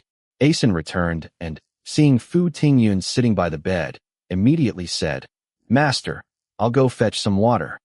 That can wait. Master Zhao Ju said, guard the door and give us a signal if anyone comes. Then to Fu Tingyun, find Lord 16's name card. Asen took his position at the door, and Fu Tingyun found the card and handed it to him. Since the room had no bedding, she placed a bundle of clothes behind his back to help him see more clearly, then opened the window. Outside was a grove of dead trees, with the post road to Lantian County visible in the distance. A warm breeze entered through the window. Even this made Fu Tingyun sigh with feeling. It's been many days since I felt a breeze. She added, in a year with good weather, I wonder how beautiful this view would be. Master Zhao Jiu smiled without responding, examining the name card carefully. Fu Tingyun looked at Master Zhao Jiu.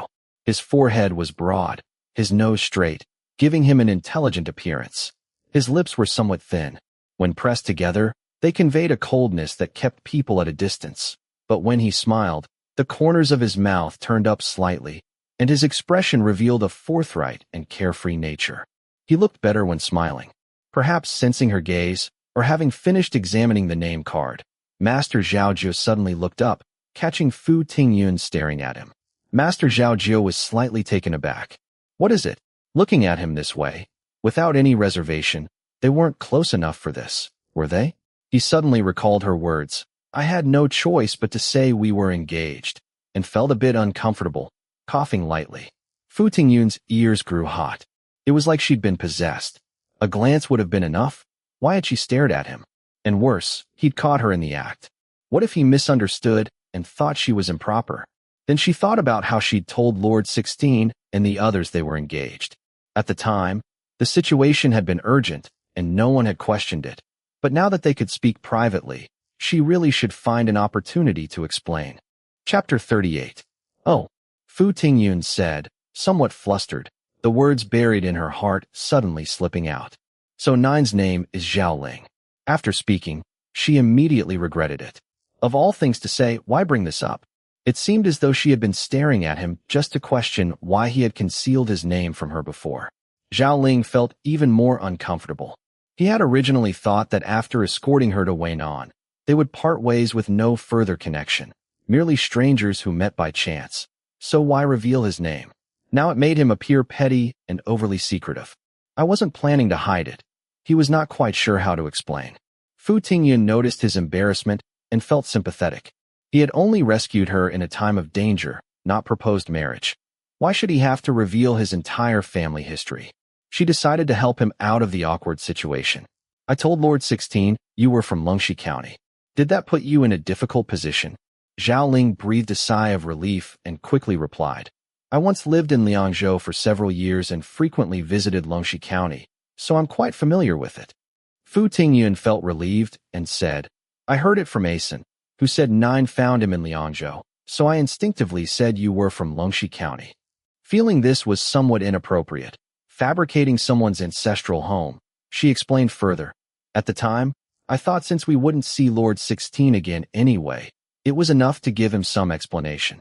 At this point, she exclaimed, Oh my! Zhao Ling's heart suddenly tensed.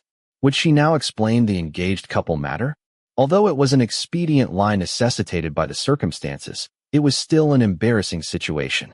Better not to mention it, and let it fade away naturally. As she had said, they wouldn't encounter Lord 16 again anyway, and he had no intention of seeking Lord 16's patronage. On this point, they agreed. While fortune might be found in danger, there was no need to risk violating imperial law for the sake of wealth and position. Then he heard Fu Tingyun ask, 9, have you discerned anything from that name card? Finally free from circling the awkward topic, Zhao Ling felt like a lost traveler who had found his way again. He handed the name card to Fu Tingyun. Take a look. The name card was the common bright red, gold embossed type available anywhere, with characters written in the official script style that all scholars learned. From the humble servant who bows his head, respectfully, the hermit of Blue Creek, Fu Tingyun read from the card. Since it doesn't specify who it's addressed to, nor mention what business or which servant was sent, and the signature is just a literary name. Even if we showed this card to well-informed elders, they probably couldn't identify whose card it is. She examined the card thoroughly inside and out, then pondered. If lost, others couldn't guess whose card it is either. Such caution confirms that Lord 16 must indeed be a vassal prince. Zhao Ling nodded slightly and said, "Tell me from beginning to end how you came to take shelter in the city god temple." Previously, with Lord 16 and his men present, she had only given a brief account. Fu Tingyun knew that what she was about to say would be important for Zhao Ling's assessment, so she recalled carefully, including even the smallest details. Zhao Ling remained silent for a long while, thinking deeply before saying, "According to what you've said, when you entered, Mo and Lord 16 pretended not to know each other. Later, when we clashed with the bandit leader, Mo disappeared, while Lord 16 just observed coldly. Only after I killed the bandit leader did Lord 16's men step in to help." Fu Tingyun nodded and said, "I felt quite angry at the time. With their excellent martial skills, why did they wait until we were at our wits' end before helping? I know the best way to earn gratitude is to offer timely help in dire circumstances, but this wasn't timely help. It was like offering a fan in autumn, waiting until you can no longer hold on. If it were me, I would have stepped in when you confronted the bandit leader, shouting, 'Brother, let me lend you a hand,' then sending one of my men to charge forward. The bandit leader was still alive then, so the primary credit would naturally be theirs, and we would certainly have been immensely grateful. They would have gained both honor and advantage." Seeing her indignation, like a child complaining to adults about not getting candy, Zhao Ling couldn't help but smile. He said to Fu Tingyun, "Call Asen in.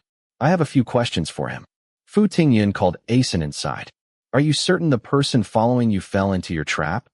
Zhao Ling's expression turned serious, his brow adding a trace of solemnity, instantly dispelling the relaxed atmosphere from moments ago. "I'm certain," Asen swore. "I originally planned to capture him alive, but feared he might be Master Feng 3's scout. Master, you always tell us to leave some leeway for future encounters. I was afraid of offending him, and that he might speak ill of us to Master Feng 3, who might then pursue us relentlessly."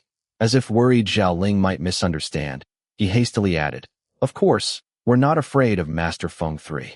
We're just in a hurry to reach Xi'an Prefecture and want to avoid complications." Fu Tingyun turned her head aside and covered her mouth to suppress her laughter.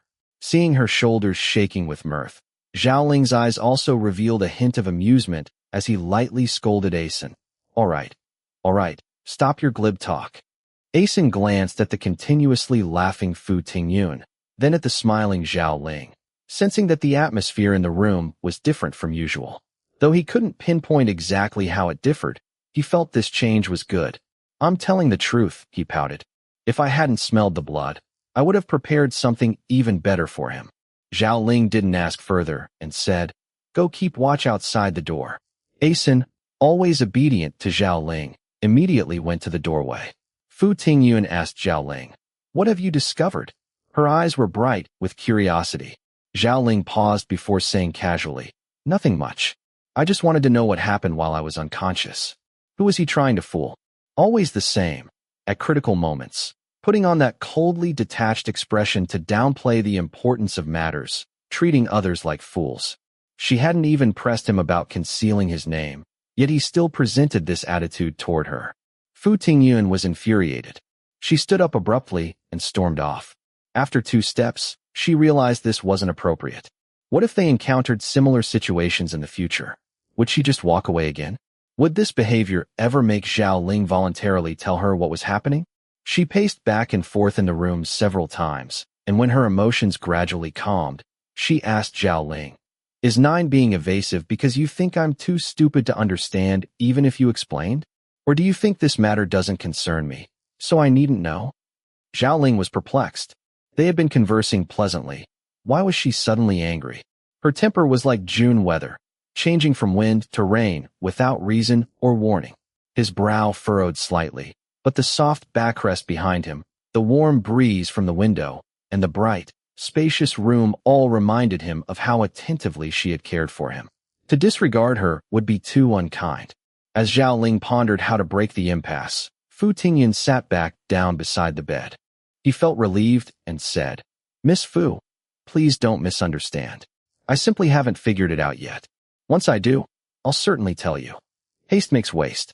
Some things require patience." His assurance was enough for now. Fu Tingyun stood up with a smile. "You haven't slept all night and suffered such serious injuries. 9. You should rest well. We'll discuss this matter this afternoon." Without waiting for Zhao Ling's response, she opened the door with a creak, startling Asen, who was leaning against the doorframe. "Miss, what's the matter?" "Nothing." Fu Tingyun smiled. "I'm going downstairs to find a cleaning cloth to tidy up the room. Her quarters were also quite dirty. I'll go." Asen ran downstairs with rapid footsteps. Neither of them noticed Zhao Ling's troubled expression. How could he have said, "I simply haven't figured it out yet. Once I do, I'll certainly tell you"? Did that mean he had to discuss it with Fu Tingyun that afternoon? She was merely a woman. What could she do even if she knew? It would only cause her needless worry and fear. He felt a splitting headache and lay down with his brow deeply furrowed. Downstairs, only Mo.E sat with legs splayed on the shop's threshold. Seeing Asen come down, he turned his head slightly and asked, "Is something wrong?" "Nothing," Asen replied. "I'm helping our miss find a cleaning cloth to tidy up the room." Mo.E nodded as Chen 6 and Little 5 walked in. One carried water on a shoulder pole, while the other held a bamboo basket containing flour, eggs, and spring onions. Asen's eyes lit up. "Where did you get these things?" The two smiled without answering. Asen guessed their supplies might have been obtained through dubious means, so he didn't inquire further. After they made pancakes, he took some upstairs to Zhao Ling and Fu Tingyun. Mo.E gave Chen 6 a meaningful glance. Chen 6 squatted at the bottom of the stairs with his bowl of food. Mo.E asked Little 5, "Was it that boy who made you fall into the cesspit?" Little 5's face reddened. Mo.E's expression darkened like storm clouds gathering. Upstairs, Fu Tingyun watched Asen help Zhao Ling take his medicine, then sat at the bedside. 9. Have you figured out what happened at the city god temple? Then she added seriously, "Actually, I've thought it through carefully. Since Lord 16 isn't allowed to leave his fief, he must have come to Shangxi secretly. Could Mo.E have been looking for him? Perhaps they happened to meet at the city god temple, and when we accidentally intruded, they had to pretend not to know each other." Zhao Ling's expression was quite remarkable, unclear whether he was surprised by her theory or exasperated by her persistence. Fu Tingyun raised her eyebrows at him. 9. Am I wrong? Zhao Ling smiled bitterly, but he didn't answer her. Fu Tingyun simply said, "Well then, 9, if there's anything you're unsure about, why not ask me?" Seeing the glint of cleverness in her eyes, Zhao Ling couldn't help but hold his forehead in his hands. This 9th miss of the Fu family had a touch of stubbornness, a hint of determination.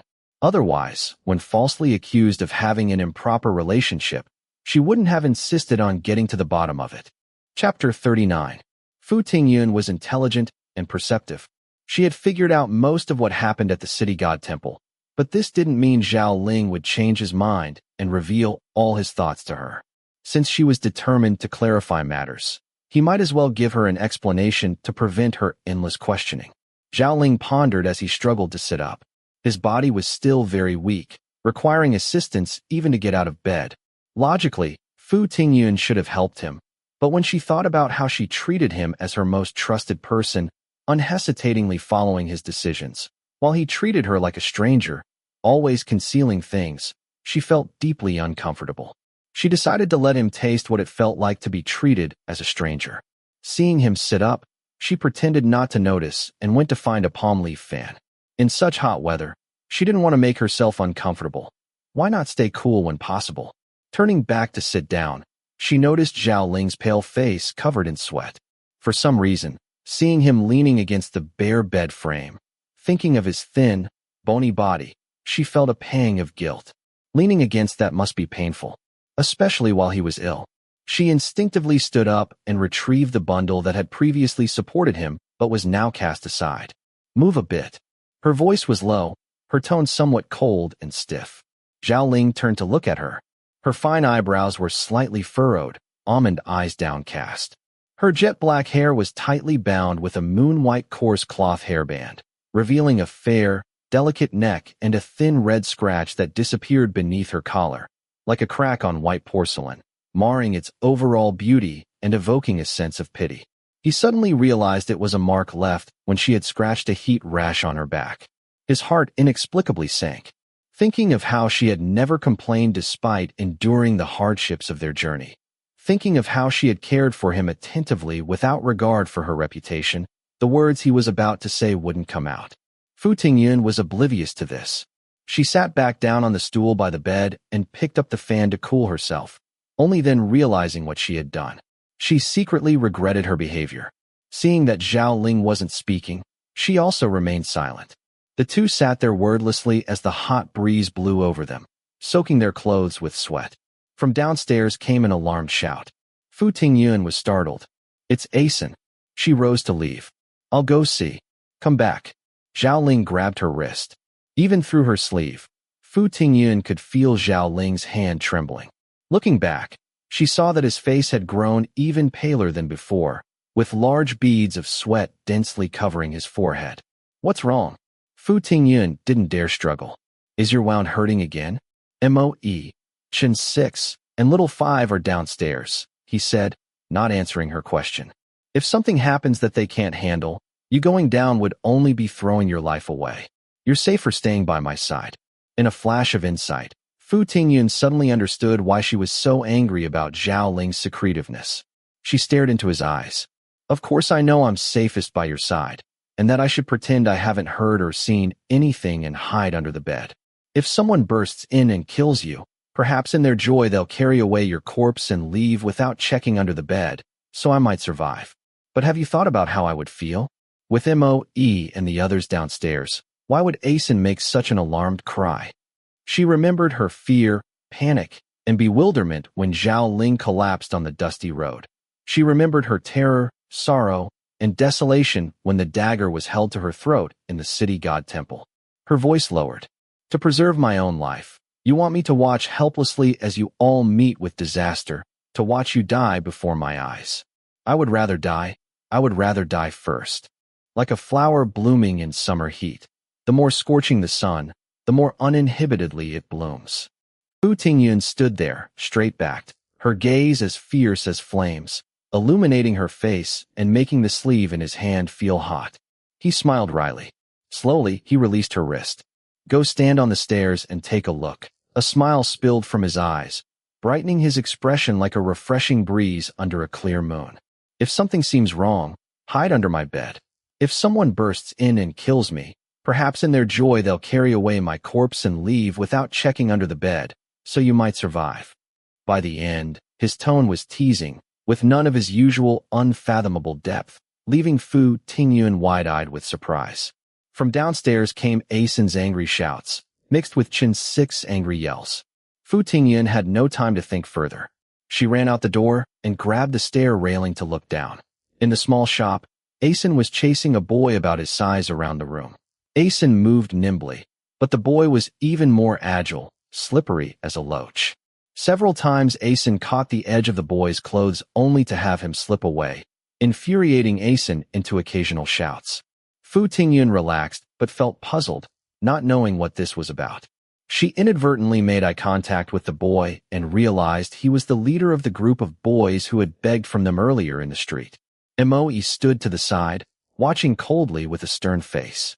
Chin 6 and little 5 blocked the front and back doors, preventing the boy from escaping even when he managed to reach the exit. After several rounds, the boy took advantage of Asen catching his breath to shout, "This isn't fair." Asen, unable to catch him and feeling embarrassed in front of M.O.E. and the others, immediately retorted loudly. Fair? Is it fair for you to steal our food? Your food was forcibly bought, the boy argued defiantly. Why can't I steal it? Then you deserve to be caught. Asen was dismissive about the forcible purchase.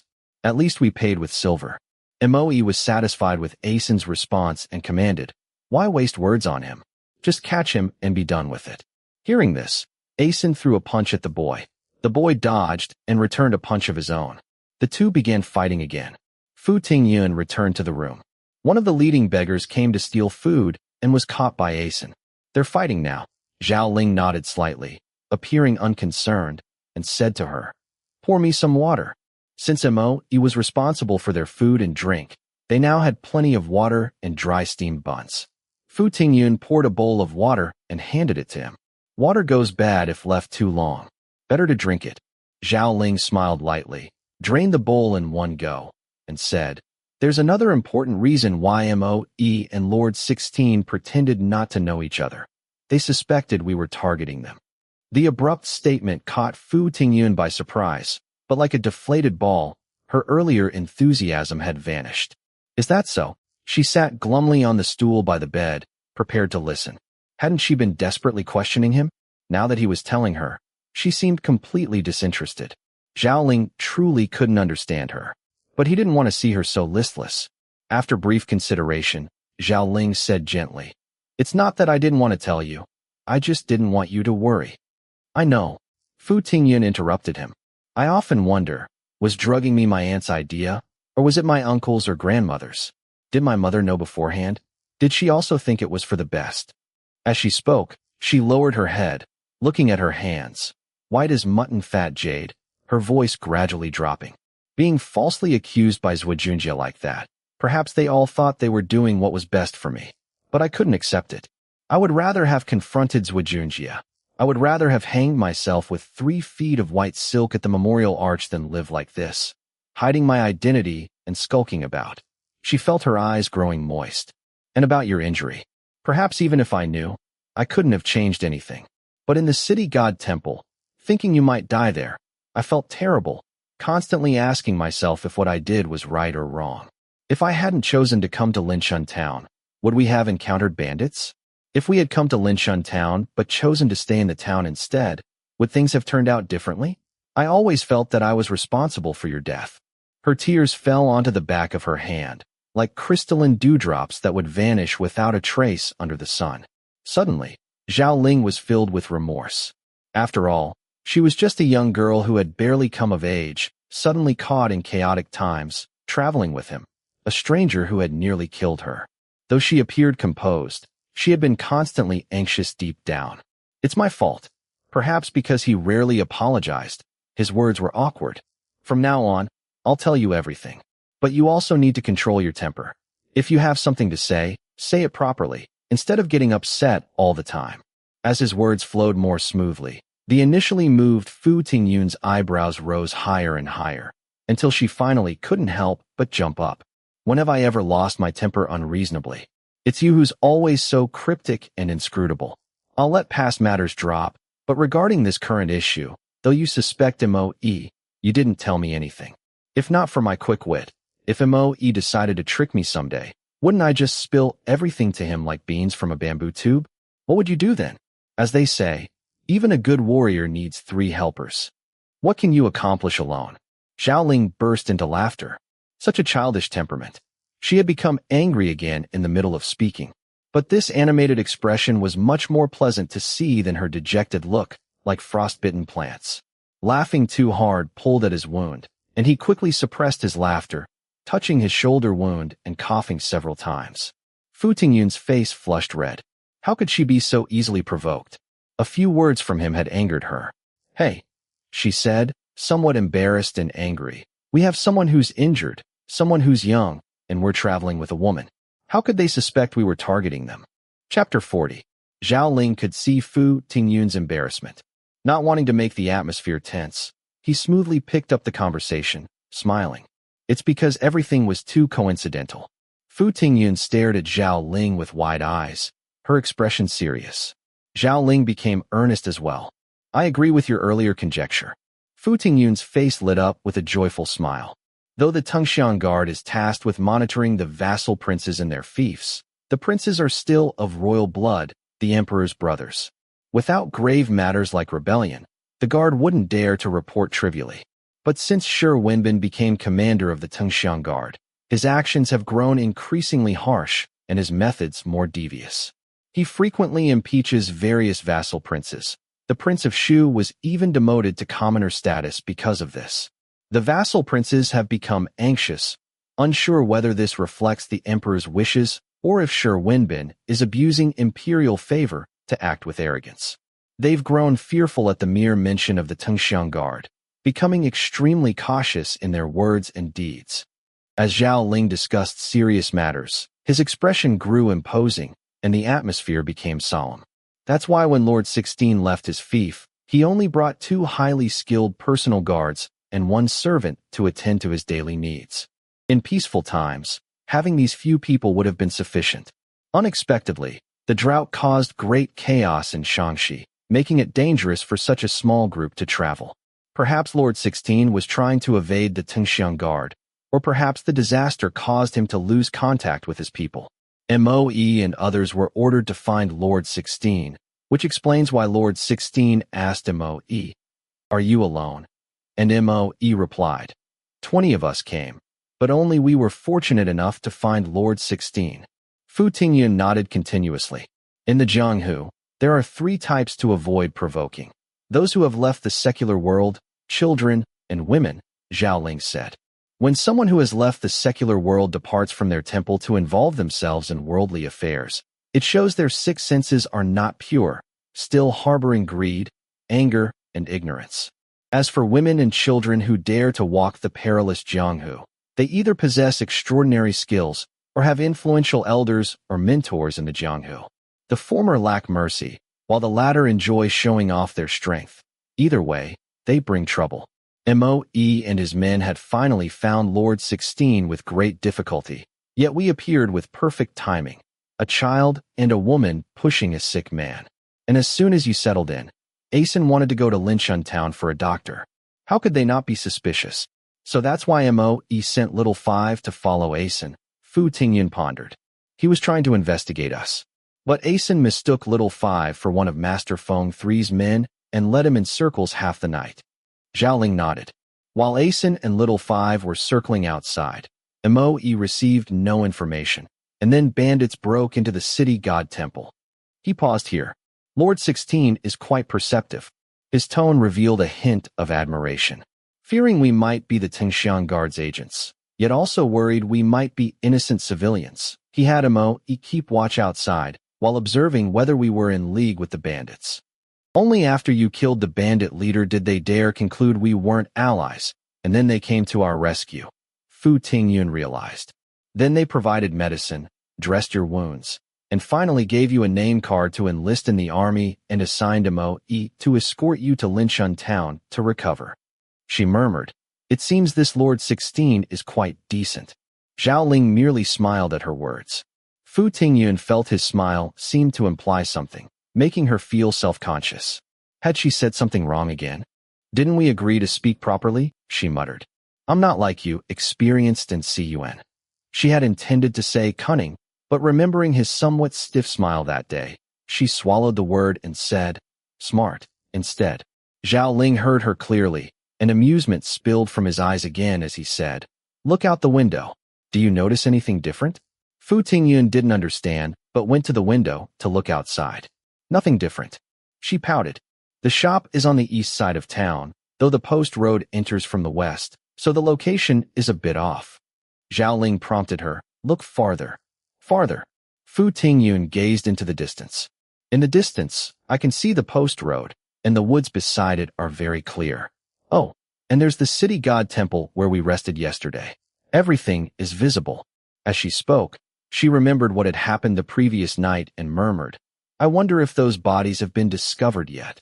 Zhao Ling remained silent for a long moment. Fu Tingyun came to her senses and quickly said, "That's all I can see." Zhao Ling sighed. There are only 2 routes to Linshan town, the post road and the dirt path beside the city god temple. From here, you can see both the post road and the city god temple. This means that whoever enters Linshan town, regardless of which route they take, can be spotted from this vantage point. Moreover, this location is somewhat offset from both the post road and the city god temple. If anyone approaches, there's ample time to leave at leisure. He sighed. It's suitable for both offense and defense. This MOE is skilled in military tactics and formations. Fu Tingyun wanted to ask, since you figured this out, does it mean you're also skilled in military tactics? But as the words reached her lips, she felt the question was too intimate and quickly changed course. 9.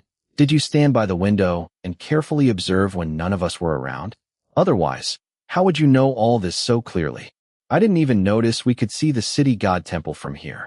The corner of Zhao Ling's mouth twitched slightly, showing an expression of unwillingness to argue with her. He abruptly asked, "You said Asen was fighting with the leader of those begging boys from the street?" "Why this sudden question?" "Yes," Fu Tingyun said. "They said the boy came to steal food." Zhao Ling said, "Later, ask MOE how our food will be arranged for the next few days." Fu Tingyun was also concerned about this issue. Seeing the weariness in Zhao Ling's brow, she chatted with him for a while longer, helped him lie down, fanned him for a bit, and when she saw he was sleeping soundly, quietly went downstairs. The small boy was nowhere to be seen. Asen and Little Five were competing at horse stance squats, while MOE coldly remarked from the side, "If your lower body were stable, how could that boy have tripped you? I wonder how your master trained you." Before he could finish, Asen immediately retorted, "Our master trained us very well. It's just that I didn't learn properly." "My you." Fu Tingyun sensed he was about to say "brother Yuqing" and quickly coughed, saying, "Asen, the weather is so hot, and 9 is ill, not as resilient as usual. Go upstairs and fan him." Asen ran upstairs quickly. Fu Tingyun asked MOE about the food arrangements for the coming days. "There's enough for all of us to eat for 4 or 5 days, he said. "Miss need not worry.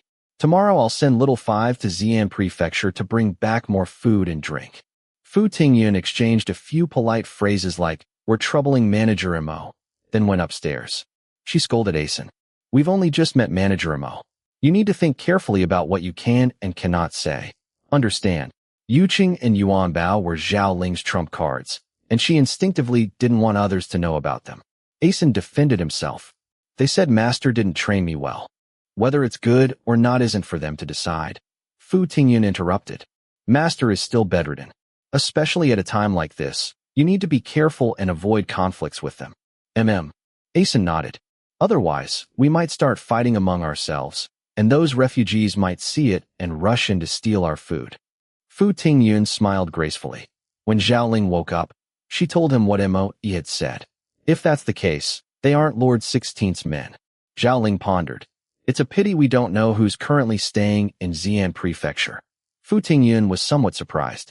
Zhao Ling explained, "Didn't Little Five say that Xi'an Prefecture now only allows people to leave, but not enter? If they were Lord 16's men, they wouldn't be familiar with Xi'an Prefecture. How could they enter and exit so freely? Then who are they?" Fu Tingyun asked, feeling alarmed. "Even if they're not Lord 16's men, they must be closely connected to him," Zhao Ling reassured her. "We'll find out eventually." He instructed Asen, "Go invite Manager MOE up here." Then he said to Fu Tingyun, "If we could take this opportunity to go to Xi'an Prefecture, that would be ideal." He now seemed more willing to consult with her. "But what about your wound?" Fu Tingyun was very concerned. "I can make it to Xi'an Prefecture without a problem." Fu Tingyun thought about Zhao Ling's arrangement with Yuqing and Yuan Bao. The Mid-Autumn Festival was only days away, but she remained silent. MOE was quite surprised. "We originally planned to seek refuge in Xi'an Prefecture, but after hearing Little Five say that people could only leave but not enter, we abandoned the idea," Zhao Ling said. "Since Manager MOE has a way to get in, we might as well go to Xi'an Prefecture. This way, we can find our relatives, and Manager MOE can return to Lord 16. Otherwise, if you continue to accompany us, we would feel very uncomfortable about it.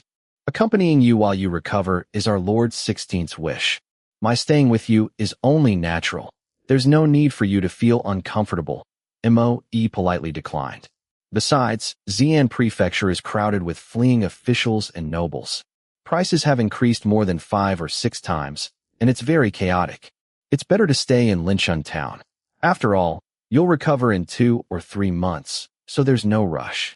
"Well then, could you take Asen to Xi'an Prefecture tomorrow to inform my relatives?" Zhao Ling didn't insist, asking for a compromise instead. "That would put my mind at ease." MOE readily agreed. Zhao Ling's expression wasn't very pleased. It seems we're being held under house arrest here. Fu Tingyun was shocked. Is it Lord 16? Why? Is he afraid we'll reveal their whereabouts? Possibly. Zhao Ling thought for a moment and said, but don't panic. Once Lord 16 returns to his fief, even if we wanted to, we'd have no evidence. Could we report him to the Tingshan Guard? They'll naturally release us then. He instructed Asen, be clever tomorrow. First, see what method they use to enter the city. Second, find a way to leave a message for Yuqing and Yuanbao, explaining our current situation, so they won't worry and search for us like headless flies. Asen nodded earnestly.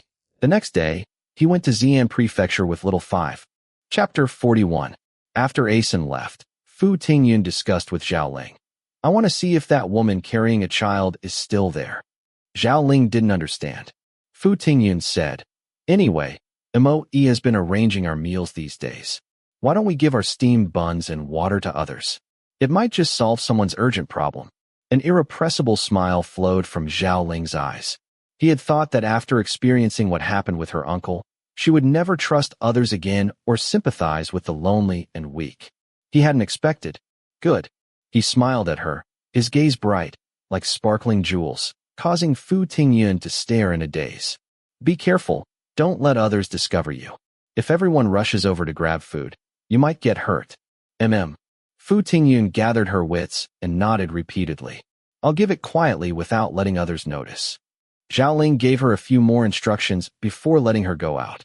The woman was still in the same place, expressionlessly holding her child on a straw mat. The man who had scolded her was not by her side. Fu Tingyun seized an opportunity to approach the woman, making eye contact and gesturing for the woman to follow her. The woman hesitated for a moment, perhaps because she had nothing left to lose and wasn't afraid of others taking advantage of her. Eventually, she followed Fu Tingyun to the back courtyard of their temporary lodging. Fu Tingyun saw that no one was around and handed her a bag of water and 2 steamed buns. This is all I have. Take it to save yourselves. The woman stared at the food in her hand for a long while before she reacted. Tears fell rapidly, her lips quivering, seemingly not knowing what to say. She knelt before Fu Tingyun with her child in her arms, repeatedly kowtowing. Fu Tingyun hurriedly helped the woman up.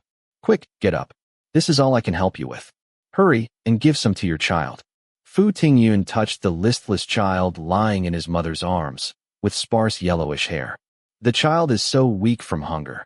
The woman kept nodding, repeatedly saying, thank you, and was about to kneel down again to kowtow. Fu Tingyun firmly pulled her up, not allowing it, and the woman finally gave up. She asked for a bowl and spoon, broke off a small piece of steamed bun, soaked it in water, and eagerly sat on the doorstep to feed her child. Fu Tingyun sat nearby, watching. Since her uncle's death, she had been thinking about what happened to his family. They were doing good deeds, so why did it end up inviting wolves into their home, resulting in the family's destruction? Could it be that even doing good deeds could be done incorrectly? From childhood, she had been taught to benefit neighbors, care for widows and orphans, respect the elderly, and cherish the young. So why was there such a big gap between reality and what she had been taught? Until she met the 16th master at the city god temple. That shopkeeper-like man with money in one hand and a sword in the other touched something in her heart. Helping others without the ability to protect oneself, with money exposed, would only invite covetousness from others, putting oneself in danger. Only by having the ability to protect oneself before helping others could one truly care for orphans and benefit neighbors. Hence the profound saying, in poverty, cultivate one's virtue. In prosperity, help the world. Now they had Mo protecting them and extra food, so she dared to help this woman. Even so, she still didn't dare give all the food to the woman at once. She feared that after the woman returned, it might attract the envy of other refugees who might rob her, or even cause her to lose her life due to not having the ability to protect herself, turning a good deed into a bad one. She also worried that the woman might harbor ill intentions and scheme against her.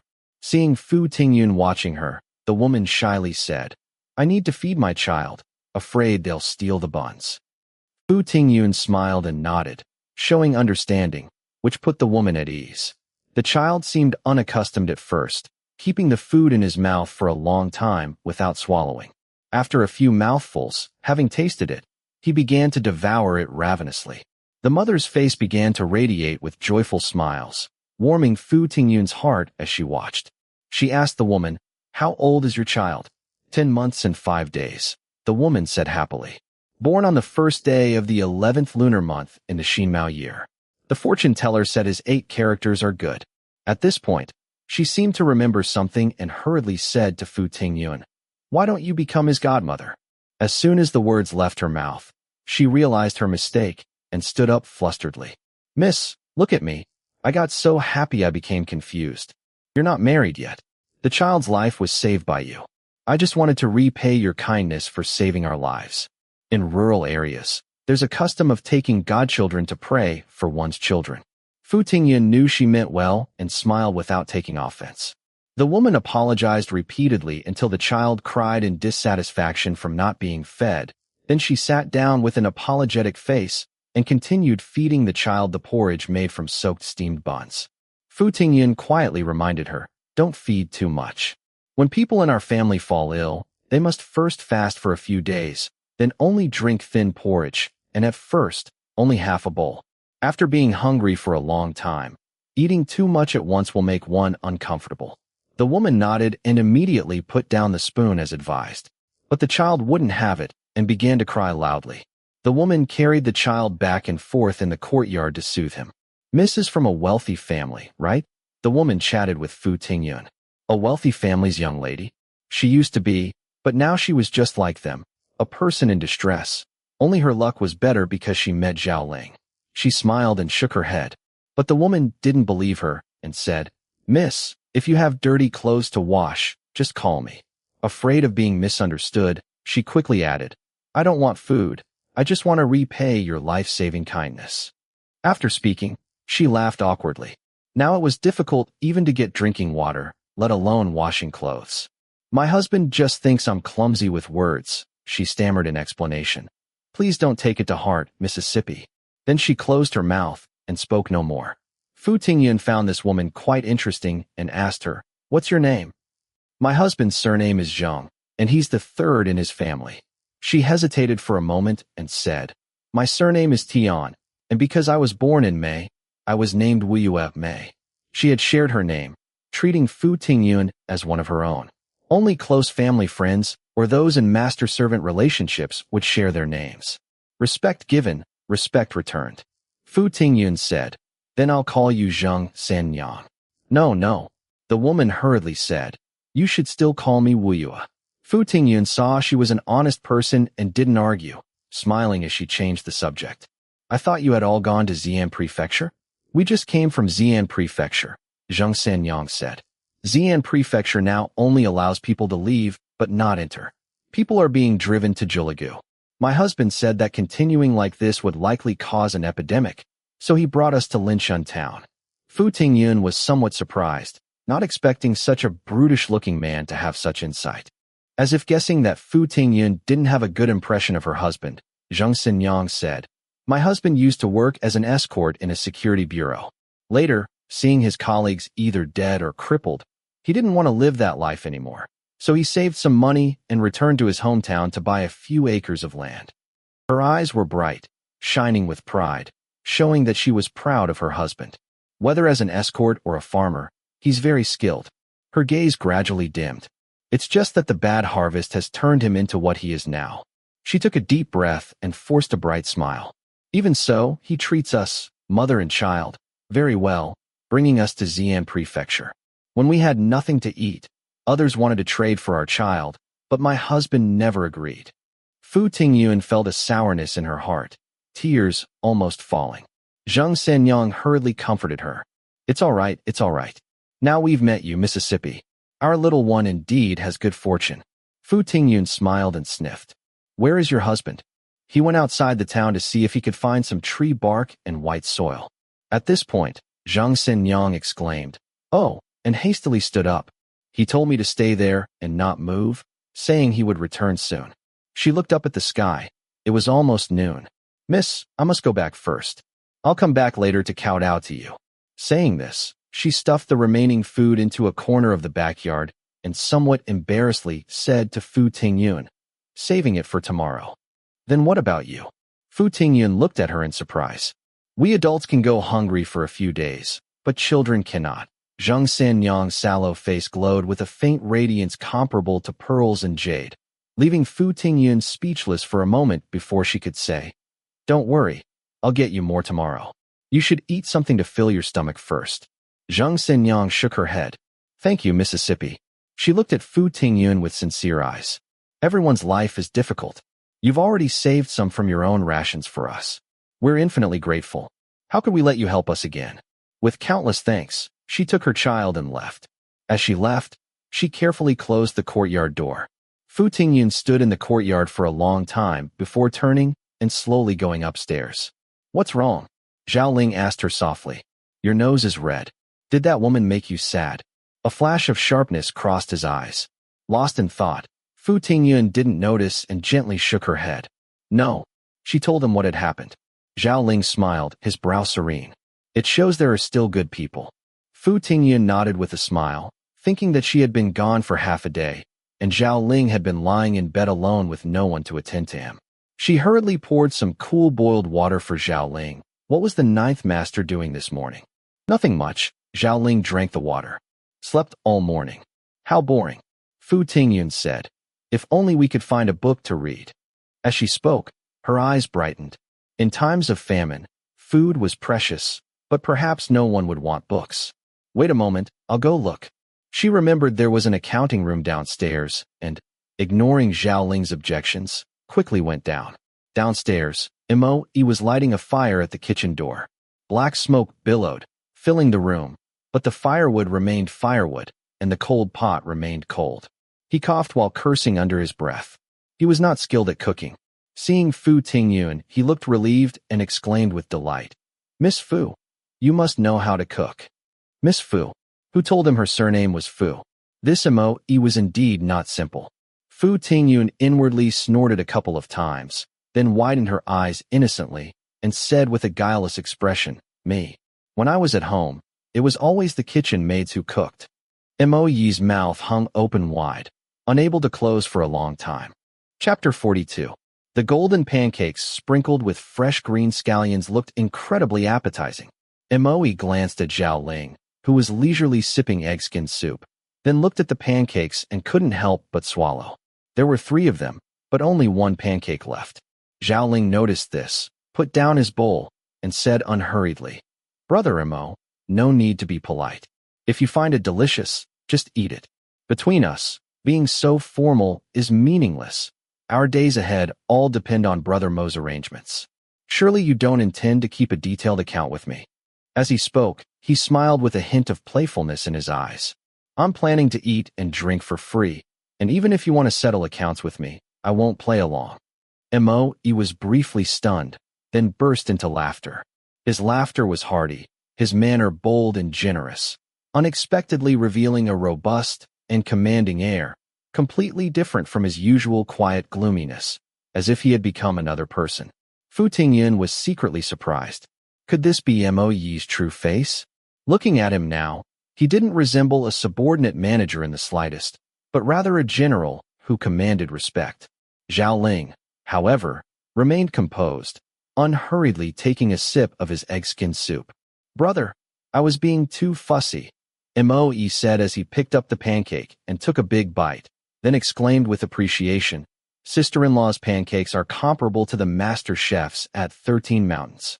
I could almost swallow my tongue. 13 Mountains was one of the largest restaurants in Xi'an Prefecture, famous for its expertise in noodles and small snacks. People who visited Xi'an Prefecture would often bring back 2 boxes of 13 Mountain snacks as gifts. Hearing Mo-e address Fu Tingyun as sister-in-law, Zhao Ling looked somewhat embarrassed, quickly glancing at Fu Tingyun. Seeing that she was bent over cleaning the stove, seemingly unaware of their conversation, he relaxed slightly and smiled. "Brother Mo is too kind. This is about the only skill she has that's presentable. One such skill is enough." Mo-e laughed loudly again upon hearing this. "Brother Zhao will enjoy good food in the future." Zhao Ling smiled faintly, a hint of embarrassment flashing across his eyes. Mo-e paid no attention to it. After all, they were young people, an unmarried couple, with thin skin. Fu Tingyun, however, inwardly grumbled. Who says I only know this one thing? I know plenty of things. It's just that you're too ignorant to know. Even so, she felt somewhat pleased that Zhao Ling had at least acknowledged her cooking skills were presentable. It was a pity that ingredients were limited.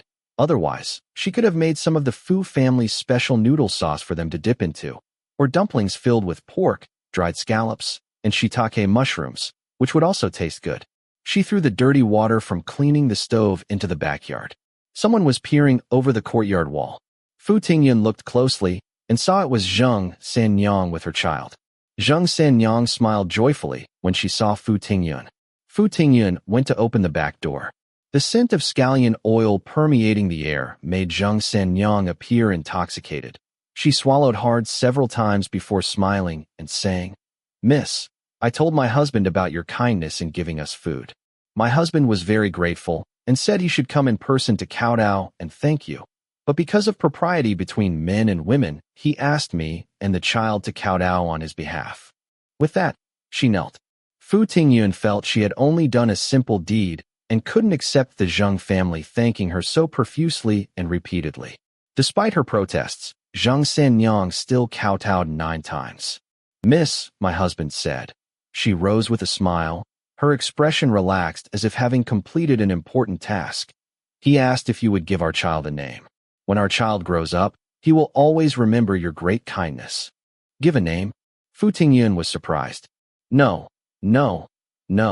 How could such an important matter be entrusted to me? Why don't I give the child a milk name instead? A milk name was given by family members, while a formal name was usually given by a respected scholar or elder in the clan when the child reached the age for schooling. "My husband said to ask you to give him a formal name," Zhang Senyang smiled.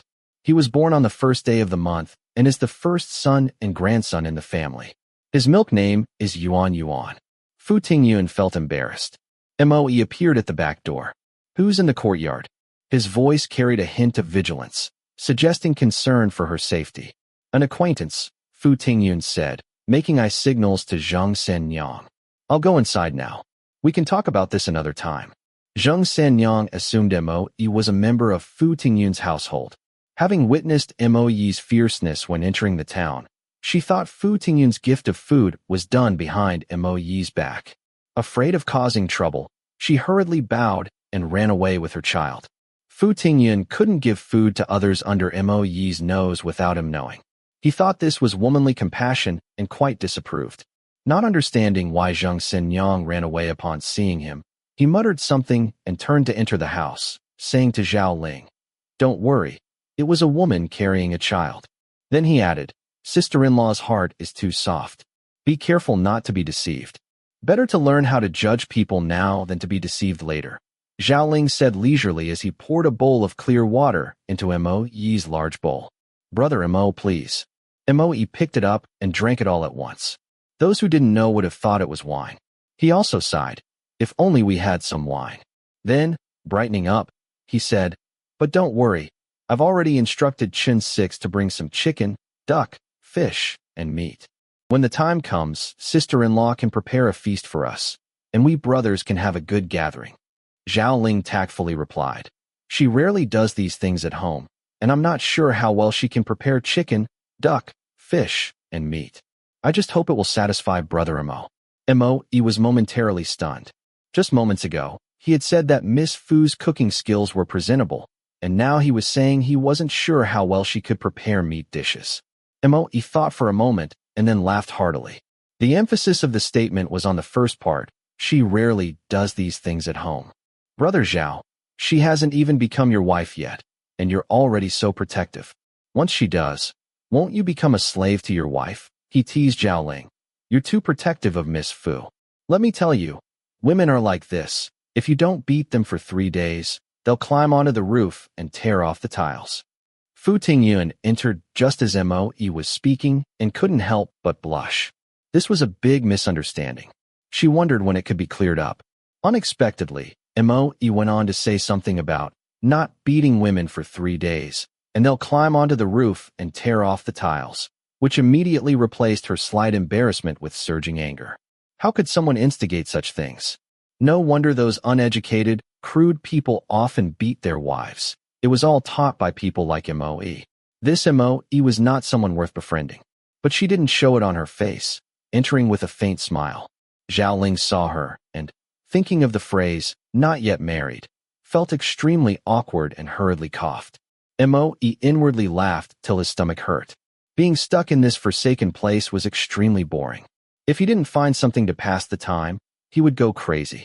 Fortunately, there was this engaged couple.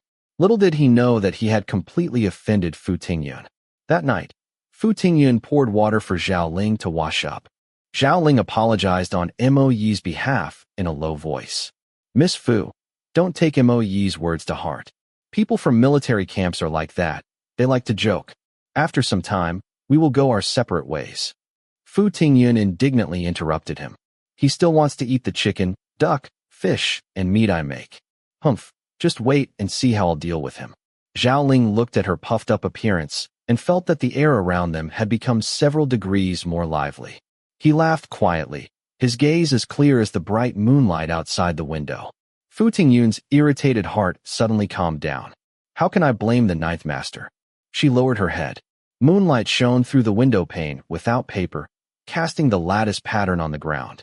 In the silent summer night, there was a sense of eternal peace and tranquility. It's all my fault. If I hadn't spoken nonsense, how would Manager Mo have said such things? No, no, no. Seeing her with a lowered head, her voice tinged with unease, Zhao Ling hurriedly said, At that time, you were also trying to save me. If anyone is at fault, it's entirely my fault. But not finding a reason for why it was his fault, he suddenly fell silent. For a moment, the room was as quiet as the cold moonlight. In the moonlight, Fu Tingyun could see the anxiety in his brow. She couldn't help but burst into a laugh, breaking the silence in the room. It's Moe's fault, yet we're apologizing to each other. This is too easy for Moe. In the cold moonlight, her lovely smile was charming with a touch of playfulness, causing his heart to suddenly pause, filled with some fluster. Yes, yes. He smiled awkwardly. Seeing this, Fu Tingyun felt regretful. Such an embarrassing matter, yet it came out so casually from her lips. No wonder Zhao Ling didn't know how to respond. She was extremely embarrassed and lowered her head as she walked out. Then I'll go first. It's getting late, ninth master. After washing up, you should rest early too. Her expression was somewhat despondent. Zhao Ling felt anxious seeing this and called out, Miss Fu. Fu Tingyun turned back, looking at him without understanding, her wide almond eyes clear as a spring, seemingly reflecting his image, making Zhao Ling, who hadn't thought about what to say, even more confused. He hurriedly found something to say. If you don't want to cook, I'll talk to Moe. Before he could finish speaking, he realized it was inappropriate, as if she had complained to him about these things, when in fact, throughout their journey, no matter what they encountered, she had never shown the slightest impatience. He explained anxiously, What I mean is, for the few days Asen is away, we can just eat whatever, and you don't need to go to such effort to make pancakes. Speaking of this, Fu Tingyun felt somewhat dejected. I know. That Moe eats so much. I made 10 pancakes, and he alone ate 8, which wasn't enough, so he asked me to make 10 more. I had originally planned to let Moe deal with his problems. She sighed. We can all eat simply, but you're still injured. You can't just eat anything. Zhao Ling thought of how she had forced Moe to go find eggs. Pancakes must have eggs. Without eggs, how can you make pancakes? As a result, of the 3 eggs, she used 2 to make him egg skin soup. Suddenly, an unfamiliar emotion welled up from the bottom of his heart, like water, rippling outward. The next moment, it seemed about to overflow his heart, making him feel extremely apprehensive, rendering him speechless. The room fell silent. Receiving no response, Fu Tingyun couldn't help but wonder. Upon careful thought, her face turned crimson. How could she have said something so intimate as, we can all eat simply, but you're still injured? You can't just eat anything. No wonder Zhao Ling didn't know how to respond. A gentleman is quick to act, but slow to speak. She kept admonishing herself inwardly. Speak too much, err too much. I must never make the same mistake again. Chapter 43. As soon as the sun rose, fiery clouds gathered at the horizon. The sunlight, with its scorching brightness, made everything appear dazzlingly white. Zhao Ling sat propped up against the headboard with a bundle as a cushion, reading a copy of Thousand Family Sayings that Fu Tingyun had somehow acquired yesterday. Fu Tingyun sat at the large round table in the outer room, flipping through annotations on the 4 books, while Moe practiced martial arts in the back courtyard, occasionally letting out powerful shouts that accentuated the surrounding tranquility. What would be a good name? Strong, resolute, wooden, reserved, near to benevolence. To choose one character from these as a name. The child was born into poverty, and these characters seemed too dignified, not quite suitable. The gentleman is peaceful but not proud. The petty man is proud but not peaceful. Tai, peaceful, has the meaning of safety.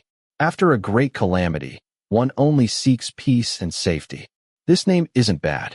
Fu Tingyun pondered, constantly feeling as if a probing gaze was vaguely falling upon her. But whenever she looked up, the gaze would vanish without a trace. In this room, there was only she and Zhao Ling. She looked toward Zhao Ling. Zhao Ling was sitting quietly, reading his book. His thin face was calm and peaceful, like moonlight shining on a courtyard, possessing an unwavering composure and ease. Fu Tingyun felt somewhat embarrassed. It probably wasn't him, right? Looking at him, he didn't seem like someone who would peep at others. Besides, what reason would he have to spy on her? Fu Tingyun lowered her head. Thinking about the words she had spoken last night, she could no longer act impulsively, but must think thrice before acting. Otherwise, she would make herself a laughingstock again. That probing gaze immediately returned. Fu Tingyun frowned slightly and raised her head again. The room was quiet, with only the rustling sound of Zhao Ling turning pages. Fu Tingyun was momentarily stunned. What's wrong? Zhao Ling suddenly looked over, his gaze clear, like bright moonlight, gentle and luminous. Fu Tingyun couldn't help but feel guilty. She had just suspected him. I feel like someone is staring at me, Fu Tingyun pouted. But I can't find anyone. Is that so? Zhao Ling put down his book expressionlessly, his brow seemingly tinged with sternness. I'll get up and take a look. He spoke slowly, his voice more deliberate than usual, as he supported himself to get out of bed. Or perhaps I'm being paranoid. You know, that little rascal came to steal food again last night. Fu Tingyun hurriedly stopped him. Besides, Moe is downstairs. If someone had entered, and even Moe couldn't stop them, the injured Zhao Ling would be no match. By instinct, she felt that the gaze had no malice toward her. Why create unnecessary complications? Zhao Ling could be quite bad-tempered at times. However, she couldn't say this to Zhao Ling, lest it hurt his pride. Zhao Ling said, "Oh," and didn't insist. Fu Tingyun sighed in relief. She poured him a cup of cool boiled water. You've been reading for so long. Do you want to rest a bit? Zhao Ling drank the water and handed the bowl back to Fu Tingyun. Good idea. I'll lie down for a while. Fu Tingyun helped him lie down. He asked her, what are you thinking about? You seem so lost in thought. Very lost in thought. Fu Tingyun asked herself. She didn't feel that way. Does the ninth master remember Zheng Sanyang? She closed the book and placed it beside Zhao Ling's pillow. The woman I gave 2 steamed buns to. She sat on the stool at the head of the bed. Yesterday afternoon, she came again with her child, saying her husband wanted me to give the child a name, so the child would remember all his life who saved him. She rambled on about the whole story. I've been flipping through books for half a day and still haven't found a suitable name. She frowned with a touch of frustration. What do you think of the name Zheng Tai? A name stays with a person for life, and on this matter, she was quite indecisive. Zhao Ling thought for a moment and said, Tai is not very good. Tai has the meaning of safety, but in the Book of Changes, it also has the meaning of small goes out, great comes in. I think it's better to choose another character. He pondered. How about Lin Chun? As he spoke, his gaze fell on Fu Tingyun. After danger, people only seek peace and prosperity. You save this child in Linchun Town. Spring is the first of the 4 seasons, symbolizing vibrant life. I think this name is the best. He even knew the Book of Changes. Fu Tingyun understood Zhao Ling even less. Zhao Ling, seeing her clear, curious eyes looking at him, hesitated briefly and said, when I was young, my mother had high expectations for me and started my education at 3. Later, our family fortunes declined, and we couldn't afford my studies. I just know a little bit about various things. Fu Tingyun recalled that he had once said he learned to write from his mother since childhood. Your mother must be an exceptionally intelligent person. The gentleness gradually disappeared from Zhao Ling's face, and there was a hint of coldness at the corners of his eyes and brows. He remained silent for a long time. The atmosphere suddenly became tense. Fu Tingyun felt she had said something she shouldn't have. Linshun is a good name. She smiled and changed the subject, trying to liven up the atmosphere again. Linshun, it means the coming of spring. We also regained our vitality in this town. This name is good.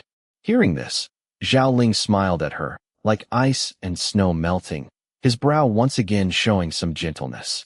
Fu Tingyun breathed a sigh of relief. Someone came, thump, thump, thump up the stairs. Mo Yi's voice sounded in the stairwell. Brother Zhao. Fu Tingyun got up to open the door. Mo Yi was carrying a 2-foot square kneading board that Fu Tingyun had used to knead dough yesterday, and he also held several pieces of wood. This cursed weather is so hot it makes one's throat smoke. He strode in and placed the board on the table. I've made a set of Chinese chess. Let's play. On the pieces of wood were charcoal-written characters like cannon and soldier. Zhao Ling smiled and rose. Why don't I go downstairs to play a couple of games with Brother Mo? Mo Yi knew he was worried about leaving the downstairs empty, allowing someone to steal food from the kitchen. Don't worry. Mo Yi laughed heartily, his laughter full of pride. Someone is helping us watch the door. Without waiting for Zhao Ling to ask further, he added, I promised that little rascal who comes to steal food 10 steamed buns a day, and he immediately agreed to help us watch the door. 10 steamed buns. Last night's dinner and today's breakfast were all made by Fu Tingyun. She couldn't help but ask, where does Manager Mo get the steamed buns? You'll make them later. Mo Yi widened his eyes. Isn't cooking a woman's job? Although this was true, Mo Yi's matter-of-fact attitude somehow made Fu Tingyun feel slightly uncomfortable. Zhao Ling noticed this and smiled, saying, since that's the case, I'm sure Brother Mo wouldn't mind giving 2 more steamed buns. Mo Yi was slightly surprised. Zhao Ling said, you remember that woman with the child, right? Why not hire her to cook for us? Mo Yi was stunned at first, then looked at Fu Tingyun with a teasing smile, laughing so hard that Fu Tingyun felt both embarrassed and angry. She even resented Zhao Ling, glaring at him several times. Zhao Ling turned his head away, pretending not to see. But then he exclaimed, oh, and pointed outside the window. Brother Mo, look. Mo Yi, hearing this, darted to the window in one swift move, placing his hand on Zhao Ling's shoulder. There are about 20 people, both old and young, including 4 women and 2 children. As he spoke, he leaped downstairs and jumped onto the street. I'll go take a look and be back soon, he shouted to Zhao Ling, his figure quickly disappearing down the street. Fu Tingyun walked over quickly and saw a group of people coming along the postal road. So far away they were barely larger than shadow puppets, impossible to distinguish whether they were male or female, old or young. This Mo Yi certainly has good eyesight. Mo Yi's words still echoed in Fu Tingyun's ears, and she looked somewhat embarrassed. Zhao Ling softly hummed in agreement, staring in the direction of the postal road with a very solemn expression. Fu Tingyun dared not say more and stood quietly beside him. She did not notice Zhao Ling's glance at her. Soon, Mo Yi returned. It's nothing. They're from Julagu. They say there seems to be an epidemic outbreak there, so their entire village is heading south together, planning to go to Huguang, and they're passing through Linshun town. He then beckoned to Zhao Ling, come, let's play chess. The group did not merely stop in Linshun town, as Mo Yi had said, but stayed. Moreover, relying on their numbers and having several men skilled in fighting, they occupied 3 storefronts at the head of the street. When Zheng Sanyang told Fu Tingyun about this, she was very worried. That house's backyard has a well that still has water. The whole town relies on that well for drinking water. There will be fights later. Fu Tingyun was not worried about this. With Mo Yi around, this issue should not be difficult to resolve. She was concerned about Zheng San. Haven't you told him? You can come cook for us and get 2 steamed buns every day. Tell him not to eat that white soil anymore. I told him. Zheng Sanyang lowered her head in shame. He said that you people are capable, but only temporarily staying in Linshun town. Once you leave, we'll have nothing to eat again. These steamed buns should be saved for me and Linshan. Zhang Shenyang really liked the name Zhao Ling had given her child, often carrying him and calling Linshan, Linshan. She also said that Zhang Sen thought the name was good, clear, and easy to understand. Just as they were talking, Mo-yi walked in. Seeing Zhang Shenyang holding her child and tending the fire at the kitchen door, and Fu Tingyun with a cloth wrapped around her hair, making pancakes at the stove, his face darkened. If this woman doesn't know how to cook, find another one. For 2 steamed buns. I don't believe anyone would be willing to come. Zhang Shenyang was already afraid of him, and his words frightened her so much that her face turned pale, her whole body trembling, unable to stand for a long time. Manager Mo, please don't concern yourself with kitchen matters. Fu Tingyun gave her a confident look, indicating she need not panic, and looked at Mo-yi, saying, Manager Mo, just tell me what you want to eat today. According to common custom, household matters were decided by the woman who managed the inner quarters. Mo-yi was suddenly at a loss for words, his lips twitching for a good while, and finally left without saying a word. Miss is so formidable. Zhang Shenyang finally caught her breath, looking at Fu Tingyun with admiration. It seems this Mo-yi's background might not be too low. Fu Tingyun pondered and took the opportunity to remind Zhao Ling while serving him medicine. Zhao Ling hummed in acknowledgement, showing no surprise, but instead said, You said that Zhang Sen used to be an escort? Then ask Zhang Shenyang if Zhang Sen would be willing to take on a job. Chapter 44. Business. Fu Tingyun asked in surprise. What business? Zhao Ling said. Mo-yi says we're running low on water and need to find a way to get more. However, when he goes out, someone needs to help watch the place. Since Zhang Sen used to be an escort, ask Zhang Shenyang to relay a message to him. 5 steamed buns a day. If he's willing, tell him to come see Mo-yi early tomorrow morning. Zhang Shenyang was naturally willing. Early the next day, Zhang Sen arrived. He appeared to be 32 or 33 years old, of medium height, with an oval face and somewhat thick lips. He looked both honest and simple. Fu Tingyun could not possibly connect this man with the one who had harshly scolded his wife that day. Mo-yi asked Zhang Sen a few questions, was very satisfied, paid him 5 steamed buns as compensation in advance, gave him some instructions, found a stick, and went out. Zhang Sen asked Zhang Shenyang, who was holding their child, to accompany Fu Tingyun upstairs to rest, closed the back door, and stood guard at the stairway. Soon, there was a commotion at the street corner. Zhang Shenyang looked terrified. Fu Tingyun wanted to open the window to look, but Zhao Ling stopped her. Just wait for the result. He wasn't worried at all. His calmness influenced Fu Tingyun, and she took Zhang Shenyang and her son to her bedroom to play with Linshan. About half an hour later, Mo-yi returned. He looked disheveled, but his expression was cheerful, with even a hint of pride in his brow. I took care of all of them. From now on, we can fetch water whenever we want. After speaking, he patted Zhang San's shoulder. You did well.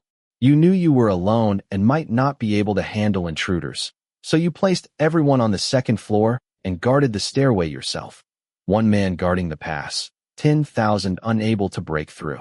His tone revealed a bit of admiration. Then he asked, Are you interested in continuing to do business with us? Zhang Sen respectfully replied, I await Manager Mo's instructions. Mo-yi nodded and smiled. I want you to carry 4 buckets of water for us from the street corner every day. The payment is 2 steamed buns. Zhang Sen immediately agreed. Because of this, Fu Tingyun now had water for bathing and washing clothes. Zhang Shenyang came to help every day. After a few days, Chen Six and the others returned with a small cart full of supplies. Master, master. Asen, carrying a large bundle, ran upstairs shouting, I'm back, I'm back. His noise alarmed the refugees nearby.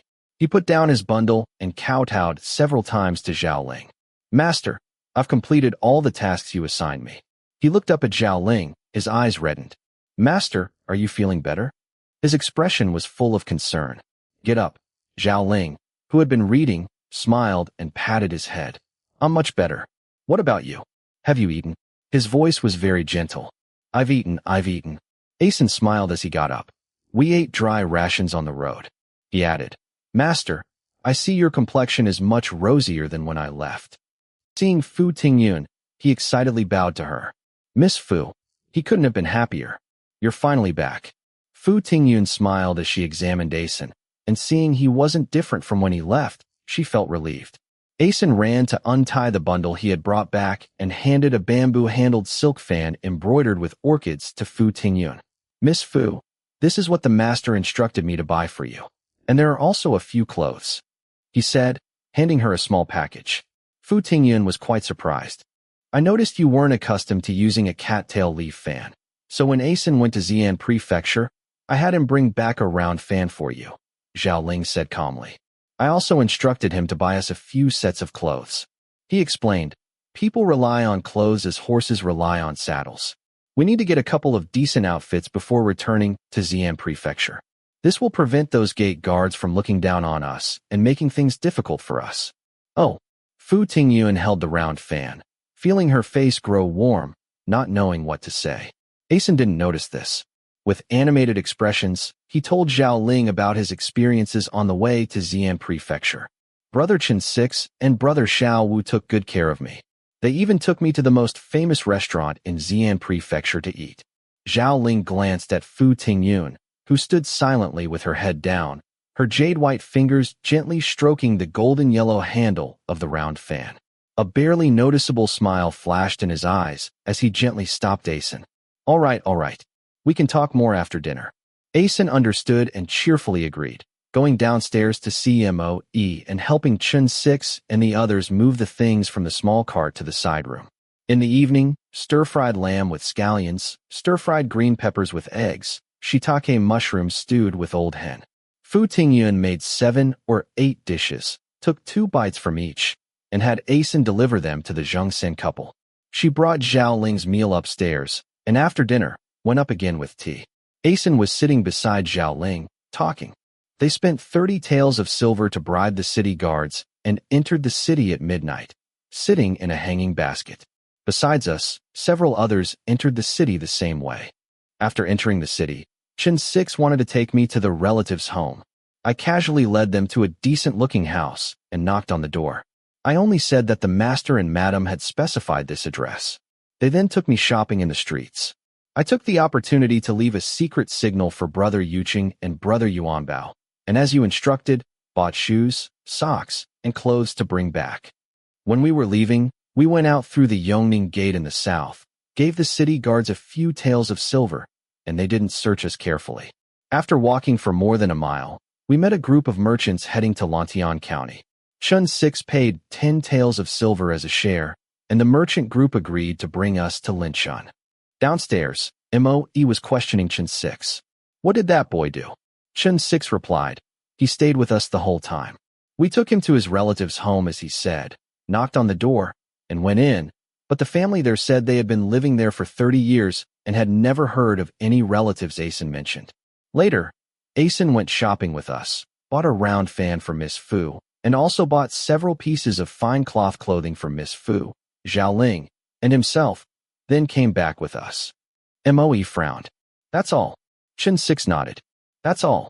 Moe looked at Xiao Wu.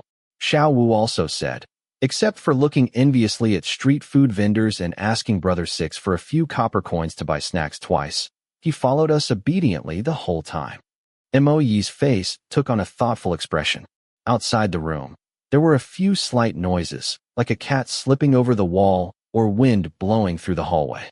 Moe and his men immediately stood up alertly. Soon, sounds of fighting came from downstairs. Asen hesitated. Should we go down to help them? No need. Zhao Ling smiled. He brought so much food. How could it not attract attention?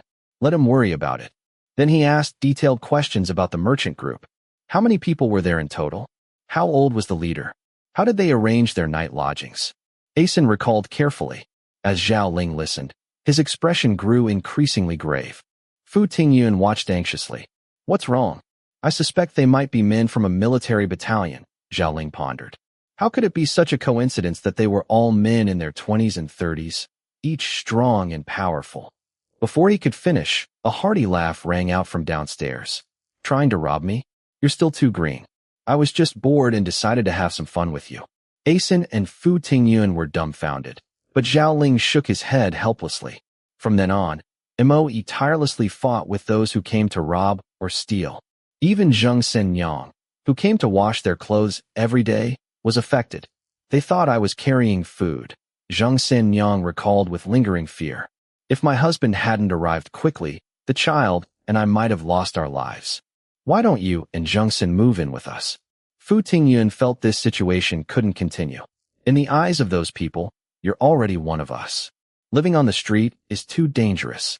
Zheng Senyang hesitated for a long time, but finally agreed to go back and discuss it with Zheng San.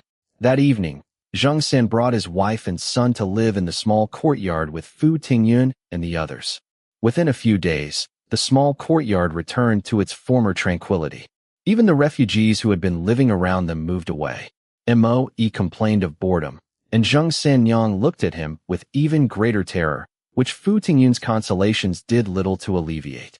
This peaceful life didn't last many days before people came to rob them again. Mo became energized. Zheng San, however, came to see Zhao Ling. Master Zhao, we can't go on like this.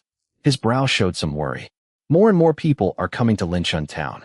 Even if manager Mo had 3 heads and 6 arms, he couldn't withstand this every day. Moreover, there are hidden talents among the common people. Although manager Mo's skills are impressive, if he encounters a true master, he might not come out ahead. Zhao Ling's gaze became sharp, his previously calm face suddenly turning stern. The air in the room seemed to change, adding a chilling feeling that made Zheng San shiver, his gaze toward Zhao Ling suddenly becoming fearful. In that case, you've already discovered something? He said slowly, causing Zheng San to become so nervous that his mouth went dry. I haven't discovered anything specific. He licked his lips, which felt parched, his form of address toward Zhao Ling unconsciously changing. It's just that while fleeing, I witnessed hundreds of refugees with clubs beating a well-known martial arts master to death for just a few steamed buns. They had more than just a few steamed buns. Zhao Ling immediately said, "Please ask manager Mo to come up. I have something to tell him." Zheng San breathed a sigh of relief and immediately went to invite Mo. "We'll leave tonight." Zhao Ling's gaze was cold, with a determination in his expression that brooked no refusal. "I hope brother Mo will join us." The implication was that if Mo didn't leave, he would take Fu Tingyun and the others and go without him. This Zhao Ling seemed very unfamiliar to Mo. He was stunned. Zhao Ling quietly looked at him, his gaze deep and unfathomable, subtly evoking in Mo a reluctance to oppose him. "May I ask what brother Zhao has in mind?" Mo said slowly, his tone more cautious, with less of his usual teasing. "We're going to Xi'an Prefecture," Zhao Ling said without hesitation. "It's the provincial capital, with Prince Jian and Dong Hanwen there. If that city falls, the country's demise may not be far behind." Mo drew in a sharp breath, but his gaze toward Zhao Ling revealed undisguised admiration. "Good, let's go to Xi'an Prefecture." Chapter 45. Xi'an Prefecture was the capital of Shaanxi and an ancient imperial city. Its towering city walls and magnificent buildings possessed a unique grandeur unlike any other place. Fu Tingyun tightly gripped the thick rope, watching the shadows of Mo and the others gazing up at her from the ground grow smaller and smaller. Miss Zheng Senyang, who had ascended earlier, reached out to her. "Please be careful." Fu Tingyun looked up and saw Zhao Ling standing below the city wall's drum tower. The gentle moonlight quietly spilled over him. The tall drum tower blocked his straight figure, with half his face hidden in the tower's shadow and half in the moonlight, creating an inexplicable sense of stillness and solitude. Seeing Fu Tingyun looking at him, he smiled slightly, his smile dispelling the coldness and bringing a hint of warmth. Asen approached, carrying Linchun. "Miss, are you all right?" "I'm fine." Fu Tingyun smiled at him.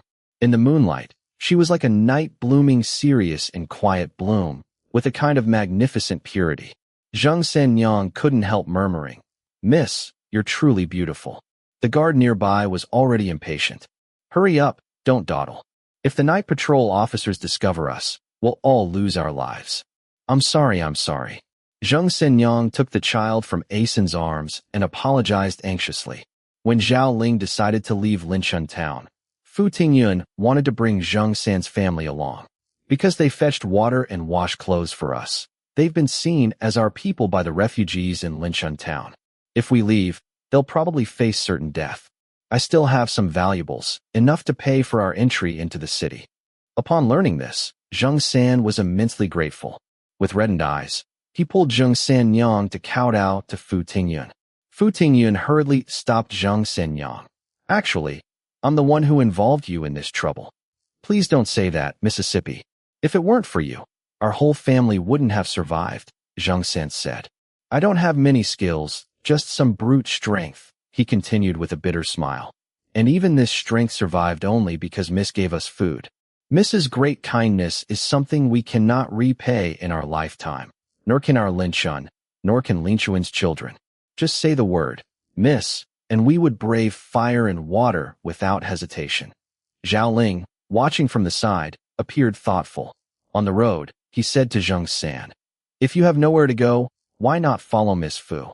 At the very least, as long as she has food to eat, you'll have food to eat." Zheng San didn't hesitate and wanted to pledge loyalty on the spot. Wouldn't this be taking advantage of kindness? That's not necessary. Fu Tingyun waved her hands repeatedly. Zhao Ling ignored her and said to Zheng San, "After entering Xi'an Prefecture, have Manager Mo act as a witness, and you can write a letter of allegiance." He even wanted a contract of servitude from them. Fu Tingyun was about to object, but seeing Zhao Ling's stern gaze, she had to swallow her words. Zheng San immediately agreed. When entering the city, the guards demanded 30 taels of silver per person, counting even Linshun as one person, and insisted on payment in silver. This infuriated Moe, but Zhao Ling produced 3 gold bars from somewhere and handed them to the guards. Their eyes gleamed with greed, and they immediately had the tower guards lower the hanging basket. Zheng Sanyang felt panicked just thinking about the gold bars given to the guards. If they couldn't enter the city because of her, she would willingly die 100 or 1,000 deaths.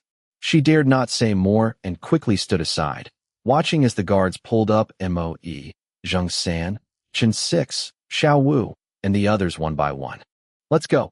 Unlike the silence of Zheng San and Asen, Moe, Chen Six, and Xiao Wu all seemed relaxed. "Let's find a place to wait until dawn.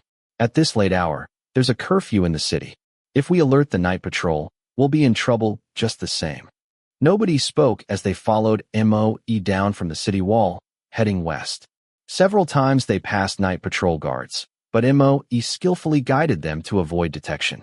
Finally, they stopped next to a street filled with singing and dancing. "Wait here a moment. I'll see if I can find a place for us to change clothes. Our current appearance is fine at night, but in daylight it will be conspicuous. People will immediately recognize us as refugees. These days, Xi'an Prefecture sends all refugees to Zhiligo." No one spoke as they waited while Moe and Chen Six went to the adjacent street. Fu Tingyun saw that the neighboring street was illuminated by large red lanterns, with constant sounds of coquettish laughter, creating a very lively atmosphere. She wondered curiously, "Is there a banquet happening next door? I wonder which family it is. It's quite grand." Zhao Ling stood with his hands behind his back, as if he hadn't heard her. Asen kept his head down, Xiao Wu looked around, and Zheng San, carrying a huge bundle, stood far away. No one answered her question.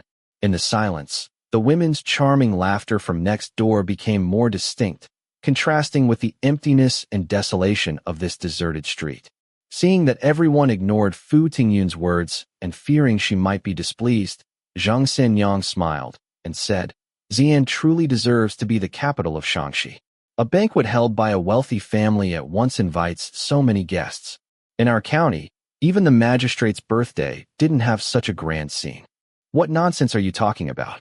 Sweat broke out on Zheng San's forehead as he scolded his wife. "When the young lady speaks, who are you to open your mouth?" Zheng Sanyang shrank back. "We're just making casual conversation. There's no need for so many formalities," Fu Tingyun smiled. "Be careful not to wake the child." Zheng San smiled sheepishly. Zhao Ling suddenly said, "Let's move further in. Standing at the street corner makes it easy for the night patrol to spot us." Xiao Wu repeatedly responded with yes, and everyone retreated about 20 steps. Shortly after, Moe and Chen Six returned. "It's done." Moe's face was filled with joy. "Follow me." He led them into a small alley on another street, and a remote and cluttered small courtyard. The courtyard had a small setback. Fu Tingyun and Zheng Shenyang went to change clothes first, followed by Zhao Ling and the others. By the time everyone was ready, a trace of light appeared on the horizon. The group left the courtyard. The adjacent street was quiet, with only an occasional hurried man passing by, carrying a strong scent of perfume. Fu Tingyun secretly wondered about this. Mo led them to a nearby and called Gaosheng, claiming they were traveling merchants looking to rent a secluded courtyard. The innkeeper was a plump, pale man in his 40s, with eyes narrowed to slits. "Sir, I'm truly sorry. Our inn is fully occupied. Why don't you try the Lianxing Inn next door?" They went to the Lianxing Inn, but it only had 2 rooms left. Following the innkeeper's recommendation, they went to another inn called Shilian. This inn had a small courtyard, but it cost 10 taels of silver per day, payable in silver up front. Moe looked at Zhao Ling. Zhao Ling looked back at Moe. "I am completely penniless." Everyone was stunned. Fu Tingyun was especially distressed. How could he be so completely unreserved? If it weren't for Moe asking him to pay for the inn, would he have ever intended to let anyone know about this? She thought about the tub of bathwater at Li Family Hollow and imagined Zhao Ling being troubled due to lack of money. It felt like being stabbed in the heart, a pain beyond words. She stepped forward and tugged at his sleeve. He turned back. "Whatever it is, we'll talk later." In front of everyone, Fu Tingyun couldn't insist. Moe glared at Zhao Ling. "You're penniless, yet you gave those gatekeepers 3 gold bars in one go." Zhao Ling said, "I saw you buy so many food items, but didn't take any when we left. I thought brother Moe had already made arrangements." Moe was so angry that he paced back and forth at the inn's entrance for a long time before stopping, then led them to the next inn. Fu Tingyun found an opportunity to whisper to Zhao Ling, "I still have some valuables in my bundle." Before she could finish, Zhao Ling had already said, "I know what I'm doing in this matter. Don't worry about it." Fu Tingyun felt reassured. After struggling like this until noon, they finally found suitable accommodation at an inn called Shixing. They hadn't eaten breakfast, the sun was strong, and they had been walking around all this time, so everyone was exhausted. After arranging their lodgings and eating an expensive but disappointing lunch at the inn, everyone washed up and fell straight to sleep, except for Zheng San, who vigilantly guarded the courtyard entrance. It wasn't until lamplight time that people gradually woke up. Zhao Ling called for Zheng San and his wife, with Moe as witness, and had them press their fingerprints on a prepared contract. Then he knocked on the door of the East Wing room, where Fu Tingyun was resting, handed her the contract, and said softly, "Where are your bracelets? Keep your valuables safe." To rush Zheng San to sign a contract so urgently, Fu Tingyun felt that Zhao Ling wasn't being generous in this matter. Zhao Ling had already whispered, "I've observed. Zheng San is capable and understands martial arts. Zheng Shenyang is honest and hardworking. With these 2 people by your side, you'll have someone to rely on if anything happens. This contract of servitude must be signed." Rely on? Why would she need to rely on the Zheng San couple? The thought flashed through her mind, and Fu Tingyun suddenly realized that she was now in Xi'an Prefecture. According to their agreement, once they reached Xi'an Prefecture, he would find a way to send a message to her mother, and then her future would be arranged by her mother. Zhao Ling was about to part ways with her. Fu Tingyun's face suddenly turned deathly pale. Fear, sadness, loss came one after another. But what could she do? This was the agreement they had made from the beginning. For her sake, he had already given so much. From Huayin to Weinan, from Weinan to Xi'an Prefecture, she couldn't trouble him anymore. Although she knew this, why did she feel such inexplicable desolation in her heart?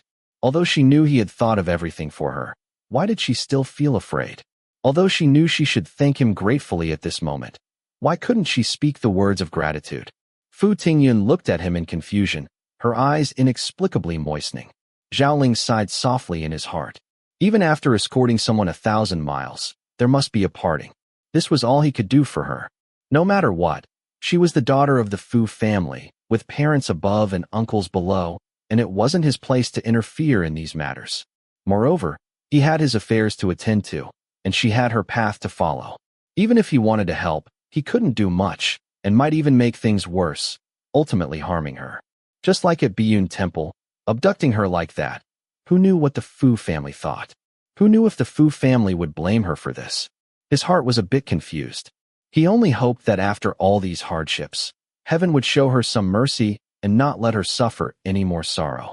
Looking up, he saw her glistening eyes, clear and pure, without blemish. It was hard to face them. Don't worry, I will make sure you are safe before I leave. Another promise, casually made as if guided by spirits. Chapter 46. Xixingyan was located on Rinshou Street in the northeast corner of Xi'an Prefecture, in a remote location.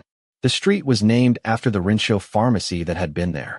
100 years ago, Rinshou Pharmacy was the largest pharmacy in Shanxi. During spring and autumn, the pharmacy's wagon trains transporting medicinal herbs would stretch from the pharmacy's entrance to the adjacent street. Over time, herb merchants from other regions came after hearing of its reputation, and the area gradually became a trading hub for medicinal materials. Now, though Rinshou Pharmacy was long gone, the street had become the largest medicinal materials trading center in the northwest. Xixingyan, due to its convenient location, primarily accommodated herb merchants from distant places. For easier storage, the inn had many courtyards, typically with large rooms and small yards, equipped with kitchens and accounting rooms. The layout was simple, with everything arranged to facilitate medicinal material trading. Fu Tingyun and her group had entered the city under the cover of night in a hanging basket, bringing only essential items. Now that they had entered Xi'an Prefecture and settled down, they needed to have clothes made, buy shoes, prepare medicines, and acquire all manner of household items from pots and bowls to rolling pins. Zheng Sanyang was quietly reciting the list of items Fu Tingyun wanted her to buy, but was stopped by Xiao Wu at the courtyard gate. "Where are you going?" he asked.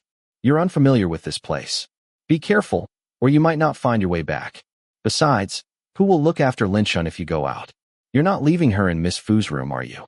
Then he offered helpfully. "Tell me what you need, and I'll take care of it for you. I guarantee I'll handle everything properly without delay." "How could I trouble Brother Xiao Wu?" Zheng Sanyang said uneasily. "Miss Fu gave me instructions, so naturally I should run the errand." Mo suddenly appeared under the eaves of the main house. "Just let him go? Otherwise, we'll have to go looking for you later." Zheng Sanyang was indeed unfamiliar with Xi'an Prefecture, and upon hearing this, she hesitated. Xiao Wu had already gone to the accounting room. "Come tell me, I'll write it down. I guarantee not a single item will be missed." Zheng Sanyang looked at Xiao Wu in surprise. "So Brother Xiao Wu can keep accounts too. That's truly impressive." Her gaze was filled with admiration. Xiao Wu's smile became somewhat stiff. Zheng Sanyang said, "Then I'll go tell Miss Fu. If Miss Fu agrees, I'll have to trouble Brother Xiao Wu to make the trip for me." Then she went to Fu Tingyun.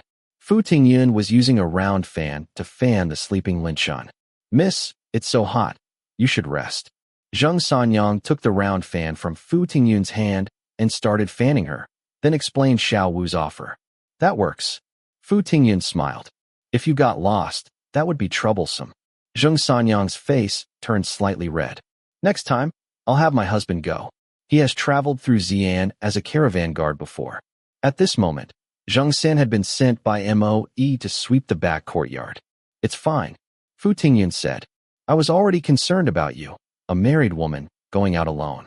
Since Xiao Wu is willing to help, that's all the better." She had Zheng Sanyang recite the list of items to buy, and then added a few more things.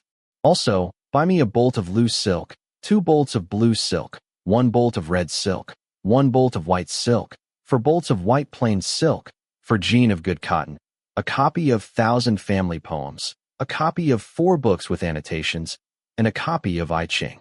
Zheng Sanyang asked curiously, "It's summer, Mississippi. What do you need so much cotton for?" "By my calculation, it's time to make winter clothes," Fu Tingyun said. "Since we have nothing much to do these days, why not make a winter garment for Master Nine and Ah Sun?" Later, she didn't know if they would have a chance to meet again.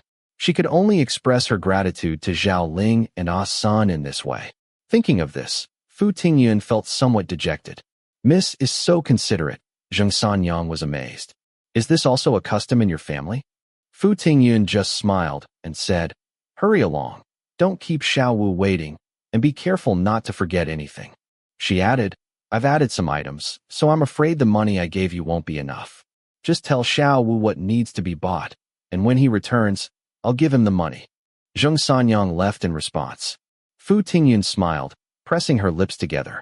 Trying to confine us all to the courtyard isn't such an easy task. In the afternoon, Xiao Wu returned to the inn, sweating profusely. Zheng San, Ah San, and Chun Lu moved pots, bowls, and ladles to the kitchen, while Zheng Sanyang took the ready-made clothes, cloth, and cotton to Fu Tingyun's room. Fu Tingyun gave Zheng Sanyang 1 bolt of blue silk, 1 bolt of red silk, 2 bolts of white plain silk, and 2 jean of cotton. "These are for you and your husband to make winter clothes. For Lin Xuan's winter clothes, we'll use Ah Sen's measurements." Mississippi. Zheng Sanyang hadn't expected this to include her and her husband, and was so grateful she didn't know what to say. Fu Tingyun smiled and patted her hand, then instructed her to bring water in so she could wash herself and her hair with scented soap. She called Ah San in to measure his size, and also asked him to find an old garment of Zhao Ling's, instructing him not to tell Zhao Ling, and then began cutting and sewing. Ah San was very happy, visiting Fu Tingyun every day to see how his clothes were progressing, even helping to thread needles, which made Zheng Sanyang, who was making clothes with Fu Tingyun, laugh. "This is the first time someone has made clothes for me," Ah San said somewhat indignantly, widening his eyes at Zheng Sanyang. "Before, we always bought them from pawnshops." Zheng Sanyang's smile gradually faded. "Brother Ah San, I was talking nonsense." Her eyes grew moist. "In a few days, I'll make you a pair of shoes." Ah San became happy again. Master Nine's mother once made a pair of shoes for Master Nine. He cherished them so much he wouldn't wear them, and would only take them out to air in June each year. Fu Tingyun was quite surprised and asked softly, "Then Master Nine's mother?" "She's long gone," Ah San said, sitting in the armchair with his elbows propped up and his chin in his hands. "Her death anniversary is in the 12th lunar month, the 9th day of the 12th month, the 2nd day after the Laba festival. To die the day after the whole family gathered to drink Laba porridge." Fu Tingyun shook her head, feeling for some reason that this date was not auspicious. Moe was fanning himself vigorously with a cattail leaf fan, yet large beads of sweat still rolled down continuously. "This cursed weather," he complained in a low voice, asking Chen Lu, "Are you sure?" Chen Lu's answer was definitive. "We're certain, none of them have gone out." Zhao Ling lies in bed reading every day. Zhang Sen sits under the eaves making a basket for his son when he has nothing to do. Miss Fu and Zheng Sanyang make clothes in the wing room, and Ah San is either serving Zhao Ling or playing at Miss Fu's place. Xiao Wu invited him to go out, but he said the weather was too hot and showed no interest. Listening to this, Moe muttered, "Has Miss Fu mentioned anything about repaying us?" "No." Chen Lu's expression was somewhat embarrassed. Perhaps Miss Fu is used to drawing items on credit at home. Hearing this, Moe's fan waving became even more vigorous, the fan making a loud whooshing sound. "Forget it, I'll think of something." Then he grumbled, "Damn it, Baoqing Silver Shop won't exchange banknotes less than 2,000 taels, and everything needs to be paid in silver. What kind of world is this?" Chen Lu didn't know how to respond. Moe stood up. "I'm going out for a while. Keep an eye on things here. Don't let any of them leave. In a few days, Tao Mu will arrive, and then we can relax." "Don't worry, Master Moe, I understand." Chen Lu saw Moe out of the courtyard gate. The innkeeper was showing a young man around a courtyard. 3 taels of silver per day, and we only have 2 courtyards left. Check elsewhere, and you'll find every place is packed. These are hard times, and many people are coming to Xi'an Prefecture to escape the disaster. The young man was just over 20, tall with a straight figure, sword-like eyebrows, and star-bright eyes. He wore a moonlight white straight robe with a cloth belt of the same color, looking clean, neat, shrewd, and capable. His open and forthright demeanor made him resemble a young master who could already run the family business. Seeing Moe, he smiled, revealing a set of white teeth, as radiant as sunshine, instantly making people feel goodwill toward him. "And who is this?" he asked the innkeeper. The innkeeper quickly replied, "He's also a guest at our inn. If you don't believe me, ask this guest. He searched for a whole day before finding our place. Our location may be a bit remote, but being remote has its advantages. Mo couldn't be bothered with the innkeeper and merely nodded at the young man, preparing to leave. But the young man stared at something behind him with an astonished expression. "Ah, son." His face immediately showed surprise and joy as he pushed past Mo, striding toward the courtyard, shouting, "Ah, Senator, ah, Senior." Mo and Chun Lu looked at each other in bewilderment, turning to see Ah Sun standing under the eaves outside Fu Tingyun's wing room. "Brother Yu Cheng." He jumped up and down excitedly. "Brother Yu Cheng." He ran over. "Oh my." The young man called Brother Yu Cheng by Ah Sun had a face full of smiles. "I saw your figure from a distance and thought it looked familiar. I didn't expect it to be you." He continued, "Where's Master Nine? Is he with you? I heard that your area was hit by a disaster, and I've been worried. I didn't expect to meet you in Xi'an Prefecture." We're together. Ah Sun nodded repeatedly. "Master Nine was injured on the journey and is recovering. I'll take you to see him." Their faces radiant with the joy of encountering an old friend in a foreign place, they headed toward Zhao Ling's quarters. The innkeeper ran after them. "Master Yang, I didn't expect you to meet an acquaintance here. It seems our inn is destined for you. Why not stay with us? When you're free, you can chat and drink tea with your acquaintance. Besides, Xi'an Prefecture currently only allows people to leave, not enter. Even if you have good merchandise, you can't transport it in. If you leave the city, you might encounter refugees. Those refugees love to rob people like you who have money." His figure disappeared along with Yang Yucheng into Zhao Ling's wing room. Immediately, waves of cheerful laughter erupted from there. Chen Lu looked at Mo. Mo's face turned ashen. "I remember when we left, Ah Sun was in Miss Fu's room, right? Go find out for me clearly. Did Ah Sun leave the wing room before this so-called Yucheng entered, or after this Yucheng called him?" Chen Lu's face also looked grim as he respectfully acknowledged the order. Mo strode away. Meanwhile, the innkeeper, bowing happily, exited Zhao Ling's wing room. "Then I'll have someone prepare the courtyard." This Master Yang was truly generous, having paid 90 taels of silver at once to reserve the adjacent courtyard for a month. Ah Sun escorted the innkeeper out. Yang Yucheng, with a face full of anxiety, had already rushed to Zhao Ling's side. "Master Nine, how do you feel now? Do you want me to call a doctor to check your pulse? How did things come to this? Sit down and talk." Zhao Ling's demeanor was calm and composed, which helped soothe Yang Yucheng. He sat on the small stool by the bed. Zheng Sanyang paused her work, pricking up her ears to listen to the commotion in the courtyard. "How strange," she muttered. "Who is this Yucheng, and why did Ah Sun dart out like a rabbit as soon as he heard him call?" Chapter 47. Fu Tingyun remained composed, keeping her head down as she sewed. Perhaps he met an old acquaintance? Zheng Sanyang put down her work. "Then I'll go serve tea to the guest." "No need." Fu Tingyun smiled. "Ah Sun is there." Then she started a casual conversation with Zheng Sanyang about Zheng San. "From your tone, it seems he has been to many places?" "Yes." When Zheng Sanyang spoke of her husband, a hint of a smile would appear in her eyes. "That's how it is for caravan guards." She continued. "The escort agency he used to work for was very large, with headquarters in the capital.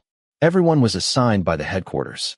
Sometimes they would deliver a shipload of goods to Jiangnan, and then be assigned to transport goods from Jiangnan to western Sichuan. Coming and going like that, they could hardly return home once a year." Fu Tingyun nodded. "Traveling by boat and horse carries its risks. It's better to have returned." Then she mentioned their encounter with Master Feng Four on the road. "It's rare for me to leave home in my entire life, yet I meet such an ominous character. Master Nine's injuries came from this. If we hadn't met Master Mo's employer, we wouldn't have survived." Zheng Sanyang quickly consoled Fu Tingyun. "Surviving a great calamity brings good fortune afterward." "That may be true, but I don't know what background this Feng family has, or whether they'll hold a grudge against us in the future," Fu Tingyun said. "Could you ask if Zheng San has heard of this family?" She didn't mention Zhao Ling's killing. Zheng Sanyang agreed. After preparing lunch, waiting for Yang Yucheng to finish his meal and leave, and cleaning up the kitchen, she came to report back to Fu Tingyun. "My husband says if you've truly offended this family, it's best to advise Master Nine. If he has relatives in another province, he should seek refuge with them." Her face was full of concern. Fu Tingyun was greatly startled. She had seen that Feng Four was rather wary of Zhao Ling, and that Zhao Ling had dealt with Feng Fu quite easily. How had it come to the point of having to flee one's homeland to avoid disaster? Tell me quickly. She leaned forward anxiously. What exactly is the situation? My husband says the Feng family is one of the wealthiest in Shaanxi and throughout the Northwest.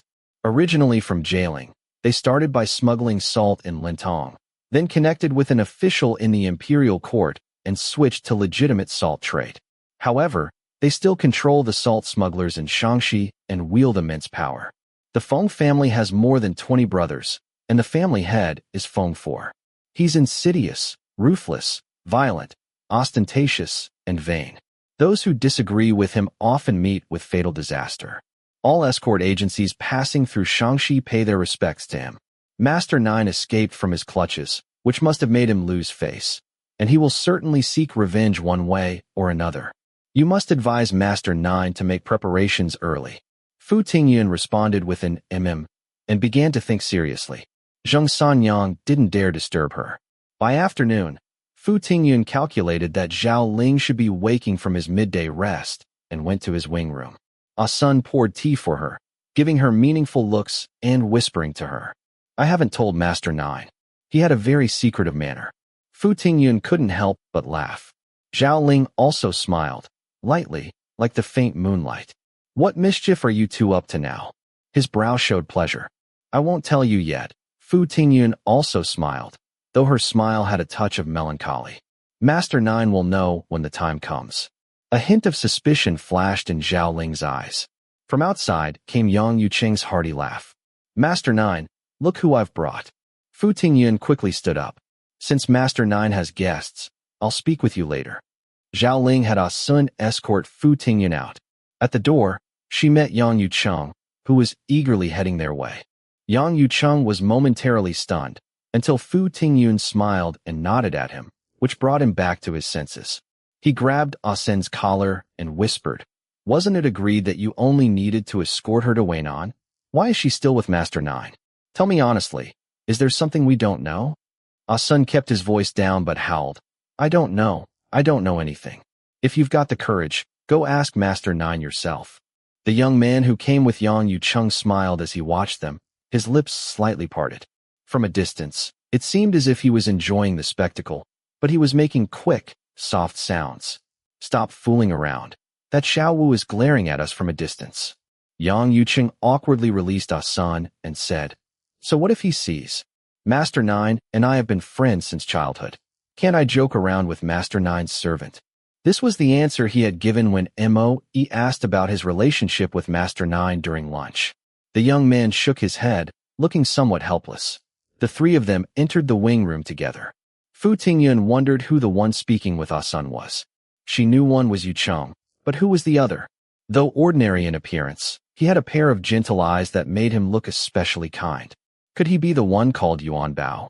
She would have to ask Sun later. Out of the corner of her eye, she noticed Xiao Wu standing at the door, who joyfully went out to welcome someone. After just a moment, he returned, delighted to be accompanying a stranger. The man appeared to be 27 or 28 years old, with rough, dark skin and a simple face. He wore a bright blue coarse cloth garment. At first glance, he looked like someone who had worked in fields all his life, but his jet black eyes were as cold as autumn waters, with a murderous aura emanating from his brow, and an unyielding firmness that commanded respect. Fu Tingyun was alarmed, suddenly feeling a sense of momentous events converging. The man abruptly looked up, his gaze sweeping over Fu Tingyun's back as he quickly entered Mo Yi's wing room. Tao Mu, you've finally come. Mo Yi revealed a relieved smile, as if a heavy burden had been lifted. These past few days I've been at my wit's end, just waiting for you to come and give me some advice. Brother Mo. The man called Tao Mu smiled and bowed to him. The coldness in his brow diminished somewhat, but Mo Yi grabbed him and said, Don't stand on ceremony with me. I'm in a desperate situation. Then he called Xiao Wu to pour tea and dragged Tao Mu to sit in the armchair nearby. Did you receive all the messages I sent with Chen Lu? Mo Yi's expression became serious. Do you have any ideas? I received all the messages, Tao Mu smiled. Brother Mo is alone, with only Xiao Wu and Xiao Lu to help, so it's inevitable to have some oversights. Enough. No need to flatter me. Moe made a say-no-more gesture, interrupting Tao Mu. This time, to find Master 16, we brought elite troops from the army. Xiao Wu and Xiao Lu are even more noteworthy, personally trained by you. Yet even so, the three of us haven't found any clues to this day. As they spoke, Xiao Wu served the tea, then gently closed the door and stood guard outside. I had originally planned to probe their true intentions, which is why I agreed to let Chen Lu take Ah Sun to the clothing shops in Xi'an Prefecture. The clothing shop was chosen by Chen Lu and the snack vendor we met on the road. Not a single extra word was spoken, let alone leaving Chen Lu's sight. But not long after we returned to Linchun Town, people from Jili Ravine started arriving in Linchun Town, forcing us to enter the city. Staying at Xixing Inn was my last-minute decision. They hadn't even spoken to the innkeeper, yet after a few days, they somehow met their former fellow villager, Yang Yucheng. Then this Yang Yucheng brought someone named Jin Yuan Bao, claiming he was an old acquaintance who was stranded in Xi'an Prefecture due to the disaster. When they met Yang Yucheng and learned that Zhao Ling was also in Xi'an Prefecture, Jin Yuan Bao insisted on coming to see him. He found it extremely vexing. There are no obvious flaws, yet I feel something is wrong, but I can't find any evidence. Tao Mu smiled. We're all just strangers who happened to meet, and Master 16 has safely returned to his residence. Brother Mo needn't worry too much. When I was coming, I received a letter from Master 5, telling us to return soon if nothing else needed attention. You don't understand what I mean. Mo didn't feel relieved by Tao Mu's words. Instead, his brow furrowed tighter. You don't know that when I first saw Zhao Ling fighting those bandits at the city god temple, apart from the strike that hit the bandit leader, everything else seemed quite ordinary. Later, looking at his internal injuries, his vital energy was stagnant, like years of sediment in a river difficult to dredge. I assumed he was injured by Feng Four, and considering he managed to escape from Feng Four with a child and a woman, I thought he was quite a man, and it wouldn't be beneath me to accompany him. Since there was no news from Master 16's side, I couldn't let him go. I respected his true abilities and didn't want to sour the relationship, so I only gave him common medicines like attack fortitude powder. Though these wouldn't bring quick recovery, with persistent use, he could recover in 2 or 3 months. Who would have thought that in just 10 days or so, he would already be able to walk? And then there's his servant called Ah Sun, who appears to be only 8 or 9 years old. Yet when performing an ordinary level brow staff technique, it shows a perfect balance of orthodox and unorthodox, with strict discipline, truly capturing the essence of martial arts. According to Ah Sun, he learned his martial skills from Zhao Ling. You and I both come from military families. Laymen see the spectacle, experts see the technique. This level of skill, I'm afraid, even the head instructors of our 2 families couldn't achieve. Tao Mu listened thoughtfully. I received some news. Feng Four has been killed, along with the 20-some people traveling with him. Now Feng 3 is the head of the Feng family. What? Moe stood up abruptly. Tao Mu looked at him, his expression calm. Feng Four's last known location was near a village called Dong'an, close to Weinan County. From Dong'an village to Shelu Ravine in Lantian is only about 50 li. Even a woman could walk that distance in one night. From Shelu Ravine to Xi'an Prefecture, one must pass through Linchun Town. Damn it! Moe clenched his fists with an audible crunch. The hunter becomes the hunted. No wonder this Zhao Ling recovered after just a few days of rest. It turns out I've encountered a supreme master. His tone was bitter. It's likely his brother Mo suspects, Tao Mu said. With such a major incident, given the Feng family's former connections, they would have moved heaven and earth to find the killer of Feng Four. Yet this time, the Feng family remains completely silent about Feng Four's death, and his funeral was hastily arranged. As he spoke, his expression gradually became more serious. A young master of such caliber in the northwest, and I didn't know. I suspect he's a dragon crossing the river. Moe was taken aback. You suspect he's from the Tengji Guard? Ever since Shi Wenbin became the commander of the Tengji Guard, he had recruited many renowned young martial arts experts from the Jianghu. Tao Mu nodded. That's unlikely. Moe spoke with both firmness and confidence. His fiancée's behavior exudes the dignity and pride of a noble young lady from her very core. How could those unrestrained, rough women of the Jianghu pretend to be like that? If he were from the Tengji Guard, Where would he find such a woman? Don't forget, this woman at the city god temple had a dagger at her throat. If Master 16's signal had been a moment later, she would have perished. As he spoke, he sighed. To be able to kill Feng Four and eliminate all his men. Such a young martial arts expert, unfathomable and unclear. If he were to present Master 16's card to Master 5, that would be fine, but if he were to be noticed by the Tungji guard. Before he could finish, Mo Yi's expression tightened as he looked toward Tao Mu. Tao Mu was also looking at him. Years of life-and-death camaraderie allowed the two to quickly understand each other's thoughts. Zhao Ling had Master 16's card, which didn't contain specific content. Besides using it as an introduction to open the doors of the Shaanxi Military Commissioner's office, it could also be used to visit Master 16. If he were just a frail scholar with no martial skills, that would be fine. But Zhao Ling was a supreme master. The story of Jing Ke's assassination attempt on the king of Qin has been told for millennia. Moreover, Zhao Ling had two companions who were not ordinary.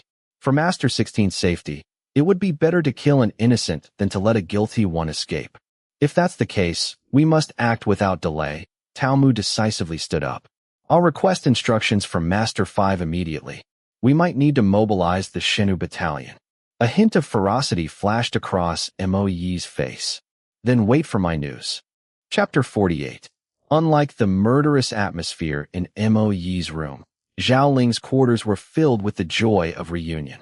The Feng family refuses to speak of it, but as soon as I heard, I knew it was Master 9's doing. Jin Yuan Bao, with his gentle eyes, was now visibly excited. When we saw the mark Ah Sun left behind, we were both shocked and delighted.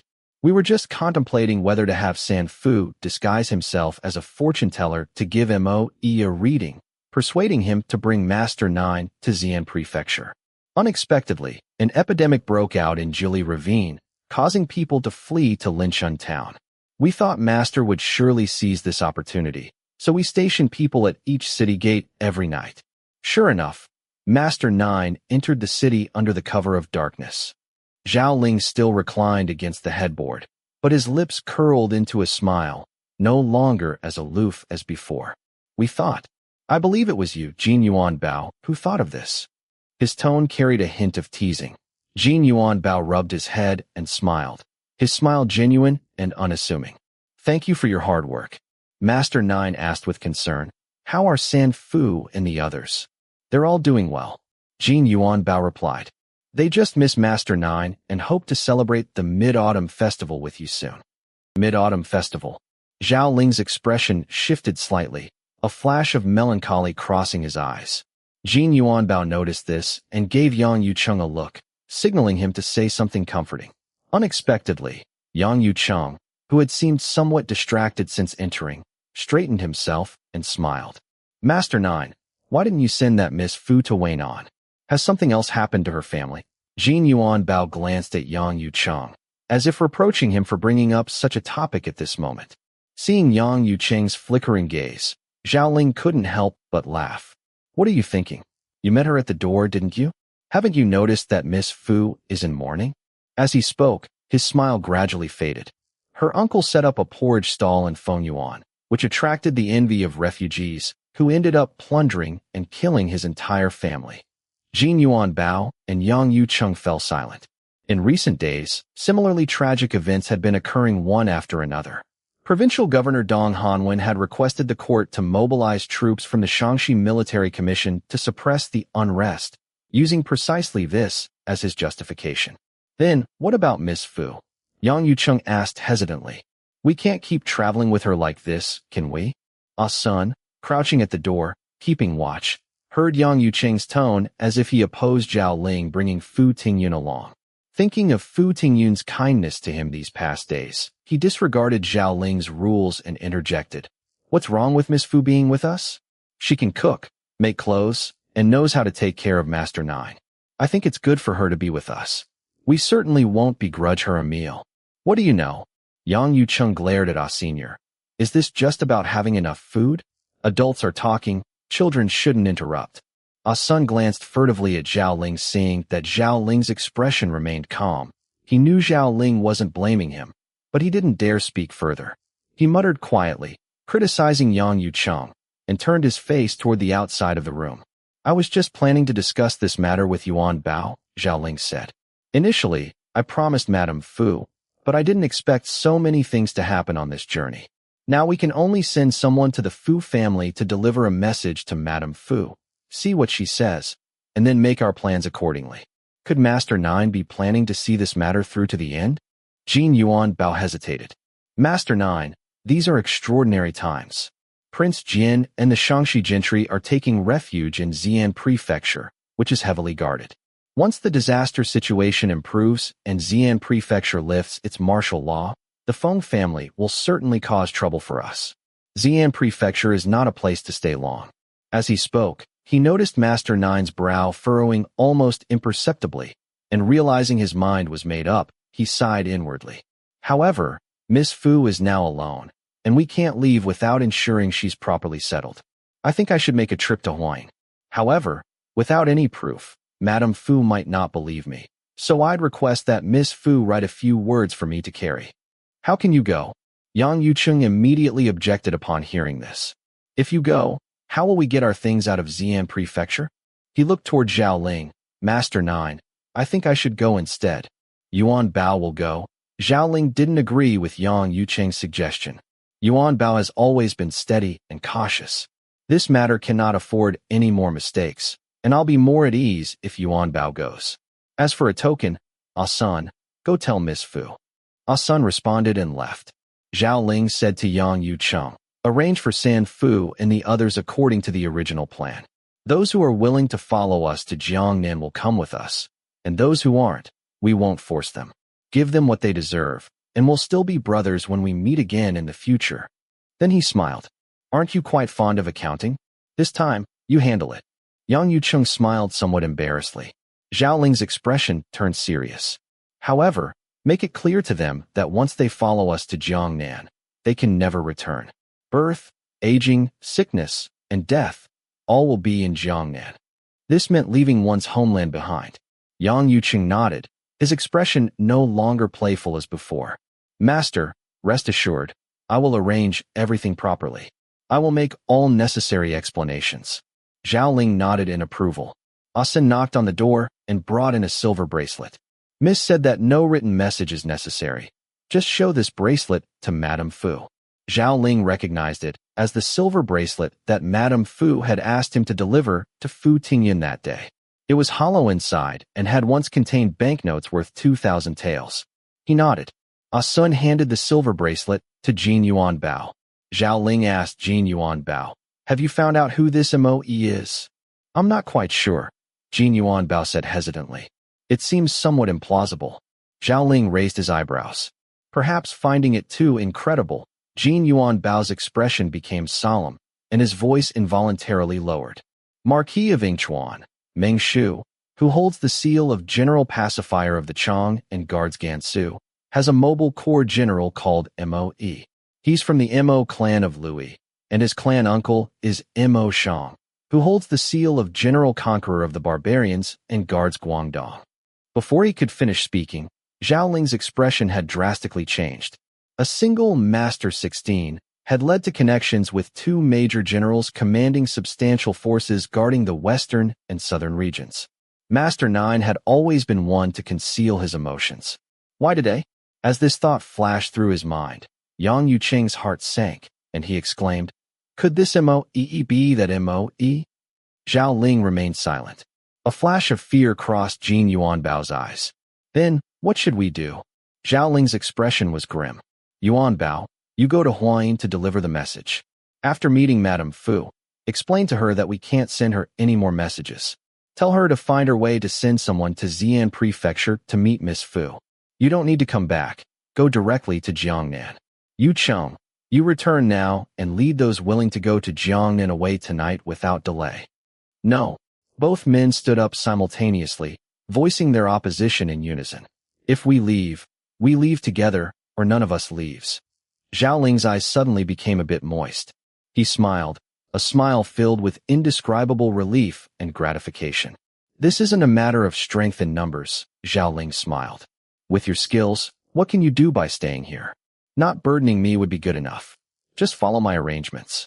As he spoke, his expression darkened, changing abruptly, like an unsheathed precious sword, radiating sharpness, emanating killing intent. I want to see what Mo can do to me. Master 9. The two knew Zhao Ling's reasoning made sense, but they found it difficult to accept such arrangements. They called out in agitation but didn't know what else to say. Don't worry, I'll be fine. Zhao Ling raised his eyebrows, confidence exuding from the corners of his eyes and brows, suddenly making him appear solemn and dignified, vaguely possessing the air of a sovereign looking down upon the world. Yang Yuqing bit his lip. Very well, I'll follow Master 9's arrangements. Zhao Ling looked toward Jin Yuan Bao. Jin Yuan Bao remained silent for a moment, then raised his head. I will also follow Master 9's arrangements.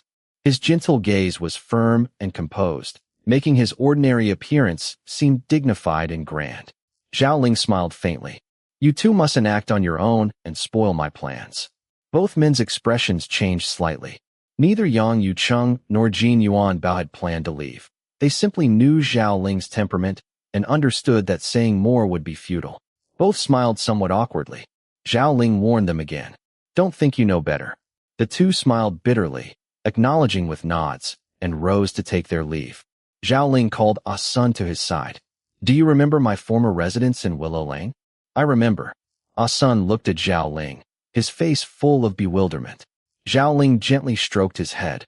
When the time comes, take Miss Fu and the others there. Ah Sun pressed his lips tightly together without speaking, tears glistening in the corners of his eyes. You silly child, Zhao Ling sighed softly, like a March breeze passing over willow tips. I'm counting on you to guard that escape route for me. Ah Sun was still young and trusted Zhao Ling implicitly, but upon hearing this, he seemed indecisive. Zhao Ling snickered. At such a young age, you're already trying to learn from Yuan Bao about strategizing? Wait another 10 years. Ah Sun broke into laughter through his tears. Zhao Ling went to Fu Tingyun's quarters. Fu Tingyun was about to sew clothes.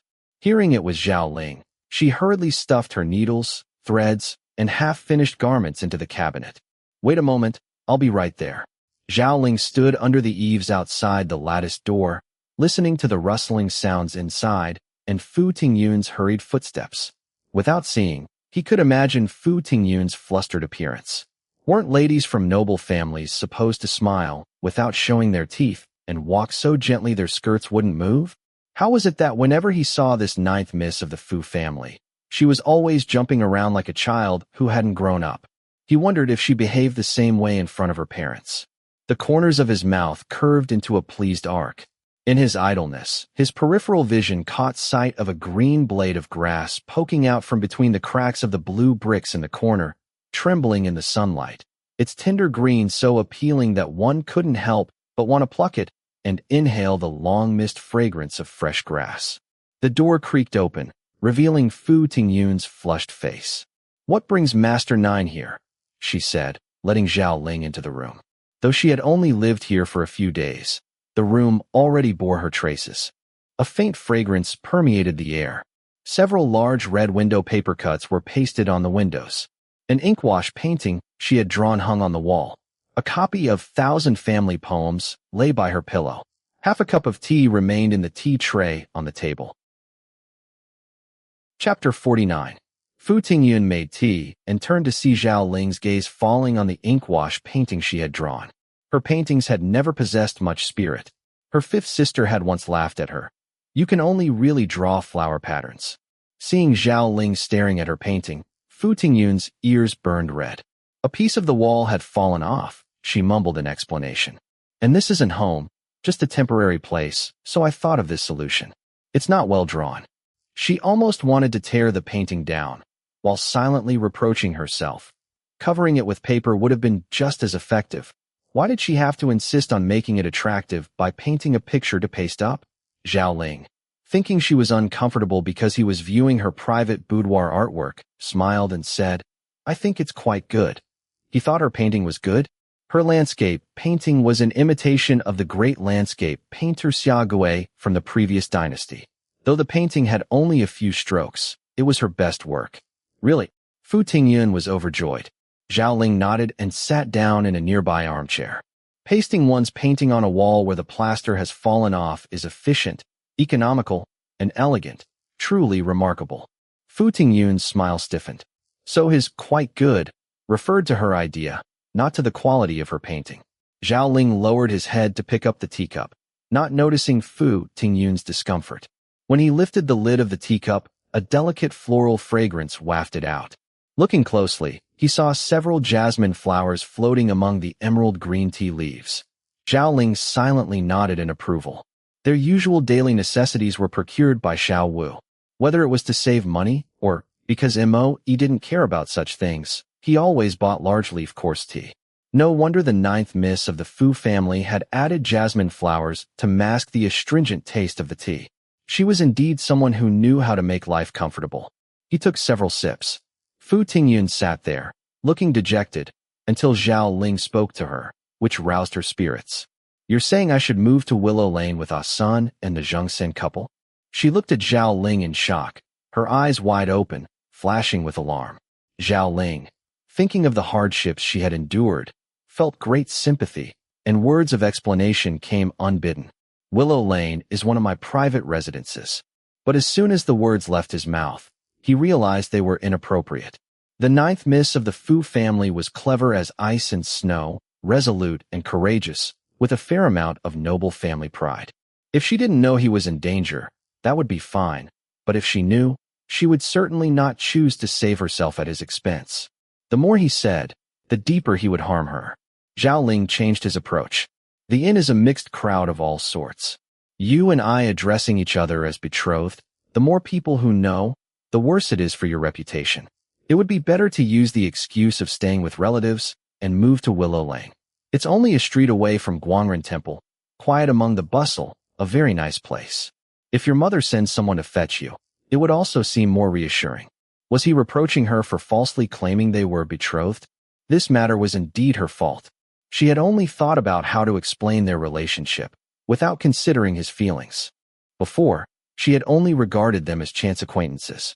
Even knowing he had many secrets, she thought it didn't matter and never gave it careful consideration. Thinking about it now, given his age, he might have already married, or if not married, he might be engaged.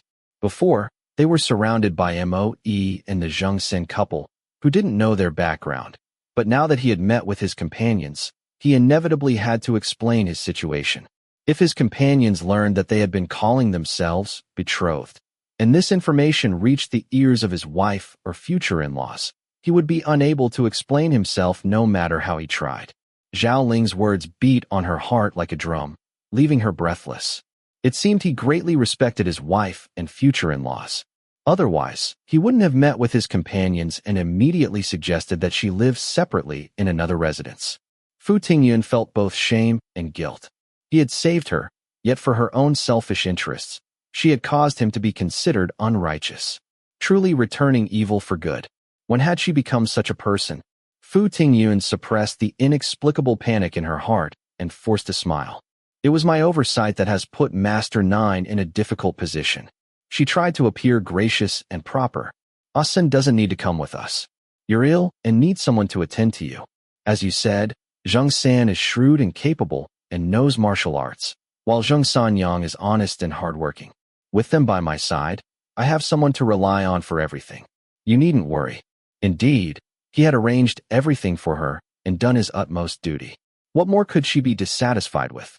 But why did she feel so uncomfortable in her heart? She couldn't think about it anymore. People are always greedy for more. The more she thought, the sadder she would feel. Fu Tingyun took a deep breath, straightened her back, and assumed what she believed to be a dignified and appropriate posture. "Master Nine, when shall we leave?" Zhao Ling watched as Fu Tingyun's rosy cheeks gradually turned pale, saw her straight figure sway like a magnolia in the wind, seemingly about to fall. It felt as if something was blocking his throat, and for a long time, he couldn't say a word. She must have misunderstood that he was driving her away. But what good would it do if he had guessed correctly? Take back what he had just said? Let her face the same danger as him? That was impossible. Since that was the case, let her misunderstand. Zhao Ling only felt a bitter, astringent taste in his mouth. Doing a good deed and ending up like this. In this world, perhaps he was the only one. Early tomorrow morning, he said. He didn't plan to seek refuge with that Wu Exine. A falling out with Mo was just a matter of time. Every moment she stayed here meant more danger for her. Pack your things tonight. I'll have Ah Sun escort you over. Early tomorrow morning? Fu Tingyun's face paled further. She hadn't finished making the clothes yet. Once they parted now, they might never meet again. Could we leave in 2 or 3 days? She asked. I have many things and can't pack them all at once. Her voice already carried a pleading tone. Zhao Ling had strong willpower, decisive in killing and resolute in decisions. Once he decided on something, he would pursue it single-mindedly. Seeing Fu Tingyun's face, once as vibrant as a pomegranate, now as pale as a pear blossom, his resolve momentarily wavered. Even if he sent her away, he would need to make arrangements on Mo Yi's side. Delaying the departure by 2 or 3 days should be fine, right? Fu Tingyun didn't know Zhao Ling's current feelings. She only sensed his hesitation. She lowered her eyes. Or perhaps, stay for 2 more days? This was her limit. Any earlier, and the winter clothes would have had to be abandoned halfway. Her voice was gentle, like ethereal clouds and mist, completely lacking confidence. Zhao Ling was greatly alarmed. Even when facing the vicious bandits in the city god temple, she hadn't been this vulnerable. All right, he said. Then we'll depart in 2 days. Fu Tingyun nodded, saw Zhao Ling out, and began working on the winter clothes day and night without rest. Zheng Sanyang constantly urged her, you still need to eat. Had Zhao Ling married or not? If he were married, what kind of person was his wife? How could she let him wander about like this? If he wasn't married, what did his betrothed, who had been out in the world, look like? Did she know his current situation? Did she know that Zhao Ling was an upright man with a loyal heart and gallant spirit? Would she cherish him? I'm not hungry. Fu Tingyun shook her head, stitching densely. Only this way could she temporarily forget those random thoughts that occasionally surfaced in her mind. After you wash the dishes, help pack the things. Tomorrow we're moving to another place. Why? Zheng Sanyang looked anxious. Having experienced a disaster year with corpses everywhere, what she craved most was stability. We came to Xi'an Prefecture to seek refuge with Master Nine's distant aunt. This was the story Zhao Ling and she had agreed upon. Ah Sun and Chen Lu came looking once before, but didn't find her. This time, meeting young Master Yang and young Master Jin, we learned where the aunt had moved to. Master Nine and I aren't married yet, and being in an ambiguous situation isn't proper. Besides, Master Nine is ill, and although it's a great kindness for others to take him in, we shouldn't bring illness with us. Master Nine's idea is for us to move to his relative's home while he temporarily stays at the inn. When he recovers, he'll come find us. Zheng Sanyang sighed in relief upon hearing this and smiled. That's good, that's good. When Mo heard this, he frowned deeply. All this coming and going is too troublesome. I think you might as well get married. Then he asked, your father-in-law hasn't been gone for 100 days yet, right? Zhao Ling also frowned upon hearing this. Although our two families may not be known for literary accomplishments passed down through generations, we do know a few characters. Wearing red during the mourning period is something we could never do. Mo was embarrassed and couldn't speak for a while. After Zhao Ling left, he sent Chen Lu to gather information. Over there is a small 2-courtyard residence occupied by an elderly couple in their 50s, Chen Lu quickly discovered. They're originally from Liangzhou. Their children died in the war, and they moved to Xi'an Prefecture 6 years ago. They make a living collecting rent from 2 storefronts on Chang'an Street. They have 1 maid and 1 old gatekeeper. It seemed flawless, but why did it still make him feel uneasy? Mo was very frustrated. Chen Lu advised, Master Mo, how could Miss Fu possibly escape from our grasp? Mo's heart was somewhat reassured, but he sighed. I don't know why, but I feel there's something suspicious about all this. Chen Lu dismissed it. Master Mo, no one has ever escaped the encirclement of the Xinyu battalion. True. The earth-shaking impact of thousands of arrows firing simultaneously was something even immortals couldn't withstand. Mo's spirits lifted. Any news about Yang Yucheng and Jin Yuan Bao? Both have sold their goods at low prices, seemingly preparing to leave Xi'an Prefecture, Chen Lu said. I've already sent people to follow them. If they dare to leave, kill without question. Mo nodded. Fu Tingyun was at Zhao Ling's door, knocking. Ah Sun opened the door. Seeing Fu Tingyun holding a package, He vaguely guessed what was inside, but he hadn't expected it so soon and couldn't help but exclaim in surprise, "Miss Fu." Fu Tingyun smiled and nodded at him. Zhao Ling came to the door. "What's this?" He glanced at the package in Fu Tingyun's hand and looked at her in some surprise. After not seeing her for just 2 days, she had grown visibly thinner. Her once bright black eyes were now full of fatigue, and her fair face had dark circles under the eyes, as if she hadn't slept for several days and nights. Chapter 50. I'm about to leave. Fu Tingyun handed the package to Senior. Master 9 has taken care of me throughout our journey, and I have no way to repay you. I've made a winter garment for Master 9, and I hope you won't refuse it. Then she smiled at Senior. I didn't have time to make yours, but in 2 or 3 days, when I finish it, I'll have someone bring it from Willow Lane. The summer morning still retained some of the night's coolness in the air, giving refreshing relief to those who would soon feel as if they were in a furnace during daytime. People couldn't help but take deep breaths, wanting to savor the long-missed coolness. Because he was leaving Zhao Ling, Sun felt somewhat gloomy. He took the package and responded with a simple Zhao Ling stood there quietly, his mind in some confusion. Why had she thought of making him winter clothes? Winter was still far away. When his mother was alive, she did the same. Making winter clothes in summer, making spring clothes in autumn. There were always new clothes waiting for him in the wardrobe. That serene warmth was something he hadn't felt for many years. Zhao Ling looked at Fu Tingyun, his black eyes appearing even more profound and distant. Fu Tingyun's heart trembled, and she awkwardly lowered her gaze. His gaze was so cold, as if he had returned to how he was before. Was it because she had rushed to make him a winter garment? Her heart was filled with indescribable bitterness. Yes, she had no familial relationship with him, so what right did she have to make winter clothes for him?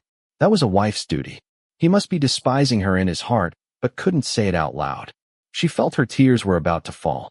She blinked hard, locking the moisture in her eyes. Why should she care what he thought? He had saved her from danger, shown remarkable nobility, and she respected him like a father or brother, straightforward and upright. Why should she be so fearful? There was nothing she couldn't say to others. Thinking this way, she suddenly felt mentally refreshed. She straightened her back, and the words hidden in her heart became restless, unable to be held back any longer. Master 9, I have a few more words I'd like to say to you. She looked up at him, her clear gaze pure and flawless, no longer showing the confusion from earlier. For some reason, Zhao Ling suddenly felt a bit lost. What is it? His voice was so gentle that even he found it strange. Miss Fu, please go ahead. I asked Jung San the other day. Fu Tingyun's smile was open and composed, gentle yet dignified. Combined with her beautiful face, her bearing was perfect, like a blooming peony whose splendor couldn't be hidden even by coarse clothing. This was a Miss Fu that Zhao Ling wasn't familiar with. I heard that the Feng family built their fortune on salt trading and are among the few great merchants in Shaanxi and even the entire Northwest. I don't know what grudge Master 9 has with the Feng family, but since you have that card from Master 16, why not find a way to make good use of it? Perhaps this could be an opportunity for Master 9. Oh, Zhao Ling looked at her, his gaze intense, as if trying to understand her completely. Fu Tingyun, confident in her uprightness, allowed him to examine her.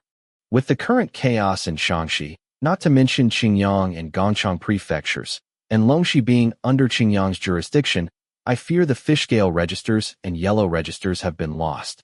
Even if they haven't been lost, they're likely incomplete. She spoke slowly, her gentleness carrying a calm certainty.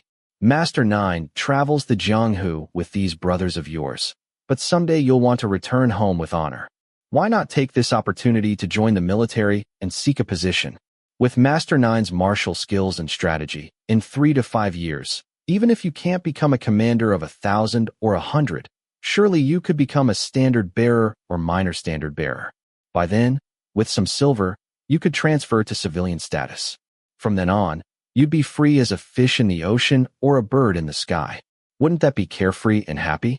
Why bother to contend with the Feng family in a life-or-death struggle, wasting such good prospects? After speaking, she pondered briefly, then continued, Master 9's great kindness to me is something I can never repay in this lifetime. I still have some valuable items from my mother that I've kept for emergencies.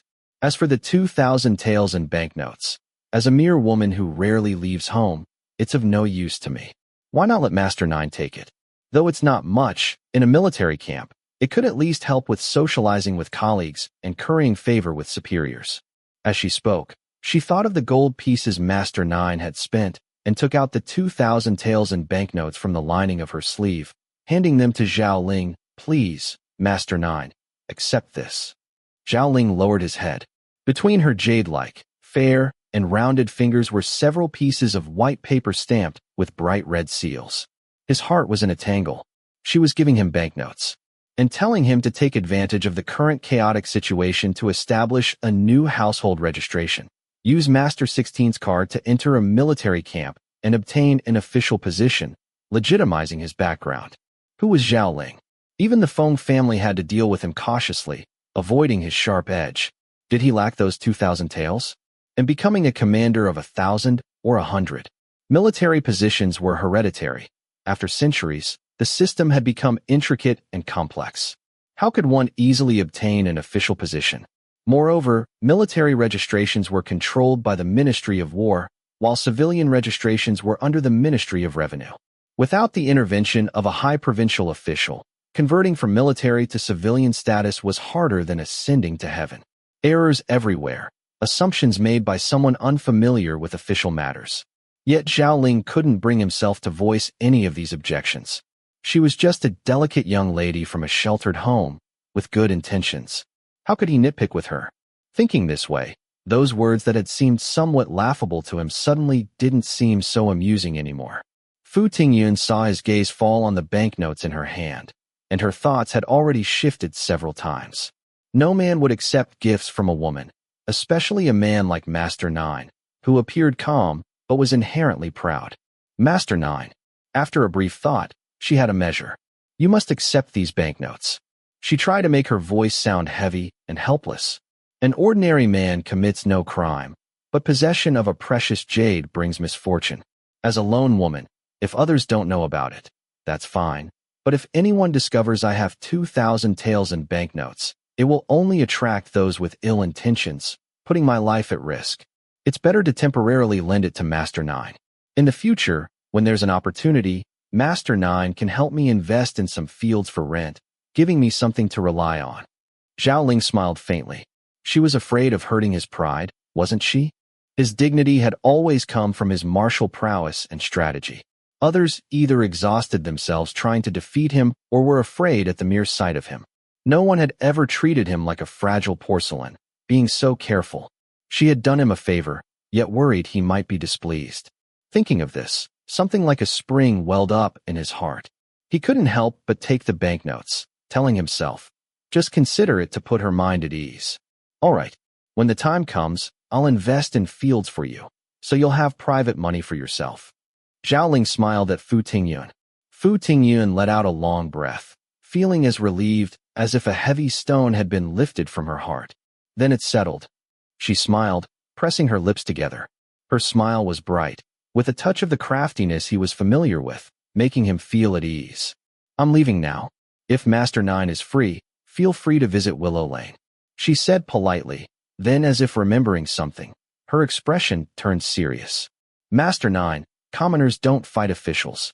With Manager Mo, you should be careful. Zhao Ling nodded. Only after Fu Tingyun's figure, surrounded by the Zheng San couple and Ah San, disappeared from the small courtyard, did he slowly return to his wing room. Past Guangren Temple was Willow Lane. Upon entering Willow Lane, the hustle and bustle of Guangren Temple was left outside, with only faint sounds coming through, emphasizing the tranquility of Willow Lane. Zhao Ling's residence was located in the middle of Willow Lane, with just 2 courtyards. A small red lacquered door led to a courtyard with an old locust tree thick enough to require 2 people to encircle it on each side. The north-facing main building had 3 rooms, with 2 wing rooms on each side. Behind was another courtyard with a grape trellis, beneath which were stone tables and stools. There were also 3 main rooms and 2 wing rooms on each side. A few steps behind the rooms grew several bamboo stalks, visible from the windows. Fu Tingyun immediately fell in love with the place. Zhao Ling's relative's surname was Liu. They appeared kind and were very pleased with her arrival. Madame Lu even personally helped Zhang Sanyang arrange the rooms, her enthusiasm mixed with a measure of careful solicitude. Fu Tingyun glanced at San, who was sitting nearby, devouring pastries. What relation is this Aunt Lu to Master Nine? Since Master Nine had arranged for Miss Fu to stay here, he naturally treated her like family. San put down his pastry. Seeing that Madame Lu was holding Linshun and chatting with Zhang Sanyang, who was helping Fu Tingyun spread a bamboo mat, and that there was no one else in the hall, he whispered, "Master saved them, and they help Master watch over this house. To outsiders, they're just relatives, and the property deed is in Master Lu's name."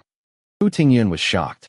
She knew there was something unusual about Zhao Ling's relatives, but she had thought he had simply bribed a family to help with the pretense. She didn't expect that he was supporting the people here. This was no simple matter. With so much effort invested, could this be his lair? Fu Tingyun looked around. The furnishings were simple, not unlike any other family living in a two-courtyard residence. The only distinctive feature was the uniform black lacquered furniture, neat and dignified, subtly exuding an air of wealth. San seemed somewhat proud. Brother Yu Chung and the others know Master has another residence elsewhere, but they don't know where. Only I have been here twice, and that was 3 years ago. 3 years ago. Zhao Ling appeared to be just over 20. Fu Tingyun asked in surprise, "How old is Master Nine?" "Master Nine is 12 years older than me," San said proudly. "We were both born in the year of the rat. That meant he was 21 this year. He had arranged all this when he was just 18. Fu Tingyun once again showed a surprised expression. Seeing this, San looked even more pleased. This residence was purchased 5 years ago. 5 years ago, he was 16. At that time, he was only a year older than she is now. Fu Tingyun felt humbled. Meanwhile, Madame Lu approached with Linshun in her arms, her face full of smiles. "Miss, what would you like to eat? I can send Old Chow to buy it from the street." Old Chow was the elderly gatekeeper. No need, no need. Even though it was a pretense, she couldn't let others become suspicious due to her casualness. As this thought crossed her mind, she thought of Moe. Since he was Master 16's man, claiming to be under orders to take care of them but monitoring them, he had no reason not to investigate when she moved to stay with relatives. Despite this, he still allowed her to move to her relative's home. Was it because he hadn't discovered anything unusual about this residence? Or even if he had, he was confident he could keep watch over them? As she thought about this, her heart began to race. To be confident in watching them, he would first need to have people monitoring this residence day and night. Zhao Ling had said he might not be Master 16's man. Then who was he? Where did he get the manpower to monitor this residence? This wasn't something 1 or 2 people could accomplish. Chapter 51. For a moment, Fu Tingyun felt like she was sitting on pins and needles. She felt it necessary to remind Zhao Ling, so she asked San, "When are you going back? Help me send a message to Master Nine." San's mood suddenly dampened again. "Master Nine said to stay here with you for now and not return." Fu Tingyun was somewhat surprised. Then who's attending to him? As soon as the words left her mouth, her heart sank. Zhao Ling, alone at the Xixing Inn, with Moe, who was watching him. Even San, who could run errands for him, had been sent by him to Willow Lane. And Yang Yucheng, who had rented a courtyard next to where they were staying. What was he planning to do? Fu Tingyun felt a chill down her spine just thinking about it. She hurriedly walked out of the hall, calling loudly, "Zheng San, Zheng San." Her voice was high-pitched and sharp. Zheng San hurried over from the corridor to the east. "Mississippi." Without waiting for him to bow, she urgently said, "Go quietly and see what Yang Yucheng and Jin Yuan Bao are doing." Zheng San was stunned, but quickly regained his composure. Without asking anything, he left in response. San rushed out. Miss Fu, what's happened?" Fu Tingyun didn't know either. She just felt uneasy. She wanted to carefully question San about what Zhao Ling had said when he came. But seeing San's tense expression, she suddenly realized that there were old and young people, all either outsiders or servant women, and she had become the only person who could make decisions. She couldn't panic, much less become confused. If she became flustered, San and the others would be even more at a loss. Fu Tingyun admonished herself and quickly calmed down. What could be wrong? She smiled at Senior. "I was just thinking, now that we're all here, what about Master Nine?" I asked Jung San to see what Master Yang is doing. If he's not busy, ask him to visit Master Nine more often, so Master Nine won't be bored staying there alone. Ah Sen's gaze flickered, but he pursed his lips tightly, saying nothing. Fu Tingyun grew suspicious, but didn't show it, smiling as she went inside with Ah Sen. After washing up, she had lunch accompanied by Madame Lu. Learning that Jung Sen had not yet returned, she went to her room for a midday rest. Though she lay down, her mind kept spinning like a lantern wheel. People say a crafty rabbit has 3 burrows. Though Zhao Ling, traveling in the Jianghu, couldn't be compared to a crafty rabbit. Life is unpredictable, and with his intelligence, he must have at least 2 backup plans. Willow Lane was a place he had maintained for 5 years, not only supporting 2 people, but also setting up shops. He had tried his best to make this place appear flawless, spending who knows how much effort and energy. She couldn't believe this wasn't his backup plan. Yet now, he had placed her here. Ah Sen had grown up with him since childhood, nominally master and servant. They were practically family. But she had no relation to him. Thinking of this, she rolled over. Before, not knowing, she had thought he wanted to avoid suspicion, always thinking the worst of him. Now it seemed she had wronged him. Yet he hadn't offered a single word of explanation.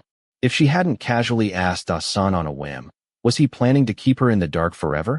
Fu Tingyun thought of his solitary figure when she left Xixing Inn, his deep and distant gaze. Her heart ached, and her eyes grew moist. He was always like this, saying nothing, yet considering everything for her. Only 6 years older than her. So steady and reserved. Thinking this way, she felt something welling up inside her, warm and making her cheeks flush. Outside came Lin Xuan's giggling, laughter, and Zhong Sanyang's reprimanding voice, tinged with amusement. Stop fooling around. Be careful not to wake Miss. Miss hasn't closed her eyes for 2 days and 2 nights. Had she gone that long without sleep? Yet she didn't feel sleepy at all. Fu Tingyun thought for a moment, got up, pushed open the window, and looked outside. Ah Sen had caught a caterpillar from somewhere and was now putting it on Lin Xuan's little arm, now on her little leg. Lin Xuan couldn't shake it off nor catch it. The 2 little ones were having great fun, leaving Zhong Sanyang both amused and exasperated. Ah Senior, Fu Tingyun beckoned to him. Both Ah Sen and Zhong Sanyang ran over. Take Lin Xuan and go rest. Fu Tingyun instructed Zhong Sanyang, and then said to Ah Sen, I have something to ask you. Her cheeks were flushed, her eyes flickering, radiant with a touch of shyness, like a peony about to bloom. Ah Sen stared at her, dazed, and only after a while did he come to his senses and run into the hall. What is it? Sit down and talk. Fu Tingyun pointed to the chair beside her, handed him a cup of tea, and said, I have something to ask you. Her tone revealed some hesitation. Ah Sen, troubled, couldn't help but show his fear. What is it? Some things I know, some things I don't. Fu Tingyun, also troubled, didn't pay attention to his flawed speech. Instead, she bit her red lips and pondered for a while before asking carefully. You followed Master Nine for so many years and even know about places like Willow Lane. Have you ever met his family? No. Ah Sen replied without thinking. Such a quick answer, clearly hiding something. Fu Tingyun didn't believe him at all and coldly said, You don't need to evade me. I know Master Nine is involved in salt smuggling. Ah Sen was shocked, slipping off his chair, pointing at Fu Tingyun in horror. How do you know? So he was a salt smuggler. She should be afraid, but why did she feel relieved instead? Fu Tingyun pondered internally, but her expression remained stern. Throughout our journey, Master Nine only unleashed violence at Dong'an Village and Linchuan's city god temple. At other times, he merely knocked out the refugees who robbed us. Master Nine isn't one to bully the weak. So how did he form such a deadly feud with Feng For? Besides a conflict of interest, I can't think of any other possibility. At this point, she pretended to stare fiercely at Ah Senior. You must have refused to submit to the Feng family's control and fought over business, or even targeted the Feng family, stealing their salt. That's why Feng For, despite being the family head, personally pursued Master Nine. Then, changing her tone, she said slowly, In Shangxi, only Lintong and Putian have well salt. Putian is only 100 li from Huaying. You must have stolen salt from the Feng family's Putian wells, then detoured through Huaying to Xi'an Prefecture. But unexpectedly, a large number of refugees came, taking all food and drink. You didn't dare enter Huayin City, and despite having money, couldn't buy food, so you targeted Biyun Temple. Ah Sun jumped up, darting behind the table, staring at Fu Tingyun in shock. What are you afraid of? Fu Tingyun frowned and commanded, come back and sit down. I have something important to discuss. What is it? Ah Sun, like a mouse encountering a cat, cautiously examined Fu Tingyun, hesitating, his legs seeming filled with lead, unable to move for a long time. Fu Tingyun was both angry and amused, but managed to maintain her stern face. That Moe is just a steward of the 16th master, yet he can provide us with good food and drink, and even get us into the city. Even Master 9 might not be much different, right? She questioned Ah Senior. It seems he's a capable person, yet he serves this 16th master, whose identity must be extraordinary. Ah Sun had been suspicious about why Zhao Ling wanted him to stay in Willow Lane. Now, hearing Fu Tingyun's words, considering how clever she was, guessing their affairs quite accurately without being told anything, her comments about Moe must have reason and must be related to Master 9. He nodded and said, Moe is a mobile general under the Yingchuan Marquis Meng Shu. He's from the Mo clan of Louis, and has a clan uncle called Mo Shang, who is currently the commander-in-chief of Guangdong. Now it was Fu Tingyun's turn to be shocked. Who told you this? Though she didn't know who Meng Shu and Mo Shang were, she knew that the commander-in-chief of Gansu and the commander-in-chief of Guangdong were high-ranking generals commanding significant forces. Brother Yuan Bao said so. Ah Sun murmured. Master asked him to find out. Something flashed through her mind. She felt it was important and tried to grasp it, but it vanished. How could this be? How could this be? Fu Tingyun, too preoccupied to remember why she had called Ah Sun, paced around the room, her face pale. Ah Sun watched anxiously. Miss Fu, what have you guessed? Moe, 16th Master, Yingchuan Marquis, Mo Shang, Zhao Ling. Like scattered pearls, she tried hard to string them together, but could never find the thread, too distracted to pay attention to Ah Sun. Ah Sun was extremely anxious, sitting there mumbling. I haven't met Master 9's family. Master 9 said his parents died early, and he had no one at home, so he came to the northwest to find a living. As if only this could dispel his anxiety. Fu Tingyun was attracted by his fragments of speech. She stopped pacing and murmured, Then hasn't he married? Her face was so red it could drip blood, and she hurriedly added as a cover, You've been away for some time, haven't you? Now with the famine, and the world so bad, we're being watched by Moe and can't move freely. Shouldn't we at least report to Master 9's family that he's safe, or send some silver for them to live on? Ah Sun found Fu Tingyun's words strange, but thinking carefully, he felt her concern was reasonable. No, Master 9 hasn't married, he shook his head. Many people in the underworld want to form marriage alliances with Master 9, but he said as long as he lives such a dangerous life, he won't marry. Like seeing spring flowers bloom or hearing summer insects chirp, Fu Tingyun felt the sky high and the clouds clear, the world so beautiful. Joyful smiles couldn't help but spread across her face. Isn't Master 9 in great danger now? Why is Miss Fu so happy? Ah Sun looked at Fu Tingyun strangely. What are you smiling about? When was I smiling? Fu Tingyun wasn't aware of it herself. If you don't believe me, go look in a mirror. Ah Sun's eyes were wide. Fu Tingyun was startled and ran back to her inner room. On the red-lacquered gold-painted mirror case was set a copper mirror the size of a palm, reflecting a face smiling as brilliantly as summer flowers. Chapter 52. When Zheng San returned, Fu Tingyun was making winter clothes with Zheng Sanyang in the room, while Ah Sun was holding Lin Shun and playing in the hall. Seeing her father, Lin Shun called out to him with babbling sounds. Zheng San smiled and patted her head, and Zheng Sanyang hurriedly took the child away. Fu Tingyun asked Ah Sun to pour Zheng San a cup of tea and asked him, Have you had lunch yet? No one was more loyal to Zhao Ling than Ah Senator. He might need to run errands in the future, and being clever and resourceful, the more he knew, the better he could act in emergencies. So Fu Tingyun didn't hide her actions from him. Zheng San gulped down the tea in one go, handed the cup back to Ah Sun, quietly thanked him, and respectfully said to Fu Tingyun, I bought 2 flatbreads outside and ate them. A slight smile appeared on his honest face.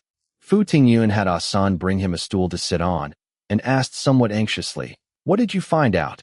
Zhang Xin said solemnly. Master Yang and Master Jin aren't living together.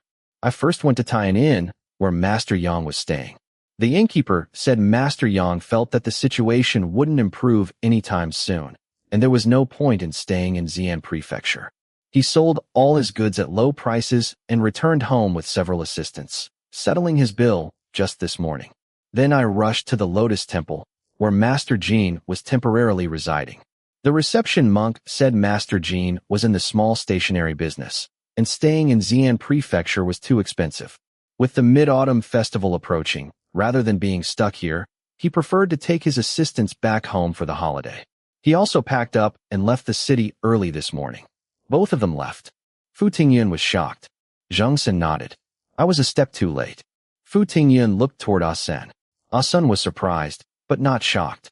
Fu Tingyun told Zhang San to go rest. Ask your wife to make more flatbreads. I might need you to go out again later. This servant will follow Mrs. Instructions. Zhang San respectfully bowed to her and withdrew. Ah, Senior, Fu Tingyun asked him with a stern face. What do you know? Tell me quickly. Don't make me waste time guessing.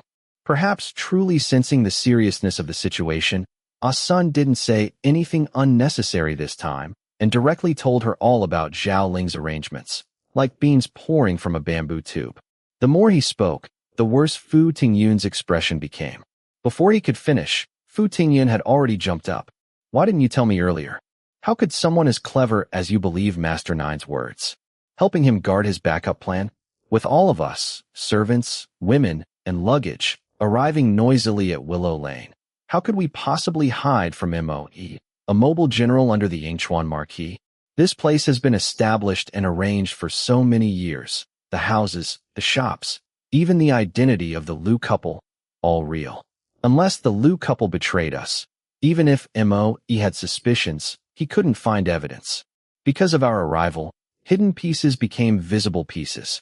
If Moe meant harm to Master Nine, how could Master Nine possibly come to Willow Lane? The talk of helping him guard his retreat route simply doesn't hold up. Fu Tingyun's earlier forceful questioning had already left Ah Sun with an indelible impression of her intelligence. Zhao Ling's words had crumbled in his mind. But still, he stubbornly said, according to what you're saying, this place can't be hidden from Moe at all. Then why did Master Nine send us all here? Isn't Master Nine afraid that Moe might harm us or use us to threaten him? This child, why is he so stubborn? Master Nine's relationship with Moe isn't like the one with Feng Four. Fu Tingyun patiently explained to Ah Senior. Master Nine and Feng Four have conflicts of interest and have already broken ties. Whatever methods they use against each other, they use them openly. Between Moe and Master Nine, there's still a window paper. As long as it's not pierced, Moe won't move against Master Nine. But once it's pierced, it will be a fight to the death. We here are either women or children.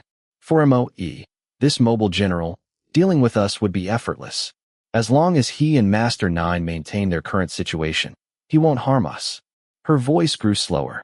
If they do come to blows, and Master Nine manages to escape, I am his fiancée, and you are the servant who grew up with him. As long as we stay here, Master Nine might not be able to let us go and would come back for us. Moe only needs to station people here and wait for Master Nine to walk into the trap. If Master Nine, whether we live or die wouldn't matter to him at all. This is under the jurisdiction of Shaanxi Provincial Administration, and he is from the Shaanxi Military Commission, with the Yingchuan Marquis above him and the 16th Master behind him. It's not worth killing our entire household and drawing the attention of the provincial administration, creating unnecessary complications. Most likely, they would leave us alone. We would be fine either way. Her heart seemed to be bleeding. Master Nine's move appears to be stirring the grass to scare the snake, but it's transforming the hidden into the visible. Once he escapes, even if Moe knows it's a trap, he would have no choice. Master Nine never intended to see us again. At this point, tears streamed down her face. How can you still believe his words? Before she finished speaking, Ah Sun was already convinced and heartbroken. Seeing Fu Tingyun's tears, he couldn't hold back either and began sobbing, kneeling before Fu Tingyun and pleading, Miss Fu, please save Master Nine. I will serve you like an ox or a horse in my next life to repay you. Fu Tingyun was now both anxious and angry. She was anxious because he hadn't taken her words to heart, had sent away everyone around him, and intended to perish together with Moe. She didn't know if it was too late to stop him. She was angry because he only cared about himself and not the feelings of those around him, acting stubbornly without considering how heartbroken people would be if anything happened to him. She pulled Ah-sun up. That's why I have tasks for you and Jung-san. We must prevent Master 9 from taking this path. Hearing that Fu Tingyun had a plan, Ah-sun immediately stood up, no longer crying, looking at her with full hope. Miss Fu, I'll do whatever you say. Fu Tingyun wiped the corners of her eyes, her heart becoming as firm and immovable as a rock. This time, even if Zhao Ling resented her for life, she couldn't let him lose his life. Call Jung-san, take the flatbreads, and wait at the entrance of Xixing Inn. You must wait for Yang Yucheng and Jin Yuan Bao. Her expression was solemn. Ask them to come see me. Ah-sun was too young, and Jung-san had sold himself into servitude out of desperation. They couldn't compare to Yang Yucheng and Jin Yuan Bao, who were Zhao Ling's right and left arms. They could even find out Mo Yi's identity, so their abilities and loyalty were beyond question. Some matters would be more reliably handled by them than by Ah-sun and Jung-san. Ah-sun hesitated. But Brother Yuan Bao, he went a whine. Even I can see that Master 9 is in danger now. How could Yang Yucheng and Jin Yuan Bao not see it? Fu Tingyun said. Otherwise, Master 9 wouldn't have repeatedly cautioned them not to act on their own. Those two definitely wouldn't leave. They might even be planning something in secret. She said with some concern, I'm afraid they might use force, and then instructed Ah-sun. Don't follow them in rash actions. Moe is a great general. He will command troops, not fight you personally like Fengfor did. In a direct military confrontation, you'd have no advantage at all. Then she gathered her spirit, fixed her bright gaze on Ah-sun, and said, just listen to me. That's all. Fu Tingyun's analysis was thorough and addressed Ah-sun's confusion perfectly. Ah-sun now had complete faith in her and stood straight with his small frame. Miss Fu, don't worry. I'll do exactly as you instruct. Chen 6, however, could no longer stand straight.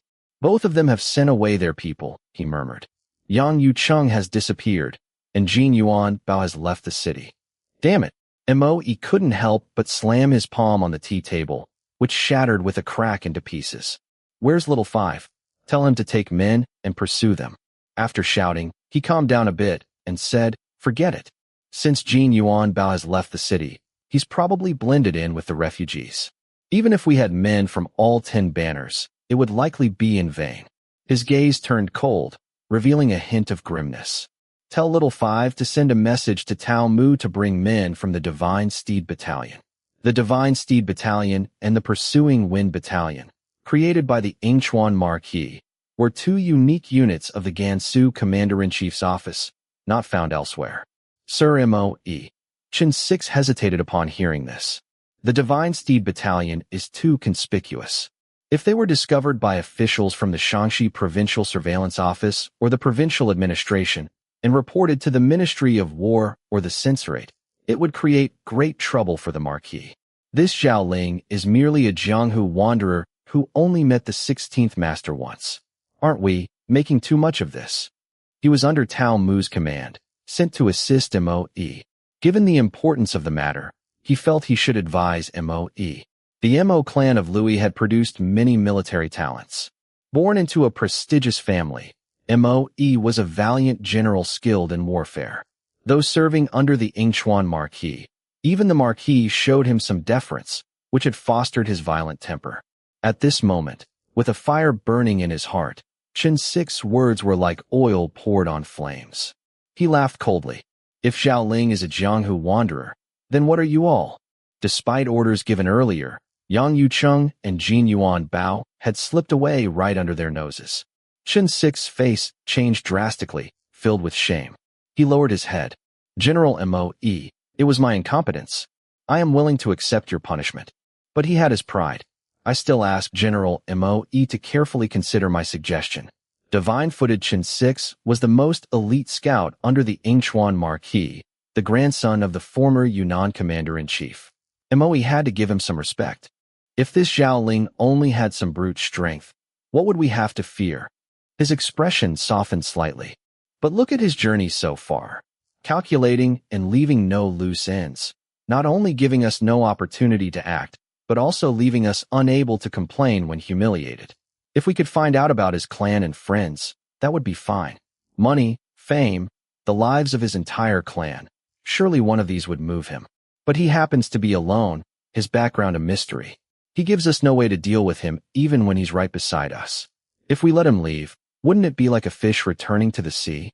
We'd never find him again. Leaving such a person lurking in the shadows. I don't know what Tao Mu thinks, but I certainly am not at ease. He declared firmly, like metal striking stone. We must stop and kill him. Chapter 53.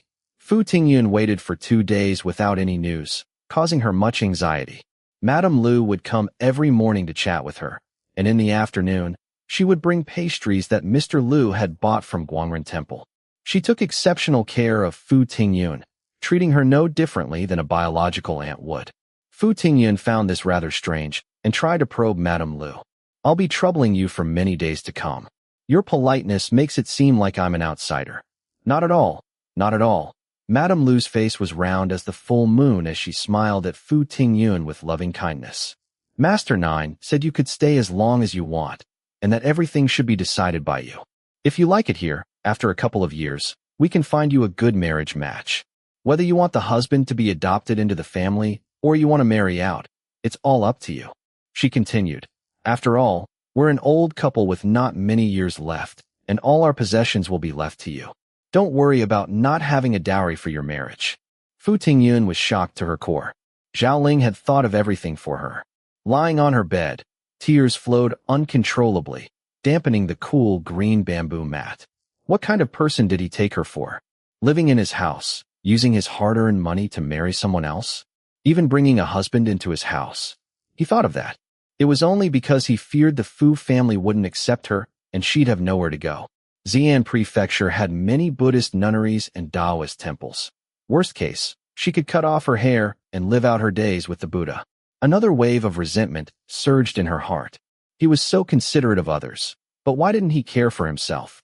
He was staying alone at the inn, and who knew how he was doing now? There was no news from Ah Sen's side. Had Yang Yucheng and Jin Yuan Bao followed Zhao Ling's instructions, disbanded their companions, and left the city? With all these thoughts, she was deeply unsettled. Ah Sen returned with Yang Yucheng. Fu Tingyun was overjoyed. That meant Yang Yucheng was truly a loyal and righteous person. She changed her clothes and went to the hall. Unlike the elegant young master from the other day, today's Yang Yucheng wore a short hemp garment and had applied something to his skin that gave it a honey color, making him look like a porter selling labor at the docks.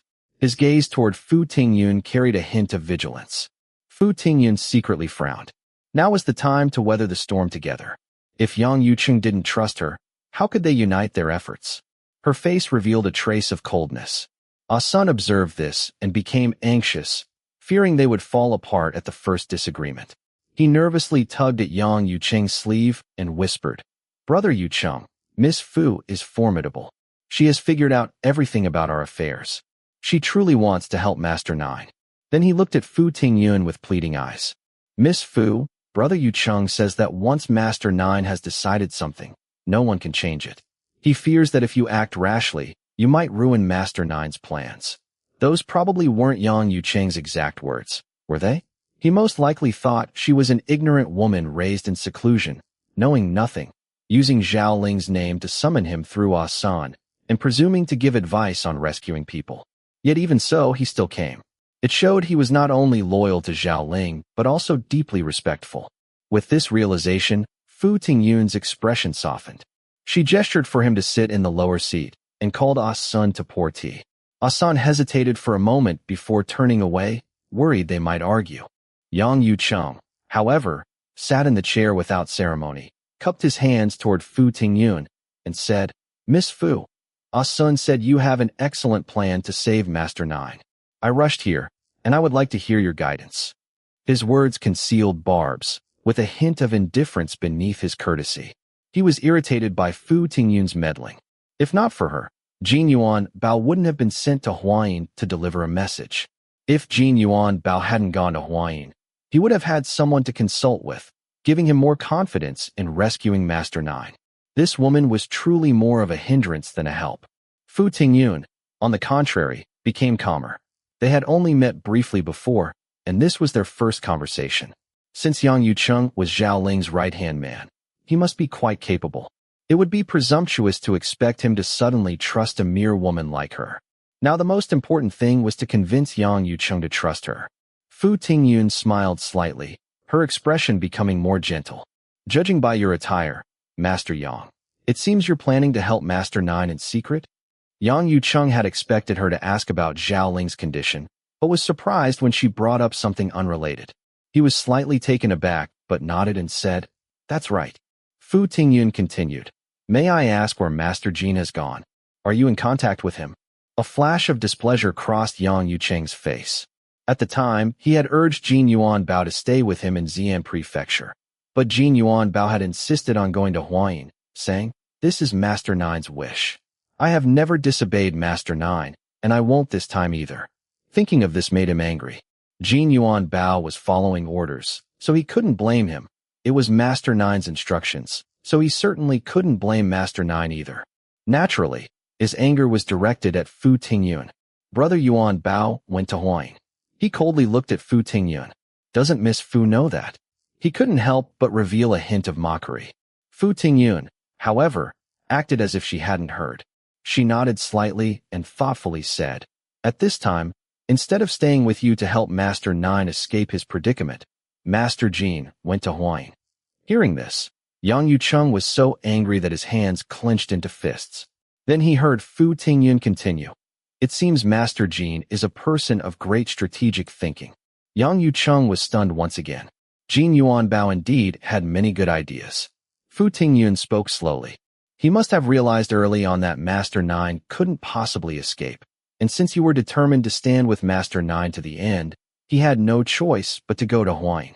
First, to fulfill Master Nine's last wish, and second, her voice gradually lowered, tinged with sorrow. Second, with both of you gone, there would be someone to collect your remains. Her words struck like lightning, making Yang Yucheng's head buzz. Indeed, he and Yuanbao were like brothers, having gone through countless bloody battles together. Yuanbao had never backed down and was not a coward, fearing death. How could he abandon Master Nine at this time? He recalled that among the brothers, it was always Yuanbao who came up with ideas. Perhaps, just as Miss Fu from the Fu family had suggested, Jin Yuanbao had realized that Master Nine couldn't possibly escape alive, which was why he went to Huayin. Yang Yucheng looked at Fu Tingyun, his expression becoming increasingly solemn. Fu Tingyun breathed a sigh of relief. She didn't know what Jin Yuanbao's actual plans were, but she recalled that Zhao Ling had sent Jin Yuanbao to investigate Mo Yi's background. Jin Yuanbao had not failed Zhao Ling's trust, and had thoroughly uncovered the details of this mobile general under the Gansu commander-in-chief. This showed that he was very skilled at espionage and analysis, which was why she had made such a statement. She hoped to surprise Yang Yucheng, gain the upper hand, and lay the groundwork for what she would say next. It seemed her guess had been correct. When I used to watch plays, I most admired those censors who could not be bent by force or swayed by wealth. Fu Tingyun changed the subject, her face showing reverence. I always felt that they returned their lofty spirit to the heavens, with their loyal hearts illuminating through the ages, leaving their names in history, being enshrined in the temple of loyalty, which was the most glorious thing in the world. As she spoke, her gaze dimmed. But one day, my father said that those who died for their principles were merely incompetent villains seeking a clean reputation, selfishly implicating the emperor in unrighteousness through their despicable actions. Yang Yucheng was surprised. He didn't know what Fu Tingyun meant by these words. I was young then, reading the records of the grand historian, and felt my father was exaggerating, so I argued with him. Her expression was solemn as she continued slowly. I don't quite remember exactly what was said at the time, but the question my father asked that left me speechless was branded in my heart, and I still remember it vividly. She looked at Yang Yucheng. My father asked me, if the ministers leave their names in history and are enshrined in the temple of loyalty, what then of the emperor? Fu Tingyun's gaze burned like flames, staring directly into Yang Yucheng's eyes, as if asking him how he would answer if he were in her place. That fire seemed to burn from her eyes into his throat. Yang Yucheng felt his mouth go dry, and for a long while, he couldn't speak. I want to ask Master Yang, if Master Nine escapes with your help, what then? Fu Tingyun's voice was strong and forceful, resounding in his ears like a great bell. If Master Nine escaped, what then? Their opponent was a prince whose background they hadn't fully uncovered, involving the Yingchuan Marquis, the Guangdong Commander-in-Chief, and the Mo clan of Louis. Behind these people were truly powerful families. Compared to them, the so-called Jianghu giants were like a cocoon fire next to the bright moon. Any one of them could easily crush them to dust with a wave of their hand. Master Nine was injured. Even if he could escape Mo Yi's pursuit, what about afterward? Would it provoke the Yingchuan Marquis, or even that unnamed prince? She was talking about him, implying that he, like a censor, was endangering Zhao Ling's life for the sake of his loyalty and righteousness. A woman with such insight. No wonder Master Nine regarded her so highly, remembering to settle her safely even in difficult times. Yang Yucheng's expression became serious, with no trace of disrespect. Miss Fu, I understand everything you've said. He set aside his casual attitude, speaking humbly and sincerely. But once Master Nine has decided something, it never changes. I owe Master Nine a great debt. Even knowing it's like a moth flying into a flame, I have no choice but to follow. If Miss Fu has any ideas that could help Master Nine escape danger, I will obey your commands and do as you direct. His final words were resolute, his demeanor unyielding. Gone was the elegant demeanor of a young master or the silent endurance of a porter. What remained was bold heroism and unbending integrity. Fu Tingyun couldn't help but sigh inwardly. With such brothers by his side, Zhao Ling would have no regrets even in death. She asked Yang Yucheng, how many people do you have with you? Only two. Yang Yucheng hesitated. One called San Fu, one called Zhi Zhi. They've both followed Master Nine for many years and received martial arts training from him. 3 or 5 strong men couldn't get close to them. They know about Master Nine's situation and insist on staying. He continued, Mo Yi is no ordinary person. Too many people would get in the way. However, if Miss Fu needs manpower, half of Shaanxi's idol gangs are currently in Xi'an Prefecture. I can hire some with money. After all, it's citizens against officials. They can run errands. But there are some things they absolutely cannot know about. Fu Tingyun smiled slightly. So you, San Fu, and Zhi Zhi are all prepared to die? Of course. Yang Yucheng's expression was spirited, full of heroic spirit, without a trace of fear. Even if we can't save Master Nine, we'll make Mo Yi pay dearly. We're not soft persimmons that he can squeeze however he wants. Excellent. Fu Tingyun was infected by his spirit and stood up abruptly. If you're not afraid of death, what else is there to fear? I have a task I'd like Master Yang to handle. Chapter 54. Yang Yucheng respectfully said, Miss Fu, please give your instructions. Doesn't Master Yang have a separate courtyard at Xixing? Fu Tingyun smiled at Yang Yucheng. I suggest that Master Yang and your brothers San Fu and Zhi Zhi move to Xixing. What? Yang Yucheng looked at Fu Tingyun in surprise. Fu Tingyun nodded and asked him, why does Master Yang think Mo Yi would put Master Nine in danger? Yang Yucheng frowned slightly. Naturally, because Master Nine saw something he shouldn't have seen and is unwilling to join the 16th Master. If Master Nine joined the 16th Master, would he be out of danger? Fu Tingyun smiled. Yang Yucheng remained silent, his brows furrowing even more, clearly disagreeing with Fu Tingyun's words. I heard from Ah-san earlier that you were originally planning to go to Jiangnan. Though I don't know why you wanted to go to Jiangnan. It must have been Master Nine's long-standing wish. Between joining the 16th Master and going to Jiangnan, you all believe that Master Nine would choose Jiangnan, which is why you feel there's a deadlock between Master Nine and the 16th Master. Fu Tingyun said seriously, that's why I want to ask you to stay at Xixing Inn, to be with Master Nine, to let him know that you are willing to live and die with him. She sighed. Master Nine is a man who values relationships and righteousness. He may disregard his own life, but he won't disregard the lives of his brothers. This is a desperate measure, but only this way might Master Nine change his mind. Then she smiled. I think since you're not afraid of death, you're certainly not afraid to face Mo Yi and his men alongside Master Nine, right? I understand Miss Fu's meaning, Yang Yucheng said. I've also thought about moving to the inn. He began to hesitate. But what if Master 9? Wouldn't that eliminate any chance of escape? He appeared conflicted. This must be what they call anxiety clouds judgment. They were accustomed to following Zhao Ling's orders. With just a little opposition from Zhao Ling, even though Yang Yuqing knew there was another possibility, he couldn't make up his mind. Do you think that hiding in the shadows would help Master 9 escape? I doubt it, Fu Tingyun said. Rather than doing that, why not move directly to Xixing Inn and ask Master 9 to change his mind? If Master 9 doesn't agree, then use the 16th Master's name card to submit to Shangxi Military Commissioner Wu Xin on Master 9's behalf. Her tone was firm and resolute.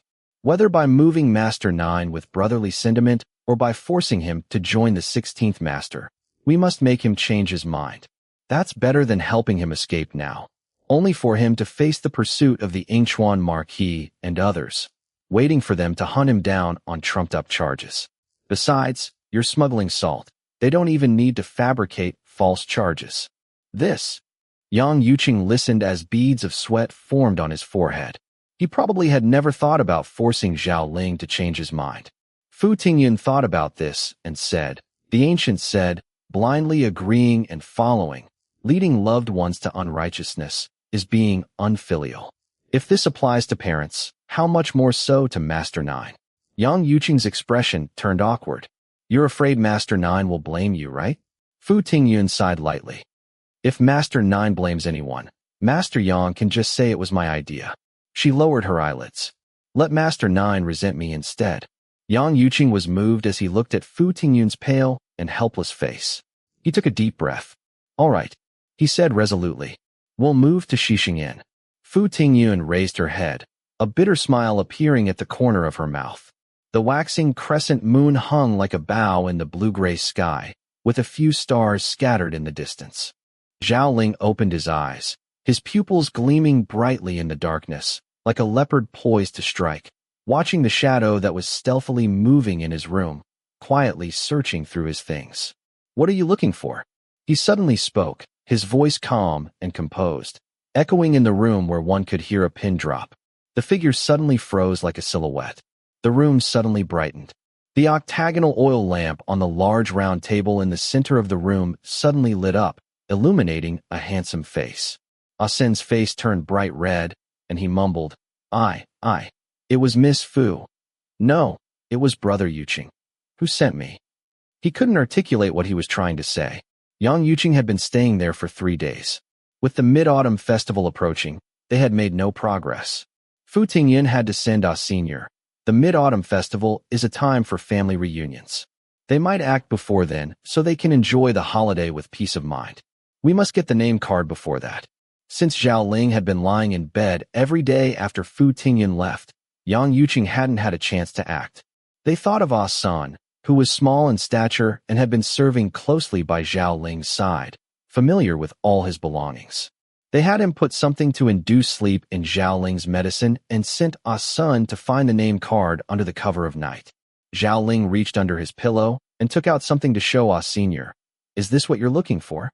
Under the dim yellow light, the bright red, gold-embossed name card gleamed brilliantly, flashing with golden light. Aye. He stammered, kneeling before Zhao Ling Master 9. Tears streamed down his face as he lowered his head in shame and guilt, not daring to look at Zhao Ling. Go and call Yuqing here. Zhao Ling instructed Ah San. Yes. Ah San drooped like a frost-bitten eggplant and left with his head down. Zhao Ling let out a long breath, looking at the ceiling beam, as if recalling something amusing, and laughed silently. Footsteps hesitated at the door. Zhao Ling composed himself. Come in. His voice was calm and indifferent, yet it made Yang Yuqing's heart race. Yes. Yang Yuqing entered timidly. Zhao Ling sat up and leaned against the headboard. The bright red, gold-embossed name card was casually thrown beside the bed, but Yang Yuqing didn't dare even glance at it. You're growing older, gaining experience, and becoming more resourceful. Zhao Ling looked at him and said coolly. Now you're even stealing things from my room. Yang Yuqing's legs trembled like sifting chaff. He forced a smile worse than a grimace. I'm doing this for Master 9's sake. I can't be like those censors who died for their principles, implicating their lord in unrighteousness. What a mess of words. Zhao Ling thought to himself, but his expression remained calm. Early tomorrow morning. Pack your things and go to Willow Lane with San Fu and Zhi Zhi. Master 9. Yang Yuqing's face turned pale. Going back like that would mean their trip had been for nothing. This is Xi'an Prefecture, where the Shaanxi Provincial Administration, Surveillance Office, and Military Command are located. Zhao Ling's tone conveyed a casual indifference. Even if Moe and his men want to make a move, they must consider the 3 offices and the censorate. It's not that easy. Besides, I can still defend this room. He continued, when buying something, one usually compares 3 shops. Without comparison, how would they know how much we're worth? Master 9. Yang Yuqing looked at Zhao Ling in shock. All right, go to sleep now. Zhao Ling said. It's the middle of the night, disturbing people's peace. He lay down. Oh, and get me a dragon spring sword. Then he muttered, I've only recovered half my strength now. Better not to use my true power recklessly. Yang Yuqing finally came to his senses. Master 9, do you mean it? His face was full of joy. Did I hear you correctly? Zhao Ling closed his eyes.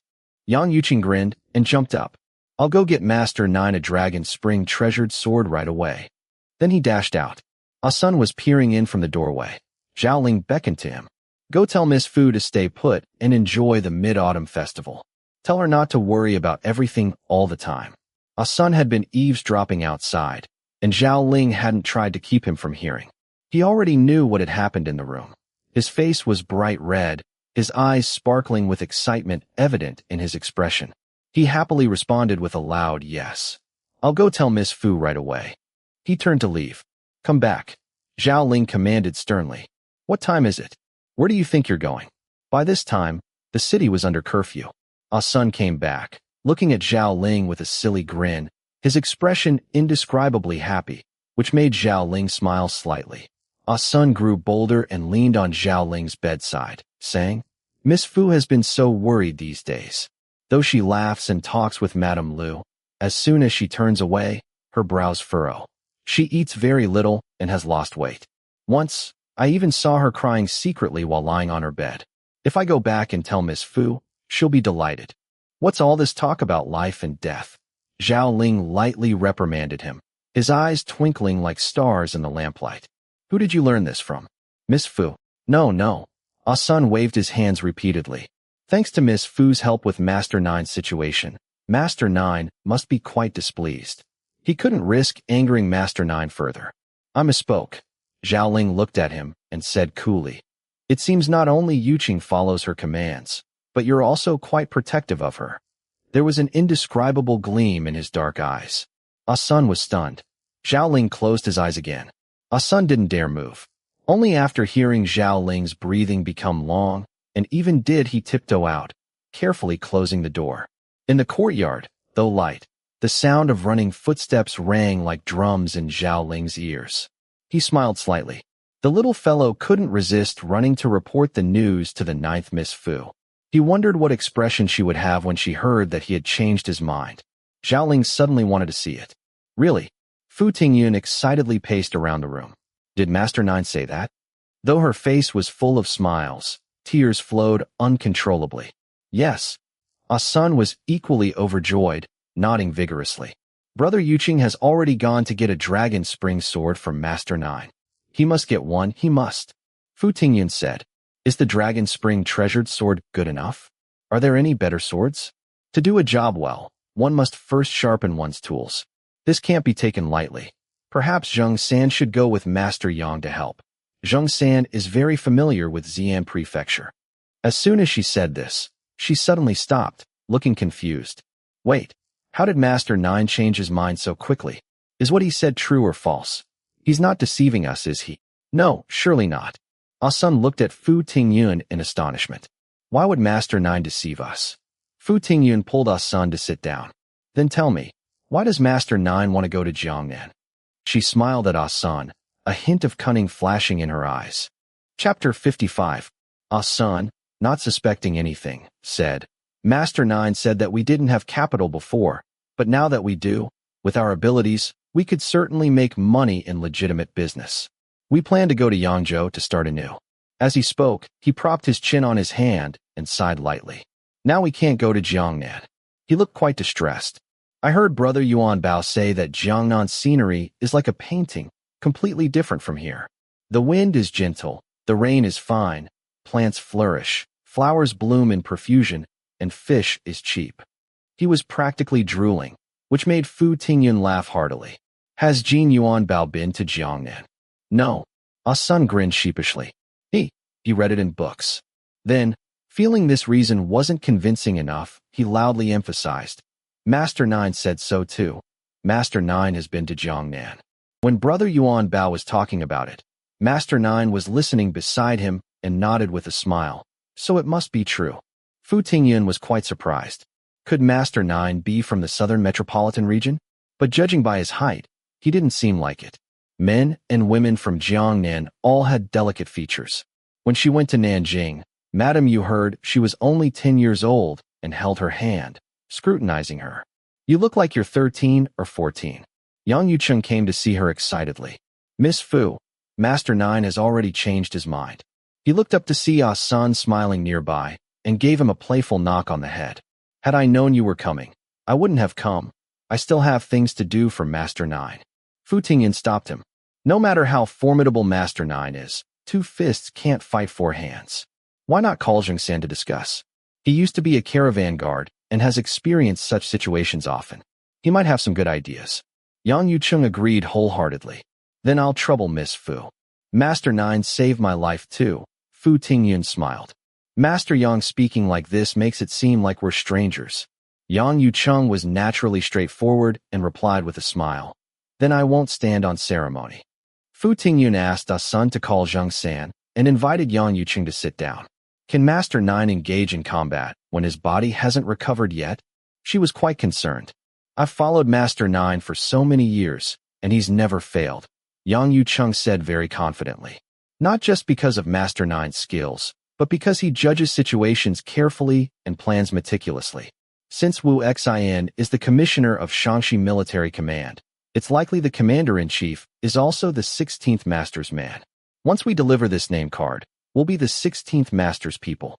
Prince Shu was demoted to a commoner by Shi Wenbin merely for considering the Xuanfan surveillance commissioner a confidant.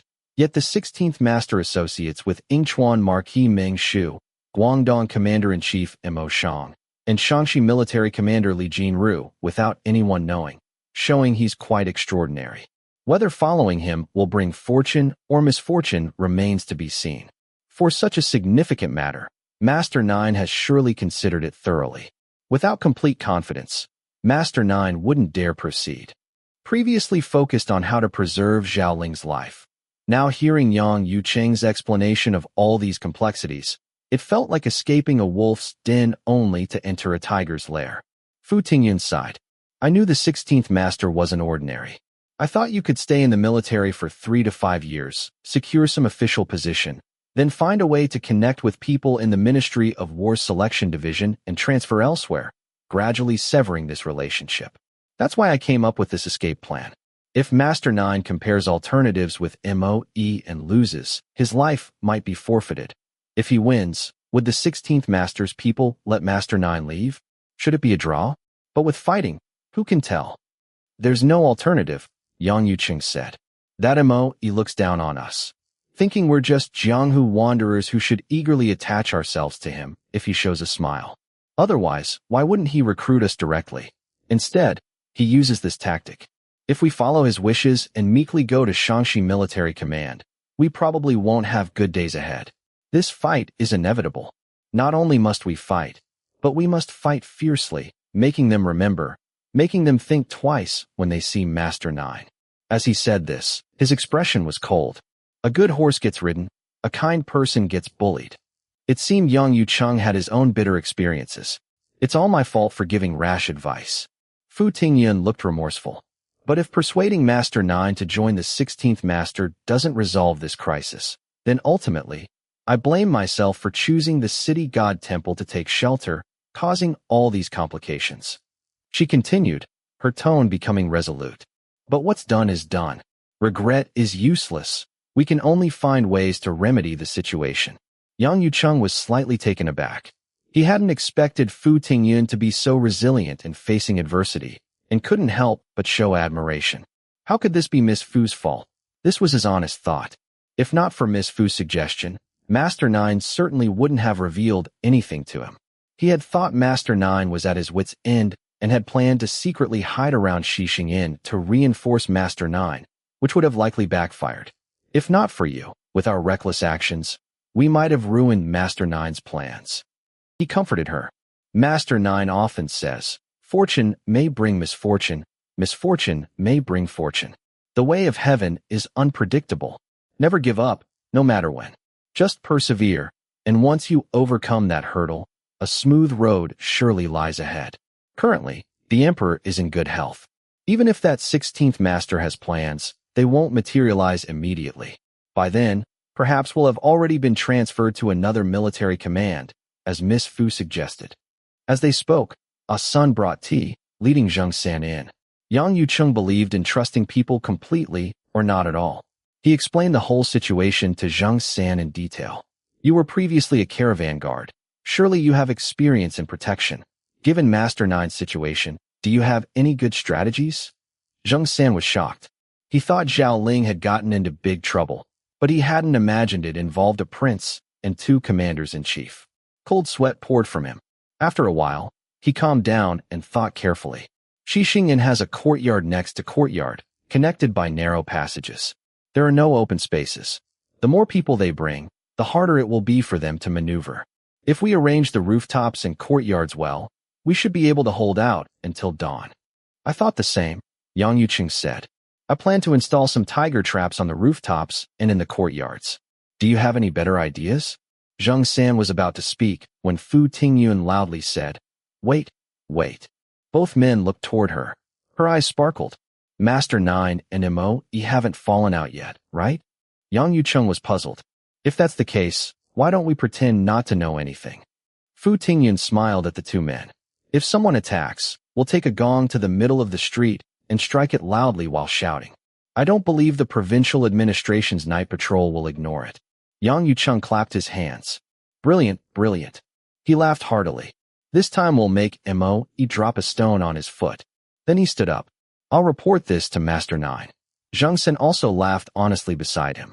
Fu Tingyun advised Yang Yucheng. Tell Master Nine one more thing. No matter what, don't fall out with Mo. Perhaps we can use his influence to resolve this crisis. Yang Yucheng nodded repeatedly, cupped his hands to Fu Tingyun in respect, and went to Xixing Inn with Zhang San. Zhao Ling listened and shook his head with a smile. If we want them to see clearly, there's no need to set traps. As for taking a brass gong to the street, striking it while shouting thief, that's not a bad idea. Regarding falling out, tell Miss Fu not to worry, I know what I'm doing. After speaking, he drew the sword Yang Yucheng had brought. The sharp blade gleamed like autumn waters. This sword is not bad. Where did you get it? Zhao Ling asked Yang Yucheng. Yang Yucheng laughed heartily. I met Tang Daishan and his daughter on Baoqing Street. They're also taking refuge in Xi'an Prefecture. When they heard I urgently needed a sword, Miss Tang lent me this one. Zhao Ling nodded, and Zhang San watched him casually flourish the sword, creating 9 flower-like patterns. His heart tightened, and his gaze toward Zhao Ling grew more respectful. Thank Guild Master Tang for me, Zhao Ling said. In the future, it's better to have less contact with such connections. Understood. Yang Yucheng quickly replied. It was only because I couldn't find a good weapon immediately that I didn't decline. Zhao Ling didn't say anything more. Moe asked Chen 6, what did that Zhang San come for? He said that with the Mid-Autumn Festival approaching, Zhao Ling's aunt invited him to spend the festival with her. Moe sneered. Don't let them find excuses to slip away. Chen 6 wanted to speak but held back, lowered his head, and answered yes. Then turned and withdrew. Little 5 stood in the middle of the courtyard. Seeing Chen 6 come out, he asked in a low voice, how is it? Zhao Ling might go to his aunt's place for the Mid-Autumn Festival. Master Mo said not to let him slip away. Chen 6's tone was somewhat helpless.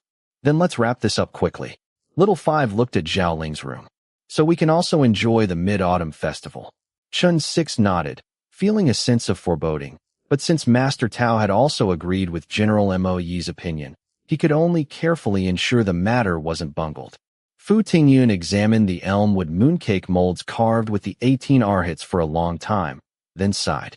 I thought the set of 18 arhats treasured by our family was rare, but I didn't expect Baoqing Street in Xi'an Prefecture to have them for sale, and they're no less exquisite than our family's. As the ancients said, reading 10,000 books is not as good as traveling 10,000 miles. How true. This is also a coincidence. Normally one wouldn't see such fine things. Madame Lu chuckled, her kind face growing even more gentle. My husband guessed Miss Fu would like them, so he bought them. Yes. Fu Tingyun couldn't bear to put them down. I love them.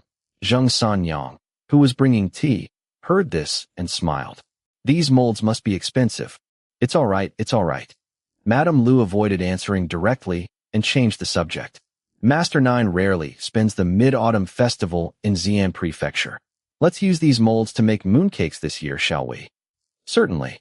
Fu Tingyun knew the Lu couple was very attentive to her and didn't pursue how much effort or silver they had spent on the molds. She smiled. What ingredients do we have at home? What fillings are popular for mooncakes in Xi'an Prefecture? Just mixed nuts, nut fillings, rock sugar fillings. Madame Lu smiled. Whatever filling Miss would like to make, just tell me, and I'll have someone buy the ingredients. Fu Tingyun pondered. I've heard that in Jiangnan, flaky mooncakes are popular. The outer skin is like a flaky pastry with rock sugar and melon seeds inside. Shall we try to make those? Chapter 56. Deep in the night, the bright moon hung in the sky. Most people in Xi'an Prefecture had already entered dreamland. Only in those streets in the western part of the city, where red lanterns hung high, was there still the sound of revelry and bustling noise, which further accentuated the quiet solemnity of the ancient city at night. Suddenly, more than a dozen shadowy figures appeared on the roof of the Xixing Inn. Light as swallows, with faces covered in crossbows on their backs, they quickly dispersed throughout the small courtyard. In the cold moonlight, the arrowheads gleamed brightly, silently emanating a chilling murderous intent. A towering man, 8 feet tall, walked to the center of the courtyard and commanded in a deep voice, Zhao Ling, come out at once to meet your death.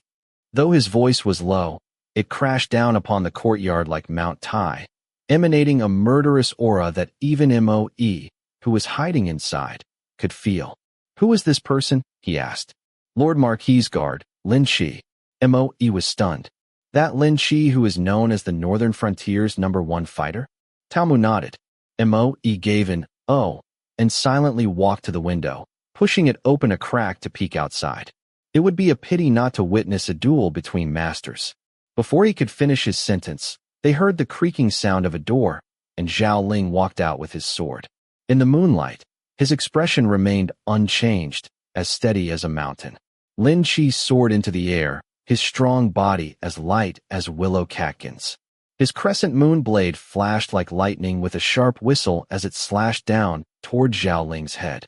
With a clang, Zhao Ling raised his sword unhurriedly, yet perfectly timed to block the crescent moon blade aimed at him. Lin Chi, as if struck by something, was repelled and fell back several steps before regaining his footing. Excellent swordsmanship. Talmu was moved and walked to Moe's side. Moe sneered. What use is good swordsmanship? Once we lure him into the courtyard, he won't escape. As they spoke, the two fighters had already exchanged 7 or 8 moves. The clanging sounds were incessant, crisp as metal striking stone, pleasing to the ear.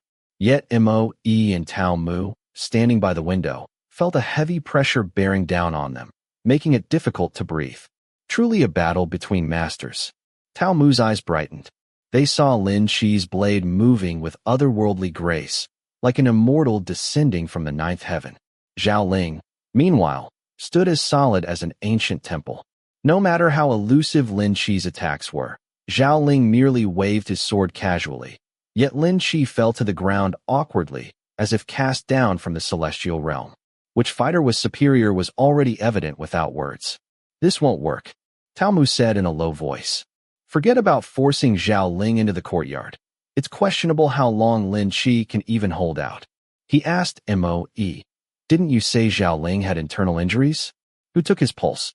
Chu Yunxiang. Moe kept his eyes fixed on the scene outside. The top expert at the 16th young master's side, skilled in medicine. Tao Mu no longer doubted and frowned in deep thought for a while before saying, "We need to reconsider our plans regarding Zhao Ling." Mo heard the implication in his words and turned his head. "What?" His face was full of surprise. "We underestimated Zhao Ling." Tao Mu's expression was extremely stern. "Our options now are either to step forward to help Zhao Ling against Lin Qi, creating a show for him to see, or to help Lin Qi and ambush Zhao Ling when he's unprepared. We must kill him tonight." Moe hesitated momentarily. Was Zhao Ling that difficult to deal with? Suddenly, there came a barrage of whoosh, whoosh, whoosh sounds from outside, like a sudden shower of arrows. Both men's expressions changed. Regardless of what they thought, there could only be one outcome today. Zhao Ling had walked to the center of the courtyard, and the men of the Divine Crossbow Battalion had made their move. Moe and Tao Mu couldn't help but look outside. In the clear moonlight, the arrows flew like meteors, and the sword gleamed like white silk. The meteors streaked across the night sky toward the white silk that enveloped Zhao Ling, creating a series of clanging sounds, yet all fell at Zhao Ling's feet. Lin Qi stood upright beneath the eaves, but the pair of crescent moon blades he had fought with as if they were his life now hung powerlessly at his sides. Moe and Tao Mu both changed color. One turned to grab his 9-ring broadsword, while the other drew a soft whip from his waist, and they rushed toward the door. Just then, they heard Zhao Ling emit a phoenix-like clear whistle. The quiet Rinshou street suddenly erupted with the clanging sound of brass gongs, accompanied by a hoarse voice like a drake. "Help! Someone is robbing the Xixing Inn. Help! Someone is robbing the Xixing Inn." The two men simultaneously stopped in their tracks, looking at each other in dismay. A clamor of footsteps came from Rinshou Street, mixed with rough, impatient shouts. In the middle of the night, who's making that ghostly racket? The drake-like hoarse voice, though harsh, spread in all directions with perfect clarity. "Officials, officials, thieves with blades are robbing the Xixing Inn." With blades, they weren't mere thieves, but armed bandits. Where? Where? The street was filled with anxious shouts. Tao Mu smiled bitterly in resignation. "Let's hope Lin Qi still has the strength to get out of here. Help Zhao Ling."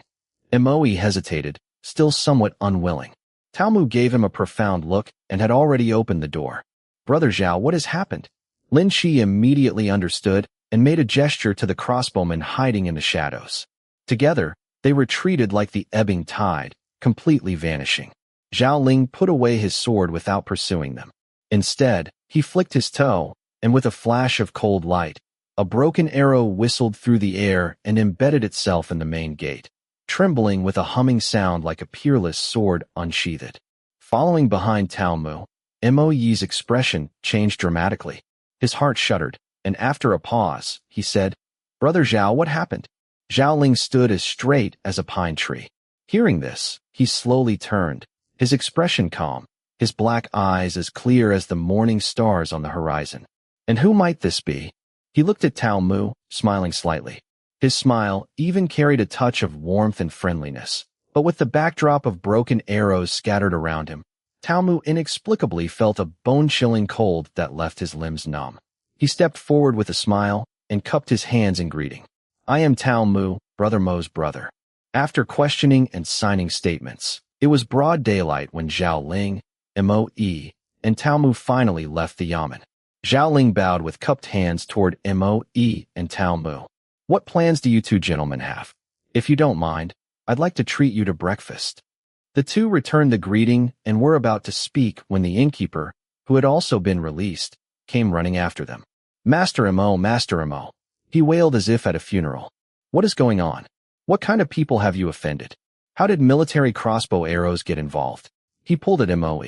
"You must testify before my owner that this has nothing to do with me. I'm just an innkeeper." He refused to let Moe go. Since Moe had rented the courtyard, naturally, the innkeeper would seek him out. Blue veins popped on Moe's forehead. The dispute had already drawn the attention of a crowd. How could he lose his temper with so many eyes watching? Zhao Ling stepped forward with a smile. "Brother Mo, it seems I'll have to invite you another day. It's getting late, and I still need to go to the Shaanxi Military Commission to pay my respects to Director Wu Xian, the great official Wu." With an apologetic nod to Tao Mu, he turned and left. Tao Mu rubbed his forehead. Mo couldn't help but curse loudly. Damn it. The innkeeper paled at his words. Master Mo, I respect you as my honored guest. How can you insult me like this? Hearing the chaotic quarrel behind him, Zhao Ling felt as if he'd been relieved of a heavy burden he'd carried on his back, experiencing a lightness he'd never known before. If not for the ninth Miss Fu's mischief, encouraging Yu Cheng and San Fu to stay at the Xixing Inn, would he have reconsidered this matter? Probably not. All along, he had been obsessed with returning to Jiangnan, to that place always shrouded in misty rain, where even the breath carried a damp taste. He had never thought of taking a step back, yet the ninth Miss Fu had inadvertently touched his weakness. Jiangnan was important, but not as important as these brothers who had fought alongside him through life and death, not as important as Ah Sun whom he had raised with his own hands. He had to reconsider this matter. Joining the 16th young master carried extreme risk, but it was also a rare opportunity. The Gansu general, the military commander of Shaanxi, the Guangdong general. What other cards did the 16th young master hold? The relationships were intricately complex, yet this might be his opportunity. If successful, whether he returned to Jiangnan or not would no longer matter. Zhao Ling stopped walking and stood among the crowd, smiling slightly.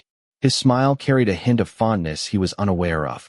If he had disagreed, Yu Cheng would have pestered him shamelessly. Failing that, they would have found a way to steal the introduction letter and force him to meet Wu Xian. Thinking things so simply, like a child's game, such ideas could probably only come from someone as fearless as the ninth Miss Fu. Fu Tingyun's face, radiant as a flower, suddenly appeared in his mind. By now, she should have received the news. How happy she must be. Suddenly, he very much wanted to see her smiling face. Would she display the smugness of someone who had gotten her way?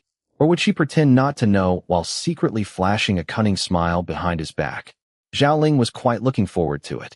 Someone beside him called out loudly, "Young master, are you buying or not?" Zhao Ling looked toward the voice.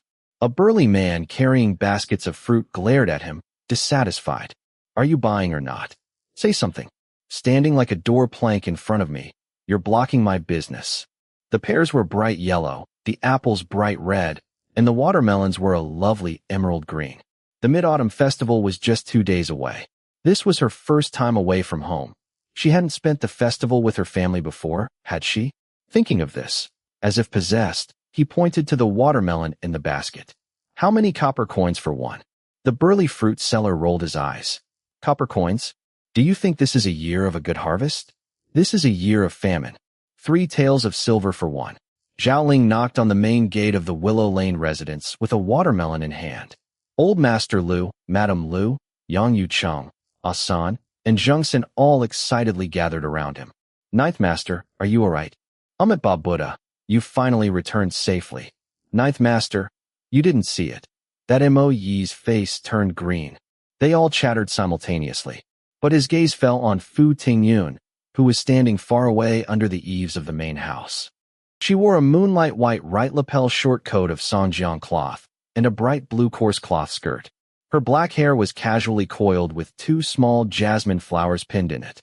She looked no different from the other young women passing by on the street, yet she was like a pearl or jade in the vicinity, making it impossible for him to look away. Fu Tingyun opened her eyes wide as she looked at him. "Ninth Master, are you feeling unwell somewhere?" She looked him up and down, and seeing no unusual signs, continued, "Why are you back so early?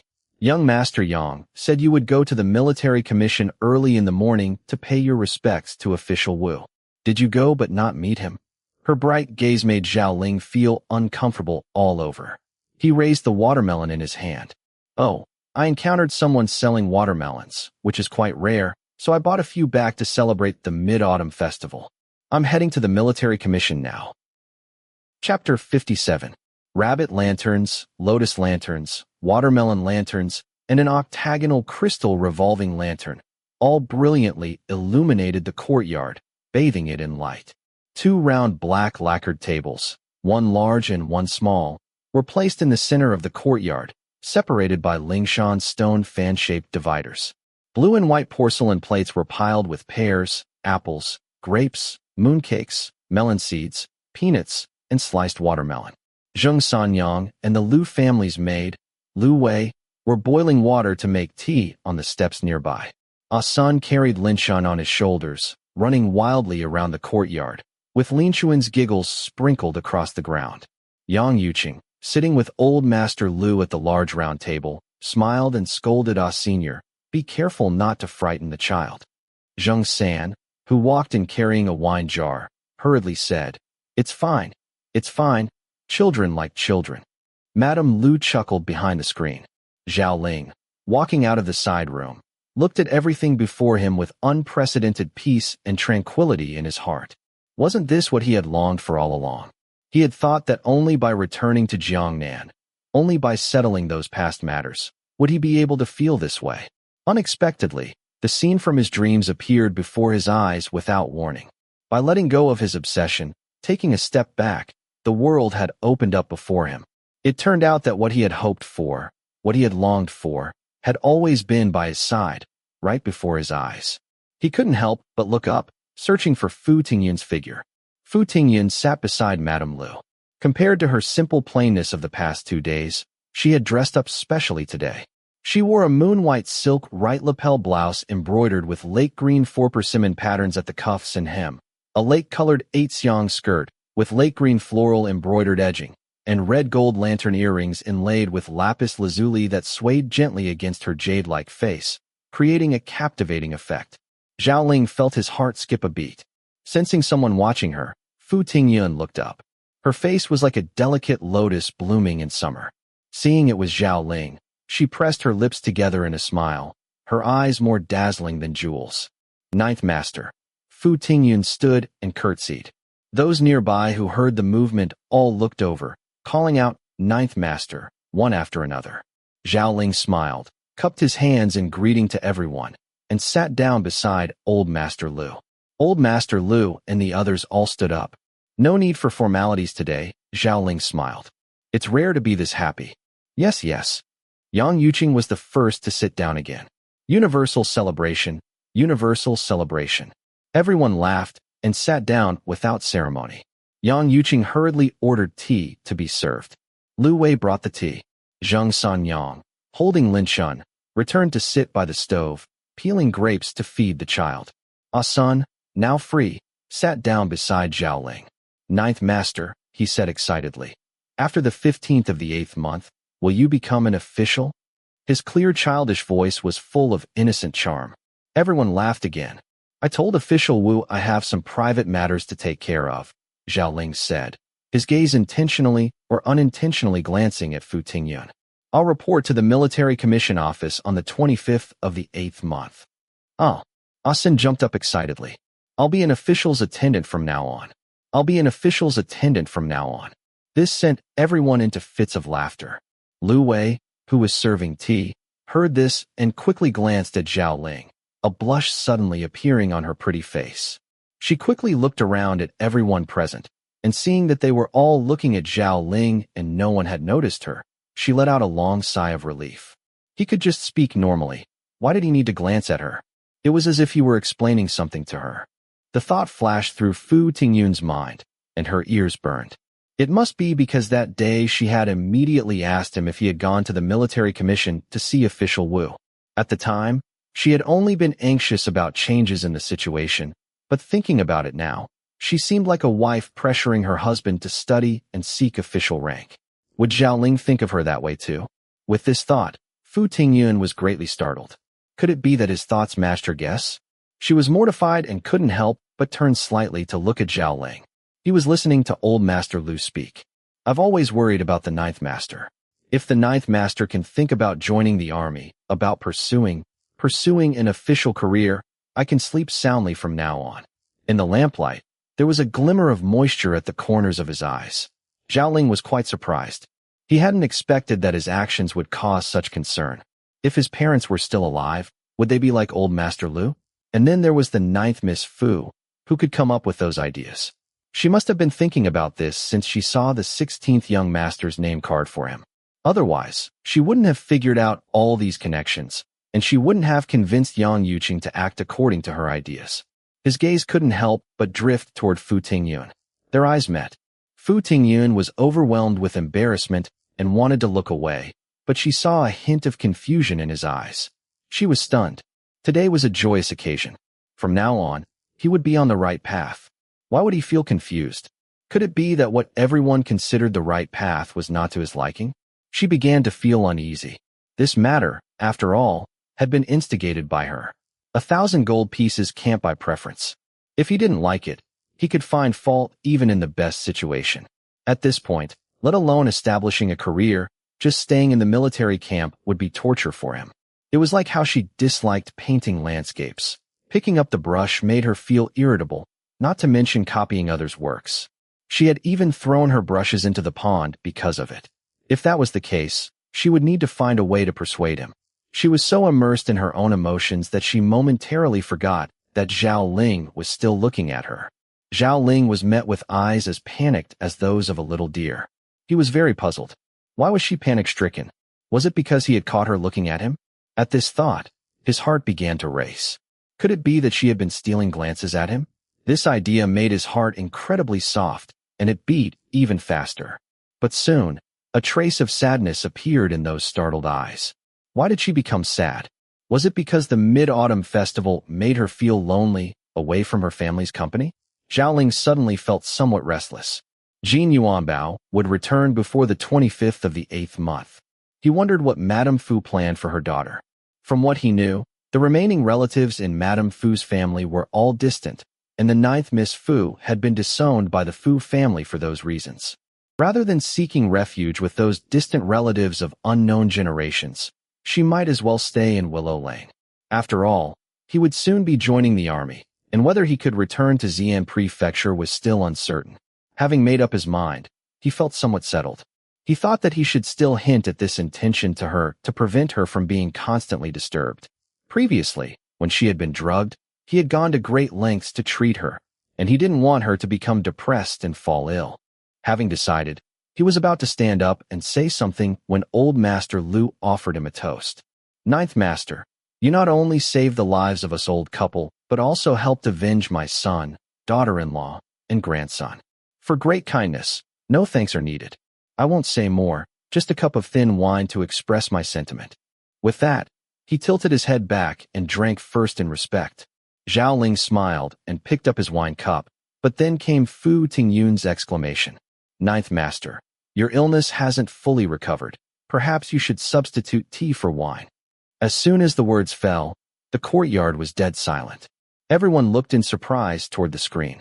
Fu Tingyun, sitting behind the screen, now wished only for a crack in the ground to swallow her up. How could she have blurted out such words? In front of so many people, even his wife shouldn't speak to him this way, let alone her. He must feel very embarrassed and think of her as an unreasonable, capricious person. Fu Tingyun lowered her head, feeling like she wanted to die. From behind the screen came Zhao Ling's calm and peaceful voice. I had forgotten about that. You all drink wine. I'll have tea. Fu Tingyun looked up, her face full of disbelief as she looked toward the screen. What did he say? You all drink wine. I'll have tea. His peaceful voice seemed to be right by her ear, and her heart gradually came back to life. He hadn't reproached her. With this thought, her heart tightened again. Was it because he was giving her a way out in front of everyone? Or did he truly not mind? Her delicate eyebrows, curved like fine feathers, knitted tightly together. Madame Lu, sitting opposite her, watched with flickering eyes and smiled, patting her hand. You meant well, and the 9th Master can understand that. Otherwise, he wouldn't have mentioned substituting tea for wine. You should know, the 9th Master can drink like a fish. Really? Fu Tingyun's heart was in tumult, and she dared not speak again, listening to the people at the other table talk. Originally, I thought the 9th Master had some matters inconvenient to attend to personally. When you said you wanted me to look after the house for you, I agreed without hesitation. Now that the 9th Master has decided to join the army, I should return this house to you. Old Master Lu said with great satisfaction. While you're still free these few days, I'll go with you to the Yamen to change the name on the property deed and calculate the accounts for these past few years for you. Then he said, I used to be a shopkeeper for others. Though I'm old now, I've never been idle. I often go around the streets to see what businesses are good, and over the years, I've gained some insights. If the 9th Master doesn't mind, let me be your shopkeeper. The house had cost a considerable amount of silver initially, but it was not important to him now. Over these years, Mr. and Mrs. Liu had looked after this house. If they deserved no merit, they at least deserved credit for their hardship. Giving it to them would not be excessive. As for doing business, he had always known old Master Liu's capabilities, but he had been so focused on returning to Jiangnan that he hadn't given it any thought. Zhao Ling was about to refuse, but the words reached his lips and were swallowed back. Better to settle the 9th Miss Fu first. If the 9th Miss Fu truly had nowhere to go, it would be better to give both the house and the shop to Mr. and Mrs. Liu. Let's set this aside for now, he said. I have something else I want to ask everyone. Zhao Ling's expression turned serious. I've already agreed with official Wu that I'll bring several brothers as close as family to join the army together. Who wants to go with me? Oh. Yang Yuqing and the others were visibly delighted. To be able to clear their names and live openly and honestly from now on. Who wouldn't be happy? I'll follow the 9th Master. Yang Yuqing was the first to speak. I also want to follow the 9th Master. San Fu and Zhi Zhi said in unison. San Fu was over 30, and Zhi Zhi was 2 or 3 years younger. Both were of medium build with honest faces, though one appeared dull and the other simple. Very well, we'll wait for Yuan Bao to return and see what his plans are. Then we'll go together to the military commission to meet official Wu, Zhao Ling said, glancing toward the screen as if to see how Fu Tingyun would react. Fu Tingyun listened with a sense of loss. When Jin Yuanbao returned, she would have to leave, wouldn't she? She became somewhat anxious. The matter of persuading him to join the army, and just now, stopping him from drinking, she needed to explain these things to Zhao Ling as soon as possible. Otherwise, if she left, wouldn't these misunderstandings never be resolved? Fu Tingyun hoped she could leave Zhao Ling with a good impression. Chapter 58. The Mid-Autumn Festival, a time for family reunions, might be just an annual celebration for others. But for Yang Yuqing and the others who had experienced life and death separations and profound sorrow, being able to gather together peacefully was immensely precious.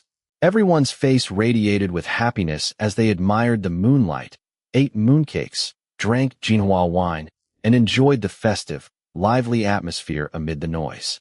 Zhao Ling chatted with old Master Liu while drinking. Tomorrow I'll visit Tang Daishan to return his sword, and I'll invite him to have lunch at 13 Mountain. In the afternoon, we can go over the accounts from these past years with him. The day after tomorrow, we'll go around the city. Since the harvest is poor this year, we might be able to acquire a few vacant shops. In a few days, we'll visit those village heads outside the city whom you're familiar with. If anyone is selling land, please ask them to spread the word and help mediate. Since I've decided to stay, we need to make proper plans. Yang Yuqing and the others, being Shangxi natives, were naturally pleased not to have to leave their homeland. San Fu even said, 9th Master has given me a lot of money, and I don't know what to do with it. Old Master Liu, why don't I put the money in your hands, and you can help me invest in some farmland? Then he mumbled softly, now that we don't have to live each day with our heads on the line, I want to take a wife, to continue my family line. My entire family starved to death. Everyone fell silent. Sure, Zhao Ling said with forced casualness. Any of you who want to buy property or take a wife, bring out your money and ask old Master Liu to plan for you. He added, in his day, old Master Liu was a head shopkeeper, skilled at making money. He was trying to lighten the mood. I don't deserve such praise, old Master Liu hurriedly said. What's this, old Master Liu? That's just what outsiders call me. For the 9th Master to address me this way is too much honor. Just call me Pingyun. The 9th Master can call you that, but we wouldn't dare. Yang Yuqing joined in the banter, laughing heartily. You're older than us, so we'll call you Uncle Pingyun. He continued, and don't be so formal with us, calling me young Master Yang and such. You know very well what my background is, don't you? Wouldn't that be making fun of us? If you truly consider me one of your own, just call me Yuqing. Everyone burst into laughter, and the atmosphere grew lively again. Old Master Liu, being a worldly man, smiled and said, all right, since you recognize me as your uncle, I have no reason not to recognize you as my nephew. Everyone laughed again, feeling as if they had suddenly grown much closer to each other. Old Master Liu took the opportunity to suggest going to Guangren Temple to see the lanterns. It's rare for you to spend the Mid-Autumn Festival in Xi'an Prefecture. It's a pity that the harvest is poor this year. Otherwise, you could have witnessed the magnificent spectacle of Chang'an Street adorned with lanterns like trees of fire and silver blossoms. He seemed somewhat reluctant to end the joyous occasion, wanting to prolong the festive atmosphere. Ah Sun was the first to jump up, clapping his hands in approval. I want to go too. I want to go too. Great. Zhao Ling was also in high spirits. Then let's all go see the lanterns. Ah Sun cheered. Even Zheng Sanyang, sitting on the steps holding her sleeping son, showed a look of anticipation. But Fu Tingyun seemed somewhat dejected. By this reckoning, Zhao Ling would be busy until the 25th of the 8th month. What about her concerns? She stood up with a smile. Then I'll stay home and watch the house. How can that be? Madame Lu smiled. If someone needs to watch the house, let me stay behind. It's rare for all of you to be here, while I can see the lanterns every year. Zheng Sanyang also suppressed her desire and hurriedly said, I'll stay home instead. It's a good opportunity to look after Linshan. The courtyard fell silent, as if silently urging Fu Tingyun to join them. Fu Tingyun knew she was being a dampener, but she truly wasn't in the mood. So she smiled at Madame Lu and said, I'm too tired today. I'll go out with everyone another day. Madame Lu was about to say something when San Fu laughed awkwardly. Since Miss Fu is tired and staying home, I'll stay behind to watch the gate. That way, no one can take advantage of the situation to sneak in and steal things. Let's do that then. Zhao Ling decided before anyone else could speak. We'll go out for a stroll while Miss Fu rests. His tone was flat. The joy that had been evident in his words earlier suddenly much diminished. Seeing that Zhao Ling had spoken, Yang Yuqing and the others no longer insisted. Madame Lu glared at Old Master Lu. Old Master Lu widened his eyes, uncomprehending. Madame Lu ignored her husband but couldn't say anything more. She smiled and called to Zheng Sanyang. Then let's quickly tidy up the house so we can go see the lanterns together. Zheng Sanyang and Lu Wei became excited. Madame Lu led Zheng Sanyang to help Fu Tingyun wash up, while Lu Wei cleaned the courtyard. San Fu and Shi Zhu helped move the tables and chairs back to the side rooms. Everyone quickly got organized, leaving San Fu to watch the gate as they all went off to Guangren Temple to see the Lantern Festival. The courtyard grew quiet, but Fu Tingyun tossed and turned, unable to sleep. She got up and propped open the window. The moon in the night sky was round and bright, its clear light pouring in like flowing water, soft and serene. How was her mother doing? By her calculation, seventh sister would be getting married in about a month. Hopefully, her situation hadn't caused any delays. Thinking of this, her mood became downcast. If nothing had happened to her, she would now be on the way to her wedding. Then again, if nothing had happened, she wouldn't have met Zhao Ling. With this thought, her mood immediately brightened. But in an instant, Fu Tingyun's mood soured again. This Zhao Ling wasn't he usually cold and aloof, appearing interested in nothing? How was it that upon hearing about the Lantern Festival, he ran off faster than anyone? He didn't care whether he was still injured or whether he needed to wake up early tomorrow to meet that Tang Daesan. She sighed deeply, feeling somewhat desolate. Seeing the beautiful moonlight, she turned to get some incense and candles and went to the courtyard to worship the moon goddess. May the goddess bless my mother with good health, my father with success in all endeavors, my brother with honors in the provincial examination, my sister-in-law and nephew with freedom from illness and calamity. She prayed with hands pressed together and eyes closed. Thinking of him whose body had still not fully recovered, her tone faltered, and her voice lowered several degrees. May the goddess bless Zhao Ling, to be free from disaster and difficulty, to walk the right path from now on, and to have smooth sailing. Suddenly, she sensed an unfamiliar presence behind her, as if someone had intruded. Her flesh crept with goosebumps, and she silently regretted her situation. She quietly opened her eyes and grabbed the lit incense, thinking she might throw it at the person's face and seize the opportunity to run back to her room. Then she spun around, only to see someone she never expected to appear at this moment. She was greatly startled. Why are you here? Her almond eyes widened. Didn't you go to see the lanterns? Zhao Ling hadn't expected Fu Tingyun, who had been quietly worshipping the moon goddess, to suddenly turn around with incense in hand, looking at him warily, as if he were her enemy. He was dumbfounded and, after a while, finally said, I've seen many lantern festivals. I just went to accompany them. Having seen enough, I naturally came back. You scared me to death. Fu Tingyun couldn't help but complain. How do you walk without making a sound? She reinserted the incense, dusted off her hands, and asked, Where are the others? Have they all returned? I thought you wouldn't be back until at least the third watch. They're still viewing the lanterns, Zhao Ling said. I came back first. He added, It gave Sanfu a chance to go out and enjoy himself. So that meant there were only the two of them in the house. For some reason, Fu Tingyun's heart pounded fiercely. Would you like a cup of tea? I'm very good at brewing tea. My grandmother's tea was always brewed by me. She stuttered slightly. Sure, Zhao Ling replied. Then, shall I bring out a chair? The moonlight tonight is quite nice. His voice betrayed a hint of hesitation. He had agreed to let her brew tea and even offered to bring out chairs. Fu Tingyun's heart swelled like a billowing sail, too full to notice Zhao Ling's unusual manner. She happily went to boil water, found the Longjing tea that old Master Lu had brought earlier, and took out her foliate-patterned famille rose teacup. Meanwhile, Zhao Ling had already brought out 2 chairs and placed a small table in the center of the courtyard. Fu Tingyun warmed the teacup, poured the first brew, and brought it over. This is Longjing tea from after the grain rain. Please make do with it, Ninth Master.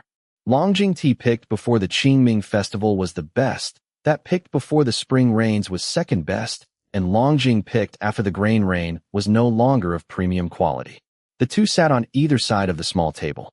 Zhao Ling inhaled the tea's fragrance, sipping it in small mouthfuls. Considering that many people don't even have water to drink, anything tastes good. Fu Tingyun smiled. Seeing he had drunk half, she rose to refill his cup. Zhao Ling, however, was examining the teacup in his hand. I thought you would prefer wucai. Both wucai and famille rose porcelains were brightly colored, though famille rose was comparatively softer in tone. Fu Tingyun said, Actually, I prefer blue and white porcelain. Zhao Ling was somewhat surprised. Fu Tingyun thought of the teasing among her sisters before, and couldn't help but lower her head in embarrassment. Zhao Ling realized he had asked something he shouldn't have and hurriedly said, This was bought by old Master Lu, wasn't it? Tomorrow I'll bring back a set of blue and white porcelain for you. Fu Tingyun's nose tingled slightly with emotion. He was always like this, finding ways to spare her embarrassment. No, she hesitated. I also like famille rose, she said, somewhat disconnectedly. Among my dozen or so sisters, they all had slender eyebrows and delicate eyes, gentle and beautiful. Only I, as you've seen, they said, if I were a flower, I would be a peony. If I were silk, I would be shoe brocade. If I were porcelain, I would be wucai.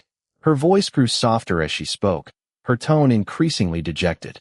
Grandmother said that things that withstand the test of time are truly good things. But even in a half-new, half-worn garment, I still look too conspicuous. Zhao Ling was astonished and couldn't help but examine Fu Tingyun. Having exchanged silk garments for cotton, removed her jewels and precious stones, Fu Tingyun wore only an ordinary white cotton blouse. In the moonlight, she was like a jade figurine, her radiance impossible to conceal. He thought of the blue sapphire earrings that had swayed beside her ears and felt a warmth in his heart. This is quite nice too, he said softly, a strange emotion flowing through him. Oh. Fu Tingyun looked up in surprise, her face full of disbelief as she gazed at Zhao Ling. I hear that nowadays shoe brocade sells for 15 taels of silver per roll, he said somewhat uncomfortably. Blue and white porcelain has long gone out of fashion in the capital. Chapter 59. Fu Tingyun had never thought of herself as beautiful. When she was young and visited relatives with her sisters, those male cousins, family friends, and young uncles always liked to pull her hair ribbons and frighten her with ghost stories. Once, Sixth Aunt's younger brother Xu Ming came to visit. He said her landscape painting didn't look good and insisted on painting it for her. It was homework assigned by her teacher, and her mother had always told her not to cheat. She refused to let him paint it, and in the ensuing tussle, the inkstone was knocked over. Her newly made peach-red Hangzhou silk skirt was splattered with ink, which made her so angry that she trembled. She started fighting with him, and the servants couldn't pull them apart. When Sixth Aunt's mother found out, she gave Xu Ming a severe beating, confined him for a month, and cut his monthly allowance for half a year. After that, whenever he encountered Fu Tingyun, he would call her ugly freak. She was indignant at the time. I'm not an ugly freak. Grandmother likes me the most. Xu Ming snorted coldly. That's because she's your grandmother. Look at others. Whenever you stand there, everyone stares at you twice.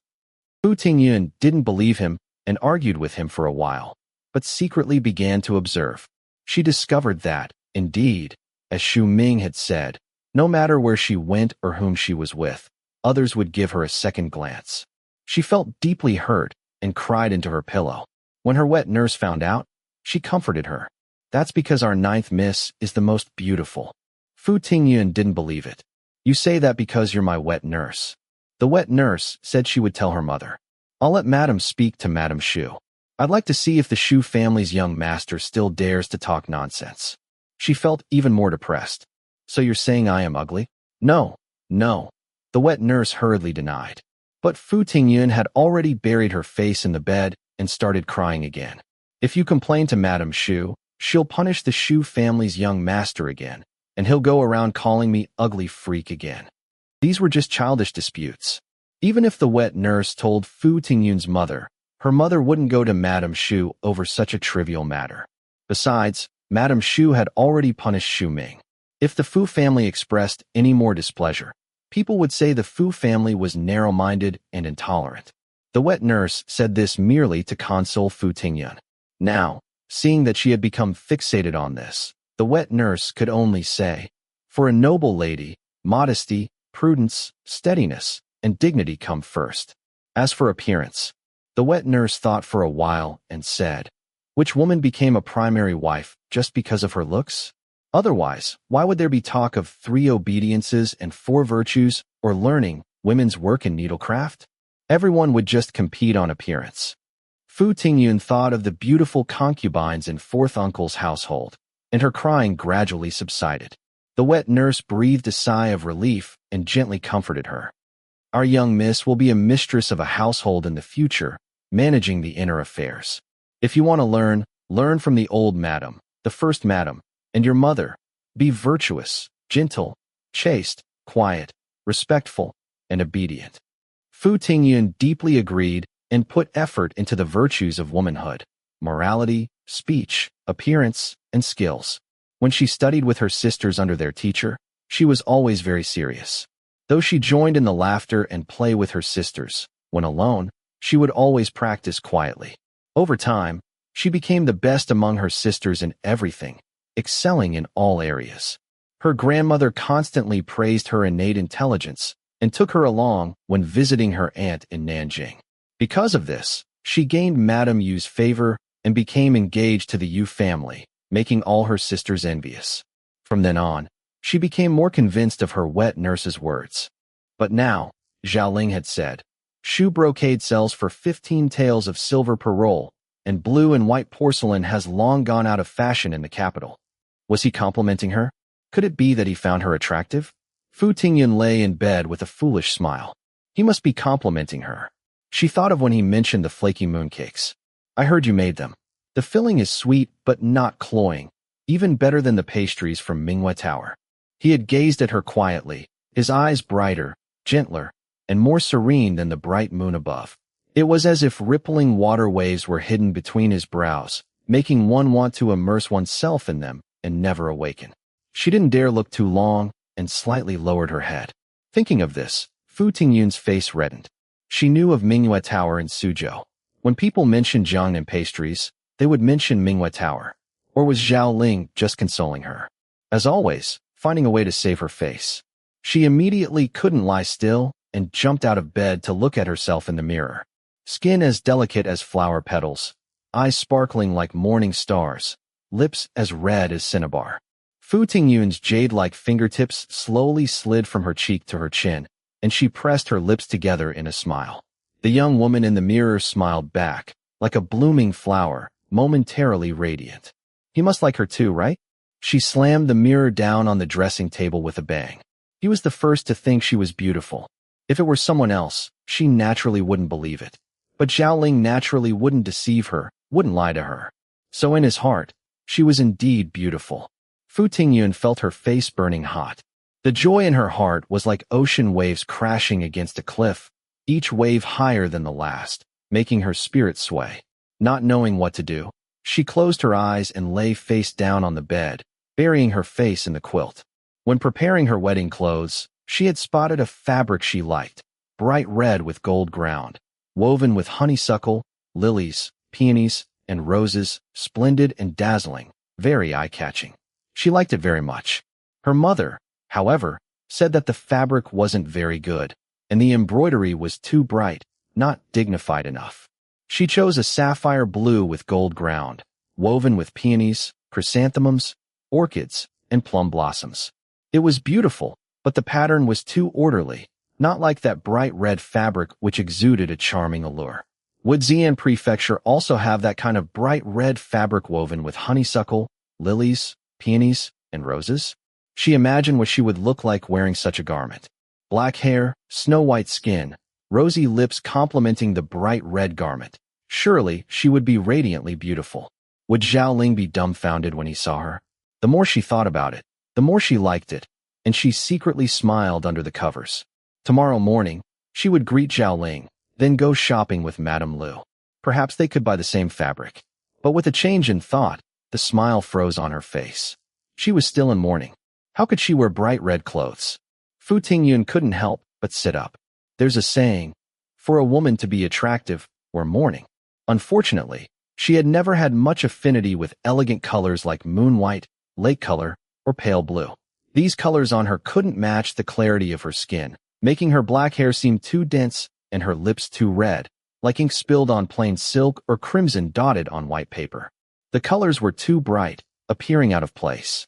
She sighed, remembering the memorial service she needed to arrange for her uncle. Since arriving in Xi'an Prefecture, one thing had followed another, and she had completely forgotten about this. Though Zhao Ling had suggested arranging the memorial service for her uncle, he had been busy these days. He needed to arrange everything before going to the military camp, including matters related to his property. This was a plan for 100 years, not to be taken lightly, so she decided not to disturb him. Instead, perhaps she could ask Madame Lu to accompany her to Wanren Temple tomorrow. Fu Tingyun began to worry. Besides the gold and silver jewelry given by her mother, she only had the 2,000 taels in silver notes. She had given the silver notes to Zhao Ling, and she couldn't bear to part with her mother's jewelry. So what money could she use for her uncle and aunt's memorial service? Had she known, she shouldn't have given all the silver notes to Zhao Ling. She should have kept at least 100 or 200 taels for emergencies. What should she do tomorrow? Could she ask Zhao Ling to return the silver notes to her? At this thought, Fu Tingyun felt both ashamed and guilty. What kind of person would that make her? What would Zhao Ling think? What should she do now? Fu Tingyun no longer felt the joy she had earlier. What to do? What to do? It was so frustrating. She sighed deeply. Apart from selling the jewelry her mother had given her, she couldn't think of any other solution. Fu Tingyun tossed and turned, only falling asleep when the sky began to lighten. When she awoke, the sun had already risen, well past breakfast time. Zheng Sanyang was playing with Linshun in the hall. Hearing movement, she hurriedly went to fetch water. Fu Tingyun quickly washed up. Madame Lu came over and smiled. The ninth master said that the young miss had worshipped the moon goddess in the courtyard last night, so we shouldn't disturb you this morning. Then she asked Lu Wei to set up breakfast. Fu Tingyun tried hard to conceal her discomfort. Last night, as they were chatting casually, old Master Lu and the others had returned. She thought about how she had said she was tired and wanted to rest in front of Madame Lu and the others, and how Madame Lu had specifically helped her wash up before leaving. If they had seen her and Zhao Ling sitting in the courtyard chatting, how would she explain to Madame Lu and the others? Zhao Ling was surprised too and said, "Why are they back so soon?" At that moment her heart had panicked, and she hastily said, "I don't know either. I'll go back to my room first," and quickly returned to her room. Only moments later did she realize that the teacups, table, and chairs in the courtyard hadn't been cleared away. If Madame Lu and the others saw them, even if she hid in her room, they would guess what she and Zhao Ling had been doing. She hurriedly opened the door and saw Zhao Ling deftly moving the table and chairs into the side room. Watching his back, she felt he also seemed somewhat flustered. Her heart stirred, and she quietly closed the door, then pushed the window open a crack to peek outside. The courtyard had been tidied up, and Zhao Ling was walking out while responding, "Coming, coming." Now it seemed that Madame Lu and the others must have found the incense and candles she had left in the courtyard when worshipping the moon goddess this morning. Fu Tingyun tried to appear casual, saying, "Oh," and lowering her head to eat breakfast. Madame Lu sat beside her, carefully examining the winter clothes she had nearly finished sewing, repeatedly praising, "The young Mrs. Needlework is truly excellent." Fu Tingyun had been taught since childhood that one doesn't speak while eating or sleeping. She smiled in response, and only after finishing breakfast and accepting the tea offered by Lu Wei did she smile and say, "You're too kind." She considered her needlework to be quite good and didn't want to diminish herself in words, so she smiled and changed the subject. "Has the ninth master already gone out?" "He left early this morning," Madame Lu smiled. "He took not only young Master Yang, San Fu, Shizhu, and Zheng San, but also my old man with him." Fu Tingyun was slightly startled. There was a commotion from the front courtyard, and just as she was about to call Zheng Sanyang to check, Lu Wei ran in. "Madam, Zheng San and San Fu, Shizhu are escorting the master back with a lot of silver."